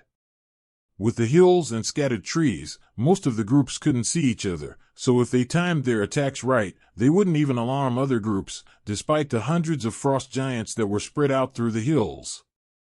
Ladies and gentlemen, we're in luck. There are more frost giants out there than we know what to do with, and they're free for the taking. We're inside their borders without a scout in sight. Anything we kill is ours. Karl announced. And what are you planning to gain from this? Harry Kim, the warrior with the Mackenzie brothers team, asked curiously. Hopefully, another smashing tool, or maybe a chopping one. I've got a two-handed blade and a maul from the giants so far, but I think that there is a chance we can all load up on special weapons before we run out of frost giants to kill. Karl laughed. Tessa smirked. Plus, there is a maximum of 2 giant strength type items that a warrior pattern elite can use. A ring and a bracelet or bracers. You can't double up on identical items for each arm, they won't grant you anything, but you can use them with a different effect on the other hand. I noticed that neither you nor Ty have one yet, even though we dumped a bunch of them with the main lines, so we should get you some loot. Lotus nodded. Plus some of the good white cloaks. These things are nice and warm, and they blend in with the snow very well. We might not be the most stealthy, but if they even confuse us with allies for a moment, it can help us get close. Karl led the group toward the closest team of 10 frost giants, who looked like the ascended type with a commander in charge. They met with them just as the frost giants reached the bottom of a valley, letting themselves be easily ambushed by the spider golems, while Remy got the chance to try out her backpack totem theory. The totem appeared on Dana's bag, and for a few seconds, it was spectacular. The totem was firing just as intended. Then Dana moved, and the totem fell to the ground, still working fine, but no longer mobile. Noted. They need to be attached or something. But they don't last long enough. Maybe the bear lady was right. I should put them at the edge of the fight. Remy decided. That was what she did with the second batch, and it worked much better. 3 of the frost giants turned to face the new threat, and were promptly stabbed through the back by the spider golems. That's just brutal. Tori gasped as she saw the fountain of blue blood from the heart strikes by the golems. Effective, though. Dana agreed. Even with Hawk up high and scouting for their next target, the fight was over before the second group of totems faded away, leaving Harry and Bob with smiles on their faces. Now that's the sort of fight that a defensive warrior appreciates. Short and brutal, not drawn out while a frost giant kicks my ass. Bob chuckled. It's certainly an improvement on fighting them while outnumbered. Where is the next group? We might as well keep moving. Harry agreed. This way. Don't forget to check the corpses for magical items. We will leave the bodies, so we can get as many as possible here today. Karl reminded them. In this formation, Thor was moved to support, protecting the clerics and mages, while moving to keep everyone in his circle of protection. Ty and Karl stood on the flanks, as they both had bows, while Bob, Harry, and Dana's golems were the front line, with Ray and her golems as the ambush attackers. Ophelia moved wherever she felt needed, keeping the warriors from being pressed too hard, or joining the spider golems in their attacks from behind. The second group went much like the first one, but the third they timed incorrectly, and they managed to make a stand on top of a hill, which attracted other frost giants, who saw that they were under attack. Do we try to fade into the trees, so that those 2 groups waiting for each other don't come at us together? Harry asked as they saw the frost giants adjusting their course and speed. Bob shook his head. We have the advantage in attack power, we move left and go to them. Hit them just as they're beginning the search for us, before they can get settled into their roles on the combined team. This one has a giant strength ring for whoever needs it. Tori cut in, and Karl could see the effort it was taking her not to fall into her customary flirting routine. She really was trying to be a proper party member. Or so he thought. She had slipped and made a suggestive comment to Bob on the second day in the cave. In response, he told her that he didn't like flirtatious little girls, which was a harsh blow to her ego. But Tori did like big, muscular, stoic men, so she was trying to show him that she wasn't just some ditzy teen mage. The end result was that she was turning into a competent team member, so everyone else assumed she really had turned over a new leaf, which made it a small victory all around. Same pattern as before. Remy, make sure your totems are far enough from the group that the giants can't just stomp them. We will strike as soon as Ray is in position. Karl instructed. Remy could only keep 2 totems active at a time, but 2 streams of fireballs while she cast her chain lightning was more than enough to put her on even ground with the ascended mages in the group. That was enough for Karl, but Hawk and his opinion that beasts were better teammates than humans had stuck in Remy's head, and she wanted to prove to Karl that he could rely on her, even if she was still small. The group rushed the frost giants, who were ready for their approach, but not for the dirty tricks that the team was about to pull on them. First, the appearance of the 2 snake totems pulled their attention to one side, as fire and venom invaded their bodies, amplifying the pain of the chain lightning. Then, once the left flank was distracted, the spider golems hit from the back, causing chaos in the ranks before Ray herself was into the right flank of the frost giants. She was laughing as she dodged a long spear that one of the giants was holding, completely removing one of the 2 commanders from the fight and forcing the formation to spread out, to avoid being in the way of his attacks. With haste, the giant had no chance of actually landing a solid hit on the nimble bloodbath spider unless she got closer to him, but that wasn't her goal. She just wanted the real fighters out of the way while her minions took care of the weaklings. Then, she got a brilliant idea. A stream of silk wrapped the spear, and with her forelegs, she pulled it free of the giant's hands as he lunged forward on the attack. Then she fired her own volley of spears back at him, small spikes that peppered him with heavily bleeding wounds. "Where is your spear goddess now?" Ray laughed, and Karl felt an ominous sense of attention in the back of his mind, as if they had insulted something that could look down on them from another plane of existence. "Maybe don't insult war goddesses," Karl suggested as Ray hurled mental insults at the enraged frost giant, who was finding it impossible to catch her.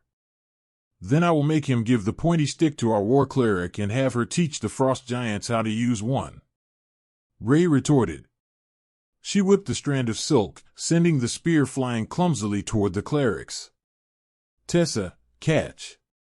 She says it's for you, since a Cerro Knight needs a lance," Karl joked. Though she was confused, Tessa caught the flying spear, which instantly bonded with her, creating a golden-shafted and silver-headed spear that looked infinitely more impressive than the crudely enchanted item the frost giant had been using. Instead of a crude metal wedge, the spear now had wide, 3-sided blades as long as her forearm at the tip, with a hooked crossbar, like a boar spear, to keep it from running all the way through the target. The spear glowed with holy light as she hopped up on Thor's back and led the lightning Cerro on a charge into the frost giant ranks with her spear leveled and her shield in her other hand.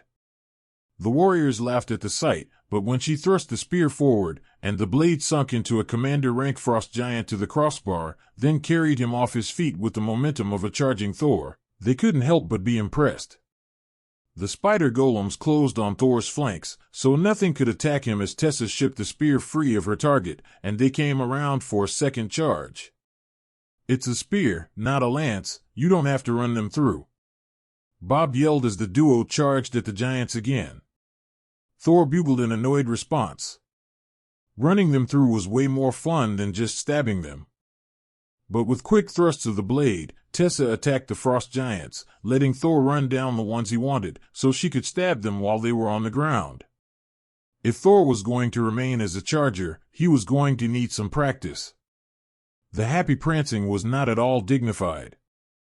The second charge carried them out of Ray's side of the battle, while the ascended rank giants scattered and tried to survive the affections of the spider golems chasing after Thor. As for actual damage, it might not be the most effective. But as a chaos tactic for breaking an enemy formation, Thor's method was unparalleled. The frost giants didn't last much longer, and the next group was still over a kilometer away, on the other side of the ridge, when the last of them fell. Check the bodies quickly for other good things. There are more giants coming. Thor, this time you and Tessa are in reserve. Stay back unless you need to charge to rescue the warriors, but no charging right through the lines. Karl admonished. Thor nodded and stomped his feet. He was a good Sero. He would help however they needed, even if it meant all barriers and no smashing. You can come forward and smash them with Tessa if they try to run away at the end. Karl allowed, knowing it would make Thor happy. The next group came over the ridge as they were finishing the looting process, and Thor promptly forgot his instructions, and opted to go with Tessa's motion to charge into battle with the spider golems. Karl realized that he really should have told Tessa as well, to prevent exactly this, but the stone golems were on their way forward, and the combination of a rampaging lightning Sero and 2 spider golems had taken out the commander before the reinforcement group even realized that they were in trouble. Then the arrows from Karl and Ty reached them, sending lightning and fire into their ranks, while the warriors moved to flank the existing front-line formation. The spear seemed to have an affinity for Tessa, and it adjusted from 2 to 3 meters long with a thought as she fought the frost giants, giving her the reach she needed in battle, while also shortening enough that she could still stab them when Thor got up close and personal. Insulting war deities might not be the brightest thing they had ever done, but it seemed to have worked out well for their war cleric. Once the battle was over, everyone took a break to refresh while Lotus made them a light snack and some fresh water. Harry smirked at Tessa as she rested against Thor's flank. You know, you have to be the least cleric-like priestess that I've ever met. He joked. You just aren't around the red dragon priestesses enough. We love to fight, we just don't often get as many great opportunities as I do. If I was the only cleric in the group, I wouldn't be able to charge into combat with Thor. I would have to hang back, as the group couldn't afford to have me injured. But with 2 others, including a high priest, it's no problem at all if I buff up and head for the front line. During the Consolidation Wars, many of the Red Dragon priests fought that way, with healers in the back and the war clerics up front among the warriors, keeping offensive buffs active and defensive blessings spread through those who needed them most. Harry nodded. The war clerics have always been a bit nuts, but nobody doubts their bravery. The golden standard for military units is that they shouldn't retreat until the war clerics tell them to. If they can last until the Red Dragon's clerics think it's best, then they've done all you could ask of them. Harry held up a blade, then caused it to vanish into his inventory, coming back as a slightly oversized sword, but still usable single-handed with a shield. Nice, nothing too special, but a freezing effect on a commander-rank blade will serve me well for many years after I get out of this frozen shithole. He explained. Bob gave him a celebratory pat on the back. You can't argue with that. Once we finish here, freezing the enemy will work much better. He had a good point. Once they were outside the Frost Giant Nation, freezing effects were going to be incredibly effective. Most creatures could be easily slowed or encased in ice if the magic was strong enough. It just didn't affect the Frost Giants and Yeti the same way, due to their ice elemental nature. How many more groups will we hit today? Lotus asked as they finished the cleanup work. Karl shrugged. I say that we head back just after lunch. We're going to have to start moving back and forth to get the groups, as they're not all following the same path, so we will want to be back for an early dinner. There were no arguments to that suggestion. They had been sitting for days, and the first day back they had been working hard to eliminate the Frost Giants. An early dinner and a long rest were just what they needed to be ready to target a new region tomorrow. After all, hitting the same one every time would only cause the Frost Giants to avoid it. Tessa frowned down at the body of their last kill of the day. The frost giant was a commander, one of the many team leaders that they had killed that day, and unfortunately, identical in appearance to the others under the war paint. Doug stepped up beside her and turned the corpse's head to one side with his boot. It would have been better if they were different looking. He grumbled, agreeing with Tessa's silent complaint. Well, we can say for certain that they still have the means to summon more frost giants, and we now have a decent idea where they are coming from. Lotus added helpfully. Karl checked a corpse for magical items before he joined the conversation. And once we radio in for the evening, Command will know as well, but I'm not certain what they will be able to do about it. From the sound of things, this front is being withdrawn further every day, and the number of actual elites on the line is nearly non-existent now. They have been called away to the other fronts, and the regular army has been left to deal with the frost giants. The battle wasn't lost. In fact, it was far from it. What the army was doing was luring the frost giants down out of the mountains, where they could shell the enemy lines with impunity. They did have to evacuate a few villages, but that was a minor loss in the grand scheme of things, and the relocation would cost them less than a day's worth of wasted munitions if the frost giants continued to hide in the hills. The same general was responsible for this section of the line, and it sounded like he had gotten a single elite strike team to stay with him for security reasons, but almost all the other scouts had been swapped for regular soldiers with a battle cleric. The change was obvious to anyone in range, as the radio call and patterns were different for the elites, who gave their number, and the clerics working for the army, who gave a team designation by regiment and company. Theirs was the only regular daily check-in that was still coming to that position by elite number, and they were considered to be too far behind enemy lines to be extracted, so the army just accepted the numbers that Karl and Bob gave for the day without question. They certainly weren't going to send anyone out here to find out for sure, and they didn't want the teams to stop hunting if they were giving accurate numbers. Intercepting them in small groups before they got to the main lines was much more effective, it seemed, than hitting them with artillery. Once they were safely back in the village for the night, they began drawing up a map of the frost giant reinforcement routes and marking them the same way that the officers marked the battle lines. It still seemed like the best way to do it, but with so few details on their map, anyone else who read it might not even understand what they were looking at. So, what do you think? Should we go for a spot near the other attacks, or should we go all the way over here, to make it look like there are multiple groups hidden in their territory? Karl asked with a gesture to the map. Bob pointed further down the border. I think that we should hit them over here, so they believe that it might be something coming out of the ash zone and killing their reinforcements. They would naturally suspect it, and it would make for a good cover, instead of sending them looking for humans immediately. Karl looked to the others, and they nodded in agreement. All right, that sounds like the best plan we've got. I will have Hawk scout the area in the morning, and we can attack the frost giants further down the border, closest to the ash wastes, first. With their plan made, they settled in for the evening, keeping a light watch from inside the village. The cave mouth was open now, as the presence of snow over the ash would actually make it easier to find them instead of harder. But when they arrived, the cave was open and nothing had ever disturbed it, so none of them were too concerned about it, especially with the spider golems standing watch in the tunnel all night, prepared to deal with anything that might try to attack them. Karl didn't have a turn on watch that night, so he woke up to the smell of breakfast cooking and Hawk's first morning scouting report. We don't need to go down by the border. There are no frost giants there.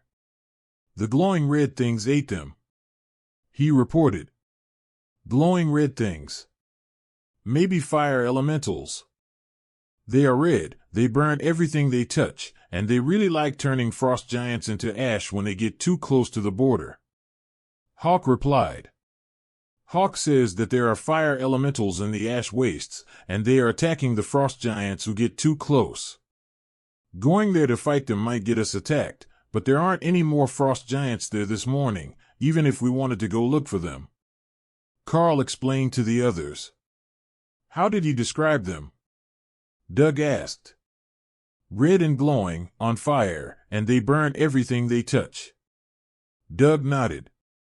Ask him if they look solid.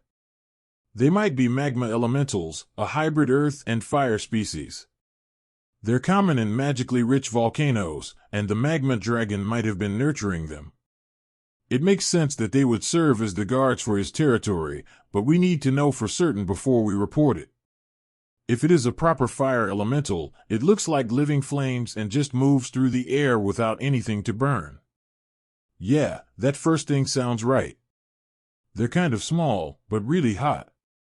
They go dark red, almost black when they touch the frost giants, but when a bunch of them do it, the whole giant burns to nothing.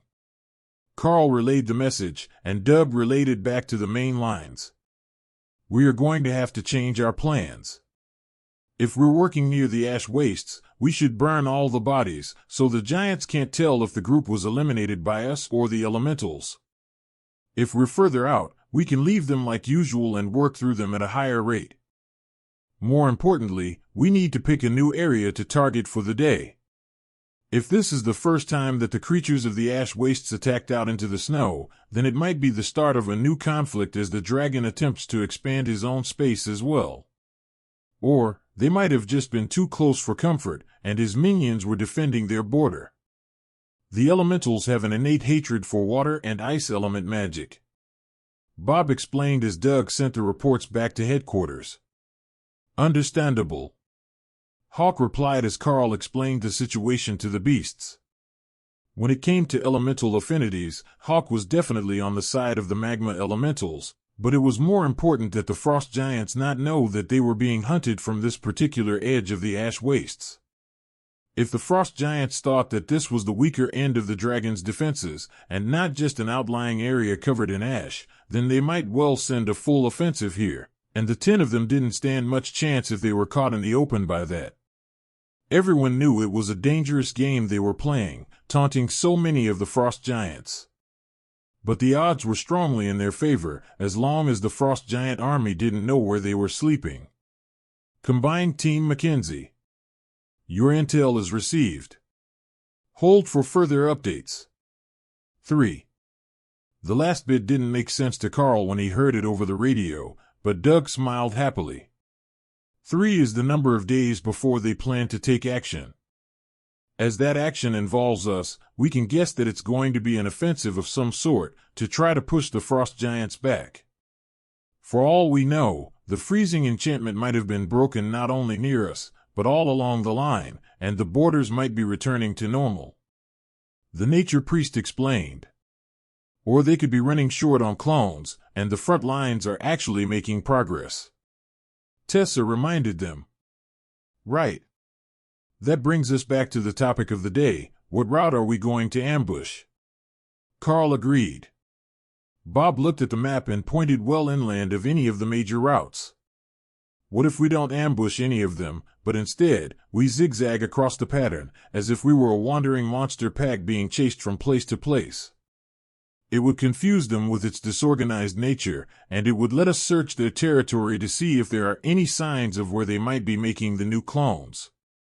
I suspect that it is actually in the city, where we won't be able to easily get to the next summoning spell, but if it is still out in the wild, then there is a chance that we can break their reinforcements a little more, and not just by killing them in vast quantities. If one spell can make a group every half hour, we would have to kill them every 15 minutes during daylight hours just to keep up. That isn't feasible in the long term, so it would be better if we could find a way to either distract or delay them, assuming that there isn't a good way to stop the cloning. Karl nodded. That works for me. The main lines will thank us for every frost giant that we kill, and if we happen to find something that can stop them from continuing to make more attackers, it will be even better. I know that we reported it, but who knows if High Command took it seriously enough that they are going to actually do something about it and not just throw more bodies on the line to face an unending tide of frost giants. Eventually, even we will get tired and worn down by the fight, so anything that has a chance to change the balance is worth trying. They led the group out again, hunting groups of frost giants, who were no more on guard than the first day back had been. That made no sense, as they hadn't cleaned up the bodies. They had to have passed at least a few dead groups of giants on the way, but they hadn't taken any additional precautions, and they were barely paying attention to their surroundings. But their inattentiveness began to make sense when the group reached the second path. The giants there were almost running through the tundra toward their spots on the main lines. So, it wasn't that the first group was inattentive, they were all rushing, and the frost giants were just doing the best they could while following orders to make it to the front as soon as possible. Well, we should kill a few groups this way. We will still be fighting when the next group shows up at this rate, so we are going to eventually have to rush a fight so we can break free and make it to the next path. Bob realized as they prepared to fight again. Doug shrugged, unconcerned. We will do what we can. If it turns into a huge fight here, then it is what it is. Ty and Harry gave him a look that said he should be concerned, as it would lead to an all-day fight until they were exhausted and made a mistake. But the nature priest had a level of confidence that they could only aspire to. Today, Thor was pulled back to the second line, defending the casters, but by the time that the fourth group made it to their battle, that proved to be a valuable bit of foresight. The frost giants pushed past the warriors, taking light wounds to shoulder them aside. If it hadn't been for Thor, they might have made it into the much less durable magic users, and that would have been a disaster. With Thor's lightning barrier on them, they weren't just squishy and easily killed, but they didn't have giant strength, so they could end up being grabbed and hurled through the air, while they were unable to fight back. But with Thor blocking, the giants ended up boxed in, and were quickly dispatched by the arrows fired by Karl and Ty. This is a mess. Ray, finish those quickly, and we will withdraw to the first line, but further toward the city. That way, we can make a fighting retreat at the end of the day. We're not going to make it any further with so many giants on the path today, Karl announced. Hawk broke away from the fight to scout them a route to the next fight, assuming that they could get away from this one, but came back with bad news. There is no more first line today. They're all on this path. The elementals have chased them away from the ash wastes. He explained. Hawk says we have 2 routes worth of frost giants to fight. They abandoned the line closest to the dragon's territory. Karl informed the others. Bob nodded. Finish these as quickly as we can. If we can charge into the next group, we can take them by surprise. Advancing into them, so they don't see the other bodies, should give us a little bit of an advantage, and we can use all we can get. When the day starts to wear us down, we will retreat toward the ash and see if they follow. Karl burned extra mana to add Flaming Body to all the arrows, in addition to Chain Lightning. The extra damage took the giants out fast enough that they still hadn't heard or seen any sign of the next group when the fight ended. So, they charged forward, away from the growing pile of corpses and into fresh snow, where they could ambush the frost giants from inside of Remy's blizzard. The change of pace was just what they needed, and the group picked up a new rhythm, hitting the frost giants hard, and then taking a short breather before charging into another group. They didn't move far between fights, just enough that the next group didn't realize that the blinding snow wasn't a natural phenomenon, as the day was windy, and blowing snow was a constant phenomenon in their lands. They managed to keep the pace until the middle of the afternoon, when Hawk informed them that the flow of giants was slowing, and that would give them a chance to retreat and hide before they got too hungry. There wasn't enough of a break for them to sit down and eat a proper meal, so they had been snacking between fights. That was enough to keep going for a while, but it wasn't good for a whole day's worth of combat. They weren't uncaring bureaucrats who saw fighters as data on a sheet, just numbers to be added and subtracted, so they would let the rest of the frost giants go, and take care of themselves first. They were about to retreat when Lotus pulled an interesting item from the body of one of the commander-ranked team leaders. Check this out. I think that it's a drawing of the statue of the Allmother that Remy is holding on to. They're still looking for it, so there has to be something special about that particular statue, she announced as Ray flipped the tiny cleric onto her back for the run. Did we find anything similar on the others? Karl asked as they jogged off toward a stand of trees closer to the ash-covered lands near the volcano. No, The tube that it was in caught my eye because they never have scrolls or anything with them, and I'm not sure that they even have a written language to read. But it's just a drawing, so I don't know what they are planning to do when they find it. For all I know, it might be a drawing to get someone to make another statue. Lotus realized. Karl shrugged and slowed his pace once they were out of sight behind the trees and headed into the ashes. Anything is possible, but my guess is that they can't recreate whatever magic is on the old one, so they want it back, and they've got the reinforcements looking for it. We just happened to find someone who didn't dispose of the instructions before leaving town. He offered. Bob frowned as he replied, an expression that made him look much older than he actually was. We will know more tomorrow. If there are more scrolls, then it's a new thing.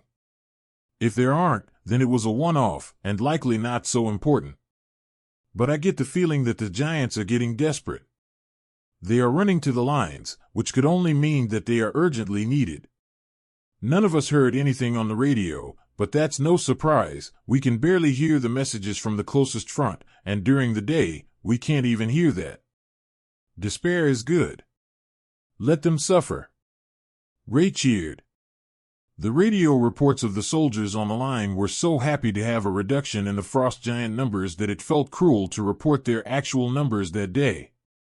The main lines were celebrating that the frost giant reinforcements were finally slowing down, but that all came to a crashing halt when they found out that it was only because Karl's merged group had killed hundreds of giants today and nearly prevented them from resupplying their lines. That news was a shock all through the command structure. There was something definitely amiss with this double-strength group, but none of them were privy to the details of the group's strength, other than their official rankings. On paper, they didn't look like anything special. There was one extra cleric from the usual composition, but that shouldn't change the outcome of the fights in a highly positive way. If anything, it would normally reduce their efficiency, as the clerics weren't known for their damage output among well-equipped elites.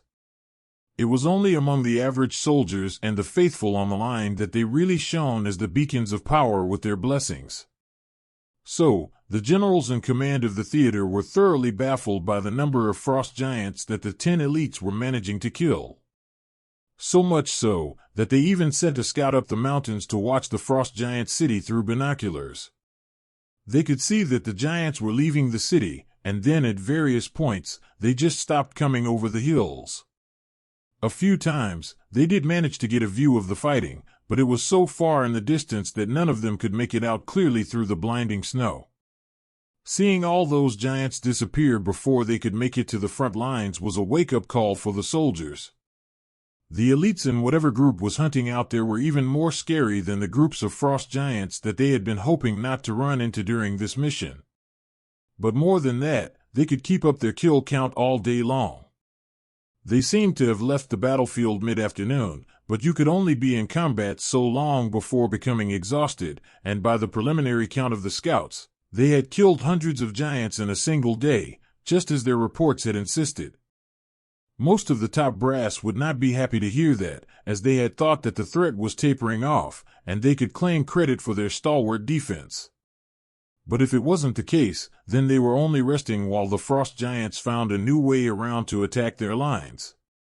But for groups that had retreated, other than the two who were closest to the volcano, it was a golden opportunity to move up to a better position. They could retake the best defensible spots and fortify them as much as possible while the numbers coming at them were lower than usual. It might be their only chance, and they didn't know how long that group would be in the area. The suspicion was that it was an unannounced royal rank elite, and not two commander-led groups working together, as the official report said. If they had a prince with them, it would make sense that they could mow through frost giants so quickly. But even 2-on-1 at the same rank, it would not be easy to defeat the groups fast enough to get out of the way before the next group was on you. The sun faded from the sky, and the scouts bedded down for the night, hoping that Karl and his group would be back out in full force the next morning. The next morning brought the generals just the reprieve that they were hoping for. More disappearing frost giant reinforcements all along the paths leading to the closest sections of the line. But what Karl and the others found was not nearly as encouraging. Tessa sighed as she picked up a wooden tube with her spear. That's the 15th one this morning. Every group leader, whether it's a commander or an ascended, has one of the drawings of the statue. They are definitely hunting for it, and that means they're not going to give up until they either find it or run out of soldiers.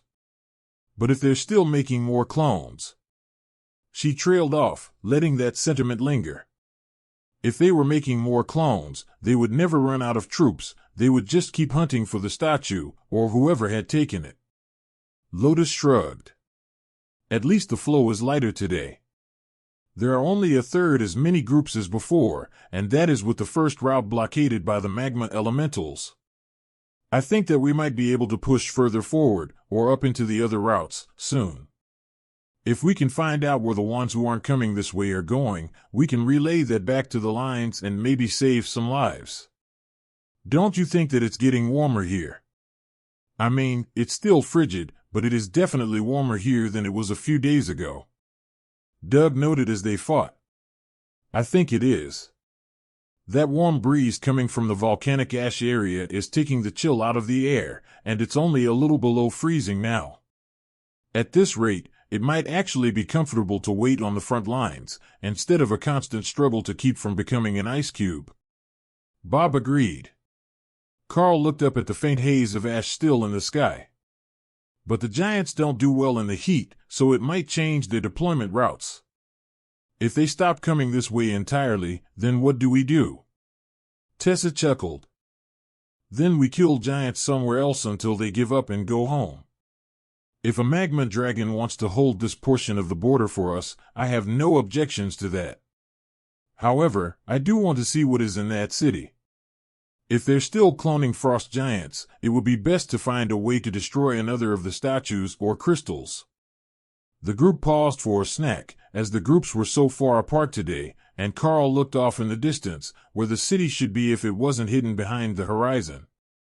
If the rate drops again tomorrow, I say that we head for the city and see what's going on. Perhaps they're sending them on a different route, further from the dragon.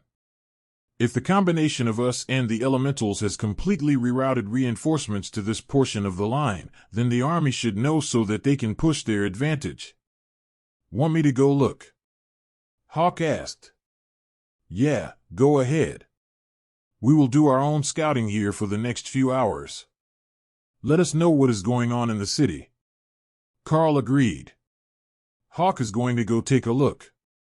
We will keep clearing what we can while he is gone, and then we can use whatever he finds to make our plans for tomorrow. Karl explained. Dana frowned at him. We're not seriously planning to raid a frost giant city, are we? Karl shrugged, and the clerics laughed. Doug shook his head. The chances of that are very low. The summoning stone will likely be placed outside the city limits so that they can gather the troops and send them on the way without bothering the citizens. If it's right in the middle of the city, there isn't anything that we can do about it, and the army isn't going to press all the way out here into frost giant territory to attack a city. They would rather save their manpower to defend the existing border and hope that we find a way to return the coal to the area it covered before the war. If that happens, then this front will be considered a resounding success and the army will focus on the other fronts where there is much more danger. Then we should smash the city and make the giants go away. I want to be warm again. Thor complained. Thor says he's all for driving the frost giants away if it means he gets to go to another front. Karl laughed. This might be the supposedly easiest front, when judging purely by the rank of the opponents, but the pure numbers as well as the freezing cold certainly didn't make it the most popular. What Hawk found in the frost giant city was not at all what anyone had been expecting. The city itself was nearly demolished, with a large breach in the wall that faced the ash wastes near the volcano. He was not the first one there, the elementals had beaten him to it, and from the look of it, they had either taken the city or done enough damage to make the civilian population retreat. There was still a sizable military contingent nearby, so the elementals might not have won the battle, but the city was demolished anyhow. That began a search for the summoning spot. If he could find that, they could smash it and stop the reinforcements entirely. There was nobody on this team who wanted to leave more than Hawk did, and that included Remy, who couldn't survive the cold for long in her current state. The logical place for him to start was where the remaining giants were. If they were still being summoned, the stones had to be there. But there was no big stone, no giants standing in a circle to cast a ritual spell, just a bunch of weak frost giants standing in rows. Hey, these frost giants are strange. They're not identical to each other, Hawk informed Karl. Of course they're not. There's a whole city full of them. How is the military situation there? Karl replied. The city is empty and most of the buildings are smashed and burned. All that is left are a few awakened and ascended giants standing around outside, but they're the ones who aren't identical. Hawk explained. Do you see the path where the other frost giants left? They must have sent the ones who can't fight, the very young and the elderly, out of the city when things got bad. Karl asked. Yes, back further into their lands. Lots of them went that way, too many to tell by footprints. And they're gone over the horizon already, even from your altitude. Karl confirmed. Long gone. Not even traces left, except the stomping that broke all the little bushes and flattened the snow. That is excellent news. If we can find where they were summoning from, we might be able to gain another statue. Hawk snorted in annoyance. I am looking. It's not by the soldiers, and it's not in the fields near the city, but there aren't any more frost giants. Well, there's a chance they took it with them when they left. But we will head there tomorrow and clear the area if there is a small enough group left for us to fight. That sounds good. There can't be more than 300 left, but they're almost all awakened, and they don't even have the good weapons with them. Hawk agreed. Now, Karl just needed to sell the idea to the others, who would naturally be very wary of approaching a frost giant city, even if it looked abandoned. They might not have taken their slave species, who would have been ordered to defend what was left, and whatever took the city would not be happy to see random humans either, so no matter what they ran into, it was likely to end badly for them. Karl didn't realize that everyone was watching him so intently until he turned to talk to them, with the intent to sell them the plan to go check the frost giant city. Well, out with it. I can tell that it's a bad plan already, but we might need to do it. Bob insisted. The frost giants have abandoned their city after it was attacked and mostly razed to the ground. That is why the number of attackers dropped today. They were too busy fighting to send anyone to the front lines. However, there is still an awakened rank garrison of giants there, plus any slave species or possible attackers who might still be in the city. What I am thinking is that we need to find out if they managed to take the summoning materials with them, or if they were destroyed in the attack. Karl began. Bob nodded. Because if they left with them, the attacks won't slow, they will just be reinforced from a new direction, and that doesn't help us at all. But if the materials were destroyed, the frost giant front lines could very well be in full collapse within the week. They've already lost most of their summoning ability with the spots near the front lines that were destroyed, and while they could theoretically make more, if it were just that easy, there would have never been peace with them. Exactly. Now, is there anyone who has a good reason why we shouldn't at least go check it out tomorrow? Karl asked. Torai rolled her eyes as she glared at him. Other than the fact that you're insane, that is a suicide mission. It's a city full of frost giant magic traps and possibly thousands of lesser ice monsters. Yeah, other than the obvious. Hawk says the city is mostly empty, and I really do want to know what they did with the summoning equipment. If it's destroyed, that's perfect. But Hawk can't tell from the air, there's just no sign of it. Karl explained.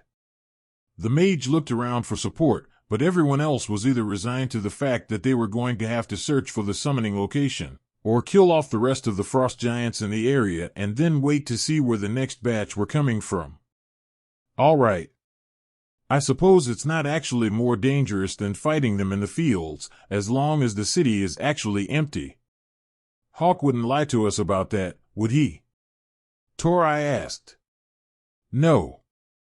If there was anything to kill there, he would have informed me. So, anything that is still in the city is in hiding. Karl replied. Tori looked suspicious, but Doug had a knowing smile. If he had found anything alive in the city, he would be hounding Karl to go kill it. Hawk hates all things water and ice element.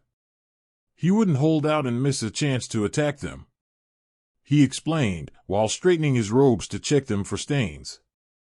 Karl began to draw out a new map in the dirt, relaying what Hawk was telling him about the situation and the lack of new frost giant reinforcements from the city, as well as the location of the forces that were still in the area. He would return before it got dark and the glow of the elementals would give them away, but for now, he wasn't seeing any of them lingering in the area at all. Of course, there was a chance that the city had been destroyed by something else, like one of the other dragons that they had upset, but as it had happened while they weren't watching, they would have to get someone more skilled in forensics to make the determination. Hawk knew that the walls were breached and the houses burnt, but that was about the extent of his analysis ability when there were so few bodies visible during his high-altitude scouting loop. This is the situation now. The remaining forces are here by the wall, and there is a flat section of ice there which should be a lake. There are entrances to the city here and here, both of which are open, and the wall is breached here, closest to the volcano, and there is a smaller breach on the other side of the city. The bodies are most prevalent near the wall breach nearest to the volcano, but there are some scattered all through the city. Hawk reports that there is a stomped-down section of land headed over the horizon in this direction, which we can assume is the refugees.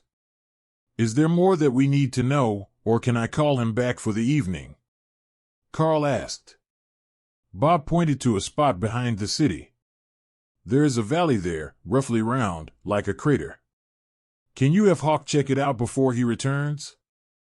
It's not part of the normal search area, but there is a chance that the summoning might have been done there to keep it out of sight of the scouts. Hawk flew over the area a few minutes later and relayed his findings back to Karl. There might have been something here. There are signs that giants were in the valley recently, but there is nothing there now except fresh snow and fog. No sign of occupation, but you were right, they were there recently. Why, we can't tell, as they didn't leave anything that Hawk can see from the sky, but they were there. Karl relayed. Well, that's one more spot to search. Central Command is going to owe us big time for this one. The next morning they were moving with the first light, before proper dawn, so that they could get to the city before the frost giants could see them coming. Hawk had been sent out early to scout their route, and had informed them to stay further from the ash, as the heat was increasing, and the areas closest to it were becoming muddy as the snow melted. That was bad news for the giants, but there weren't any of them out at the moment. The flow of reinforcements had entirely stalled, and the only enemies that Hawk could find were patrolling around the city's perimeter.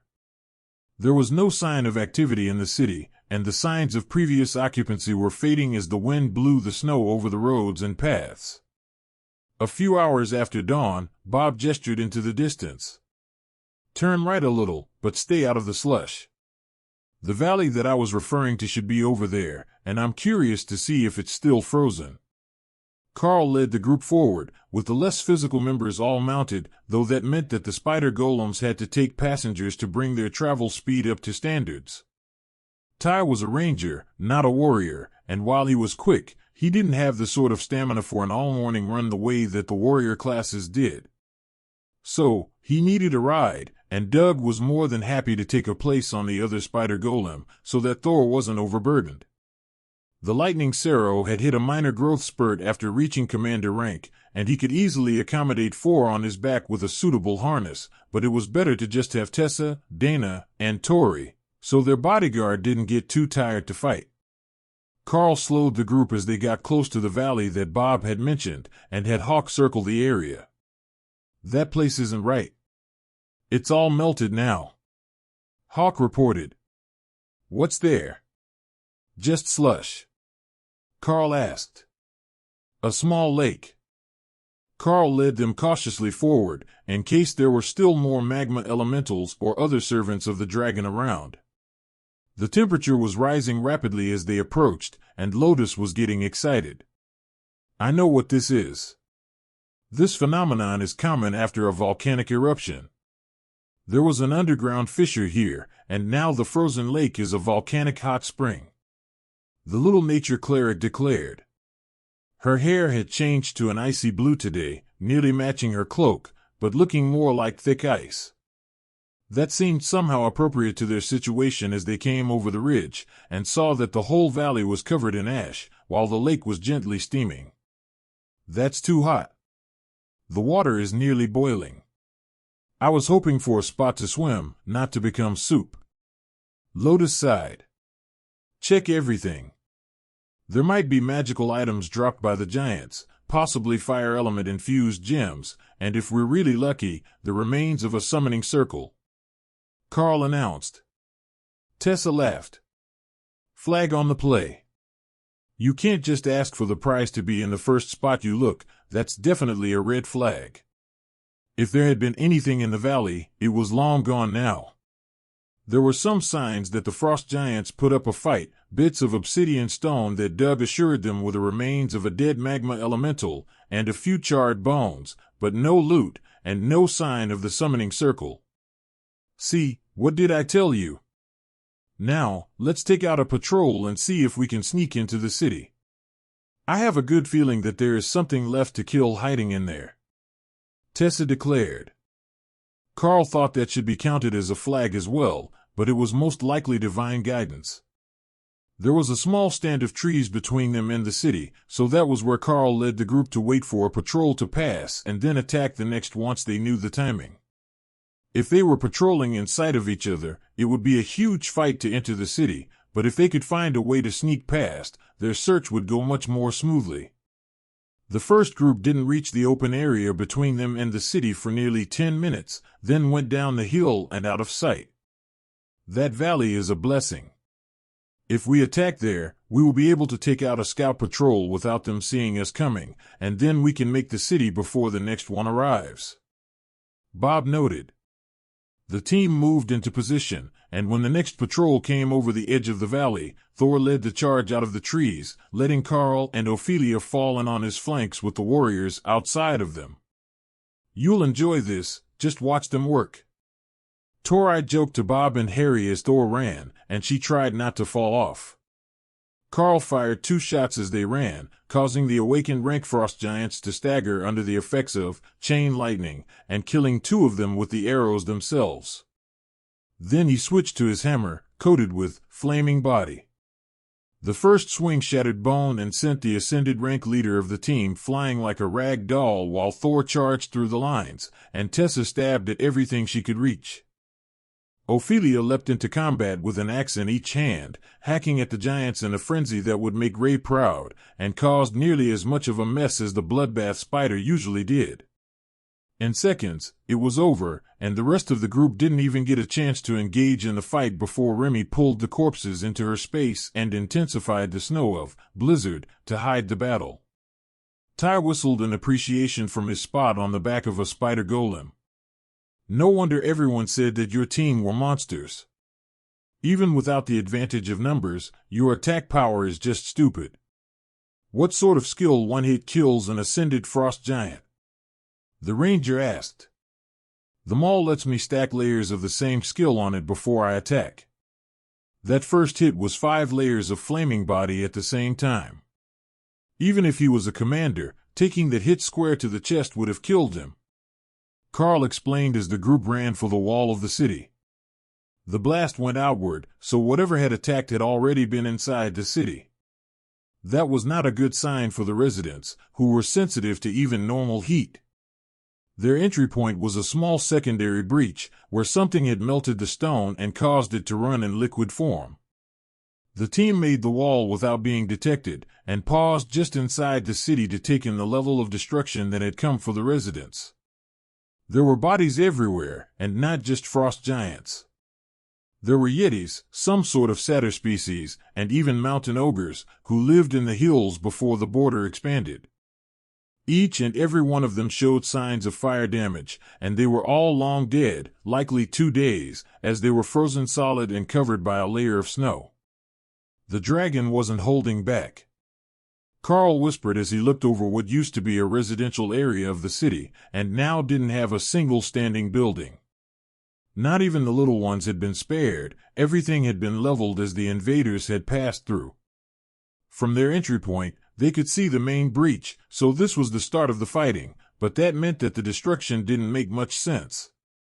If they had seen the attack coming, they would have at least evaluated the vulnerable to the other side of the city, so there wouldn't be many non-combatants near the walls. Tessa looked over the destruction, and drew little lines in the air with her finger, as she worked to recreate the battle in her mind. They attacked from the other wall first. A diversionary attack that breached the walls, and made the frost giants retreat. Then they breached this wall, probably from the Hot Springs Valley, where they wouldn't have been seen. This side of town should be nearly completely destroyed, and the number of bodies might be more than everyone is prepared for. She explained. The group spread out a little, and everyone dismounted as they moved through the ruins of the city, looking for signs of survivors, loot, or any indication that there might have been a summoning ritual in the region. That was their primary goal, and if they didn't find it, then they would have to warn the lines that they were likely to see an influx of frost giants from a new direction in the next few days. There is something strange under here. Bring your shovel. Ray insisted a few minutes later. Ray found something. Let's check it out. Karl informed the others quietly. It just felt wrong to make noise here, like the city was a tomb and deserved a level of reverence, even if they were here to loot it. Dana took out the shovel from Karl's pack and passed it to him, so he could dig through the rubble to get to whatever Ray had found. With the barrier on it, the shovel cut through stone with a little effort, and it only took a few minutes to clear the rubble, while Ray got more excited by the second. There is a door. A stone door that leads downward. He informed the others when he realized what he was digging towards. Yes, open it. There are treats inside, I'm certain of it. Karl was about to move the last of the rubble to open the door when Tessa stepped between him and Ray with her eyes glowing red. No, Ray. You can't eat them. She insisted in a booming voice laden with holy magic. The spider glared at the cleric, who was obviously under the influence of the war goddess, unwilling to relent so easily when she had been the one to detect the hidden treasures.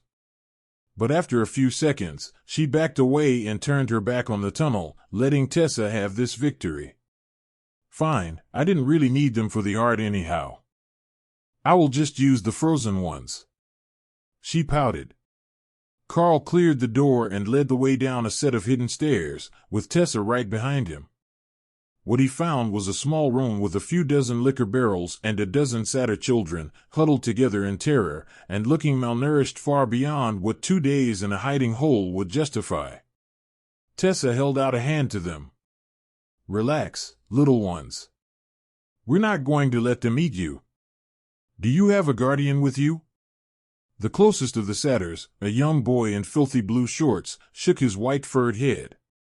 All right, let's get you out of here. The war cleric insisted. Karl had forgotten for a moment that the red dragon had a soft spot for war orphans, and the satyrs were considered to be beast-kin, not an enemy to humanity, even if they weren't harmless young slaves like these ones appeared to be. Karl stepped to the side as the cleric led the group up the stairs, and then did a final check to make sure they didn't miss anyone who was too terrified to move. The place was empty, and then completely empty as Remy looted the barrels. She didn't care what was in them, they would go well with her current decoration of her shrine. Like a nice wooden plinth collection for her statues. The group was giving Tessa looks that ranged from confused to annoyed, while Ray resisted the urge to drool as she looked at the satyrs. If they had been in better shape, she might not have been able to resist, but these ones didn't look juicy at all. And what the hell are we supposed to do with these? Tori demanded when she saw the horde of small children. A full-grown satyr was under 1.5 meters tall, barely chest height on Karl. These were all less than waist high, malnourished, and terrified. They are valuable witnesses. When they're not so terrified, they can tell us what happened, and then we can lead them back to the lines, so they can be turned over to the church for relocation somewhere safer. She explained. Those aren't the only ones. If the cleric knight is going to collect them, we might as well get them all. Like an army of little furry blood bags. Ray suggested. How did you find them anyhow? Karl asked. Scent, mostly. But the edges of the door were a bit warmer than anything else. Everyone, Ray says there are more hiding. If we're going to collect refugees, we might as well get a whole bunch of them. Karl informed the group with a sigh. The warriors frowned in resignation. That meant they would also be nominated to dig through the rubble to rescue them. They had the superhuman strength, and with the war god pressuring Tessa to fulfill her duty as a cleric, they wouldn't be able to leave them behind without at least trying to look for survivors. Ray pointed out more spots, and the group began to dig, finding more satyrs, and a few other species of beastkin, and then finally a small group of terrified human children, dressed the same as the satyrs, and suffering from frostbite. Thor, can you surround them in a barrier to keep the cold off them? I would ask Hawk, but he can't spread his fire skill to large groups. It doesn't work like that. Karl asked. You are listening to a story on Time Drift Stories channel. If you enjoy it, please like, comment, and subscribe so you won't miss the next episode. The refreshing lightning didn't actually warm you, but it did heal and refresh stamina, so while the cold was still painful, at least the frostbite was healing. Bob stepped up beside Tessa. Greetings everyone. We are elites from the Golden Dragon Nation. Here is a scout team investigating the situation. Now that the city is destroyed, we will take you all back with us to be placed in the care of the Red Dragon clerics, or the church's healers, who will find a suitable permanent home for everyone, or settle the children in orphanages among others of their species. You might not know if you were born here, but the servants of the Red Dragon are active in both the human and beastkin nations. He gestured to Tessa with the last bit, and she smiled as she gave them a slight bow. There were some confused looks, as not all of them had a solid grasp of the human common language, but the message was quickly relayed to everyone, and hesitant smiles came to the mass of filthy faces. Karl cleared his throat. Now we just need to finish searching the city, and we will be ready to leave once we have as many survivors as we can find. That brought a bit of enthusiasm to the group. They knew the spots where the others would have tried to hide, and they were willing to go down and help encourage the groups to come up and join the growing tide of refugees. There were very few working-age adults here, and the ones who were older were all women. From what Karl could tell, those left behind were the children and pregnant women, who would have slowed the pace of the fleeing frost giants. Karl had expected to see the elderly as well, but after a moment, he realized that there was no such thing as elderly for these people. When they could no longer work due to age or infirmity, the giants simply ate them. When they made the far side of the city, they had nearly 100 people in their care, and Bob was looking concerned about the chances of making it back to the front lines with the poor condition that so many of them were in. Thor, do you see a large wagon anywhere? The bigger, the better. We will load everyone in it, and you can pull it back to the lines. Karl asked out loud, so everyone would know what he was thinking. Lotus pointed behind them and toward one of the open gates. There are a bunch of supply caravan carts over there. They should hold plenty of people. It might not be comfortable, but the goal is just to get everyone back to safety. Are you ready to be a cartsero for the day? Karl asked. Like with the bus, but we can string a bunch of them together, and then I can be a whole train. Thor suggested. The image in his mind was hilarious. He saw himself as a locomotive, pulling the train of wagons through the fields with his looted beastkin. Satyrs didn't attack the lightning Sero in nature, as they were both herbivores, so Thor didn't see them as a threat.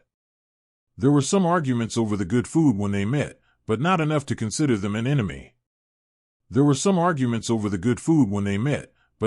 to consider them an enemy. With that in mind, Thor donated some of the mount feed plants that he had gotten from Doug the first time they were together. They were growing in his space now, and he could spare enough to give all the plant eaters a meal.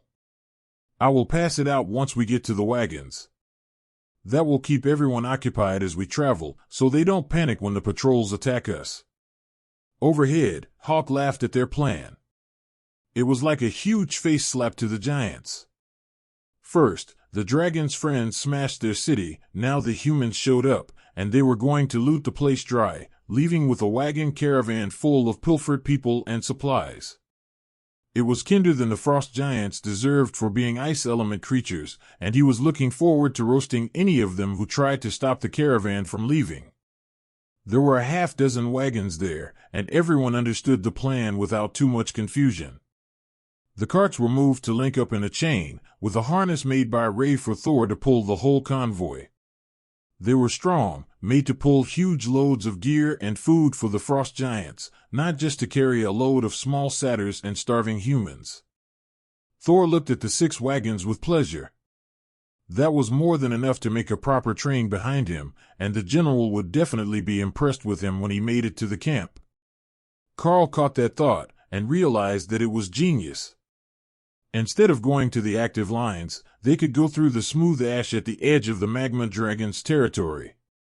The frost giants wouldn't follow them, and it was the fastest way out of the combat zone, though there was a long walk to the front lines, which had retreated away from the destruction, and they would have to rest or walk all night to make it there. Everyone into the carts. I will run along with Ray, but everyone else can rest while they protect the convoy. Once we exit the city, the patrols will see us, but stay with the caravan and let me and the beasts take care of them. We will catch up with you soon enough. Karl explained. Wait, we didn't find the summoning stone. Dana realized. One of the satyr boys looked at her in terror, shaking his head. He whispered too low for her to hear, but Lotus related for her. He says that the stone is gone. The burning thing smashed it into 1,000,000 pieces, then melted the pieces. Well, that was one way to guarantee that it wasn't used again. With everyone loaded, Karl sent Thor out of the open gate and into the open. The convoy was unmistakable, and a round of shouts went out as the patrol realized that the hidden survivors were escaping with a lightning arrow. Thor took the convoy up to a gentle trot, which was as fast as he was comfortable going without tipping the wagons or throwing anyone out of them when they hit a bump. Ray, it's your time to shine. We made you behave all day, but you can make a mess now if you'd like. Karl suggested. Hawk laughed at them as Ray and her golem sped toward the scouts. Then the ice-hating bird began to bombard the hapless frost giants with fireballs, intent on killing all of them before Ray could get to them. But Ray was fast, and so were her spider golems. The frost giants hurled themselves to the side to avoid the bombardment, but that left them on the ground when the spiders arrived and tore them apart before moving on to everything else that they could see. Thank you for bringing them down to my level. That was much easier than jumping up on them. Ray taunted Hawk as the bird moved to attack the next group before Ray got to them. The refugees in the wagons didn't see a friendly sibling rivalry. What they saw was an elite with a flaming bow in his hands, and a group of monsters tearing apart the frost giant patrols that had kept them captive for most of their lives. They didn't know what they had done to deserve this rescue, but they were definitely thanking the dragon gods for the assistance. Thor, where are you going? Tessa asked from her spot on the Cerro's shoulders. He had turned for the ash wastes between the volcano and the dwarven village, which would take them through the ash wastes, where the dragon's minions were in charge. It was the best flat route that he had found, and it was faster to not have to pull the wagons uphill, so that was the route he chose. A little extra time in the ash was no big deal in Thor's mind, so he just snorted happily and gestured with his head toward the valley that was their target. All right, big guy, I trust you to pick the best route for us. She agreed, stroking his horns in encouragement as he continued to trot along with his precious cargo. The frost giants hadn't even tried to chase after them. They were too concerned with the full-scale assault that Karl and the spiders were launching on their patrols. There were none of them above ascended left, and that was barely 1 in 20 among the mostly awakened rank trainees who were assigned to prevent exactly this sort of incident. But none of them had expected the human elites to be so brazen as to assault their city, even if they somehow learned that it had been razed by the dragon's minions. In the distance, Thor heard a frost giant war horn blow the tone for retreat, and knew that they wouldn't have any more pursuers for a while. But he didn't slow down, and kept to the pace that his barrier could refresh his stamina at, so he could travel all night.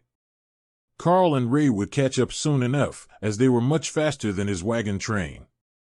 They just had to finish playing with the fleeing frost giants, and then they would be satisfied. Hawk, go scout for Thor and keep the path clear. I don't want any delays on their retreat. Karl instructed as he watched the last of the frost giants following the same retreat path as the others into the distance. That was valuable information, as it told him that it wasn't a random retreat in the only safe direction, but a deliberate choice where they were going. He didn't have a map of their territory, but that should be toward the center of the nation, and presumably toward a larger safe zone. That should also be where their royal rank elders were waiting for the battle's outcome. They weren't something that Karl would look to go challenge without a good reason, so he just asked Ray to let them run and to scout the area between them and Thor for anything that might delay the convoy. That was fun. We should do that more often. Did you see their faces when they realized that we stole from them? It was even better than Hawk when he realizes that someone is stealing his food. Ray commented as she searched for signs of life. Stupid Yetis, losing my pigs. Hawk complained, still not over the betrayal by the supply caravan, who had been attacked in advance. They caught up to the convoy within 30 minutes, and paced alongside it at a distance, with the golems on one side, Ray and Karl on the other, and Hawk leading. That put Thor's train in a bubble of protection, but they didn't see anything all afternoon, and Thor had just passed back piles of feed to be spread among the wagons for dinner when they reached the edge of the ash. Thor, pause here for a moment. We will all eat and rest a moment, then we will head through the ash tonight. If we press all night, we can make the lines in the morning. It won't be fun, but it will be the safest way. The magma elementals glow in the dark, so we will be more easily able to see them coming. We might not see any this far away from the volcano, but following Larkin's law, anything that can go wrong will go wrong. Lotus giggled. The legend of Larkin the Unlucky was a common children's story. According to the legend, he had been an aspiring adventurer who had been brazen enough to try to see a nature goddess in the bath. He had been caught, of course, and from there, his misadventures only got worse, with every plan that he attempted to form failing in ever more spectacular fashion, until the world dragon took pity on him and calmed the ire of everyone the unlucky man had upset along the way. Then, true to his name as Larkin the Unlucky, he had been caught peeping into the baths again.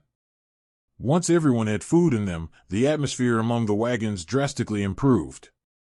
But when they learned that Thor intended to push through the night, with Ray to lead him past any pitfalls they might find in the ash, the atmosphere was nearly ecstatic. They were already out of the freezing cold that marked the frost giants' territory, and by morning, they intended to be at the human battle lines, where the World Dragon Church would gather them and take them somewhere safe. That notion was a bit dubious among the beastkin, who were less likely to trust the humans at all, but the dragon gods were worshipped all over the world, and that was enough for the refugees to trust Tessa's word that the red dragon clerics would take them in and care for them. Are we really going to travel all night, even though we're out of the frozen lands? One of the human refugees asked softly, with a heavy accent. Yes. This area belongs to a magma dragon, and we're not certain how his servants will respond to our presence, so we are going to pass through at night and not linger. The sooner we can get you to the safety of the Golden Dragon Nation's border, the better. Tessa explained. The girl smiled. I have heard so much about it, and now, I have actually met someone from there. I must say, I didn't know that humans could be so strong. Tessa laughed. It is a blessing from the World Dragon. You're still young, so perhaps you will get a chance to try one day as well. We all see if we are compatible when we are 14 years old. That was great news for the humans. None of them were 14 yet. In fact, most of them were not 10 yet. Anyone who was grown enough to keep up with the forced march had been taken away by the frost giants when they fled. Well, that or they were dead in the streets because they couldn't get to safety fast enough when the attack started. What about us? Do we get a chance at the blessing? One of the Satyr children asked. Tessa shrugged. I honestly don't know. Our country is almost all humans, and I haven't met anyone else who was compatible with the blessing. But I also can't say if you will remain in the Golden Dragon Nation, or if they will arrange to have you join a Red Dragon orphanage in the Beastkin territories. That made sense to them. While being anywhere safe was 1,000 times better than their lives yesterday, there was a certain appeal to living among other beastkin. Like, they wouldn't be a minority group, they wouldn't be treated as lesser, and they might actually get to live the sort of idyllic life that slaves told stories about. Thor began pulling them forward, and Ray returned to her space to sleep, while the spider golems were instructed to follow Karl's orders. That should be good enough, and then when Hawk turned in for the night, she would come out again to lead Thor. Not that Hawk couldn't do it. From the sky, he would be able to see much more, but there was no reason for them all to suffer a sleepless night if they didn't have to. Oh, this is better already. The ash here is soft and warm on the feet. I like this place, Thor announced as they began to move through the destroyed aftermath of the volcanic eruption.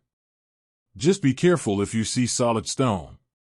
Many of the volcanic stones can be slippery. Karl warned him. Of course, most of them were heavily textured and provided firm grip for the feet, but it was better to be safe and not take any chances with wagons full of people. A slippery side slope could spell disaster for their little adventure. As they trudged off into the night, Hawk kept a careful eye out for anything that might pose a threat to their group. But what he found was much more exciting to the bird than any elemental. There are squirrels and mice and small monsters in the forest again, he declared a few hours into the ash. Already. I thought that they would still be far away from here. Karl replied. Me too, but I can see them. I think it's a good sign. If the elementals hated all monsters, they would chase off the little ones first, right? Hawk replied. Karl wasn't certain how sound that logic was. It was easier to scare the little monsters away, but they weren't really a priority, as they weren't a danger to anyone or anything. Not long after that, Ray woke up from her nap, and came out to lead the caravan down the path that Hawk had scouted for them. Are you certain that you're not going to sleep yet, Hawk? Karl asked. I will stay up until we reach the edge of the dangerous area. Once we're out of that, I will sleep and you can deal with the human soldiers. He replied easily. Well, if he wasn't tired, Karl would let him keep scouting. Between him and Ray, they shouldn't miss much, if anything. Thor pressed on well past midnight before they came across their first real obstacle. The remains of a magma flow that were much thinner than they looked, according to Ray's eyes. Her thermal vision showed the intense heat below the surface, and if they had only been looking at the top layer, they might have gone right over it without noticing, and possibly collapsed it. Is there a better spot nearby? Karl asked as the bloodbath spider raced down the magma flow searching for a crossing point. He was headed in the opposite direction, doing the same thing, but he was headed toward the core of the territory, and the flow was only getting more intense. Yes. Thor, turn right and come to the base of the hill. The flow spread out, and there is a nice thick crust on it here. That should be more than enough for the wagons. She instructed. Thor adjusted course, and Karl made his way back to the wagons. I think we might need you here. Ray muttered as Karl was nearly to the convoy. Don't tell me it fell through and burned up the wagons. Karl sighed. Nope, we made it past that. Now, we're just a bit stuck. The ground on the other side, to get back to the main path Hawk scouted, is really rough with waves of stone, and the wheels are getting stuck in the ruts. That was easily enough solved, Karl thought as he approached the wandering line of wagons. Gentlemen, and Lady Ophelia, can I get you down here for a moment? We need some strong arms to take the weight off the wagon wheels while they get over the waves and the stone. Thor is losing traction, Karl explained. It was a moonless night, and they hadn't lit any lights, to avoid attracting attention, so to the eyes of everyone else, they were still making progress, and they hadn't realized there was an issue. No problem. We will each lift one from underneath, just enough to get them to move over the ridges. How far do we need to do it? Bob asked. Not far. 20 meters should put us back on smooth ash again. It was a slow and careful process to ensure that they didn't break a wheel with a side load, and Tessa set a light spell over them so they could all see what they were doing as they worked. Then, when they were on the old road, which was now a smooth spot in the ash, everyone got back on board while Karl moved ahead with Ray to check the area for dangers again. The progress wasn't as great as they had hoped, and it only got worse as they left the ash in the small hours of the morning. The ash ended before the snow had, and the result was that the tropical weather on the other side had turned the entire area into a mud bog, which Karl repeatedly had to wake the others to help pull them through, as Thor couldn't get enough traction on the slippery hills. But they did eventually make it out of the worst of the mud and onto a hard-packed section of road, where they took a break to let Thor snack and rest while the sun came up. The radio transmissions were clear now, and the army lines were within Hawk's visual range, so they would only be 4 or 5 more hours before they arrived at their destination. Karl took a 15-minute nap as they were preparing a proper hot meal for everyone's breakfast, and woke up to the smell of roasting meat and pancakes. Good timing. We're just getting ready to serve everyone. Thor passed out food for the satyrs, who need roughage, or they get stomachaches. They can and will still eat with us, but not large quantities. Lotus explained. Karl nodded blearily before Doug passed him a strong cup of coffee to bring his brain back online. That was just the thing that he needed after an all-nighter. Most of the team had slept, though he had to wake some of them up to help with the rough patches. Get a bit of sleep. Thor can lead us in, and we will guard the caravan now that the sun is up. At least that way, you will have a few hours' sleep while we finish the trip. The ground is getting more solid by the kilometer, and the army knows that we are coming. They arranged to have Red Dragon clerics airlifted to this location while you were napping, and they will be there to take over the refugees when we arrive. Doug explained as Karl sipped at the glorious black nectar of life and cleared his thoughts. The satyrs happily made a spot for Karl in one of the wagons, and Karl leaned back against the side in the corner, so he would be able to see out if anything required him to wake up. He ate breakfast there before passing out, and what seemed like seconds later, a light tap at his shoulder brought him awake. Sir, we are 10 minutes from the army camp. The warrior man just met with a scout, and they're escorting us in. One of the boys whispered. Thank you. I will join the others at the front. Karl replied quietly, then gently shifted so he wouldn't rock the wagon too badly when he vaulted out. Karl checked his spaces, and found that both Ray and Hawk were asleep already. There were no more threats that needed their attention, so they caught up on sleep while they could. Inside the army camp might have its own dangers, but those were human dangers, and the humans could deal with them on their own. They didn't have to go all the way to the camp, as fate would have it. A large group of red-robed clerics ran out to greet them, drawn by the presence of Tessa on the back of Thor. Priestess, where did you find such a magnificent steed? A sharp-eyed high priestess asked, who had dragon horns above her ears, and a ridge of spikes down the center of her head, along with slotted golden dragon eyes. That was a sure sign of either dragon blood, a lot of favor from her goddess, or more likely both. The appearance set the beastkin at ease. If they had sent someone who was obviously not human to meet them, then these people might not be too bad. He's a bonded companion to Commander Karl, on my left. She explained. The high priestess looked at Karl in shock, making him wonder if he had something on his face. He hadn't shaved in a while, and he had been sleeping in the wagon as they drove through the ash, so he likely looked like one of the miners coming to the surface after a shift right now. Fortunately, he had unequipped his white cloak when they entered the ash, as it was too warm for the environment, so he could at least put on a clean layer. Then he realized that he didn't have to. He could swap into the commander rank student suit when they reached camp if he had to go indoors somewhere. The refugees were quickly sorted by age, and Ray erected a wall of spider silk to make a changing room for them, while the clerics hung bag showers so they could get clean before changing into the traditional visitors' hassocks that the church passed out to everyone. "Have they eaten?" one of the priests asked quietly. Tessa nodded. "We stopped a few hours ago for breakfast.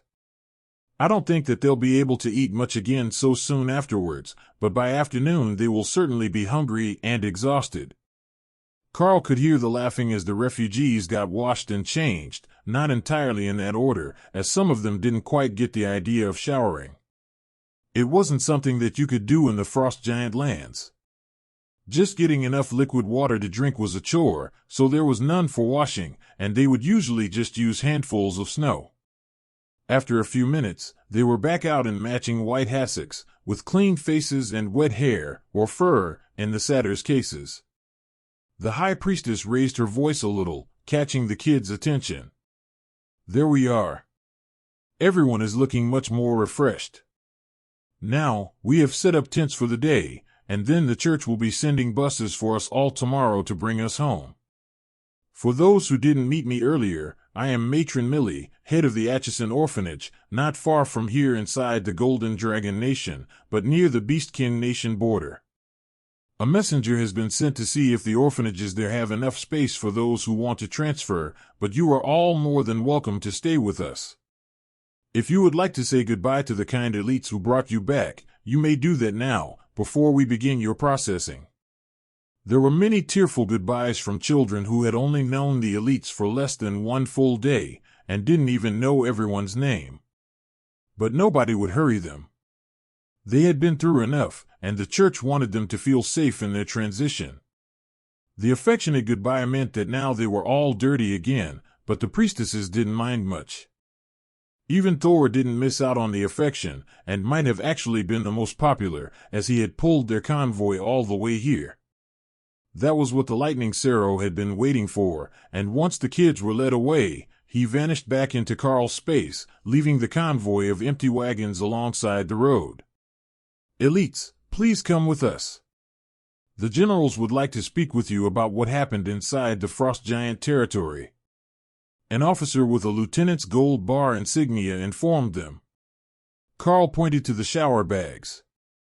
"Give us a few minutes to get refreshed, and we will be with you. Like the kids, we crossed the ash last night, and we're not quite fit to be meeting with the high brass."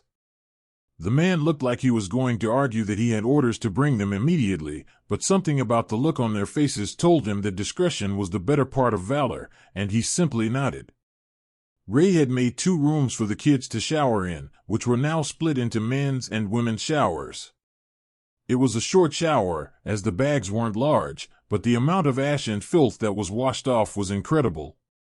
Once he was certain that there weren't tracks of ash mud down his face anymore and the crud was gone from his hair and beard, Karl switched into his suit, and Doug switched to a formal set of high priest robes, while the others simply equipped their armor again, leaving it fresh and clean, though still combat damaged. "Change back to your armor. They don't know how to deal with combat elites. They will push harder if they see you as a suit sort of person," Bob whispered as he put his own armor back on. Karl chuckled as he changed back to the armor, and carefully rinsed off his pack so he didn't get ash all over himself again. "All right. How annoying do you think this is going to be on a scale of 1 to 10? Karl asked Doug, who had the most experience with authority figures. "I will put it at a solid 8. They will want a lot of information, as we've been behind the lines so long. But they won't push too hard because honestly, you two look a bit scary right now." Doug laughed, then created a herbal cigarette which he put to his lips, then motioned for Karl to light. Karl laughed and used Flaming Body to get it lit, before leading them out to wait for the ladies, who had longer hair to deal with. Karl had to wash his hair 3 times before the ash stopped running out, so he knew that it would not be a fast process for them to be clean again. As expected, it took another 10 minutes before the ladies were ready to face the world again, freshly washed, and with their hair loosely braided so it wouldn't go wild as it dried. The travel packs weren't exactly loaded with the finest of hair products, so frizz was just a fact of life for adventuring elites, but after the effort to get rid of the ash, it was worse than usual. "All right, that is everyone. Lead the way, Lieutenant," Bob announced once the group was back together. Karl decided to let Bob take the lead on this one, as he had all the experience on his side when dealing with military leaders. He was out here all the time, preferring to be on a mission to being anywhere else, so he was constantly in contact with the military leadership, and knew more about just where his role as an elite fit into the social framework. Karl hadn't had enough experience with that yet. Though he was certainly one of the more powerful elites now, and everyone granted him the respect that a commander deserved when he had the badge on his chest, there was a lot to be said about knowing how hard you could push before someone would push back. But the one thing that they had all missed was the word generals, not general. When they entered the command building, which used to be the council building of the small town that had been commandeered as the military camp when the lines were pulled back from the volcano, they found 4 men in highly decorated uniforms waiting for them. By the change in Bob's expression, Karl knew that this could mean trouble.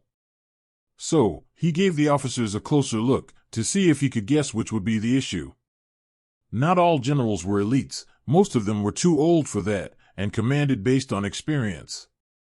But these 4 were all elites, and surprisingly, one was a royal rank elite as well. That must be the cause for Bob's change in expression. In a room full of commanders, military rank didn't matter much to the mercenaries like Bob. But even for regular civilian elites, the royal rank general still had authority over them due to his power level. Not the sort of power that a general had over his troops, but enough that he could easily change their deployment orders and nobody would question it. Bob stopped in the middle of the room, with Karl and Doug on either side of him. "Generals, it's a pleasure to see you all again, though I must say I'm surprised to see you all in the same spot," he began. The generals chuckled at his comment as they looked between the trio of commanders.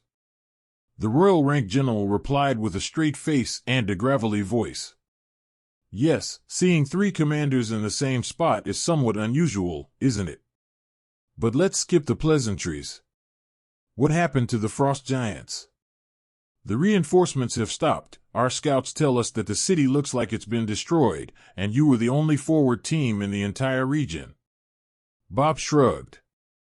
"I wish we could take credit for all of that, but we're only partially responsible. We were killing the reinforcements as quickly as we could, but they were using a shaman magic-type cloning spell to create more every day. It was the servants of the magma dragon that attacked the city and presumably either destroyed the spell or some of its components and forced the frost giants to abandon the city. The magma dragon's influence is spreading inland, and soon that whole region will be thawed. There is a volcanic hot springs less than a kilometer from the city, and from what we can tell, it is increasing in intensity. That alone will keep the frost giants from returning to the region unless their magic can overcome whatever the dragon has done." The generals nodded as their assistants took notes. Similar events have taken place all along the border. For whatever reason, it appears that most of the summoning spells were placed on top of trapped dragon elders, and now that they are free, the frost giants are in real trouble. What we need to know is how much trouble they are in. The hill and mountain giants are giving us enough trouble along the other sections of the border that we can't spare manpower to sit around here if we are not being attacked. The general insisted. "Has the new snow begun to retreat?" Bob asked. The generals nodded. In fact, not only has it begun to retreat, the natural weather is nearly back to the old border, except for the region around the volcano, where the snow has retreated even further. That volcano was well within the frost giants' border before the war, and now everything up to 30 kilometers inward of it has melted. Then what is left of the actual battle lines? There was nothing here. We would have passed it on our way if there was. Bob asked directly. This portion of the line is only still in place to secure against invasion by the magma dragon. The next pass is also now completely unguarded by the frost giants, as our soldiers finished a push just this morning and eliminated all resistance. The next two passes are still fighting, but north of that everything has been abandoned by the frost giants, and nobody knows if they are ending the battle or withdrawing for a larger offensive. Bob nodded in understanding. Well, we can't tell you much about that. But we can tell you that this section of the line is unlikely to see frost giants in the near future. They already lost a major city to the magma elementals. It doesn't appear as if the dragon's allies are hostile in this direction, though. We saw no evidence of attempts to expand in our direction, only toward the city, where the core of the frost giants' force was located. Once the battle was won, the forces of the magma dragon retreated and did not attempt to occupy the city. There were no combatants left when we entered, only a token force of frost giant guards outside the city, left when the rest of the occupants fled. The generals brought out a rolled map, which an assistant set up on a folding table, along with a number of blue stones. These are the known population centers of the frost giants. The red stones are the number of frost giants that have been reported killed during this conflict. The general explained. The red stones were still being set up, but already they vastly outnumbered the blue stones, and there was a concentration of them right where Karl and the others had been fighting. Karl might not have liked math class much, but it was fairly obvious that the known population of frost giants was about a third as many as the number of frost giants that had been killed on their battle lines since the conflict started.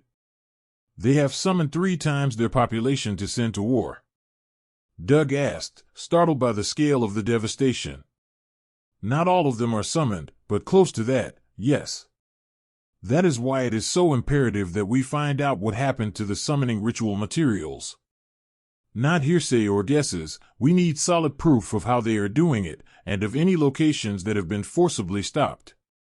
The problem is, many of the suspected locations have been the site of natural disasters in the last few weeks, and now we don't have the troops to search them all. The general agreed. Doug gave a rueful laugh as he took a long drag on his smoke. I suspect that there is a however coming up in your next sentence. The general's face turned up in a slight grin as he watched the unconcerned high priest becoming a very high priest in the middle of their meeting. You would be absolutely correct. We have an official mission for all of you. We have a location for you to scout. This location previously generated large troop movements, then suddenly stopped without any visible signs of attack.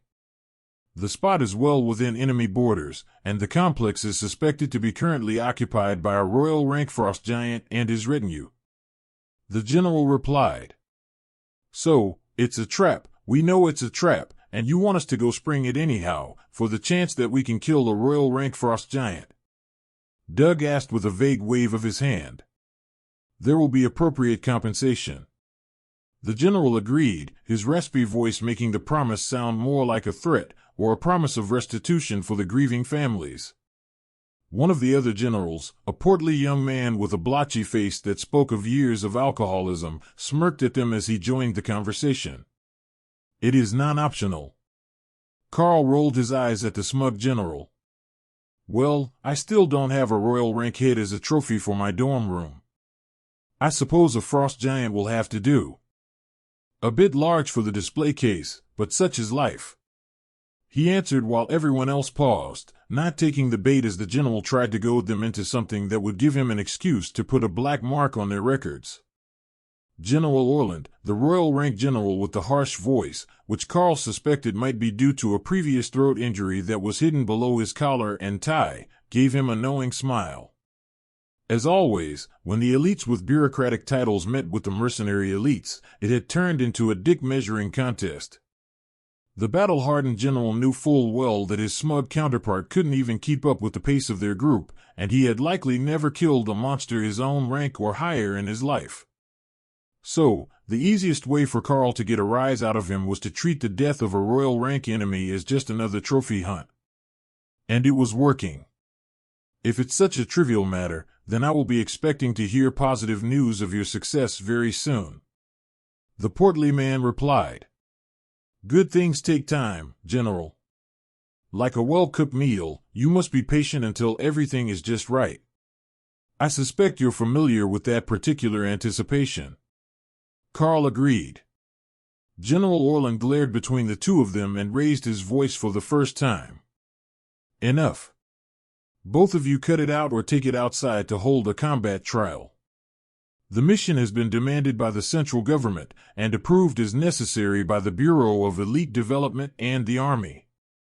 Your combined team has been volunteered by Regional Draw, so I will provide you with the information that we have on the situation. He insisted. When he said the words combat trial, the portly general turned his head away, no longer feeling like fighting, so Karl focused on the task at hand. He's a spicy one, isn't he?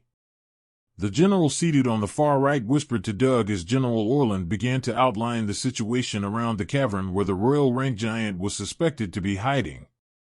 He used to be so humble and polite. I think he's getting it from his bonded beasts.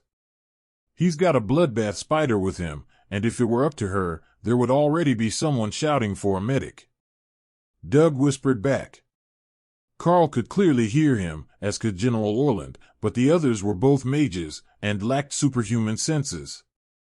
The quiet general nodded without changing his expression.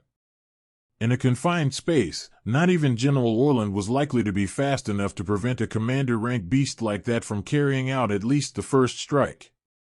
What would they need a medic for? I'd eat his face without even needing to ambush him. Ray chuckled in amusement. Karl ignored her taunting to focus on the intelligence reports, and found that while the indicated spot was a fair distance from the border, there were no major forces or cities in between them and the site. At least that part had been well judged. The threat inside the cavern complex under the ruins was unknown, but thought to be at least 10 commander-rank giants, plus their royal rank leader. That would normally be enough to take out any team that the humans might send to try to destroy the summoning ritual, but there was no guarantee that they hadn't saved the last batch of summoned giants underground as well. The report said that it should no longer be active, as there hadn't been any troops sent out since the volcano incident, but that was no guarantee. How long do you need to prepare? General Orland asked once his briefing was complete. Bob looked over at Karl and subtly shrugged. They were already intending on heading back to the battlefield, but they could tell the general that they needed a few days, or some particular supplies, before they returned if Karl wanted to delay a little. Just a quick restock of our hygiene and other supplies, and we should be good to go. They had been in the field far longer than usual, and it was normal to only carry a small amount of unscented soap and shampoo with you. But, with the warm dwarven village, they could wash regularly, so they were running out, and hadn't been filthy until they crossed the ash plains to get here to the front lines. The supply tent is fully stocked with anything that you might need. Will you be leaving in the next few days? General Orland asked.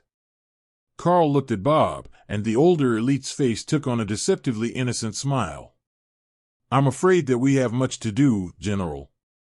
Once we have resupplied, we will be leaving again within the hour. If you could ensure that one of the wagons our team and the refugees arrived in is still available, we would appreciate it. The overweight general glared at the team with growing suspicion. There had to be a reason that they were rushing right back into battle after only recently having returned to civilization. But the part that he failed to realize was that they were more comfortable in their hidden camp than in the small town that the army had taken over as their base.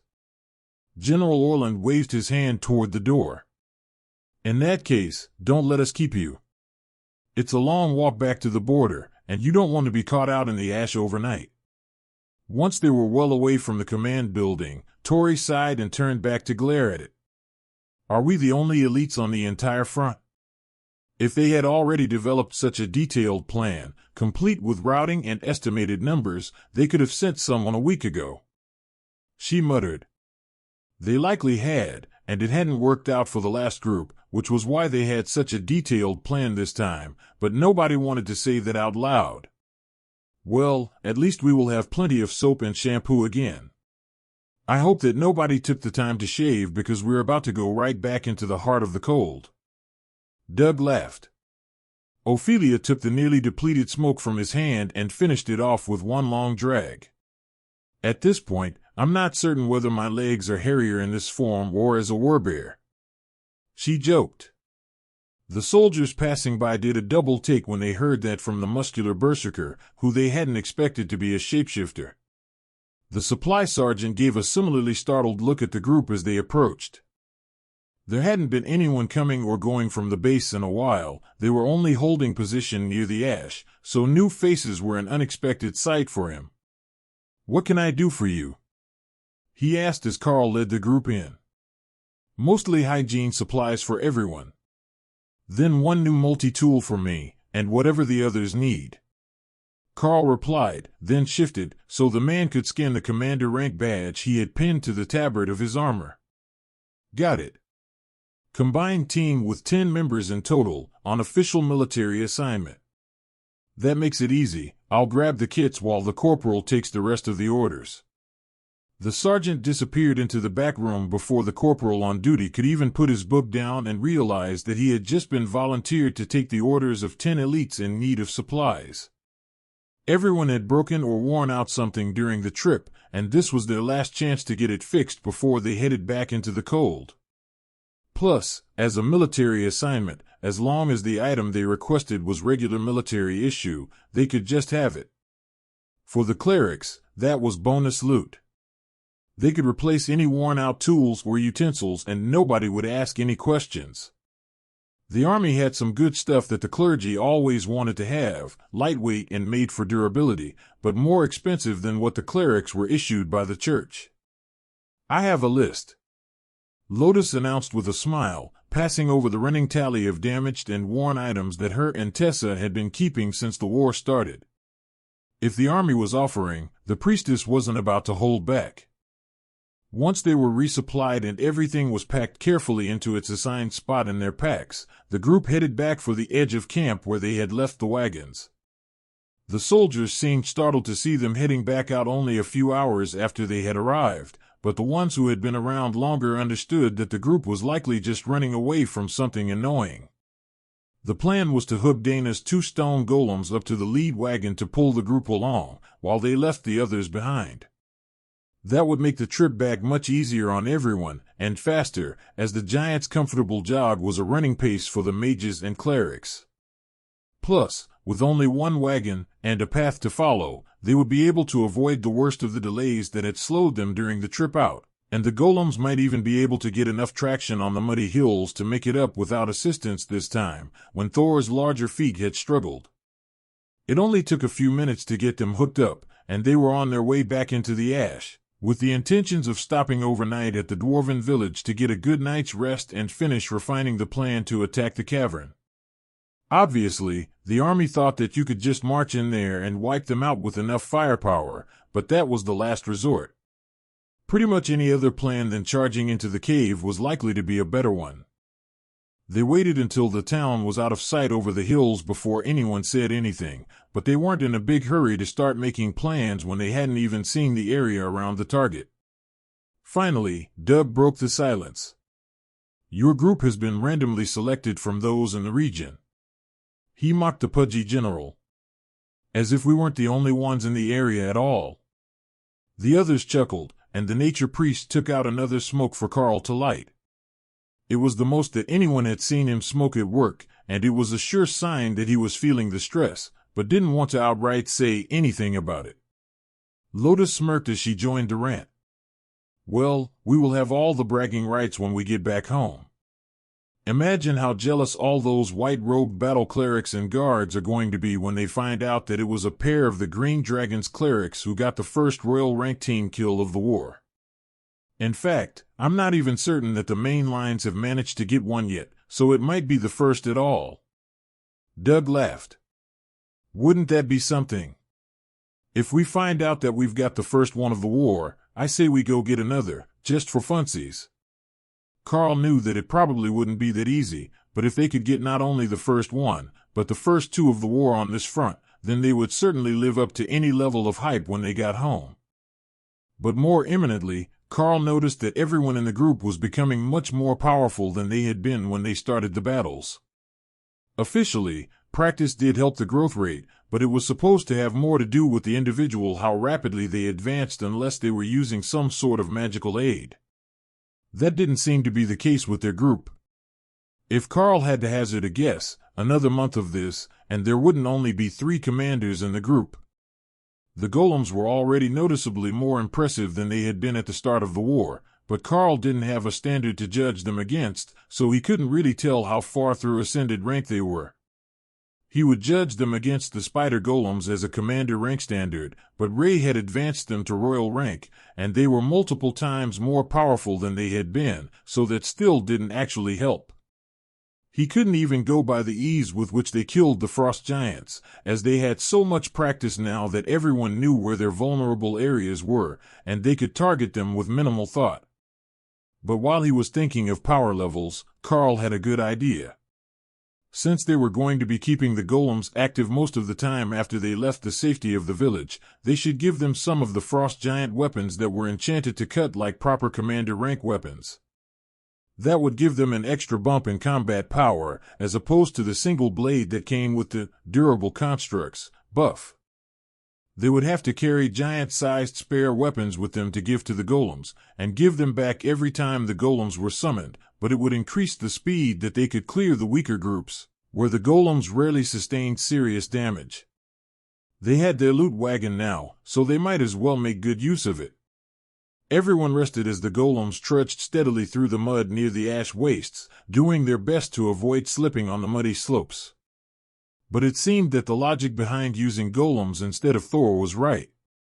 Thor's feet kept him from sinking as deeply in the mud, but they also reduced his traction.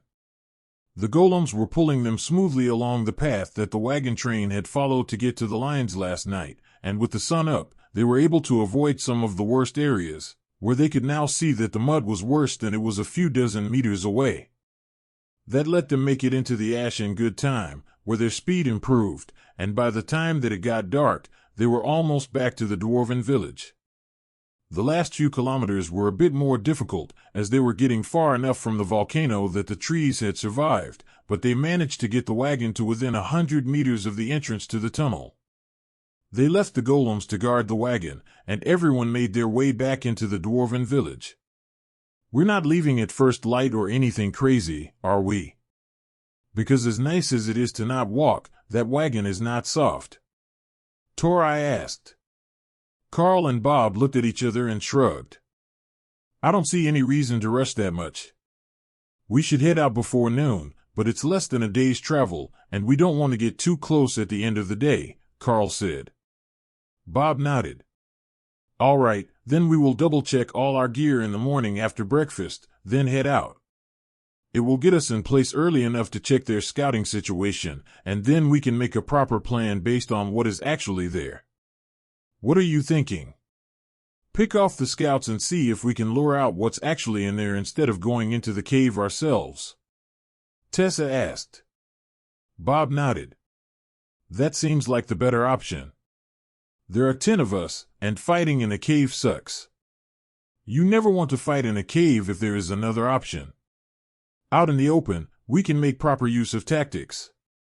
In the cave, we are limited by the space we have to work with, and even if it's big enough for a giant to pass, it's unlikely to leave us room to flank them, or even make a proper defensive formation. Karl frowned. Monsters generally get smarter as they grow in ranks, so the royal rank frost giants might not fall for simple tricks like luring them out a few at a time by killing patrol members.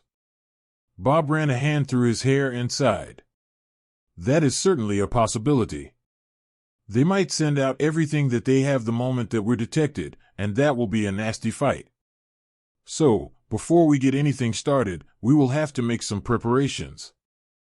Depending on the terrain, we might be able to have the 2 greenies make a vine field to slow their approach. He gestured to the 2 green-robed clerics, who smiled at the chance to show that they could do offensive magic as well. But we won't know until we get there.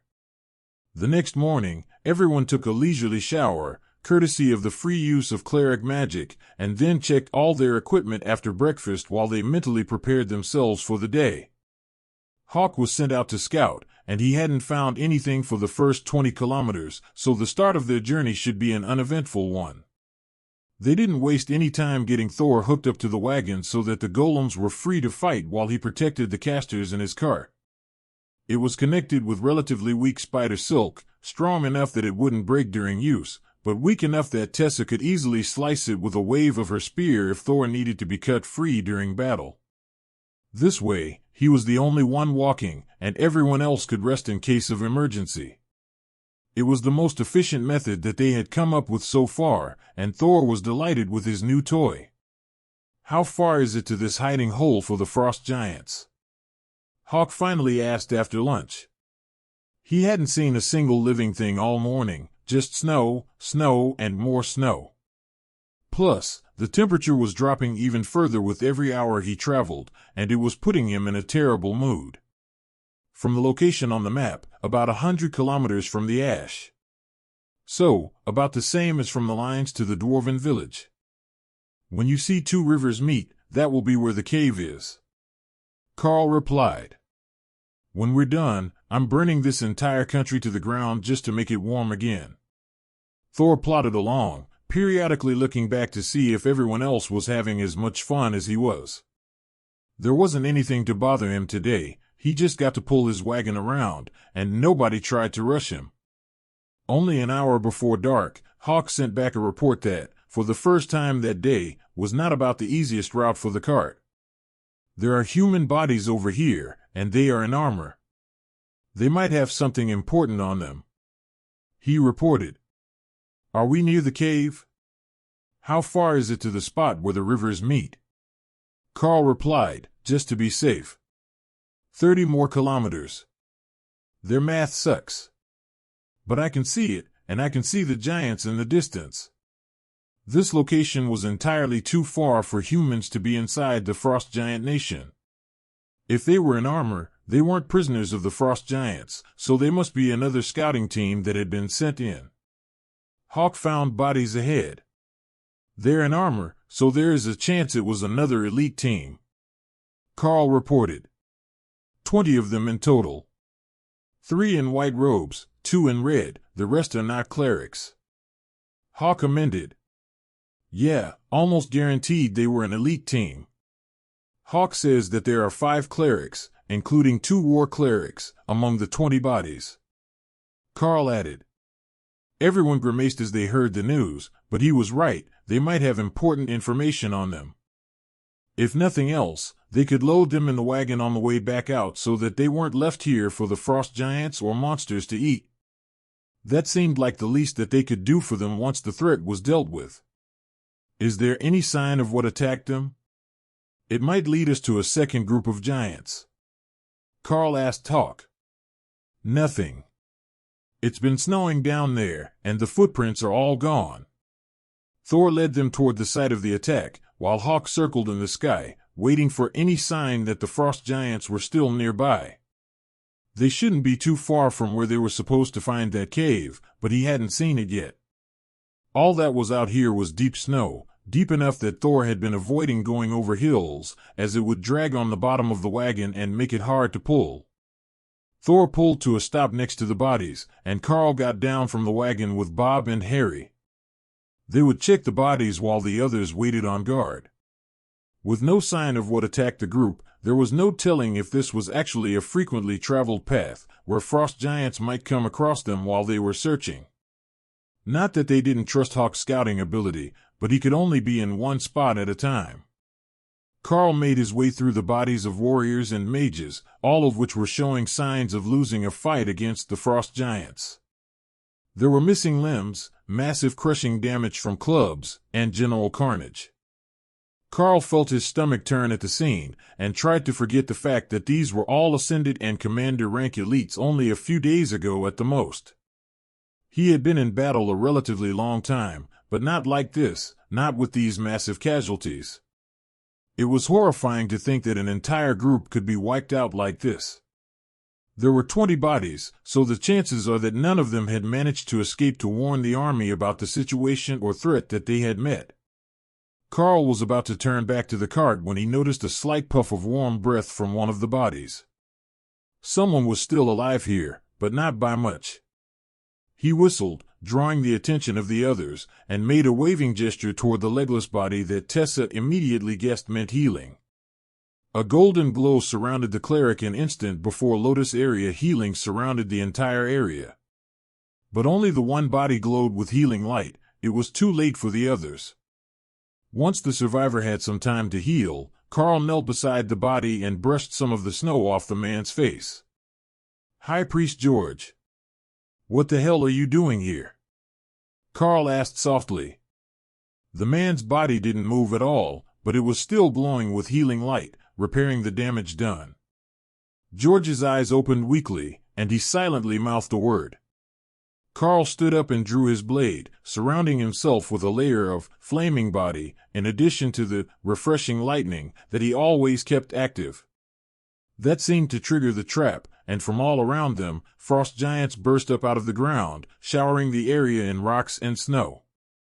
They were surrounded, and the bodies were bait for whichever human group came next. The warriors and the stone golems circled the wagon, while Tessa cut Thor free. The frost giants hesitated, but not like they were afraid, more like they were waiting for something. The side of a hill collapsed, and a massive female frost giant strode out of the previously buried hiding spot. "Look what I have caught.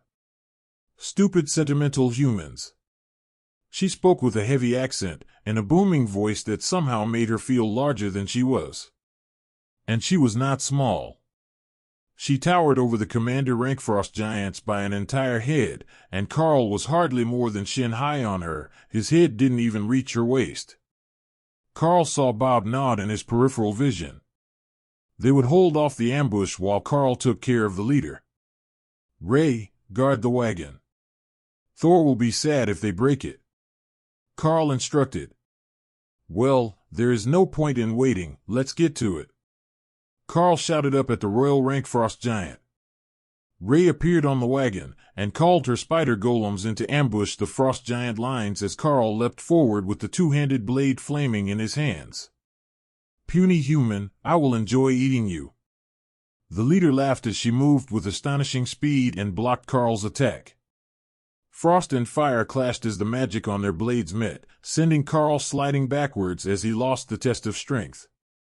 Using Shred, layered with Flaming Body, Karl hurled 3 fast arcs at the giant leader. A twist of her blade blocked 2, while one cut a gash in her side. Blue blood dripped down her torso as the giant roared in rage and the encirclement closed on the group, stomping the bodies of the unfortunate group who had come before them. Ice magic was building around them, then fading as Remy used Blizzard to offset the leader's identical skill. She wasn't nearly as strong, but the royal rank giant couldn't focus on the skill with Karl attacking her, and the snow was merely blinding, cutting visibility to under 10 meters, making it hard to even see her head when he retreated between engagements, but not damaging his barriers. If she had only been bigger and faster than the others, this fight might not have been so bad, but she was fast, and even with agility bracers on, Karl was struggling to keep up. Every attack, Karl was forced further from the group, isolated from any chance of reinforcement, but the blizzard was fading as the leader felt that her mana would be better used on combat than distraction, now that they were 50 meters away from the main battle, and well outside the encirclement. Karl flicked his blade down, parrying an attack coming for his legs, but couldn't react fast enough for the left hand that she took off her blade and punched him square in the chest with. His barriers held, but he was rolling in the snow, and the blade was coming for him again, while he didn't have the footing to force it away. Remy intervened, hitting the giant with chain lightning and making her arm twitch, sending the attack wide as Karl rolled to his feet. Her expression was startled, not having expected the attack from what she thought was a defeated opponent. Karl sent a flurry of rend attacks at her, coated with Flaming Body, the same as Hawk did it. There was no way to block them all, but the giant twirled, sending her cloak billowing and taking a large part of the damage before the thick monster fur was destroyed. leaving it in shreds on the ground while the remainder of the attacks hit her back. Karl almost fell for the fake opening and leapt to the right, back in front of her as her blade shrieked through the air, right where he would have been if he had tried to attack her vulnerable back. His jump had given him a little distance, and Karl quickly switched to his bow to fire a chain lightning arrow into her stomach. It only sunk in a few centimeters and made her eyelid twitch before she pulled it out, but it bought Karl a second to retreat further and keep firing. Her snarl shook the air, carrying some sort of magic with it, and Karl felt his mind go blank, while his hands continued to fire arrows. Mental fortitude kept him from cowering in fear before the might of the frost giant leaders. Intimidation, ability, and well-trained hands kept his attacks going, while Remy set up her poison flame totems on either side of the giant. The pain had to have been incredible as the first balls of poison and fire hit her body, and the frost giant turned, looking for the insect that dared to try to ambush her while still at the ascended rank.